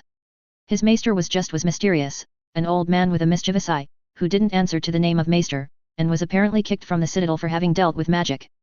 And finally, there was his little frog that he kept around as much as he could. A good luck token from the Rhoynar, his companions had told her, but she felt uneasy every time that she looked into its eyes. It was as if the animal was observing her, judging her. Yet the man sitting in front of her, near the fire, although not joyful, had set aside this dark aura for tonight. Tea, my lady? The prince asked. If you please, my prince, with thanks. Lemon or mint? Lemon, if you will. This was another advantage of staying with the Dornishmen. The food that they'd brought was much better than the daily rations of oats, bread, and the odd game that they'd find in the woods. They had brought Dornish tea, which had different flavors from Dorne, lemons from Lemonwood, mint from Bloodgrove and strawberries from Ghost Hill. In addition, they had things called sandwiches, which consisted of meat and cheese slapped between two pieces of bread. Easier to carry, easier to eat, even while on horseback. A Dornish knight had told her. Added to that, the dried fruit, of which you could only eat a couple lest you empty your guts on the side of the road, rice from Uti, although this one was apparently grown in Dorne, honey, spices, milk, cereal, potatoes, and nuts. It was quite a change from the diet they'd endured for the past few weeks, riding from Riverrun and avoiding the Lannister forces along the Gold Road. Catelyn relaxed as she brought the small cup to her mouth, her body allowing itself to enjoy the warmth and taste for a brief moment. It was then that she finally brought herself to ask the question that had been hanging on her lips for the past few days. Tell me, my prince. She cleared her throat. Dorne is renowned for their warrior women, is it not? Yet since I have been here, I have only seen 10 or 20, why is that? The prince made to speak, but it was the Viper's daughter that beat him to it. While it is true that Roynish law dictates that women, if born before men, will inherit, and that women in Dorne are treated much better in Dorne than in the kingdoms north of the marches, Dornish warrior women are a rarity, my lady. The bastard said with a sly smile. Dornish women will know how to defend themselves, that you can be sure of. I do not know of a woman in Dorne who does not know how to use a dagger or know of poisons, but few and far between are those like I and my elder sister who choose to wield arms. Only the bravest do, for they know what their fate will be if they are captured, and as such always carry poison on their person. Catelyn felt slightly lightheaded at that. She knew what men were capable of doing in war, and there was sense to what the prince's cousin was saying. The myth of Dornish warrior women was likely propagated by the Reachers, to show how cruel the men were, to let their women fight. Sir Gillian added. Dorne, as with every insult they have been thrown, turned it from an insult to something to be proud about. Dornish women, although they do not fight, do have critical roles in the Dornish host. The bastard added. Women are usually the ones to train and breed the famed Dornish sand steeds, like the ones we have here. It is also they who take charge of much of the logistics, and finances of such an endeavour. Lady Alice Lady Bright, for example, is one of my father's most trusted friends, and serves as Lady Treasurer to Sons Pair. It is not uncommon in Dorne for women to hold such practices, but it is indeed very much less common to see them fight. Only 1 woman in 20 will choose to bear arms, if that. I thank you for your, in-depth explanation, my lady. The pleasure is all mine, but... The Dornish bastard trailed off. Don't you have warrior women in the north too? Quent told me of House Mormont and their shield maidens. True. It was Wendell Manderley that spoke up, his mouth half filled with a dried apricot. The Mormont women are usually the ones doing the fighting. The men would go out at sea and fish, or go inland to get timber. The women though, they would have to stay in their homes, but their homes were usually the target of Ironborn or wildling raids. And so, they took up arms, and to this day every man or woman in House Mormont knows how to wield a weapon, for their lives depend on it. It sounds as these Mormont women would make fine Dornish spears. The Dornish bastard smirked at her princely cousin. I doubt they are half as beautiful as ours. The prince smiled at her, earning him a little punch in the shoulder. Tell me, my prince. Catelyn coughed. I have told you of my home, be it the north or the Riverlands. I told you of our customs, our traditions, our pride and our tales, and you have done the same, but I have yet to hear a Dornish tale. I cannot imagine that they are the same as ours, and we have not gotten word of any tales when I was a young girl, in Riverrun. That is an odd request, my lady. The prince's eye twitched. I fear Dornish tales are quite the same as yours. They talk about beautiful maidens and young knights, of glory, of battles, and of deception. That, or the tales go on, and seem to never end. Still, my prince, it is not every day you get to hear a Dornish tale. She insisted. The prince thought for a few moments, and turned to his companions asking for advice. There was mumbling, but in the end, his lover ended up speaking up. What about the story of the false prince? The prince and the tailor? He asked. Sir Gillian nodded. Very well, then. The prince nodded. There once was a tailor from Lemonwood whose name was Oliver. Oliver was dissatisfied with his work of being a tailor, and dreamt of more than just that. One day, he received an order from the Princess of Dorne to make a set of princely garbs for the heir to Dorne who was due to come back from fosterage. Oliver made the sets, but kept the most expensive one for himself, and left Lemonwood. He knows not where he will end up, but he ends up crossing the Green Blood, visiting Planky Town and roaming up the river towards God's Grace. While at God's Grace, he meets a young man by the name of Quentyn. Quentyn is on his way to see his mother in son's pair, and the two quickly become friends. Oliver follows Quentyn back to the Planky Town, and while on their way there, Quentyn reveals that he is the heir to Dorne, having been fostered since he was 2 days old in Skirich. And as they talk, Oliver becomes disenchanted with who he thought was his friend. He sees too much first-man blood in him, and does not see the true blood of the Royner. He thinks Quentyn to be weak, incapable, and unworthy, and decides to take the prince's seat for himself, for he shares Quentyn's dark hair and skin tone. One night, Oliver leaves his companion in the night, and rides forth to the Sun's Gate of Sun's Pair, where he presents himself as Prince Quentyn. He answers the questions from the guards, and gives them a dagger with the sun and spear of House Martell that was given to his foster father as a gift to return once his fosterage had ended, on his 20th name day. The whole court is enchanted by Oliver, and he quickly grows into his role. He is just and merciful, and his talents are admired by everyone. However, Quentyn eventually makes his way to Sun's Pair too, to Oliver's horror. Quentyn asks to see Oliver, but the tailor refuses and dismisses him as an insane pretender. However, Quentyn's arrival has caused a stir in court, and Princess Silva's husband, Prince Consort Vincent, has grown suspicious. To ease his suspicions, Princess Silva organizes a test. Since one is supposedly a tailor, she tasks them both to make the most beautiful Martell doublet possible. Oliver, of course, makes a sumptuous garb, but Quentyn fails miserably. It should end there, then. Princess Silva is now completely taken aback. She does not know which one is really her son, and fears that the fake prince would have failed the task on purpose. Therefore, she seeks advice from the old lady of the Royne, the ancient of the orphans. The old lady tells her not to worry, and has the princes sent to her on the banks of the Green Blood. On the banks of the Green Blood, she takes the prince each on their own and makes them pick between 2 boxes, with inscriptions made of pure diamonds. On one of them there is the inscription Honor and Glory, while the other reads Happiness and Wealth. Quentyn chooses the former, while Oliver chooses the latter. The old lady then brings them before the court at Sun's Pair, and has them open the boxes. Quentyn's box contains a crown of suns and spears with a scepter, while Oliver's contains a needle and a thread. Horrified, Oliver begs Quentyn for mercy, but Quentyn takes him aside. He tells him that Oliver is his uncle's bastard son, and they share the same blood. Quentyn became enamored with the fouler heir, Jen Ellen, and had decided to marry her. Should he have accepted his first offer, they would have swapped places.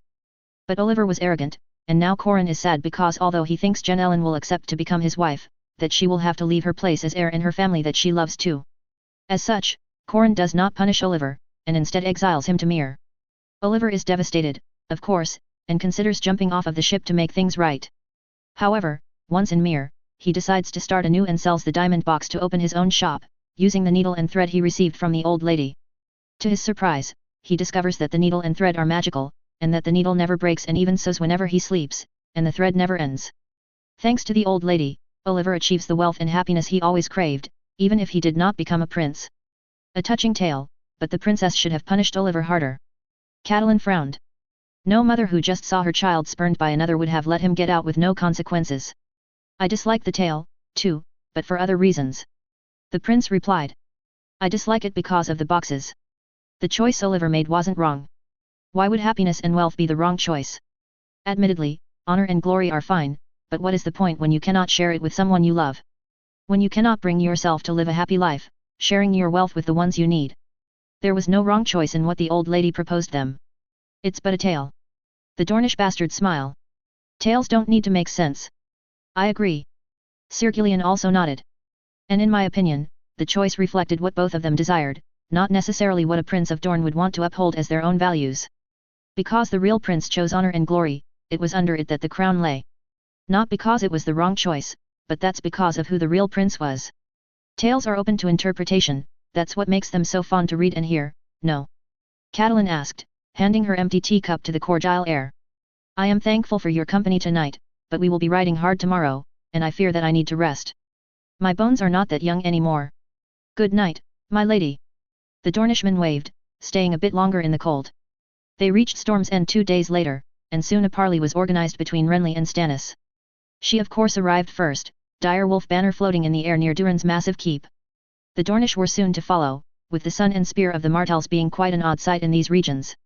Of course, Renly and Stannis waited a little longer, with Stannis arriving first and Renly arriving last. And while she was practiced in waiting, she could see that the Dornish were much less willing to partake in this little game, and many of them were already fidgeting or uneasy. Their prince though, was more focused on looking at the impressive battlements of Storm's End, no doubt looking to draw them at a more opportune moment. Unless, that is, he already did so. Lord Stannis greeted her, and offered condolences for her husband, yet added that he was no friend of his, which slightly angered her. He was never your enemy, my lord.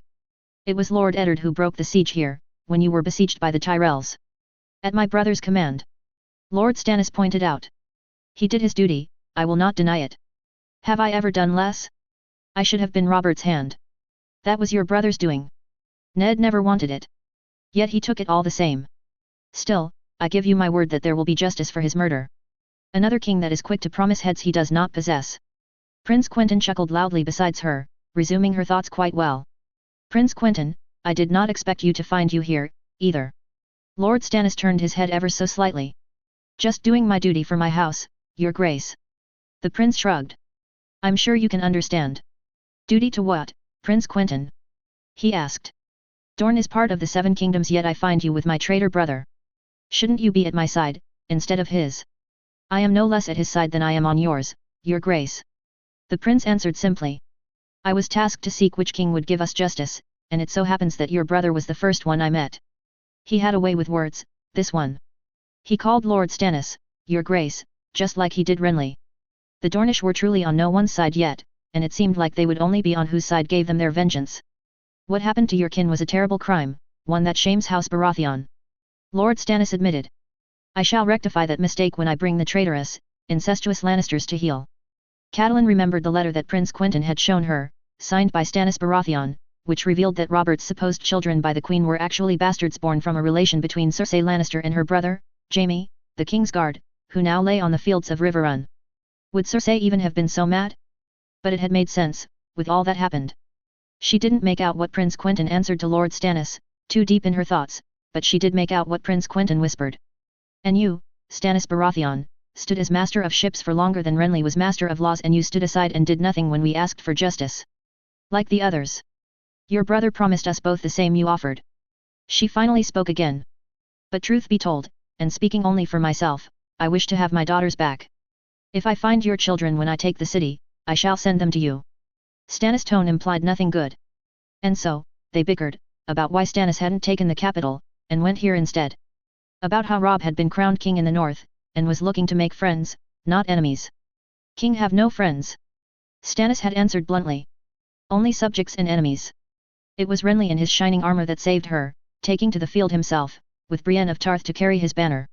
The two traded words, while she helplessly looked on at the two who were once brothers, being ready to kill each other for a crown.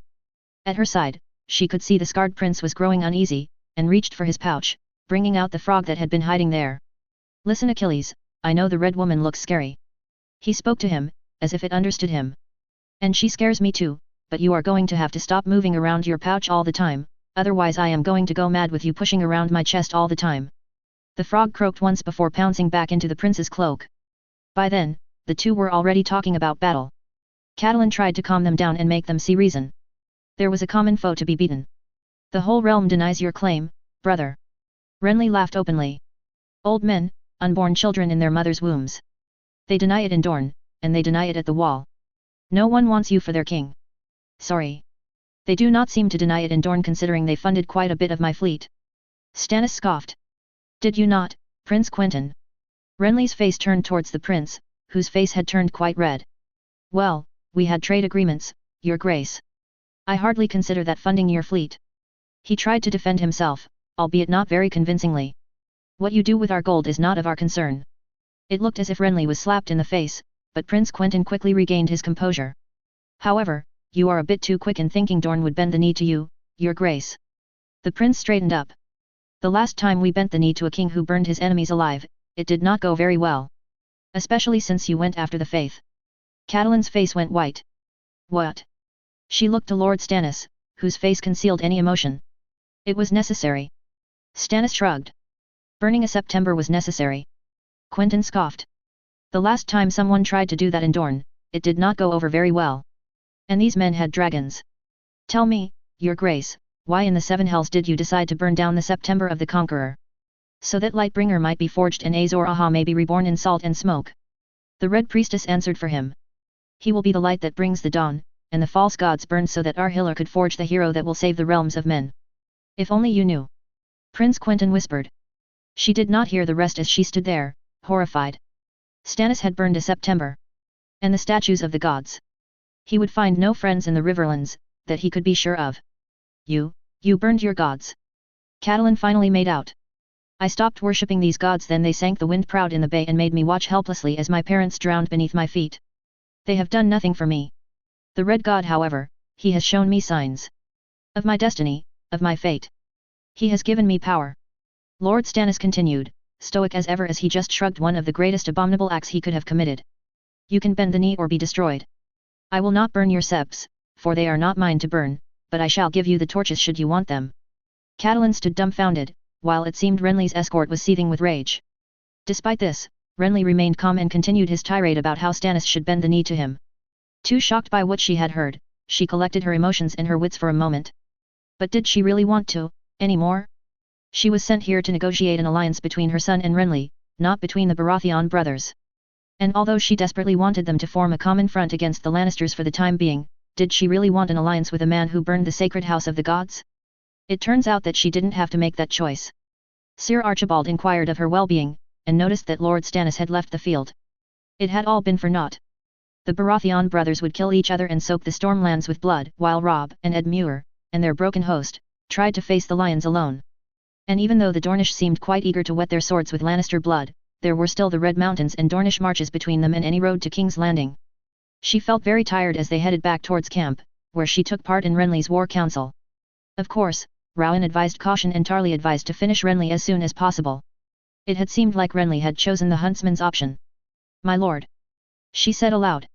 If you are set on battle, my purpose here is done, I ask you leave to return to Riverrun. You do not have it. Renly replied swiftly. I came to help you make a peace. I will not help you make a war. I dare say we shall prevail without your 25, but I wish to see what befalls rebels with your own eyes so that your son hears it from your own lips. You shall not be put into danger, do not fear. Catelyn's heart sank and she didn't hear any of the lords bickering about the upcoming dispositions of battle. Prince Quentyn. Renly frowned, looking at the young Dornishman, who unlike her, seemed to very much enjoy what was going on. Your Grace? He asked. We have things to discuss. I expect you to be in my tent tomorrow at dawn whilst I prepare with Sir Brienne. The young prince's face went completely pale. Very well, Your Grace. May I have a few of my men for protection? He asked. Fine. Renly growled. Sir Loras. Sir Rabar. You will stay with the Dornish at all times until the battle starts. I do not wish to end up with a Dornish dagger or sword in my back. The two knights acknowledged their liege's order, and looked at the Dornish with disdain. She spared another look at Prince Quentyn, whose blood had seemed to drain from his face. What had scared him so? Did he really plan on killing Renly? It made little sense if he did. She saw him turn to his lover and whisper in her ear, right beside her. We are so screwed. Archibald. Got everything ready, Arch. The voice came from Quentyn, who'd barely woken up, it had seemed. His hair was completely disheveled as he tried to flatten it with water and spit, and his eyes were tired with small rings forming around them. He couldn't blame him completely, it was still early, and the sun had yet to rise upon Storm's End. He, on the other hand, was completely ready and had been for some time. He'd gone to bed early the previous night, expecting nothing to happen since the Reachers were to give battle at dawn. I have, Quentyn, but I still do not understand why we didn't leave during the night. The prince rubbed his eyelids and yawned, adjusting the sword at his hip, as well as letting his frog rest on his shoulder. Because we'd be seen as traitors and untrustworthy. The Reachers had us under guard, and it's unlikely we'd have been able to escape. The prince said between stretches. And what of the men we left behind at Bitter Bridge? We barely have 80 men here. What would happen to them if we'd just left them? I couldn't gamble away their lives. The prince stood still for a moment and shrugged. And besides, he added, I've got nothing to hide. We haven't acted in any way that would offend Renly Baratheon or his host. You've asked for 4 of us to come. The Stag King gave you only 2 guards to choose from. Well, fuck him. The prince's brows furrowed. I'll have the final say in how many men I need to ensure my protection. Arch shrugged. He wasn't going to try and argue with him, more was always good, and the Reachers were getting tiresome and needed a big swig of his hammer in the jaw if he was honest. Gillian Corgyle arrived a bit later, tired as well, but in slightly better shape than Quentyn. Lucian Toland with his red hair and golden armor arrived right afterward. Finally, the sand snake appeared from Quentyn's tent with a glass of lemon water, wearing a light suit of armor to which her spear was attached on her back breastplate. Quentyn had chosen these four, and Arch still couldn't understand why.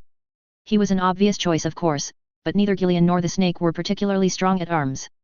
But once again, thinking was not his stronger suit. Better to just follow what his prince was saying, and it would be for the better. Still, the prince looked uneasy. His eyes were darting everywhere, as if frantically looking for something or someone. And it certainly wasn't the two men that came to escort them to the king's tent.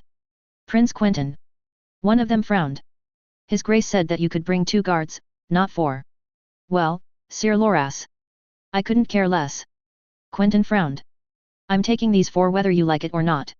I don't trust you lot as far as I can throw you. The feeling is mutual, Dornishman. A man with 7 sunflowers on his sigil spat out. Now come with us with your 2 sworn swords. That's not happening. Quentyn stood his ground. All of them are coming with me. We've got a battle to fight. The Sunflower Knight was teeming with rage now. We don't have time for this. That's funny because I have all the time in the world. Quentyn stood still, inflexible. Prince Quentyn. The other knight's frown grew deeper. You will come with us. Is that a threat? He scoffed. Are we your prisoners? I will come at his Grace's leisure, but he does not get to tell me how many men are needed for my own protection. I shall come with Sir Archibald, Sir Gillian, and Nymeria, or I shan't come at all. The Corgile boy doesn't know how to hold a sword and your bastard lover is only here to s. The Knight of Flowers started. It wasn't long till Arch had a hand on his hammer.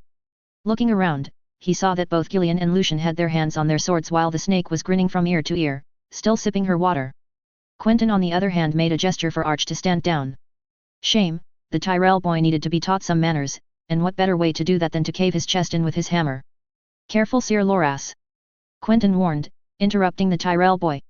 You have such a pretty face, it would be a shame if I'd have to shove my fist into it. Either I come with my 4 guards, or I don't come at all. The 2 Rainbow Guard knights looked at each other. Right now, they were outnumbered, and their opponent was doggedly standing his ground. Sir Emin. The Tyrell boy finally sighed. Go get 4 men from your retinue, we'll be 6 guarding these ones. Sir Emin looked at Sir Loras, confused, but one look from the Knight of Flowers sent him running. Soon enough, the Reacher came back with a few men, and suddenly, Quentyn was willing to come at a much more rapid pace. Why did you insist on the 4 guards? Lucian Toland asked. I don't trust Renly or the Reachers to not try something stupid when I've got my guard down, Quentyn replied. I'd rather have people I trust to watch my back, and 2 just wasn't enough. If Lucian wasn't convinced by the explanation, he didn't show it, and the group made their way to Renly's tent without further incident, still flanked by Sir Loras, Sir Emin and the 4 Reacher knights. Sir Loras, Sir Emin. A surprised Renly was waiting for them. You are late. I'm sorry, Your Grace. Sir Loras apologized. We were held up by the Dornish. Prince Quentyn wanted a stronger escort and I had to get more men to ensure that they do not try and stab us in the back. A skilled knight such as you? I believe you could take on 7 Dornishmen on your own, Sir Loras. Renly waved him off, while Sir Loras stood proudly. It is no matter. The prince wishes to be well protected and I cannot blame him. 7 Dornishmen? Arch resisted the urge to laugh. One swing of his hammer and both Reachers would be lying broken on the ground. Arch also noted the presence of several Reach commanders, as well as that of Lady Catelyn Stark, who had spent the night praying, or so she had told him. An unusual presence to be sure, but Arch paid it no mind. His was more focused on the men around the prince. The men quickly delved into discussion about the future battle, the siege of Storm's End, and the case of Sir Barristan, who had disappeared from the capital, and hadn't defected to Renly or Robb, which only left Stannis. The commanders quickly left the tent, leaving the king to don his armor, helped by the Lady Knight. Still, though, Sir Loras and Sir Emin refused to budge, and neither did the 6 Reacher knights. Lady Catelyn was the first to move, but it was Renly that spoke first. Well, Prince Quentyn, what is the matter with your little agreements with Stannis? The king said, joyfully. Nothing of your concern, Your Grace. The prince shrugged, but his voice cracked ever so slightly, his eyes still darting around the tent. We had trade agreements with Dragonstone before this war even started. Dragonstone? Renly scoffed. What could possibly be of value to you on Dragonstone? Obsidian and Dragonbone. Quentyn answered honestly. Obsidian and Dragonbone. Renly scoffed. One is useless and the other is only used for decorations and those who long for the days where the dragons ruled the skies. A time that has passed for many years. They both have their uses. Quentyn shrugged. And you didn't plan on telling me. Why should I? Who we trade with is of our concern only. We import grain from the Reach, and we buy timber from the north as well. It isn't like we are funneling gold into Stannis for the sole purpose of funding his efforts against you, your grace. We have traded before the war, and it is likely that we will trade after it, too. Your brother is not the only one benefiting from our trade. Are we free to leave? I told you that you shall stay and watch what befalls traitors. Are we your prisoners, then? Sir Gillian asked. We are envoys, and as such should not be treated as belligerents in a conflict, or as hostages, as per the code of honor that you Reachers love to follow. We are free to go where we please. And you shall. Renly exclaimed. But only after you have witnessed what I shall do to Stannis. Quentyn made to speak again, but Renly ignored him and turned to Lady Catelyn. Say your say, Lady Stark. Suddenly, everyone in the room froze. There was something wrong, like a cold air rushing through the tent. And suddenly, something horrifying appeared in front of Arch. A shadow. With a massive blade. And it was staring. It took half a second for Arch to realize that the shadow was staring at Quentyn's frog. The frog had jumped from Quentyn's shoulders and made its way on the ground towards the shadow, looking at it dead in the eyes. Suddenly, Arch heard a guttural screech. Something of the likes he hadn't heard before, that shook him to the bone. One of pure terror. The shadow lifted its blade, and every person in the room started unsheathing theirs. But the shadow was faster, and it struck, albeit clumsily. Your Grace! Sir Brienne shouted, shoving Renly to the side. The Tarth Knight barely had time to unsheath her sword. The shadow blade parted her armor like it was made of silk and struck deep into her heart. The Lady Knight coughed blood and fell to the ground with a large thud. The shadow advanced, clumsily, its face slowly becoming more apparent, and that's when Arch recognized it. It was Stannis. It shrieked again. Arch wanted to cover his ears, the noise becoming unbearable. This scream was one of pure rage, though, and his hammer was close to being ready to strike, but again, the shadow was faster and struck Renly through his armor. The king fell to the ground. No. Sir Loras screamed. But the king wasn't dead. The shadow seemed to understand it, but it became weary. What in the seven hells was happening? The shadow made to strike again, but he tried striking at Quentyn's frog. It was Quentyn's turn to panic. Achilles. Move. Quentyn almost begged, while his companions were just as horrified as him. The frog didn't do as his master commanded. Instead, it stayed still and croaked once. The blade came down. There was a third shriek, even more horrifying than the first two. This time, it didn't seem like a screech of rage or terror, this was a screech of pain. A pain of the like of which he had never heard. No human being could ever scream like this. The blade came down, and as it hit Quentyn's frog, the shadow withered away, as if broken into 100 smaller pieces, which faded away into the wind. By the time he had taken out his hammer, though, the shadow had disappeared, and the frog was still there, unconcerned with anything that was happening around it. Suddenly, it was chaos. Two more guards entered the room, and saw the carnage. One of the Reacher knights was also on the floor, having fainted, while everyone in attendance was pale, with Lady Catelyn spewing her guts in the corner, watching blood starting to pool around Lady Brienne's body.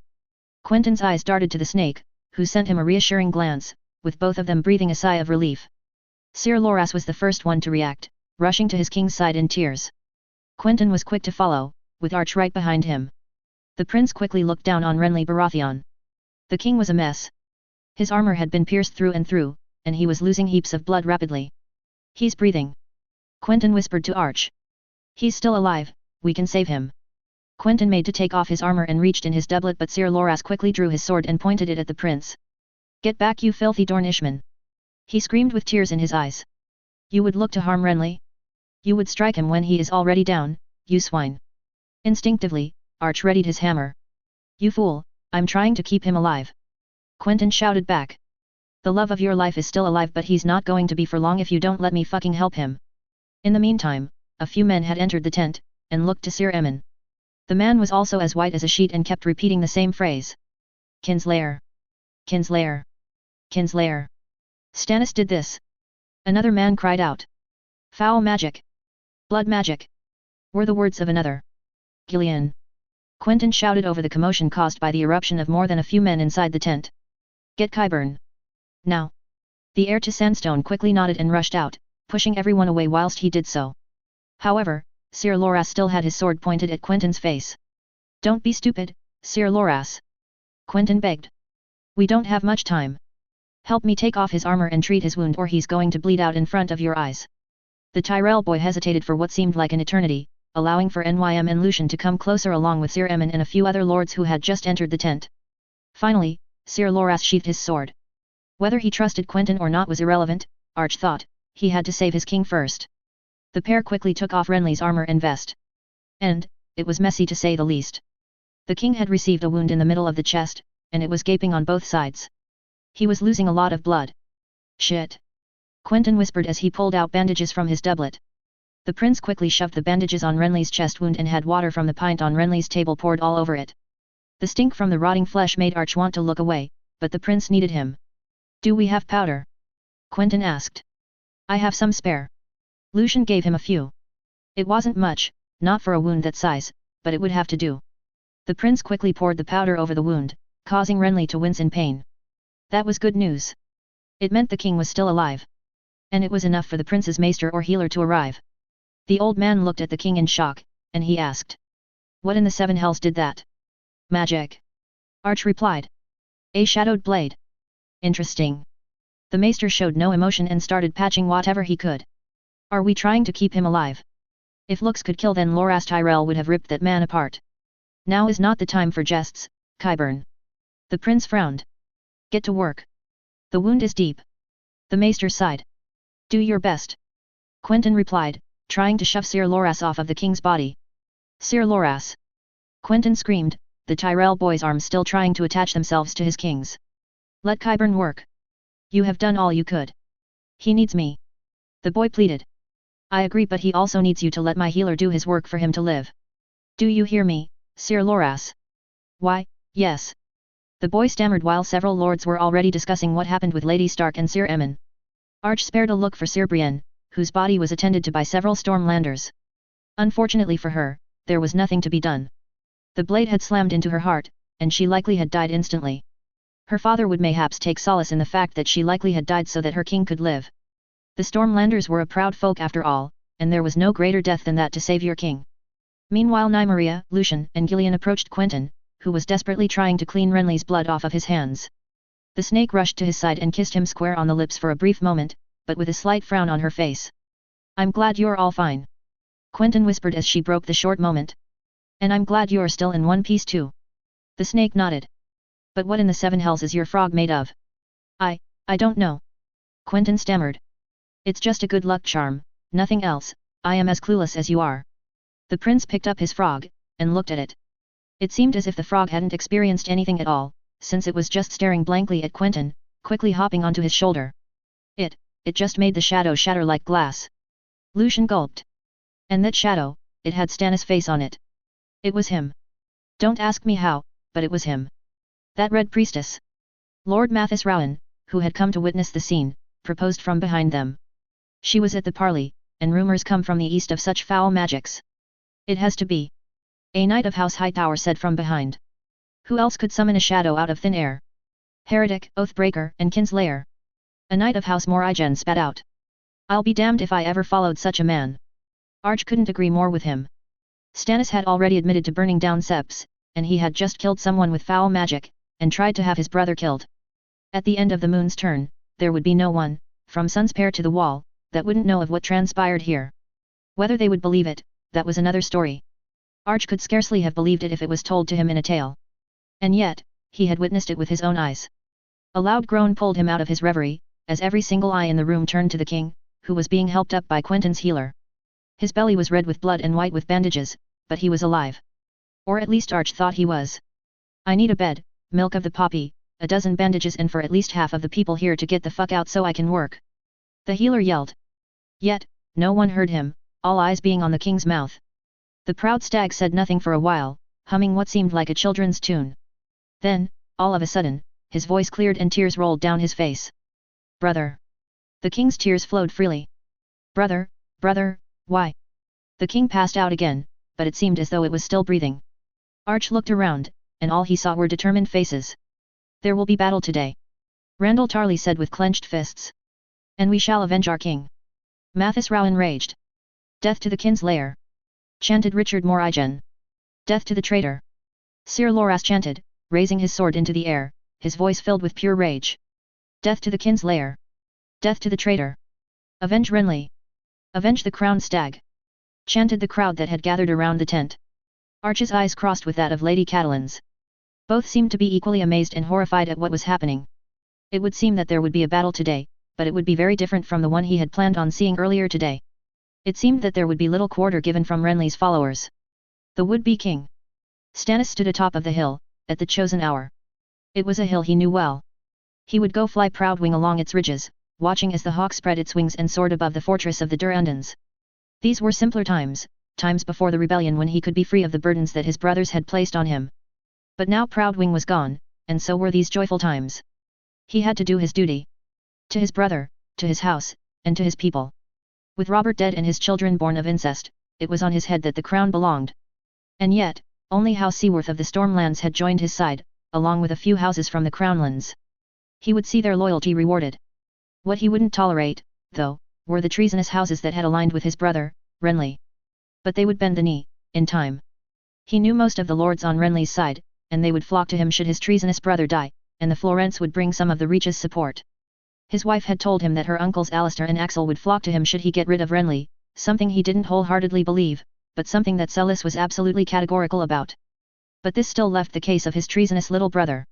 Stannis held the hope that he would bend the knee to him and be named heir until he sired a son, but those hopes were dashed at the parley where Renly stubbornly refused to bend the knee. It gave him no joy for him to declare his brother traitor and organize his death. Melisandre had given him a son, and that son had, for all intents and purposes, achieved its goal, according to the Red Priestess. Despite Renly seemingly dying, Melisandre had been shaken by this act, calling for the death of the Prince of the Rhoynar. Stannis wasn't stupid enough to not know who that was considering the presence of the Dornish amidst Renly's camp, but he also knew enough about his present situation that ordering the death of the heir to Dorne would not benefit him in any way. No, Dorne would bend in time, but there were better objectives for the moment. And it had seemed that Melisandre had recovered from the day's experience, seeing as she rode to the battle along with his knights and men-at-arms. Looking down on the various banners floating in the wind, he had sincerely hoped that it would not come to battle. There were good men amongst his host, men that would have been put to better use putting down the Lannisters rather than proving to them that the Lord of Light was behind them. But it would need to be done. His hopes of Renly's death causing a dissolution of the Reach Stormlands alliance had shattered, and it seemed that it would come to battle after all. And he would have been a fool not to contemplate that this was indeed a possibility. As such, he has chosen the time and place perfectly. He knew Storm's End and its surroundings like no other man in the known world. He knew exactly where to give battle. He had chosen a hill located between Storm's End and Renly's camp. One that overlooked both, so to see exactly what positions each camp would take and how the battle was going. He had chopped down every single tree on the outskirts of the hill to force the Reacher cavalry into a small choke point where his opponent's numbers would no longer matter. He had chosen dawn as the time of battle so that Renly's cavalry, tired after charging up the hill, would be completely blinded by the rising sun. He had scattered his men to hold the hill in front of Renly's camp and had entrusted his left to Sir Perkin Follard, a capable knight, and the right to Sir Gilbert Ferring, a capable commander in his own right. He, on the other hand, would hold the centre while he entrusted his reserves to Sir Davos Seaworth, who would have to hold any sortie from Storm's End with the help of Melisandre. This was a battle he intended to win. As dawn broke and he saw the banners flying, Stannis smiled. Everything was going as planned. Renly had only brought cavalry to the siege, too pressed by time. The Reachers had the vanguard, and it would shatter the moment they hit his lines. Then, the Stormlanders on the flanks would falter, else they suffer the same fate. Suddenly, a horn blew in the distance, and a cloud of dust formed at the foot of the hill. Stannis nodded grimly. It was time. He put on his helm and ordered his small force of archers to rain their arrows upon the attackers. Knock! Yelled a captain. Draw! Lose! The first volley wasn't impressive. It didn't black out the sky like the volleys of the red grass field, nor did it cause considerable damage to his opponent, but fewer knights to deal with was always a good thing. Seeing that his opponent's cavalry was having a hard time scaling the hill, he ordered a second volley to be fired. Knock! Draw! Lose! The arrows flew, and once more, they helped in taking down a few knights. A precious few that his men wouldn't have to deal with. Time was now of the essence. The knights were halfway up the hill and could reach his lines soon.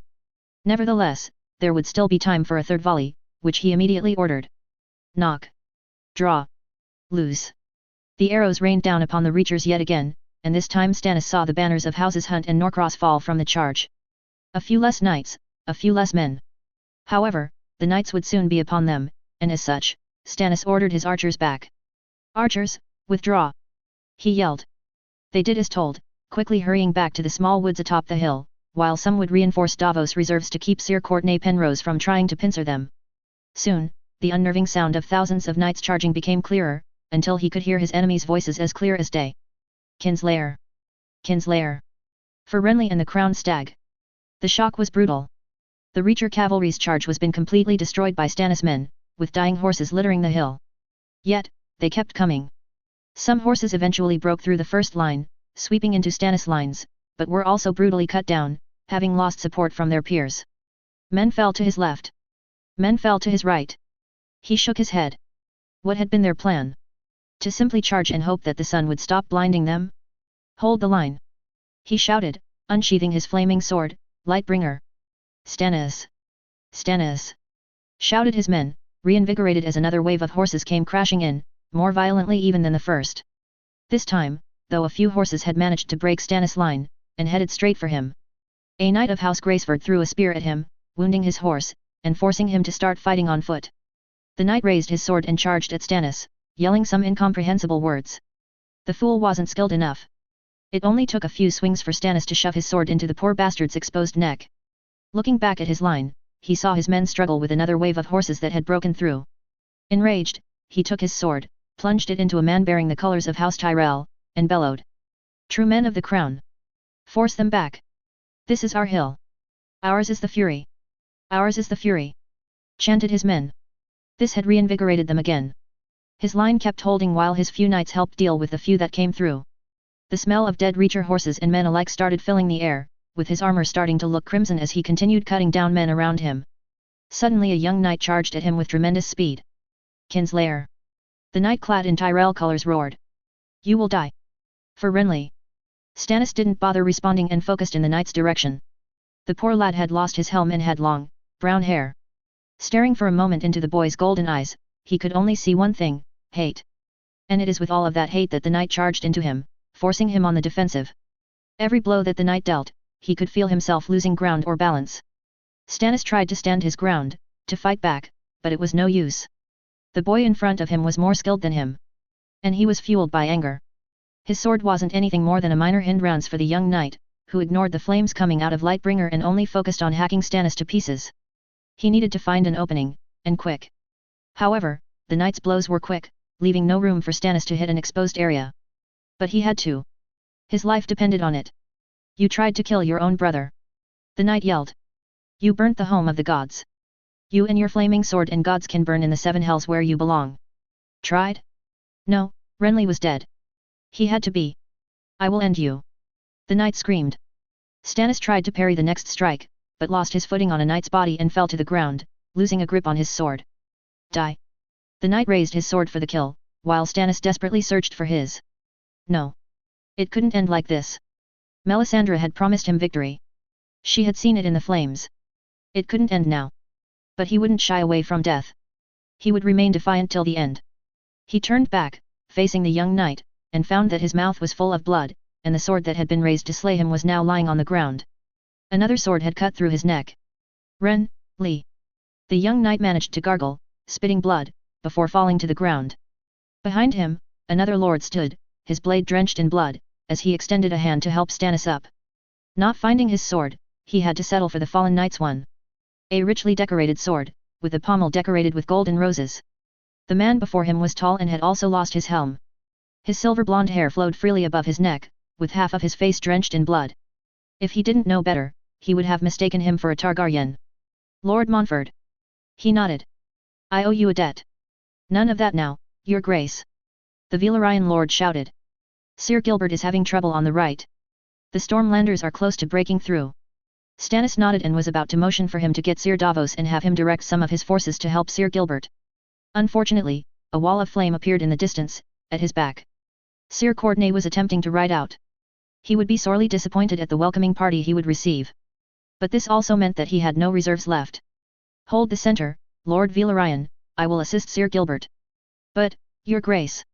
This is an order, Lord Valyrian. The silver-haired lord nodded and gave him his horse, a bright destrier decorated with white sea-horses. It wasn't long till he reached Sir Gilbert's line, which showed serious signs of wavering. They couldn't. Not now. Hold the line. Stannis shouted. The day is ours.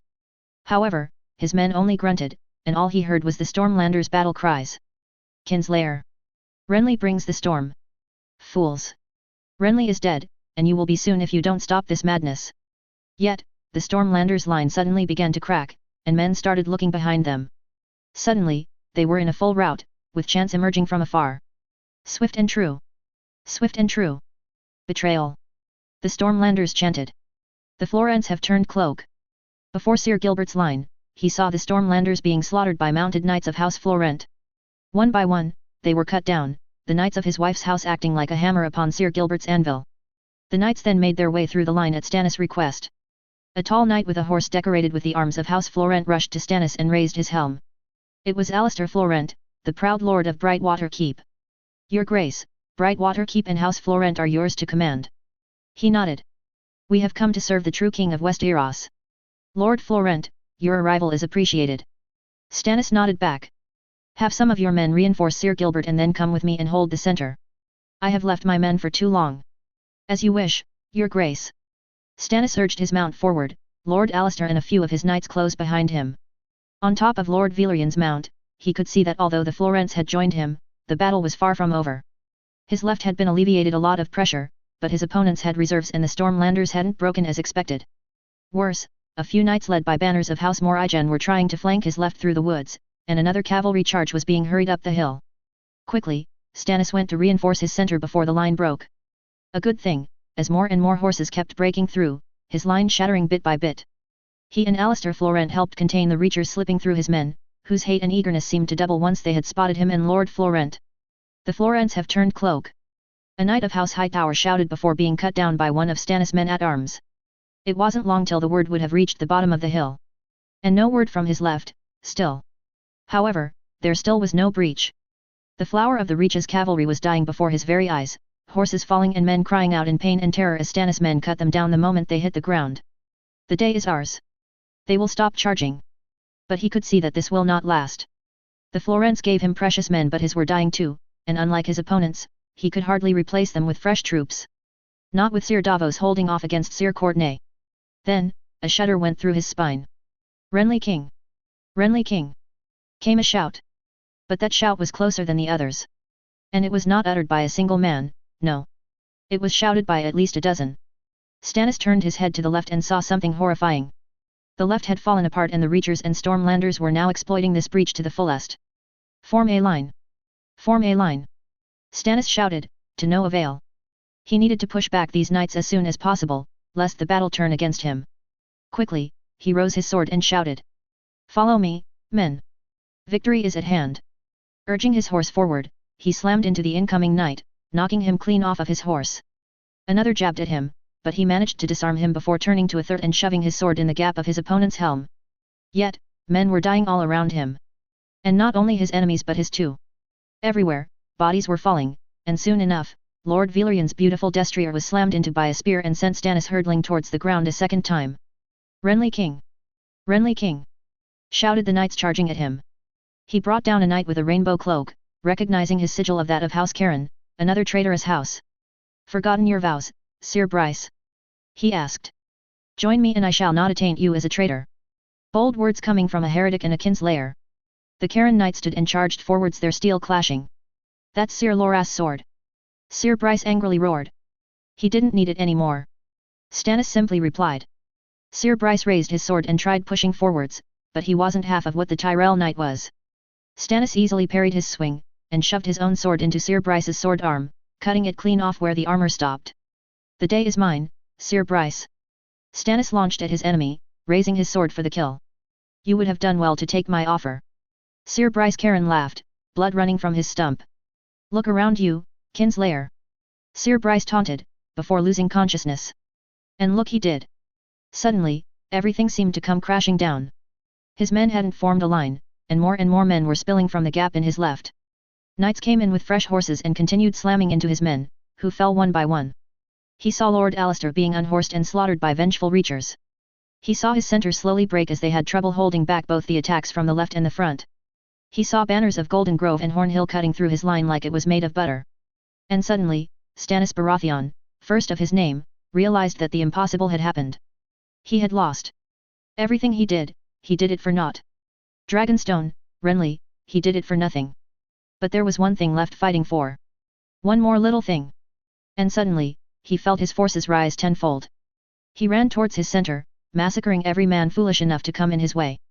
Another man in a rainbow cloak bearing the colors of House Morigen ran at him screaming something about Renly. He was dealt with. So was a knight of House Fossoway. And another of House Crane. Suddenly, he came to the man he was looking for. Sir Mathos. He yelled. Your Grace. The Seaworth knight yelled, his armor and sword both tainted crimson, so much that one would have mistaken him for a Lannister wielding red rain. We are holding. That is good, Sir Mathos, but I need you to give a message to your father. What is it? Shall I tell him to commit his reserves? No, Stannis said, raising his helm. Tell him to take his men and Melisandre, and leave. Protect Shireen and protect Dragonstone. But, your Grace, the battle is lost.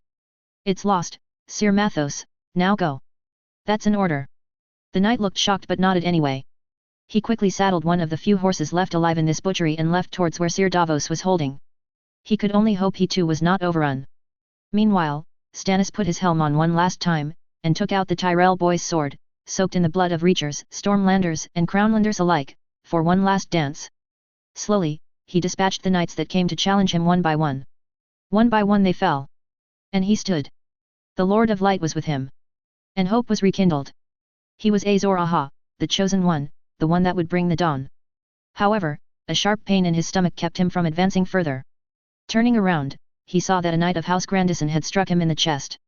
Enraged, he took out his anger on the knight, slitting his throat. Then another pain, in his back. And another one in his legs. He cried out and fell on his knees. A few more blades struck him then, knights surrounding him, ripping through him. No. No. It couldn't end. Not now. He struggled to try and face his opponents but another pain in his foot sent him down to the ground once more. There was blood. A lot of blood. He could see it on his hands, his sword, his chest. He could taste it in his mouth. Another blade struck. This time Stannis fell on his back, feeling the life draining from him. There would be no great victory. No great destiny. No great rule. There would only be death. Stannis didn't curse or weep or pray. Instead, only one word left his lips. Shireen. And then darkness took him.